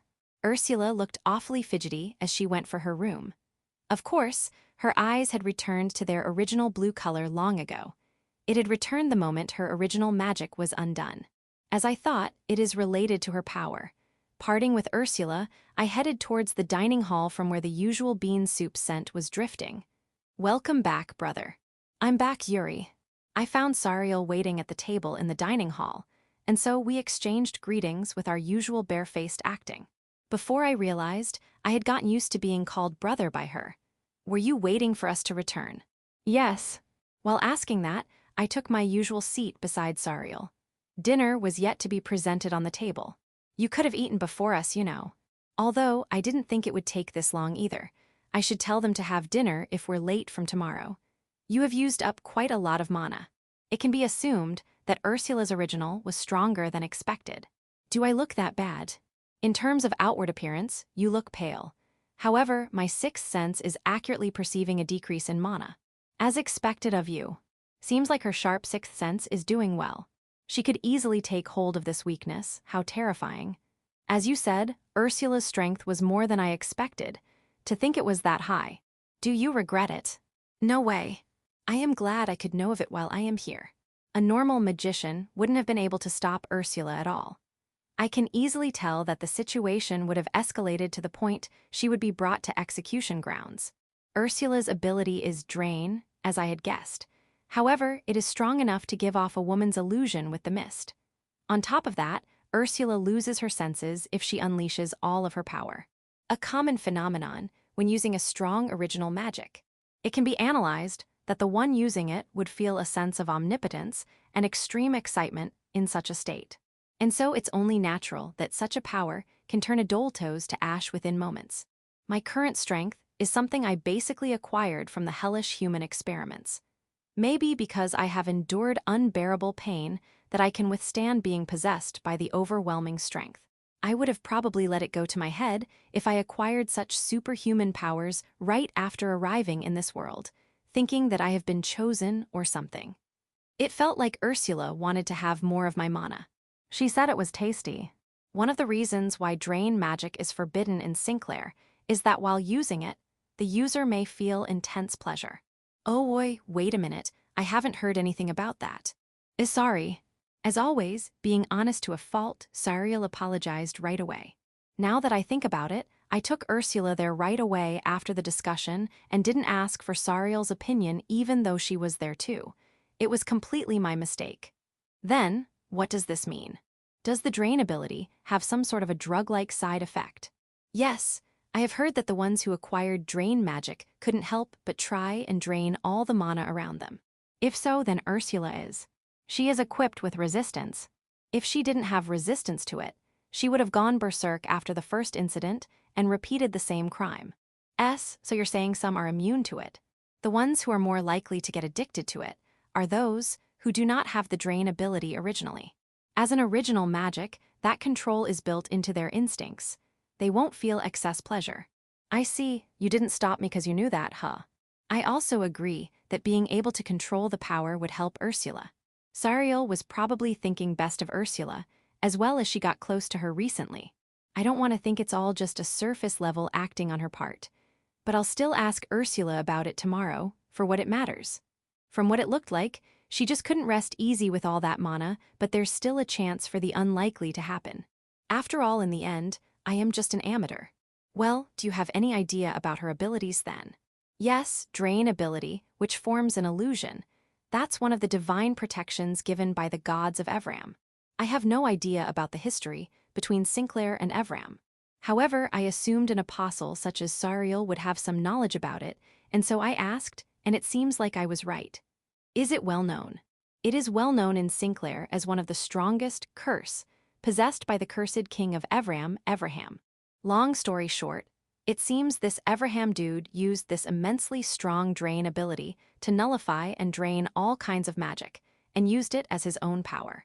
As he just kept taking the opponent's mana, he wouldn't run out of mana himself until his opponent does. Isn't that sort of unrivaled? How did you defeat him? It is said that the second apostle Abel took him down alone, using only his sword techniques. I guess he does deserve the title of the hero, huh?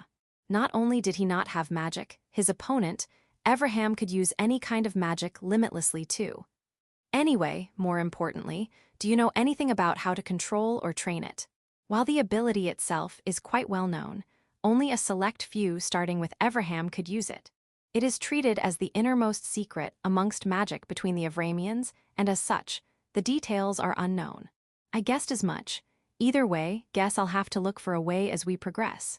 By the way, did the barbaric king of Barbados also have such a special ability? The barbaric king Beowulf was immortal. How did you guys defeat him? The second apostle fought him alone for 7 days and 7 nights straight as he kept resurrecting, until he turned to bones at last. You again, Abel. That said, he defeated cheat-like ability holders such as the Drain ability, user Everham, and the immortal Beowulf. On top of that, he also defeated the Dragon Emperor Dragonov, so no wonder he's a legendary hero engraved into history. Now, if only he lived in the legends, it would have been the best, but this guy is still active as the second apostle. At the very least, I wouldn't even be able to compare to him right now. Just when I felt like I shouldn't have asked, Sariel suddenly spoke up. Do you think Ursula will be able to control her original magic? Is this her way of changing the topic? No, she probably is concerned about Ursula herself, given their relationship. To be honest, I don't know. That isn't something which can be controlled by just teaching her a little about magic. The fact that she lost her senses is proof that she was engulfed by her own power. The risk of it affecting her personality is not zero. I know, right? Does this mean I was naive in thinking I could do something about it? No, despite that, I was able to see for myself that she possesses such strength. If Ursula wanted to do so, she could very well kill off every single person in this village in one night. That drain ability is terrifyingly strong as an offensive magic. If the output is decreased, it can easily drain away the vitality from people without even making them feel any pain. In other words, she could easily put one to eternal sleep while they're asleep by just enveloping them with the mist. And in actual battles, she can turn large-scale monsters to ash in an instant, and so she can probably turn a horde of goblins into ash easily as well. And given its characteristics, it's extremely effective in cutting through defensive magic as well. That reminds me, she also said that she could conceal herself in the mist, therefore, she could easily beat her enemy while not showing herself at all. The more I think about it, the more terrifying this ability sounds. However, that is exactly why. Hey Yuri, do you think Ursula can lead a peaceful life? There is a possibility. There is a possibility that doesn't come true as well then. Yes, putting away her original drain magic and considering her personality, appearance, and current circumstances, there's a very high possibility that she will be exposed to danger in the future. It's all right for now. No matter how strong a ruffian comes attacking, I can drive them away. Even if the Crusaders come attacking in full force, I can at least escape with her. However, in less than a month, I will be leaving this village. If Ursula were to live in this village forever, the dangers that await her are monster raids like the one today. There's no doubt she can mix in well with the villagers already. That said, I can't forget the fact that after I am gone, the church won't be left to the apprentice sisters like Riki and Ursula. So there's a chance that they're moved to a different place, depending on the next priest, A. It's thanks to Priest Nikolai that Riki and Ursula are together. However, I can't expect the next priest to have a similar outlook on the matter. In fact, the chances of that not happening are higher. After all, it would be someone crossing over the seas to come over here in the Pandora continent. There's plenty of chance that they'll be very pious and fundamentalistic. Who knows how many priests there are in Sinclair who would be kind to Barbadosians and Evramians who follow second-class gods. After all, the Sinclair Republic isn't a good place for them to live in. That's right, and that's exactly why I want Ursula to be able to properly control her powers. So that when push comes to shove, she can at least run away like I did. Kuro, food's ready. Yua. I almost toppled over my chair as Riki suddenly appeared before me, looking at me with reproachful eyes. How long are you going to talk? Riki's soup will go cold. Before I realized, the food was already laid out. The usual bean soup and brown bread and an extra item, potatoes and sauté of salted meat. Sorry, Riki. Let's dig in. I apologized to her and suddenly realized that Riki's posture just now is quite dangerous. She had come crawling up from underneath the table on top of me. She was basically glued on top of me as I was taken aback. She was wearing a sullen expression and placed her chin on my chest, and while doing so, her surprisingly large breast for her age softly landed on my stomach as well. Even through the thick fabric, I could feel her warmth. Come on now, get back to your seat. You could feed Riki too once in a while. Gotta admit, she's teasing me because I am always feeding Sariel. Stop spouting nonsense and go back to your seat already. Riki's face was close enough such that our faces would touch if I lowered mine just a bit. I pinched her both cheeks as I said that. They were soft and reminded me of Lily. Kuro, you cheapskate. After fooling around a bit, Riki returned to her seat reluctantly. As one would expect, she did so exactly how she came, from under the table. Stop it with the bad manners now. But really, I am sorry for making it so late.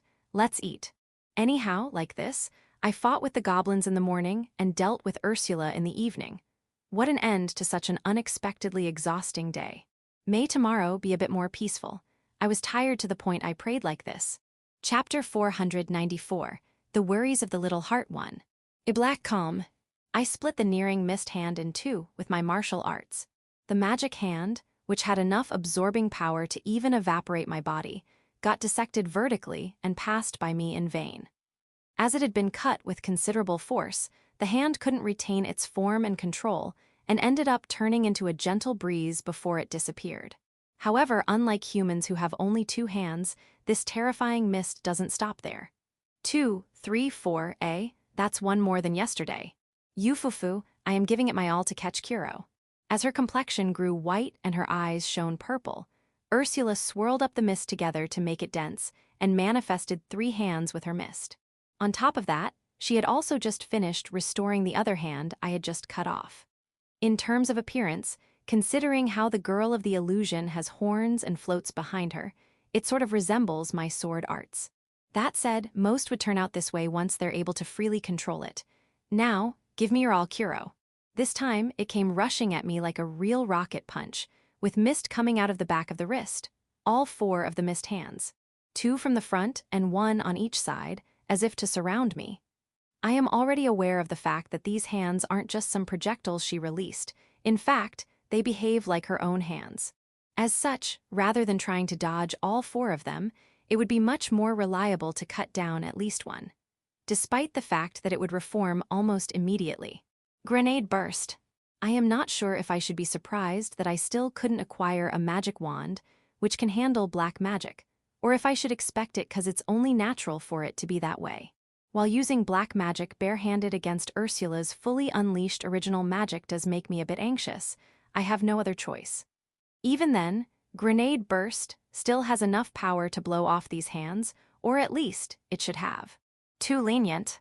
I shot a Grenade Burst at both the hands coming from the sides, and it should have exploded upon making contact with the drain magic, but for some reason, it misfired. Such misfire is not possible in the case of my black magic, since I control them directly until they explode. Considering the fact that they still didn't explode, they must have been erased. To express the phenomenon visually, it was as if the hand crushed the Grenade Burst along with the explosion. The grenades went straight at the middle of the flying fists, and just as it was about to unleash its explosive power, it disappeared as the fist clenched. Did it erase the grenade before it could explode, or did it drain it along with the explosion? I don't know. I guess this won't work anymore, huh? Either way, it doesn't change the fact that the effective Grenade Burst has now been nullified by Ursula. It was the moment I saw her actual growth in progress. Bipartite Black Calm. Being left with no other choice, I tore all the nearing fists up with Bipartite Black Calm. The sword I drew was the same old one I used to slaughter the Crusaders. Although it's mass-produced, the quality isn't bad. This one probably is better than most. The sword was blackened from the tip to the handle. However, while it was only for a moment, the sword's enchantment came undone and exposed the original steel underneath upon making contact with the draining hands. That said, the enchantment is also similar to Ursula's mist hands. It'll reform with just a little mana. I didn't know you could use martial arts in succession. Well, that's how much I'm being cornered here. And despite that, you seem quite relaxed. Ursula said with an uninterested expression, as if none of this was appealing to her. This expression has quite the intensity when she does it with those demon eyes. But I've gotten used to it to the point I can also think of that as cute these days. I've also gotten a bit used to your powers, you see. Used to this draining power. No matter how terrifying an ability may be, if you deal with it for long enough, you naturally come up with methods to counter it. After all, if this was the maneuver experiment, I'd have had to beat it upon first sight. And here I just have to stave it off, so of course I would be relaxed. I want Kuro now. If you want it, come get it, with all your strength.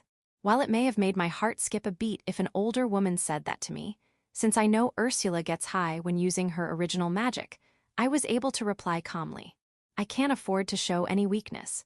It won't be any practice if Ursula doesn't believe that she can't beat me no matter how hard she tries. After all, these abilities are something you first start getting a hang of once you unleash it all. Then I shall give it my all. The atmosphere around Ursula rapidly changed. The fact that it wasn't just my imagination was proved as her mana, or rather, the white girl's mana rose suddenly. As Ursula spread her hands in front of her and pushed them out, the white girl behind her did the same. Unlike the previous attack, this one felt like it was directly connected to her body and was aimed directly at me.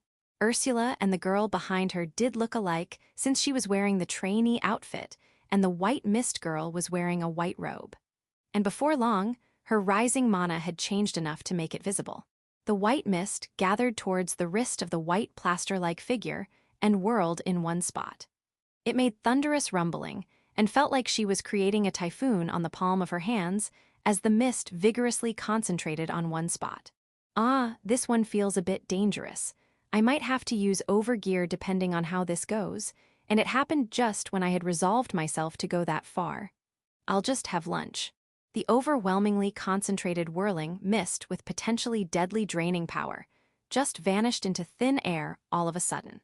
Ursula returned to her usual blue eyes and back to her absent-minded, carefree expression like Fiona and quickly walked towards me. It's already that late, huh? Now that you mention it, I feel kinda hungry too. The church's midday bell reached my ears. While it wasn't clearly audible, one could still hear the church's bell from this highway, where I brought Ursula to train on the day the goblins attacked. Before I had realized, 1 week had passed since then. I have never seen Kuro like that before. My grumble was sharp enough to even surprise myself. I am currently watching over Yuru and Kuro's sham battle, which is taking place some distance away from the village. I sneaked all the way here so that the two didn't realize. I'm doing this quietly purely because of curiosity. I mean, there's no way I wouldn't be interested after all. I, for one, know how much Yuru has worried about her curse, till now, and I understand how this is a very serious matter. It's very different from some stupid brat's secret of who likes who or anything like that. At the moment, Kuro is trying to solve this worry of hers. Now, I can't imagine at all how one could do that. I mean, how would you go about suppressing such an unknown, terrifyingly strong curse? At the very least, the all-important trash of the church couldn't do anything about it. Just thinking about it makes my blood boil. Those bunch of fools, wanting to kill Yuru, saying she's a demon and she's cursed and whatnot. I will shove those splendid-looking rosary they wear up their ass, and then surely they'll meet their oh-so-great God. I could probably do as much as I am now. More importantly, the problem at hand is if Yuru's curse is actually something that can be dealt with. I would have declared it impossible just some time back. That isn't something some stupid adult should poke around with out of curiosity. Someone like that would and should just get eaten by the curse. And so Priest Nikolai chose the wise option of not doing anything about it. There's no doubt that that was the best choice for both me and Yuru. But Kuro, if it's him, then he could actually do something about Yuru's curse. I believe that, strangely enough. That is probably because I know how strong Kuro can be. Having exchanged blows with him every day, even while I'm growing at a very rapid rate, I can tell that I can't possibly catch up to him. That overwhelming strength just gives me this unbelievable sense of security. And so, I am not worried. The reason why I am peeking on them like this today is also just because I was curious about what they were doing. I came out today, a week after the training had begun, because I couldn't suppress this curious heart any longer, and decided to watch. The first thing I did was ask Sister Yuri for her cooperation as she's staying back at the church. To be honest, I thought this would be the biggest obstacle, but I understand, go and watch them then. She gave her approval almost immediately. Why was I even worried anyway? Not only that, she also told me to watch all I want as she would handle ringing the bell as well. That's more than satisfactory. If I am being honest, I can't really deal with her properly. She wears this incomprehensible expressionless face and has the perfect looks of an angel as described in the Bible and is so hard to approach. Kuro acts cool, but his emotions are easy to read, so he's very easy to talk to. Besides, he treats us earnestly even though we are kids and makes considerations for us and doesn't keep lecturing us like those stupid self-important crusaders. Anyway, he's a nice person. And since Sister Yuri is Kuro's secret lover and Ursula trusts her quite a lot as well, she surely can't be a bad person. I probably just made my own assumptions about her, and she isn't as cold as she looks. She likely inferred my feelings, and that's why she is cooperating with me this much. In any case, that is how I had made it this far. Yuru and Kuro have been going out for this training every morning. Since they also have their lunch there, I had been appointed to pack their lunch boxes, which is not much, really, just bread, cheese, and side dishes from the previous night's dinner. And they always return in the evening. He spends all day training Yuru and doesn't do any of his priest work, but it seems he has already talked about that with the chief. That old man Randolph doesn't really know much about Yuru's curse, but he was informed about her to some extent by Priest Nikolai. That's probably why he accepted without much trouble, or so said Yuru. I don't really get adult talk much, but as long as he doesn't come interfering, it's all good with me. And so about the training itself. I was very worried about Kuro as his complexion looked really bad on the first and second day, but he returned to his normal self later on, so I had nothing to worry about either. I understood that he was dealing with it properly, as expected. About what they were actually doing, that is what I saw today with my own eyes. To think Kuro would be fighting seriously like that. It was clearly a battle. While I don't understand the first thing about magic or curses, what befolded before me was a pure clash of powers. That much I understood immediately. The severity of their battle makes the vigilante group and my training look like child's play. Even the battle against the goblin horde couldn't compare to this. Even without any instruction or explanation, their battle taught me a lot. First of all, about how strong Yuru's curse can be. This is the first time I'm seeing the white-horned girl behind her. If that thing appeared when she first released her powers at the orphanage, there's no doubt that everyone there, including myself, would have died. I am getting goosebumps even though I am watching from such a distance. I only realized that my body and mind had been preparing for battle, some time into observing them. That said, the most surprising fact about this was how Kuro was taking on Yuru's curse head-on. Even Kuro wouldn't be left without a fatal injury if he got caught by her attacks. I can tell that her strength is on par or even more than what she used against the Doltos to reduce it to its bones. Kuro was dodging, cutting, and sometimes deflecting these attacks as if he was looking into the future. I have never seen him having to dodge so sharply before. That black and crimson slash, is that martial arts? It's my first time seeing that as well, and numerous other black magic Kuro used afterwards. The aura he's emitting from his body, the snake-like tentacles fending off the mist's hands, the exploding arrows, he had never used any of these in our mock battles.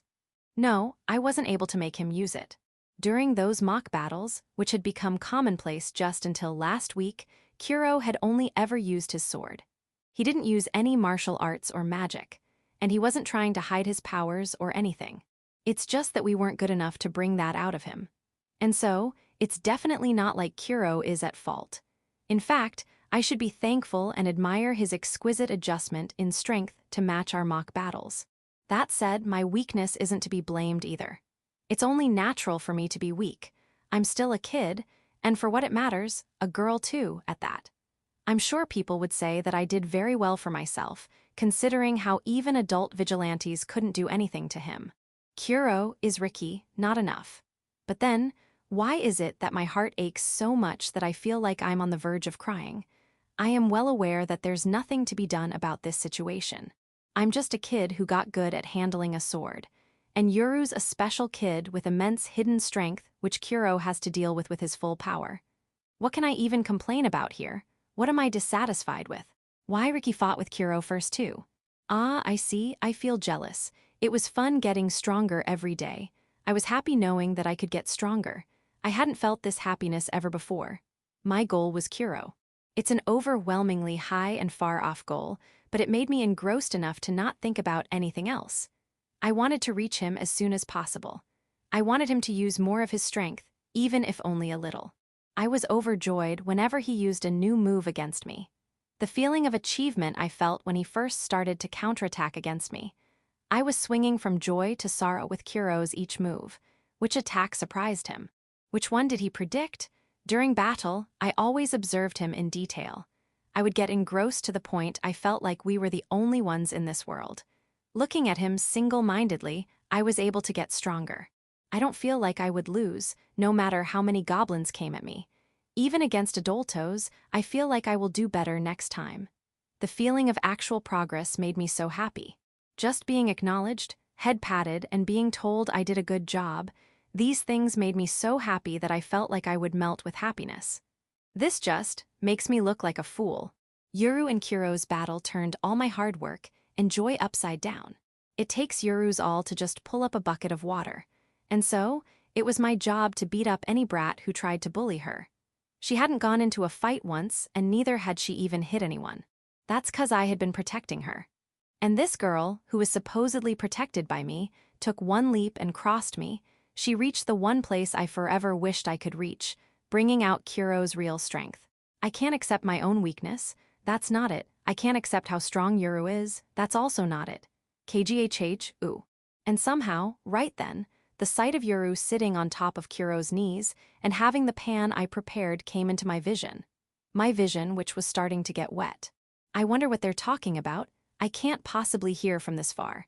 But Yuru looked happy from any angle, and Kuro had a very gentle expression as well. I couldn't make myself watch any longer. I couldn't bear the sight of them having so much fun. Ooh, ooh, woo. These flowing tears, they're the proof of defeat. It just feels so unbelievably frustrating and painful, and I can't even blame it on anyone. It took my all just to keep myself silent as I left the area without them noticing. Chapter 495. What's inside that tiny chest too? Riki's been acting weird lately. I asked Zariel, who was in bed, if she had any idea. Weird. Yeah, like she's avoiding me for some reason. And she seems to be in low spirits as well. Riki was usually full of energy, but had recently gone strangely quiet and even somewhat distant. Though I didn't want to think that way, the most logical explanation I could find was that I had probably done something to make her dislike me. When did this start? Yesterday. No, the day before yesterday. The day before yesterday was the 11th of the ice crystal month. I remember this well because it was the day I noticed Ursula's training with original magic had been really paying off. It was on that day that I could see how well she was able to control it after a single week. And when we happily returned after our training session, Ricky came out to greet us with a rather sad expression on her face. I had almost asked her what was going on, but then I figured it could be one of those days, and she could have been having a hard time due to that, so I didn't. But she was still like that even today, so I had started to become actually worried. I honestly have no idea what's gotten into her. I don't remember having done anything to cause Ricky to hate me. Actually, I have been spending time with Ursula only, so I couldn't even do anything to her. Maybe the cause for her sadness is precisely that you haven't done anything with her. It might have been rude of me, but I didn't expect much of Sariel's answer, considering she's basically a robot. But she still answered immediately. You think she's in a bad mood because I haven't set aside some time for her lately. It's a possibility. No way, I'm not her big brother nor her father. It shouldn't be that hard for her to deal with me not being around for a while, right? Ricky seems to be very much looking forward to a mock battle with you. If that doesn't happen eventually, she'd logically be overwhelmed by stress by that expectation. Why yeah, that's right. Well, that makes a lot of sense. I know better than anyone just how much Ricky is crazy about fighting. So, no matter how much Ricky understands the importance of controlling Ursula's curse, having something she has been eagerly waiting for delayed for too long would eventually get her frustrated. Okay, then I'll make sure to spend some quality time with her tomorrow. After all, it's a holiday, and Ursula is going to take a day off. Tomorrow is the 14th of the ice crystal month. Compared to Earth's solar calendar, it would correspond to February 14, that is, Valentine's Day. Though it wasn't a day that actually meant too much for me back when I was just a regular high school student. If I hadn't been summoned to this alternate world, I might have even been given chocolate from Shurasaki-san. No, it's no use to think about that now. However, it would be unavoidable to be reminded about Valentine's Day. Because in this alternate world, the 14th of the ice crystal month had been designated by the Cross Church as a holiday after the legend of a saint. And the name of that saint is Valentinus. It sounds like a total ripoff, don't you think? The Valentine's Day of the Earth and the Valentinus Festival of the Cross Church are completely unrelated. Once again, I found myself asking Sariel a question. Then I brought it up a second time. But even then, did this Valentinus guy really have to die on a day that is the same as Earth's February 14th? It has to be some kind of joke. Legend has it that Saint Valentinus was a great man who risked his own life to drive demons back, and to restore the Cross Church under the right faith after it had been on the verge of succumbing to internal strife, thanks to a ruse orchestrated by said demons. Of course, the Holy Scriptures also describe his many feats in all sorts of ventures, so I have a good idea of his story. Though that was mostly thanks to Sariel's lectures. Lectures I had to take, since I had work as a priest tomorrow talking about Saint Valentinus legend, reading excerpts from the Holy Scriptures aloud and explaining them. There were quite a bit of cross-church believers in this village, so I had to know my stuff in order to sound believable enough. Otherwise, they'd soon realize that I'm not a real priest. Well, I don't care about the Cross Church's legends, but if there's going to be a festival afterwards, that's fine by me. I wasn't the only one who thought like that, but many villagers, and even the majority of the people of the Republic of Sinclair. The holiday's origin was relatively irrelevant, and what the people wanted the most was the festival itself, as an excuse to drink, eat, and dance to their heart's content. Are you looking forward to it? I've been involved in the Valentinus festival twice in the past. I've only been invited to attend ceremonies as a member of the church. There was nothing more to it than my job as an apostle. And what about now? Calling you two friends would be a bit of a stretch, but I can at least see that Ursula and you have been getting along well. I don't know, but I understand the theory that makes the festival fun. Well, I don't think there's any fun in understanding the theory behind it. But was there really any other way for her? Although Sariel has regained all of Shirasaki-san's memories, her personality is still like that of a robot. In fact, it would be quite scary if she started to behave like Shirasaki-san all of a sudden. Well, we should try to enjoy it a bit. After all, it's the first and last time we'll be able to attend this festival here. So we'll be leaving on the 20th of Ice Crystal Month. Like Sariel said, I had finally set a date to leave this 202nd colony. It would seem that the snow would start to melt at the usual time of the year. In the past week I've been training Ursula, I'd started to notice that the temperature has begun to rise sharply throughout the day. At this rate, we should be able to see the surface of the muddy dirt road coming out of the village after the 20th. The plan was to leave this 202nd colony on the 20th. It would take us a few days to reach the village just ahead of the Alsace fortress, and we'll survey the situation there for a while. Then, the snow would have almost completely melted by the time we started climbing the Galahad Mountains.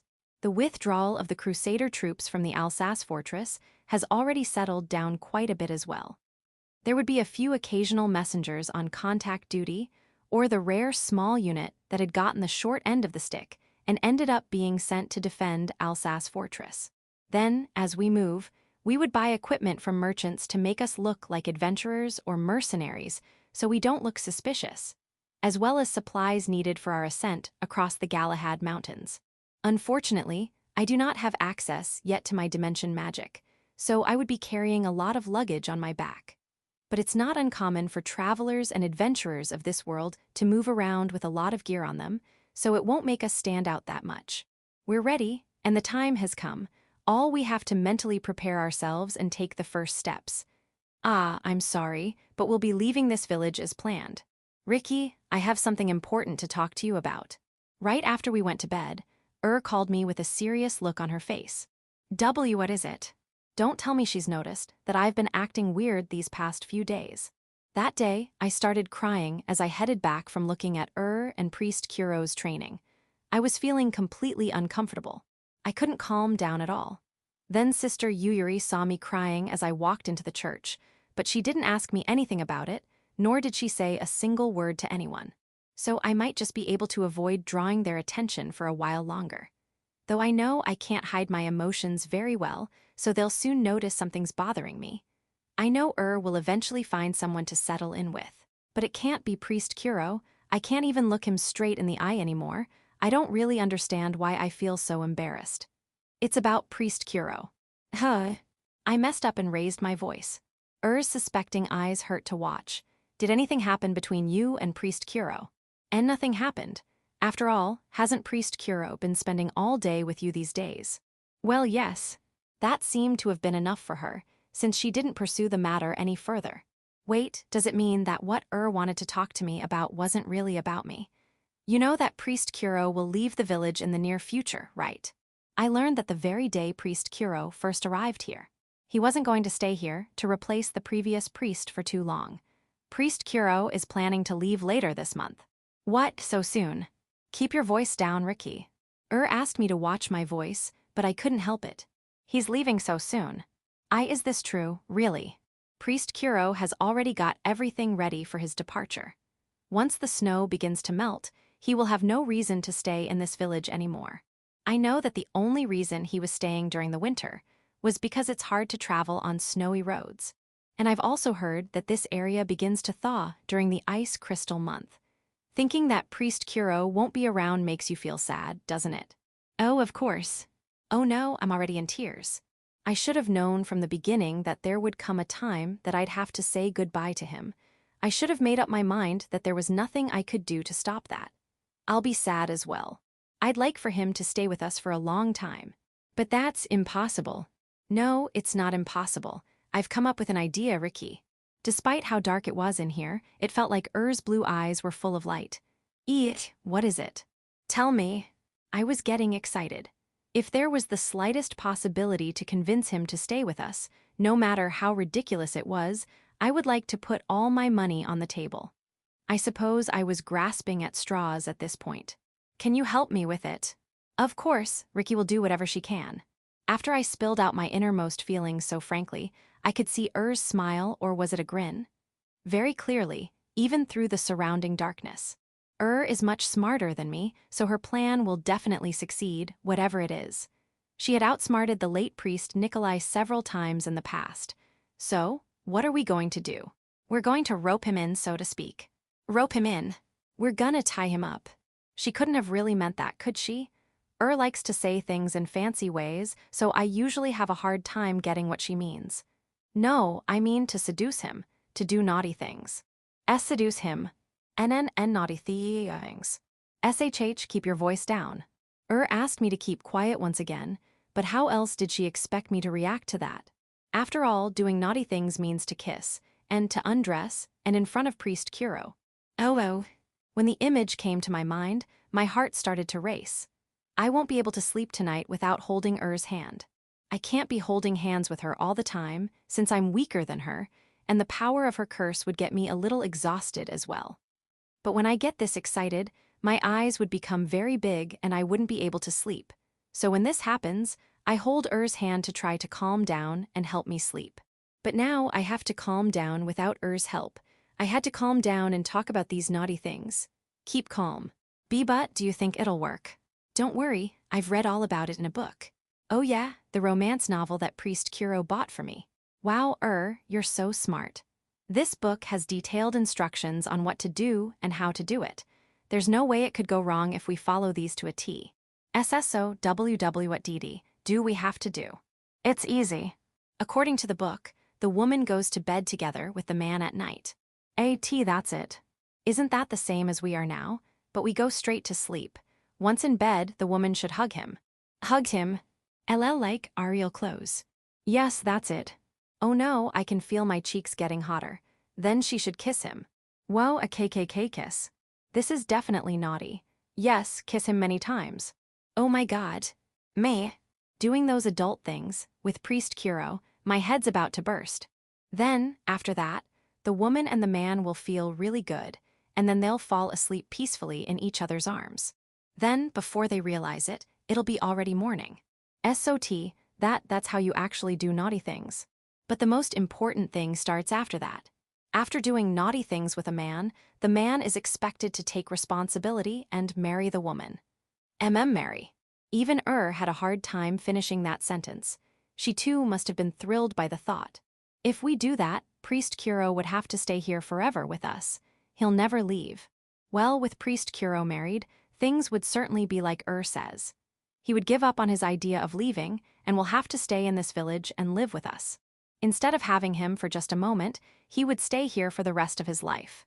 It's hard to believe, but it's like a dream, a story that I really want to believe. But, after all, it is impossible. Why? Because Priest Kuro already has Sister Yuyuri. It was none other than who told me that Sister Yuyuri and Priest Kuro are not really related, despite the fact that they pretend to be siblings. And her love for him is so clear, so transparent, I can't believe would forget about that tiny little detail. That's when you come in, Ricky. Can Ricky do something about that? I'd like to get Sister Yuyuri away from Priest Kuro at night. According to tomorrow is the Valentinus festival. A festival where it's not weird for unusual things to happen. And that's why tomorrow will be our one and only shot at roping Priest Kuro in. When the sun starts to go down, I need you to start drinking, Ricky. There's going to be a lot of wine and ale at the festival, so everyone is going to drink a lot more than usual. Everywhere you look, there will be people drinking to their heart's content. Therefore, it won't be unusual for a child like me, who shouldn't be drinking alcohol, to be drinking with everyone else in the spirit of the festival. Then I'd have to drink enough to get drunk, awfully drunk, and even if I don't get drunk, I would pretend to be very drunk. I'll most likely drink only a little bit, so chances are I'm probably going to have to pretend. The idea is to be so drunk that I'd ask Sister Yuyuri to help me get back to the church. According to Priest Kuro has an image to keep, so it's unlikely that he'll offer to take a conspicuously drunk child like me back to the church. And even if Priest Kuro ends up bringing my drunk self and Sister Yuyuri back to my room, the plan is to have Sister Yuyuri stay with me. And then Priest Kuro would leave, because he'd know how embarrassing it would be for me to have him look at me sleeping in that condition. I don't know what's so embarrassing about that, but says so I'll believe her. Then, at the right time, while I lay alone with Sister Yuyuri, I'd ask her to stay and sleep with me. By keeping Sister Yuyuri in the same bed as me until morning, Priest Kuro would have to sleep by himself. It was only after I finished hearing plan that I realized. Then, what are you going to do, I'm going to be the one doing naughty things with Priest Kuro. You can't. After I blurted that out, I immediately regretted it. Why? Well, that's because I can't answer. I can't think of a proper answer as to why she can't do that. I had to convince her somehow. If you do that, then and Priest Kuro will have to marry. You'll have no other choice. You should get married to someone you like. But I like Priest Kuro. She said that so nonchalantly that I couldn't find the words to say anything back at her. Priest Kuro is very strong, cool, and kind. What's so wrong about me falling for someone like him? But love shouldn't be for such mundane reasons. And only Priest Kuro accepts all of me for who I am. I had to push the words of denial that rapidly climbed up my throat all the way back to the depths of my lungs. Yeah, that's right, That's certainly more than enough reason to love someone, to love them enough to want to marry them. Are you sure about this? I'm dead serious. I'll definitely get Priest Kuro to marry me. So Riki, please help me. At that time, all I could do was nod in agreement.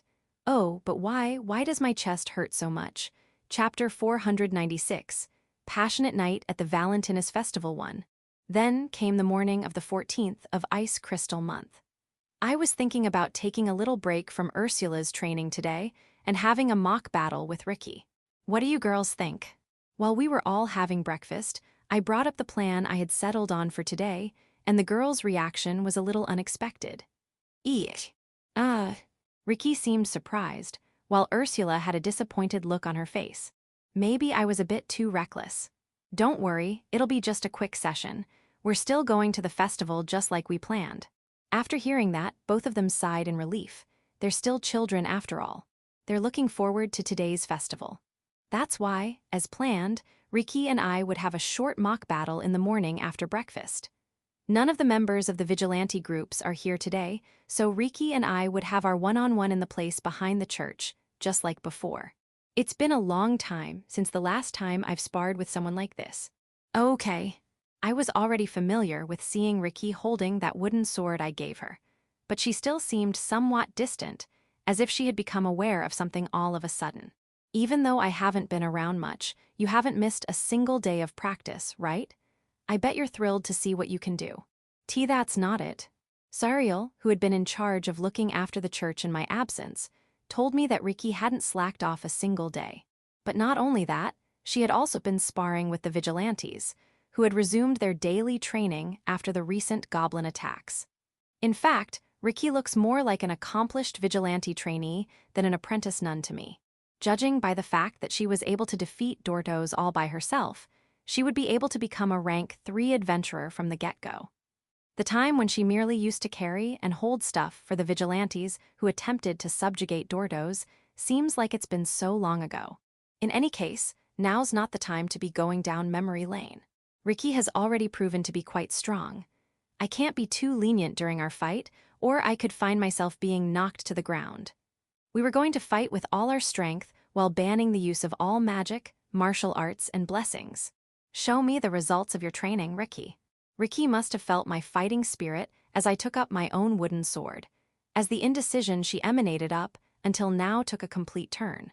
Her facial expression tightened, and her movements began to flow naturally as she readied herself. Her reaction alone told me that her intuition was very sharp. Riki's talent as a fighter was the real deal. Come at me. Here I go. Look at you, all cheered up now. I am not.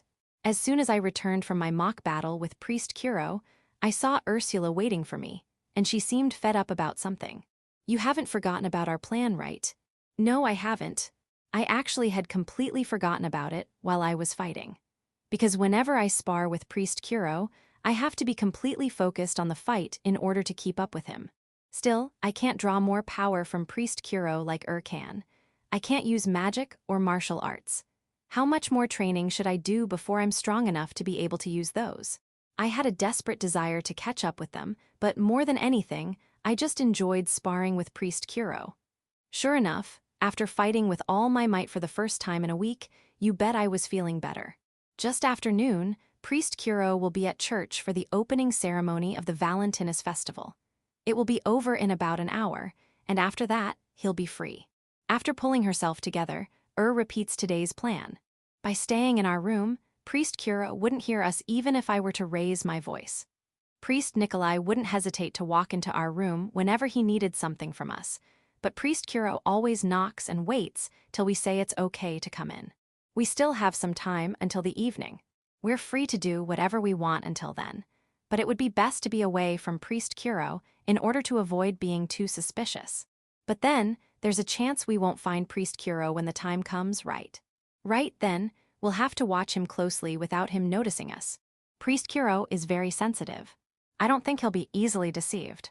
It'll be fine. Priest Kuro only cares about being spied on by people with hostile intent. Said that as if it were common knowledge, but I still didn't know that much about Priest Kuro. Despite it being a trivial detail, it still reminded me how much they had got to know each other during their entire week of training compared to our mock battle. I resisted the urge to cry and kept talking as if nothing had happened. Well then, we'd better keep a close watch on him.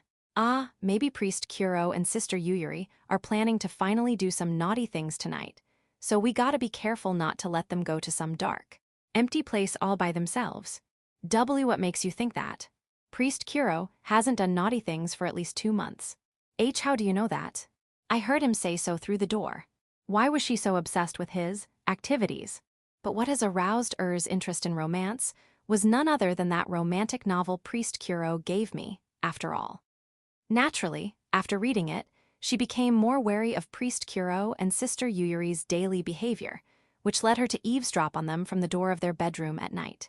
Well, when I think about it that way, it kinda makes me curious about it too. Well, if that happens, Riki and will do whatever is in their power to stop them. Yeah, we'll pretend we came across them by chance and just stick around.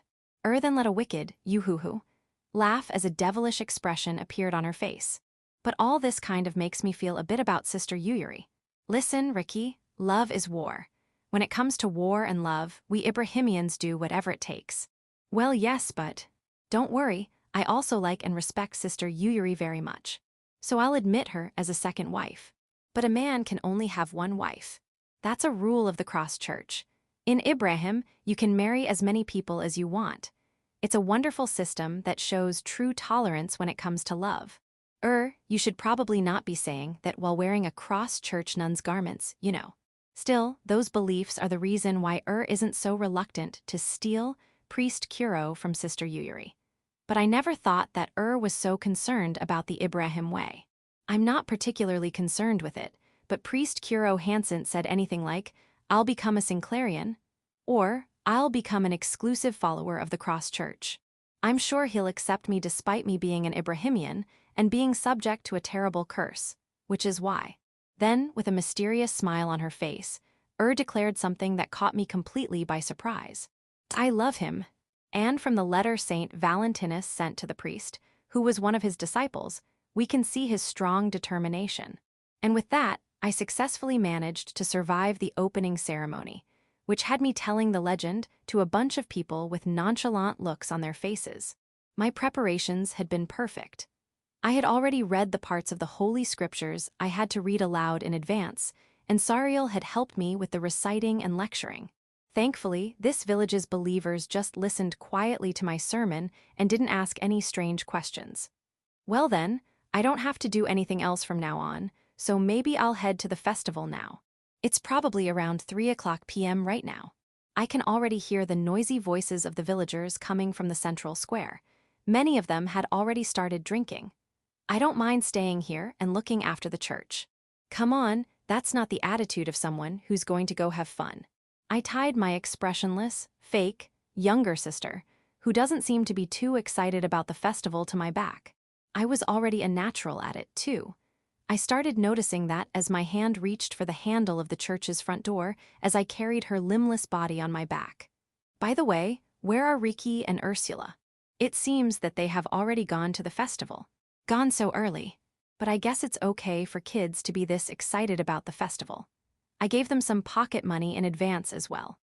Thinking about it, they're normally here all day doing their jobs as apprentice nuns, plus housework, with the occasional mock battle for Riki and Ursula's training giving them an even tighter schedule than before, so I should just let them have as much fun as they like. And with that thought in mind, I headed to the festival without worrying where they were. The moment I took a step outside, I could see the hustle and bustle happening in the central square. Almost all the villagers are meeting here today, so when I looked in that direction, it seemed to be considerably full of people. Due to the nature of this colony, its villagers were relatively young. Probably because of that, it seemed to be more lively than usual for the actual number of people present. They hadn't lit a huge campfire in the middle of the square yet, but several people had brought their own instruments and were playing cheerful tunes of their own accord. One was playing something that looked like a transverse flute. Another one was playing something similar to a guitar, while others simply held a bottle of liquor in one hand, men and women alike embracing each other in cheerful song. To resent people who enjoy this kind of social activities would have been a mistake. After all, I felt a slight regret to realize that, under other circumstances, I would have actually wanted to enjoy a festival like this together with Lily and Fiona. Oh, but if it isn't Priest Kuro, good day. As I basked in my subtle feelings, a young Barbadian with blonde hair and red eyes called out to me. "Hello, Ted. Oh, who do we have here?" "She's cute, isn't she?" "My daughter is probably the cutest one in the whole village. Hey, Eva, this is Priest Kuro." With a slightly unpleasant grin, Ted showed me that he was holding a baby, warmly wrapped in a white cloth.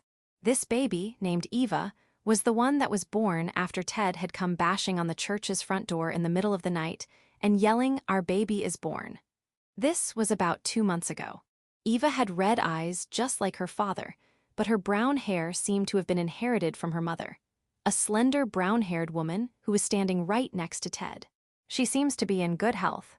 I had been asked to be present at the moment of birth, or should I say, right after Eva was born, so that I could perform the Cross Church's birth ritual. It's a simple ritual that consists of a priest pouring a few drops of hot water, which I can only assume it's regarded as holy water as they read a few passages from the Holy Scriptures and say a few congratulatory words. This ritual, however, was also seen as a serious rite of passage in the Cross Church.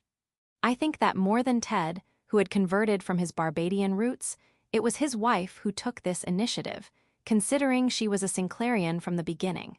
Of course, these kinds of things are completely unknown to a newborn baby. Eva was more interested in Sariel's hair, which had been turned to a flax color thanks to the magic items Randolph had given to us. Meanwhile, Sariel was also poking on Eva's stretched-out round hand with the fingertips of her remaining left hand, probably because she too had been present in her birth ritual. So how was it? After Eva suddenly started crying, perhaps she needed to have her diapers changed, the couple parted ways with us, so I asked Sariel that question. How was what? Though it was just a formal ritual, you were still involved in her birth. Didn't you feel anything at that time? I don't know. I can't emotionally understand the feelings of a newborn baby or the joy of a couple with a child. It may not be possible for this girl, who was created merely as a slaughter machine, to properly grasp the phenomenon of birth, which is the opposite of that like a human would. But it didn't feel bad. I see, well, that's fine. Recently, I've been having this thought, that if Sariel were to live as a normal girl in the future, she may be able to understand her own feelings a little. But maybe that thought is too naive of me. Did I start wishing for Sariel to be happy? Have I really fallen so low? The disgust I feel at the bottom of my heart for being struck by these emotions never stops. So even now, my relationship with Sariel remains ambiguous. Ah, Priest Kuro. Hey, Priest Kuro, come have a drink with us. Look at that, Yuyuri is here as well. Let me carry you for a bit. Don't swarm on her, you lot. Move away. The familiar members of the vigilante group found me and flocked around me, saying that I wouldn't allow them to be engrossed in gloomy worries on such a happy festival day. All of them had red faces. They were already drunk. Come on, see me just for a little bit. The steak here is amazing. Everybody was laughing and making merry with the simple-mindedness of a child. The way they treat Sariel still worries me, but I no longer feel like refusing them or being averse towards them for being Sinclairians. At the very least, if we get suddenly attacked by goblins, I know for certain that they'll rush in to protect their village without hesitation, so I guess I'm on good terms with them. Then, just a little. Before I knew it, I was naturally thrown into the vortex of the festival as another member of the village. Personally, I don't think it tastes so good, but those other guys were gulping down on that cheap ale while wolfing on medium-rare steaks and laughing out loud at their own absurd jokes. It was a not-so-elegant way to have fun, and at times I'd find myself saying, "Hey, stop chugging down on ale, you're gonna pass out." And "What the hell are you doing, you idiot?" while trying to prevent the drunken blabbering between these brutes from turning into fisticuffs. Still, spending time in this festival with these moronic vigilantes and the villagers with whom I've already become well acquainted is so much fun that it makes us all forget about our worries and anxieties about the future, at least for a while. Haha, look at our priest here. He's been drinking so much, and yet he's still steady as a rock. It's not that I'm sober, Ryan. You're the one who's already totally wasted. Shut up, I can still go on. I'm a man that can still put up a fight. Ryan's red face showed that he was one step away from being dead drunk. After drinking and chatting with a lot of people for a while, I finally settled down at the usual bar with Ryan for a couple of drinks. Ryan was sitting to my right while Sariel sat to my left. Of course, just like me, Sariel just kept on drinking all while her face remained pale and expressionless. Alcohol simply doesn't affect our enhanced bodies. Oh, Yuri is drinking too. Don't push yourself too hard. Even though I knew I had nothing to worry about, I gave her a soft warning. There was nothing stopping her from drinking the whole barrel all by herself, after all. And so Sariel took the ale mug in front of her and took a sip into her small mouth as if she were drinking water. Ah, you're so cute, Yuri. Ryan's face was a complete mess as he said that. I think it's better not to say something like that in front of a conscious girl. You'll be sorely disillusioned. Ryan, such a terribly inconsequential worry suddenly came to my mind. Look at that, Yuri, he said, you're cute. Aren't you glad? Words like cute and similar are but one of many kinds of flattery. I find them to lack any particular meaning. Whoa, she's so cute. Her being so collected makes her look even cuter than usual. No, she's not cute, no matter how you look at her. Though I suppose there's no denying that she does look cute. Ah, damn it, she's so cute. I would have made a move on her already if only I hadn't gotten hitched already. Upon hearing that, I turned to look at Ryan's profile as he chugged down his ale in big gulps as if he was shooting a beer commercial, and a big question suddenly arose. Huh, I thought you were single. What, you're married? I didn't know. We were all surprised about not having heard anything about that, but if you think about it, Ryan was already 20 years old. By this world's standards, it wouldn't be strange if he was already married, and in fact, to already have children of his own, just like Ted, who was about the same age as him. No way, who's the lucky lady? See over there. There she is. With an unconcerned expression on his face, he used his thumb to point at a plain-looking waiter girl that looked like a library committee member, full with braided hair and glasses, running around a bar that was well over its capacity. Yes, I remember her. She was the first one to run to tend Ryan's wounds after I knocked him down during our boxing match. I see, so that's what they've been up to. Hey, what's so unexpected about it? It's not like that. It just caught me by surprise, that's all. I suppose I was very surprised. So much that my face made it evident.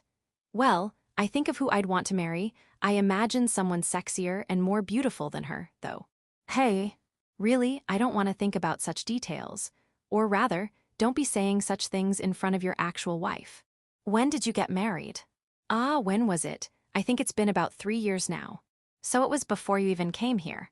Hey, why do you care so much? To be honest, I'm curious. It's more than enough to pass the time at the bar. However, I know I'm practically sober, so I'll mind my manners. If he doesn't want to talk about it, I'll stop asking. Well, it's not a special story or anything. We came to live in this monster-infested place, trying to get far away from Sinclair. I don't know if it was such a great idea in the end, as we're still poor, but oh well. Certainly, there's no reason for a legitimate Sinclairian to leave his home country. It would have been more understandable if he was of a race represented by a second-class divinity, such as the Barbadians and the Ibrahimians. Sorry, it's not something I should have brought up for small talk. Don't worry about it. I don't think about the old days anymore. There was a hero who once said, Wherever I lay my hat is home, or something like that. It's not like I'm unhappy living here. After that, Ryan said that after all, here he could drink to his heart's content, and chugged down the rest of his mug in one gulp. I used to be a knight. Ryan let out a mutter while staring at his empty mug. But they fired me after I punched that shithead of a superior officer right in the face, and I'd do it again. The image of that bastard's bloodied face, pissing himself as he begged for his life, cracks me up every time. It's hard to tell if his superior was that much of a shithead to be beaten to a pulp like that, or if Ryan had overdone it. But as a friend, I'd like to believe he was right for doing that. After that, I kinda lost my way and couldn't get a job for a while, but then I was picked up by my uncle here. Well, then a lot happened. I got married and decided to be a part of the development of Pandora. After a brief sigh, he turned around and asked for more ale in an overly ridiculous tone of voice. So, what about you, priest? Think you can share a bit of your past with me? The grin on his face seemed quite inquisitive. Well, what should I do? I guess I could talk a bit more about that fake brother and sister setting I made up for a while. Priest Kuro. At that time, Ricky's loud voice called out to me. Though it's a fake name, I've gotten used to be called Kuro by everyone, so I react to that name reflexively as if it was my real name by now. What's wrong, Ricky? It's terrible. Had some alcohol and collapsed on the spot. I was surprised and shocked to hear that. No, wait, even teenagers know the danger of acute alcohol intoxication. Ursula is still too young. If she isn't conscious about how harmful it could be for someone as young as her, things could get really dangerous. Are you okay, Ursula? So Ricky took me to the place where Ursula had fallen down. The place is the central square right in front of the bar. Before I knew it, the curtain of night had already fallen, and a roaring, magnificent bonfire was burning to fight off the surrounding darkness. I could see men and women dancing around the bonfire while playing music much more boisterously than in the daytime, and Ursula was in the center of such a festival. HRRMM, Os. With a very peaceful sleeping face, she muttered something in her sleep that almost seemed intentional. She had fallen asleep while holding a big bottle of wine like a pillow, curled up like a cat. Ricky, did Ursula drink all this wine by herself? No, only had a sip from that glass over there. I see, so she should be fine after a while. If she got drunk and fell asleep as soon as she had a single sip of wine, Ursula would be quite vulnerable to alcohol. I think I'll ask the granny doctor to take a look at her just in case. Let's take her back to the church and let her rest for now. And so I held Ursula, who was sleeping soundly like a peaceful child, in my arms, and hurriedly carried her back to the church. Chapter 497. Passionate Night at the Valentinus Festival 2. Though I can't speak, I can't help but get the urge to cry. How did this happen? There are two reasons for that. Looks like Ursula is okay. But she also seems to be in a deep sleep, so let's let her sleep until the morning. No way. Who was supposed to play the leading part in tonight's plan, had a single sip of alcohol and fell asleep.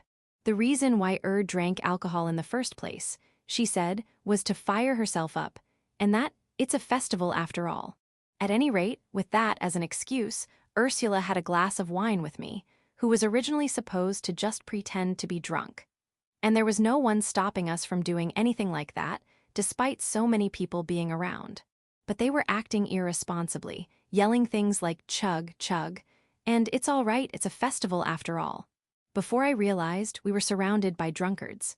Still, I figured a single glass wouldn't hurt, until the moment Ursula brought the glass to her mouth. Phew, wah. After some gibberish escaped her mouth, set off for the land of dreams.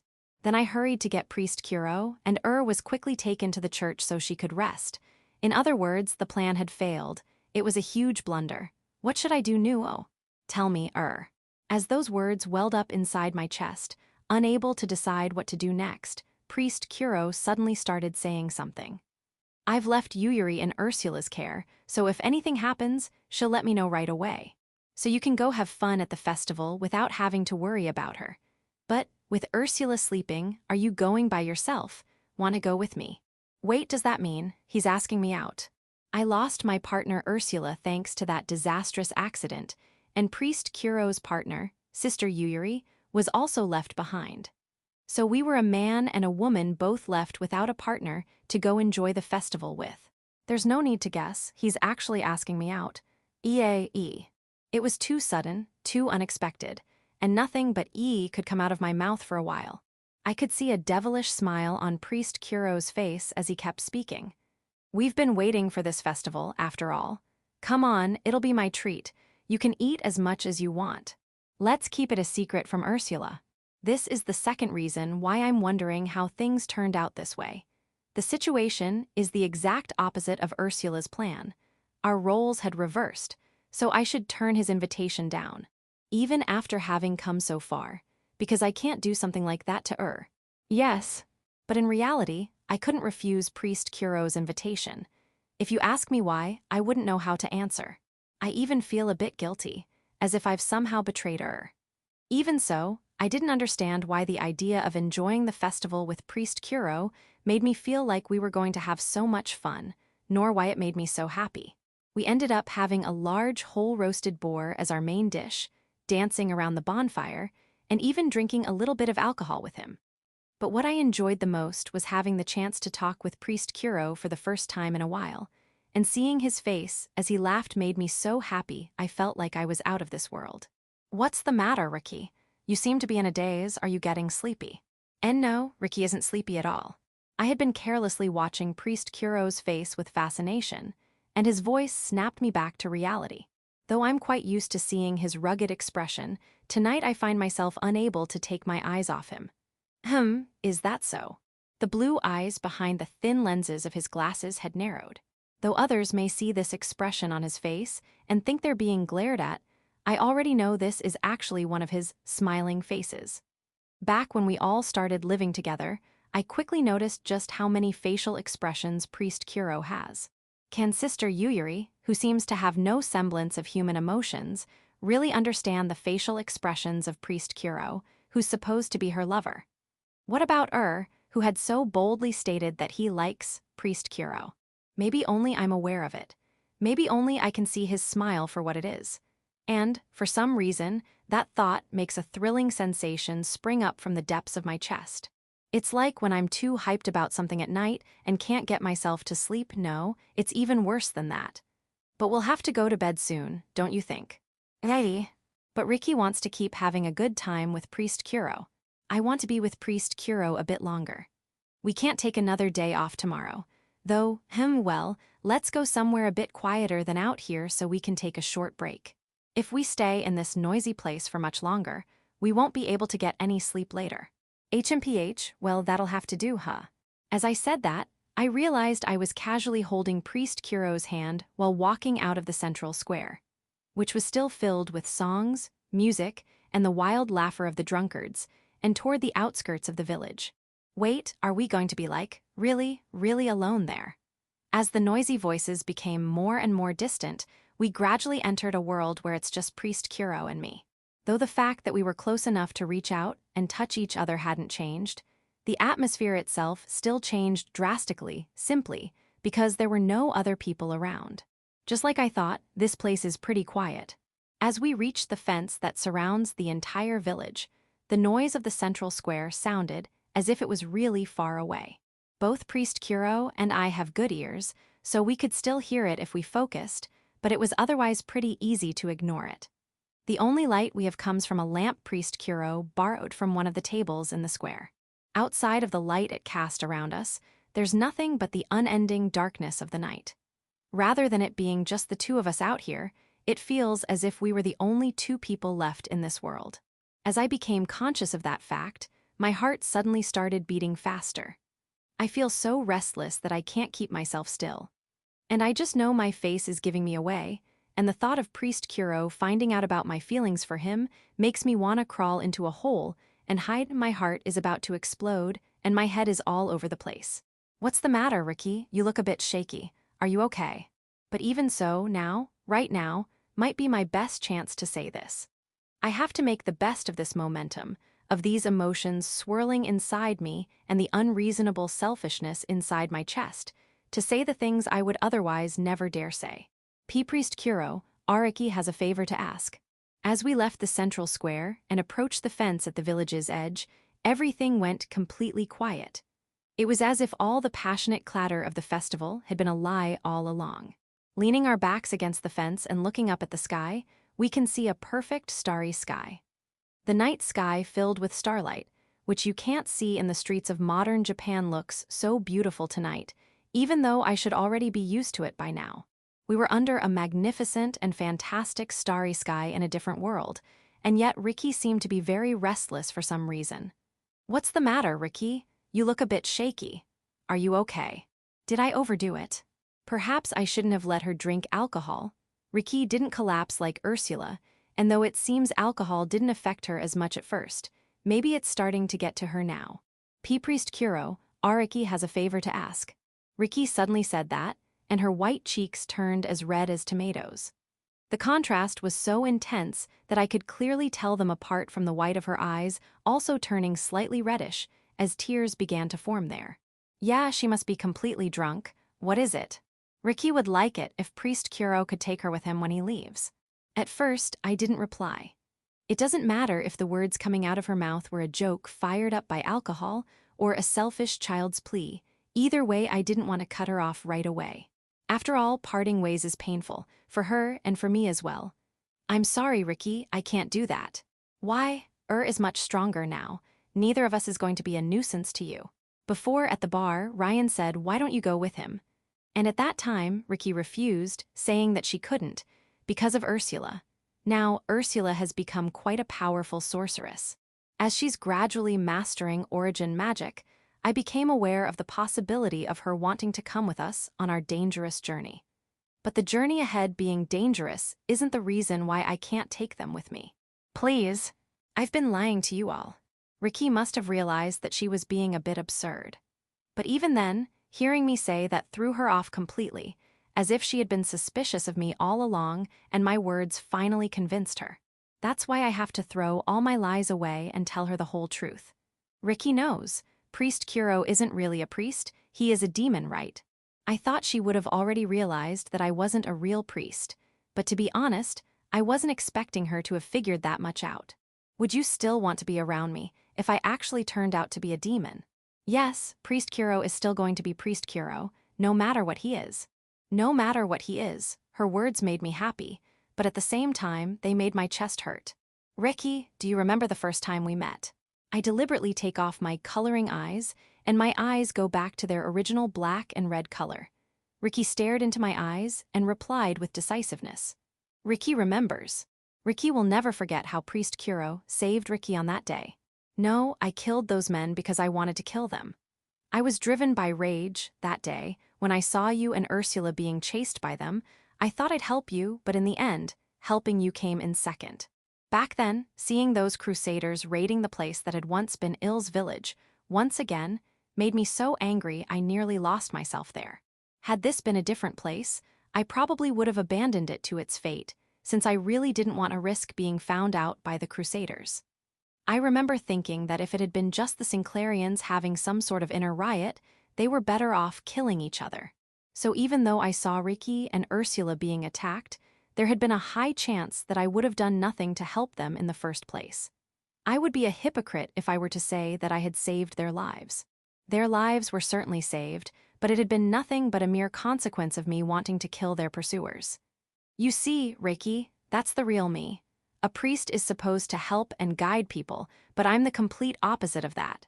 I'm a berserker who kills his enemies without hesitation. The moment I step out of this village, I'll go back to fighting. Then Ricky will fight too. She'll fight together with Priest Kuro. Please, Priest Kuro, Ricky will become stronger. Children don't belong in the battlefield. I can't get them involved in my fight. That's probably a better way to put it. It's the same as when I turned away Irina's confession. Just like when those goblins attacked, both Ricky and Ursula need to be able to fight to protect themselves.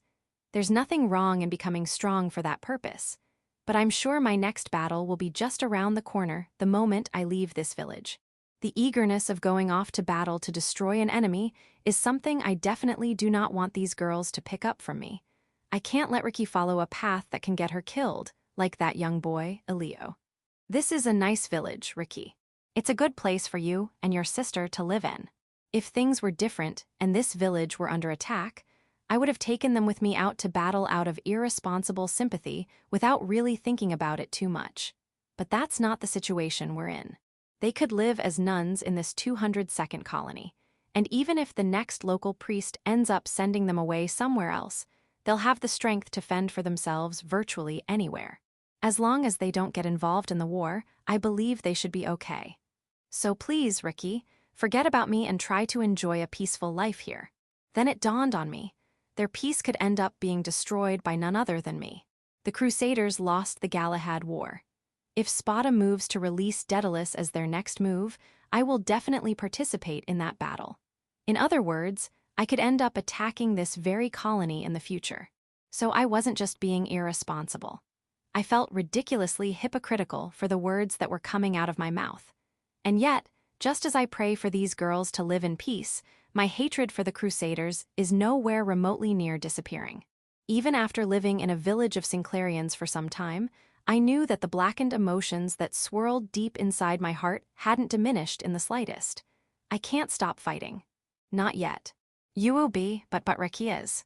Ricky's reddened eyes finally give up, and big tears appear out of them.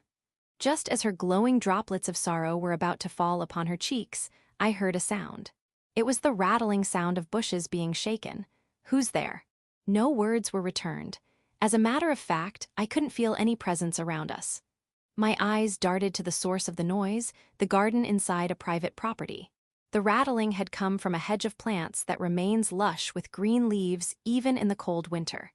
The rattling goes on. It wasn't just my imagination then. Rather than someone, could it be more precise to say that there's something there? Just a few days ago, we were attacked by goblins, and before that there were man-eating armored bears rampaging right outside of this village. All sorts of new monsters have been recently attacking this area. And what kind of monster will appear in the forest where the environment has changed completely now that both Lily and the Fountain of Light have disappeared from it? I had no way to know. For all I know, a monster that specializes in hiding its presence could be lurking around us, waiting for the perfect moment to pounce. Ricky, stick close to me. I forcibly embraced the teary-eyed Ricky, who was already sitting right next to me. Wah, P-Priest Kurono Maou. Ricky doesn't have any weapons on her. I can't let her fight barehanded. For the time being, I should be able to deal with most monsters with black magic alone, and even if our stalker ended up being a rank 4 monster, I should be able to hold him off long enough until we can get our hands on some weapons. So I held her body tightly close to me with my left arm so that I could run while carrying her at a moment's notice, while raising my right hand in preparation for a full burst.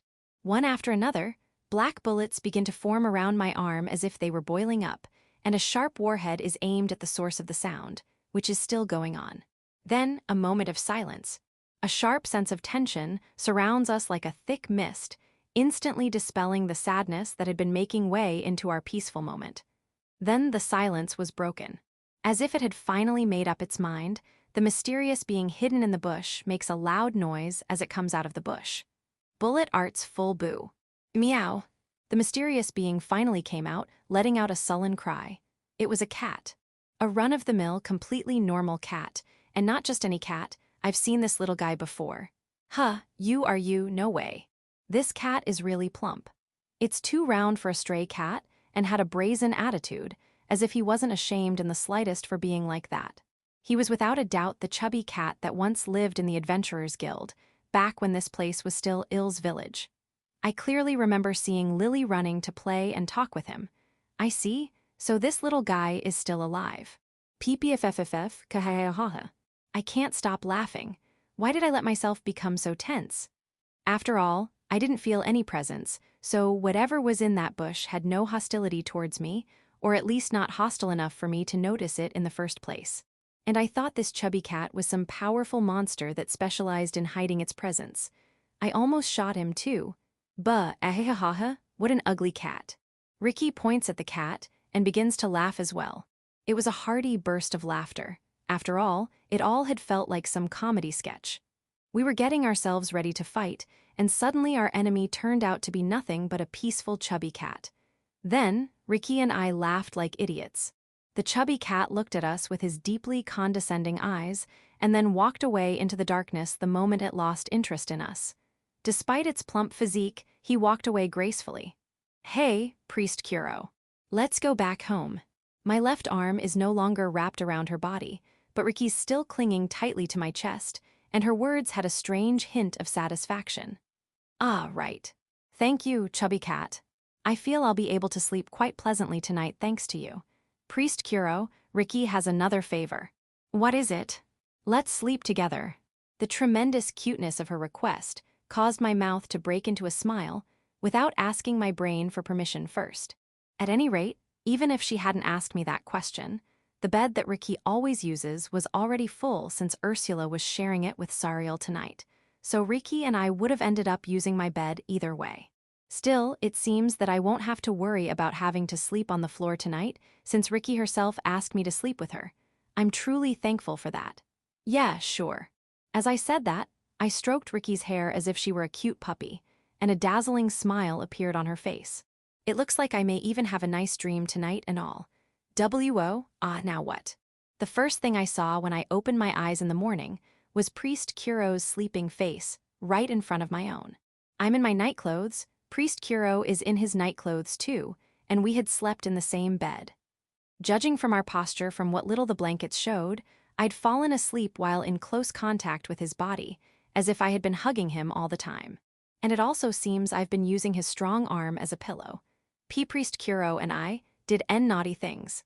I've gone and did something unthinkable. Too unthinkable for me to able to even properly recognize the implications and consequences of what I've done. A sudden urge to jump out of this bed and run around screaming rises to my head, but my heart wants me to stay in this fascinatingly warm space, and I find myself unable to say no to that. My body doesn't even twitch in the slightest. I don't want to get out of this bed. I just want to stay here, hugging Priest Kuro for a little while longer. Us. My focus shifts to Priest Kuro's face. It's my first time seeing such a peaceful expression on his sleeping face.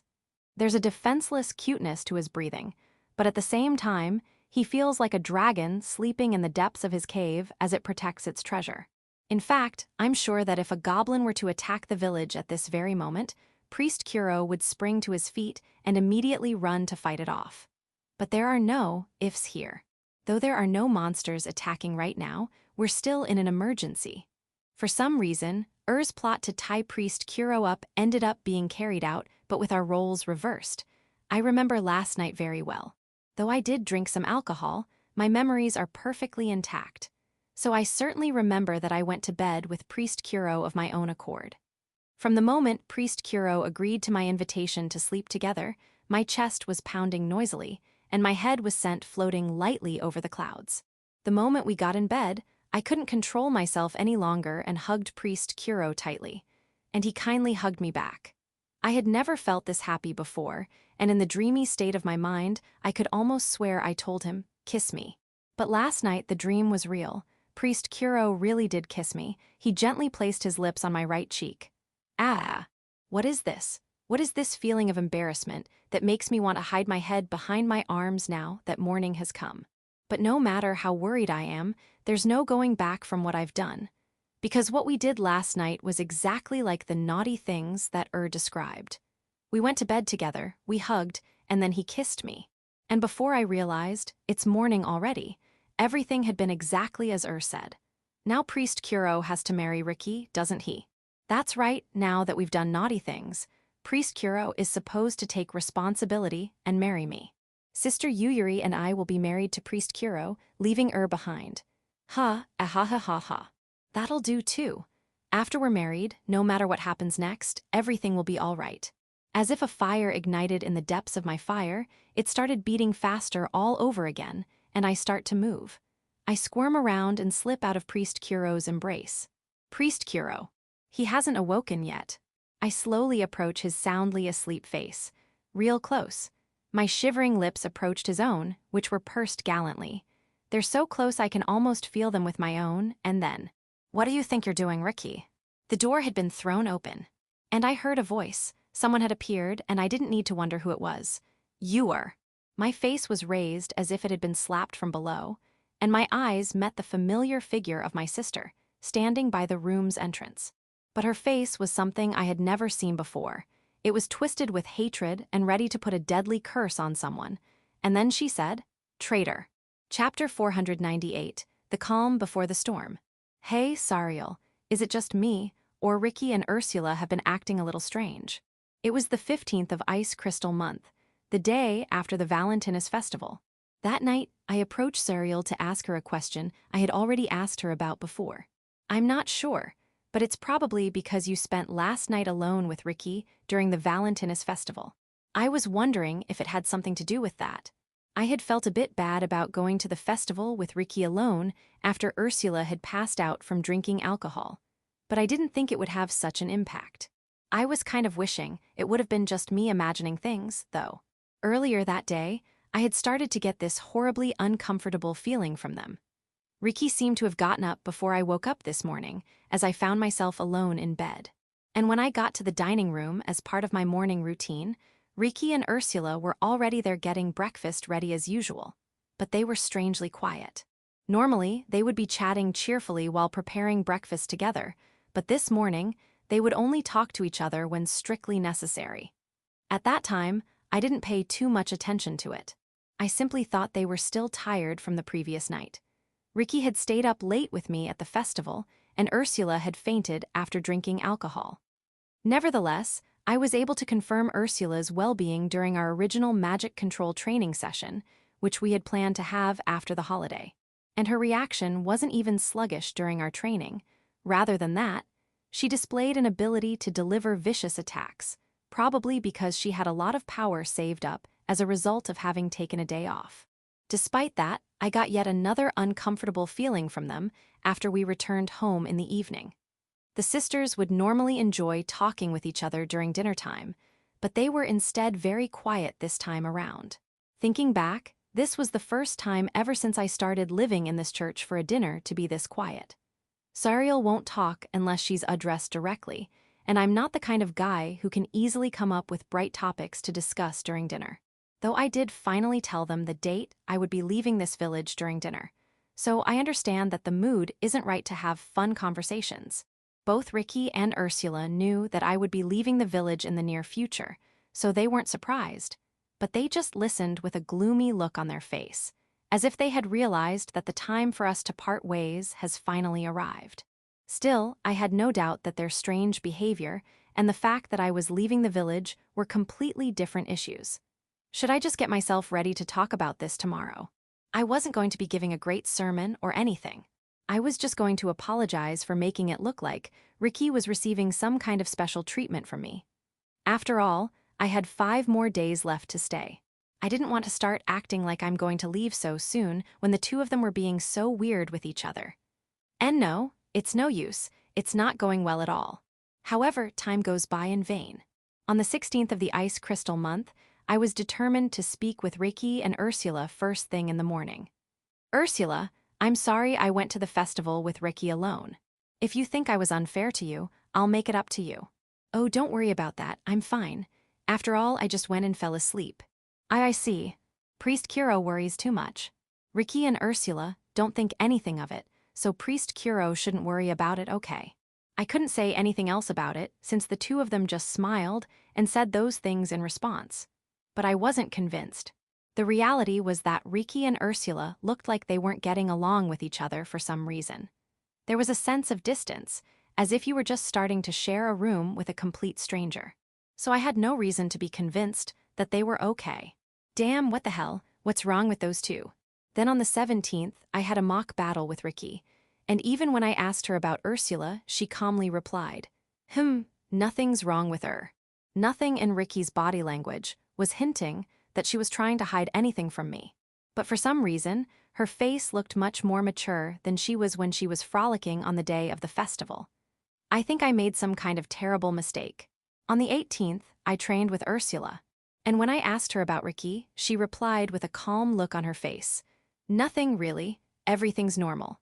She gave me this sensation where even if she was hiding something, her lips were sealed by her steely resolve. What should I do? If this keeps up, I won't be able to do anything at all about this. When I realized, it was already the 19th of the Ice Crystal month, the day before the day I would leave this village. Do you want to postpone your departure? No, I can't do that. It was easy to agree to Sariel's suggestion, but if I do that, I'd never be able to go back home. I had already made up my mind. My top priority was to return to Spada in the quickest, safest way possible. My plan was to hide in this 200-second colony while getting ready to depart as soon as the snow had melted, and then cross the mountains. There was no way I could change that plan. Lily and Fiona were waiting for my return. We were able to protect Spada, so my friends are waiting for me, so I have to go back home. Let's leave the village tomorrow morning. Understood. I couldn't sleep that night. I just couldn't stand how awkward it felt to have Riki and Ursula giving the cold shoulder to each other like that. But no matter how worried I was, the sun would rise again. The 20th of Ice Crystal month came, and with it came the morning of my departure. Thank you so much for everything, Mayor Randolph. No, we're the ones who should say thanks to you. After all, you've saved this village 3 times already, Priest Kuro. The farewells were said in front of the church. Despite it being so early in the morning, many villagers, including Mayor Randolph, had come to see us off. The place was as crowded as it had been during the Valentinus festival. We had clear, sunny weather, making it a perfect day to depart. As usual, the temperature began to show the cheerfulness of spring, and the fertile soil had begun to peek into the sunny and crowded roads. It's rather modest, but this is both our gratitude and the reward we had originally promised. Please take it. He then presented me with a leather pouch that was heavier than it seemed to be. After opening it, I found there was a considerable amount of Sinclair silver coins inside. I already had a good idea of how much a priest would earn under the Republic of Sinclair's monetary system. So, at a glance, I realized that it was more than that. By the way, the fact that these coins were made out of silver meant that they could be used as a trading commodity in Spada and even all of Pandora. So many, is that really okay? If you factor in how grateful we feel towards you, this is hardly enough. Randolph smiled. However, I also knew what the financial situation of the village was to an extent. Taking that into consideration, this amount of money was too much. Winter was already over, but still it was far too great of a sum for the village to be parting with so easily. I'm sorry, I really can't receive such a large sum of money. Though this colony was created after the Crusaders' conquest of this territory, I had already grown emotionally attached to this place.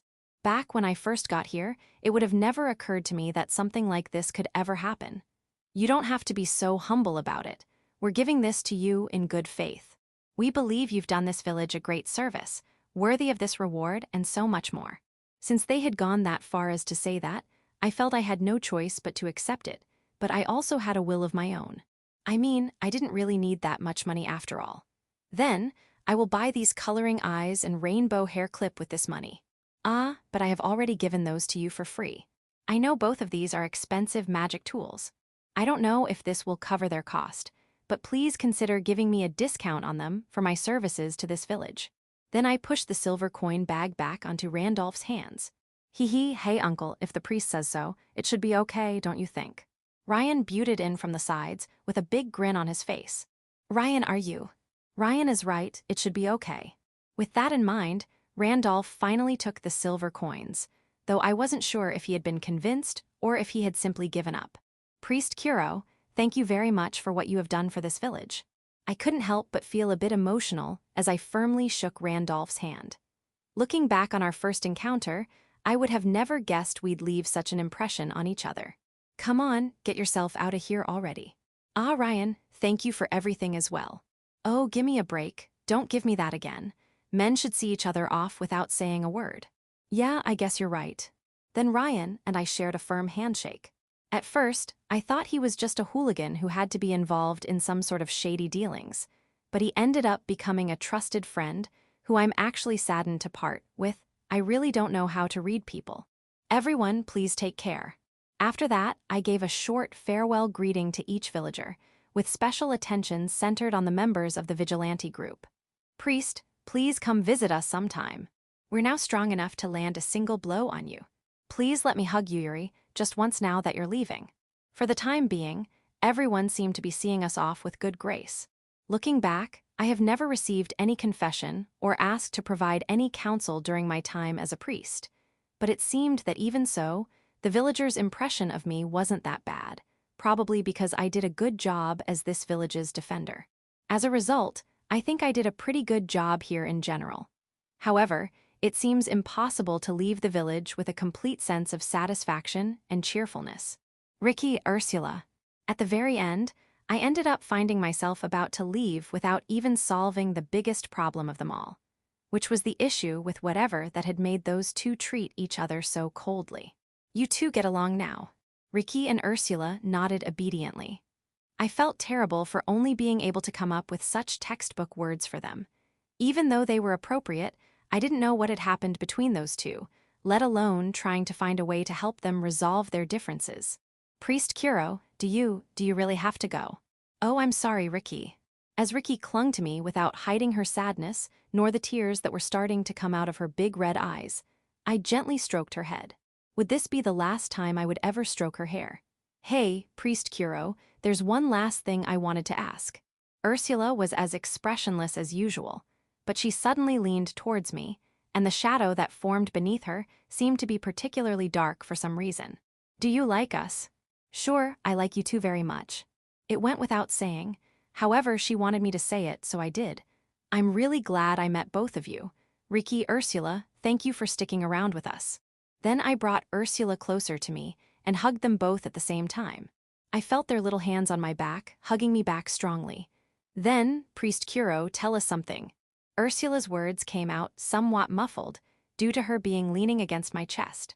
Priest Kuro, which one out of Ricky and does Priest Kuro like the most? Ricky picked up from where Ursula seemed to have left off. Wah. There was no way I could answer that question immediately. What are you talking about? What do you mean by liking one of you more than the other one? Which one do you like best? Who do you like the most? Those are questions that are most relevant whenever romantic feelings are involved, and they don't make any sense in a family-like friendship environment. Though one may have a preference for either parent, or have a favorite sibling or friend, it doesn't feel like quite the same question. Ricky and Ursula are like little sisters in their early teens to me. I don't want to nor I should give special treatment to either of them. Yes, after all, I thought you'd say something like that, Priest Kuro. But that won't do, you have to choose. I felt their hugging becoming tighter and tighter. There was a deep force imbued into their hugs. So tight, so strong, and so desperate that it was as if they both felt that they were holding on to me for dear life. Priest Kuro, please. You can even lie, it's okay so. So answer, which one of us do you like the most? It was a question that seemed to be so full of passion, and yet it also felt somewhat cold and apathetic. I suddenly found myself unable to understand them. Why would they ask such a question? And what were they expecting to make out of my answer? It somehow felt like something two girls would ask of the one man they had both fallen in love with. Ricky, Ursula D, don't tell me. There I finally noticed. Or maybe I should say, it was finally made evident. I would normally think of me coming to such a conclusion as me being somewhat conceited, but their seriousness and desperation are so strong that I couldn't think of any other reason for them to act like that. The true intention behind them, wanting to know which of them I liked the most. The reason why they had suddenly become so distant with one another. It all made sense to me now. Both of you, someone like me. I was already having a hard time saying all of the words in my question, but I was still interrupted before I could put it all together out loud. Whoa, what's that? Hey, are you okay? You're all messed up. The gathered villagers suddenly start making a racket. Just when I was starting to think that their reaction was a bit exaggerated considering the current situation, I turned my gaze in the general direction of where the commotion had started. What a Crusader cavalry! It was a cavalryman who was going down the village's main road, heading straight for us. I had seen him passing through here a couple of times a month in the past. However, there was something strange about him. His horse was terribly exhausted and was almost dragging its hooves. The cavalryman himself was full of wounds, too. He seemed to have dropped his helmet somewhere, and his mail, which would normally shine with a dazzling silvery luster, was slightly covered in mud. To put it simply, it seemed like he had been attacked by someone and narrowly managed to escape with his life. I couldn't help but feel that something bad was about to happen. I left Ricky and Ursula and followed Randolph and Ryan, who had been quick in their response to this occurrence to meet the cavalryman. Oh, Knight, tell us what happened to you. The village chief, Randolph, was the first to speak to him. I knew I recognized this cavalryman. It was the same middle-aged, bearded knight who was the first to come in here searching for Mashram. I've seen him come to this village regularly after that to exchange information with Randolph. Haha, I'm sorry, but water, could you give me some water? The cavalryman slid down his horse and powerlessly fell onto the ground, asking for water as if he had just arrived after days of being lost in a desert. He seemed to be struggling to calm himself down and was unable to explain much of what had happened until one of the villagers brought him a bucket of water taken from a nearby well. Here you go, please calm down and try to drink slowly. Sorry. As the villagers watched him attentively while holding their breath, the cavalryman brought the bucket to his mouth without even complaining that it wasn't a cup or a glass of water instead. He chugged down the bucket's contents so desperately that it made very clear just how thirsty he was. Mayor Randolph, please listen carefully. He quickly emptied the nearly 2 liters of water in the bucket with only a few pauses, and after seemingly catching his breath at last, he started talking about what had happened. Why you all need to run away from this village, before the fog comes quickly. Fog, what do you mean? What's going on? The 201st colony has disappeared. It's gone, vanished without a trace.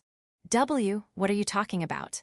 Those words were something that every other villager, myself included, must have been asking themselves.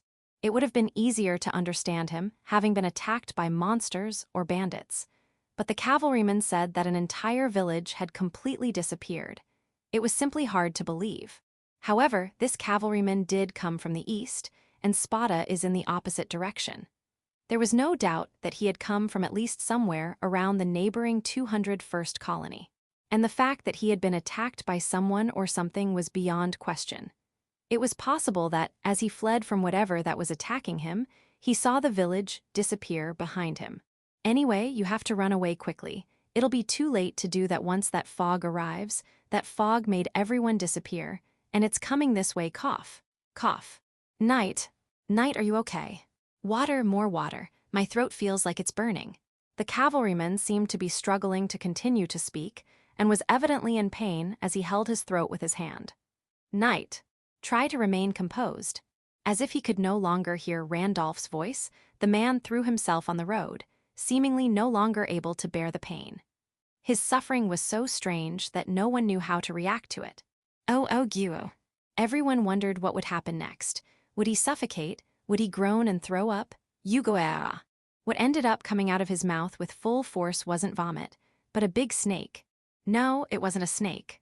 Its slender and coiling movements resembled those of a snake, but the thing's appearance is completely different. It was more like a tentacle. Or, if we were to get really technical with names, an octopus. It wasn't just a single tentacle, there were many. And they all had suckers that looked like beads, all lined up along their length. Something like that could only be called an octopus. However, the octopus legs were neither red nor white, which Japanese people are used to seeing, but instead were dyed in an eerily bright emerald green, and they were smeared with mucus, which splashed out every time it shook any part of its body. The cavalryman looked like an octopus trap from where its caught prey was about to break free. The tentacles continued to wiggle violently as they kept on emerging from out of the man's mouth. Kaya. Yua. What is this monster? Eek, it's a devilfish. The villagers began to scream as if all hell had broken loose. The green octopus that eventually came out of the man's mouth wasn't that big, with a total length of about 50 cm, which was only natural, considering it had been hiding inside the body of a human being. Now that I could have a good look at it, there were some differences between this creature and the usual octopus. The most notorious one was that it only had 4 tentacles. Even elementary school students in Japan knew that octopi have 8, so this creature could be a completely different thing. It had snake-like eyes that shone glaringly, and a horrifying mouth with round fangs on its backside. Although there were several differences, it still had the overall shape similar to that of an octopus. Bullet arts. I was curious, but this wasn't the time to examine this creature at leisure. Seeing that the green octopus had jumped out with enough momentum to attack some of the nearby villagers, I immediately opened fire at it. With a high-pitched cry, the large-caliber pseudo-full metal jacket fired a bullet that bounced off the octopus body. Still alive, huh? Is it resistant to shocks? The bullet should have blown off its main body, but instead it had been sent rolling on the ground for about 2 meters, and its 4 tentacles were still wriggling vigorously. I would have to try something different. Grenade. I simplified the grenade burst skill technique to have it create a single incendiary grenade. A black flame burst out the moment it hit the octopus. I had expected it to completely consume its body, but after screaming in pain and struggling in the ground while engulfed in the flames for a while, the octopus finally stopped moving completely. Is it dead? Looks like it. Fire seems to have been the right choice. A single line of cold sweat ran through Ryan's forehead as he asked me a question without taking his eyes from that terrifying monster. What the hell is that thing? Well, all I can say for now is that there's no doubt that the 201st colony to the east of here was attacked by this octopus monster. As the knight here said, we should be prepared to evacuate as soon as we. As I was finishing my sentence, I suddenly felt something was wrong with my left eye. Or should I say that it had reacted to something? A spot of red light floated suddenly in the air, far away from the east. Ah, I see, so that's what's going on. It's been a long time, but there was no way I could forget the meaning of this light, glowing red into my godly left eye. Gluttony Oct. The 5th trial of the Demon King was about to begin. End of Volume 13.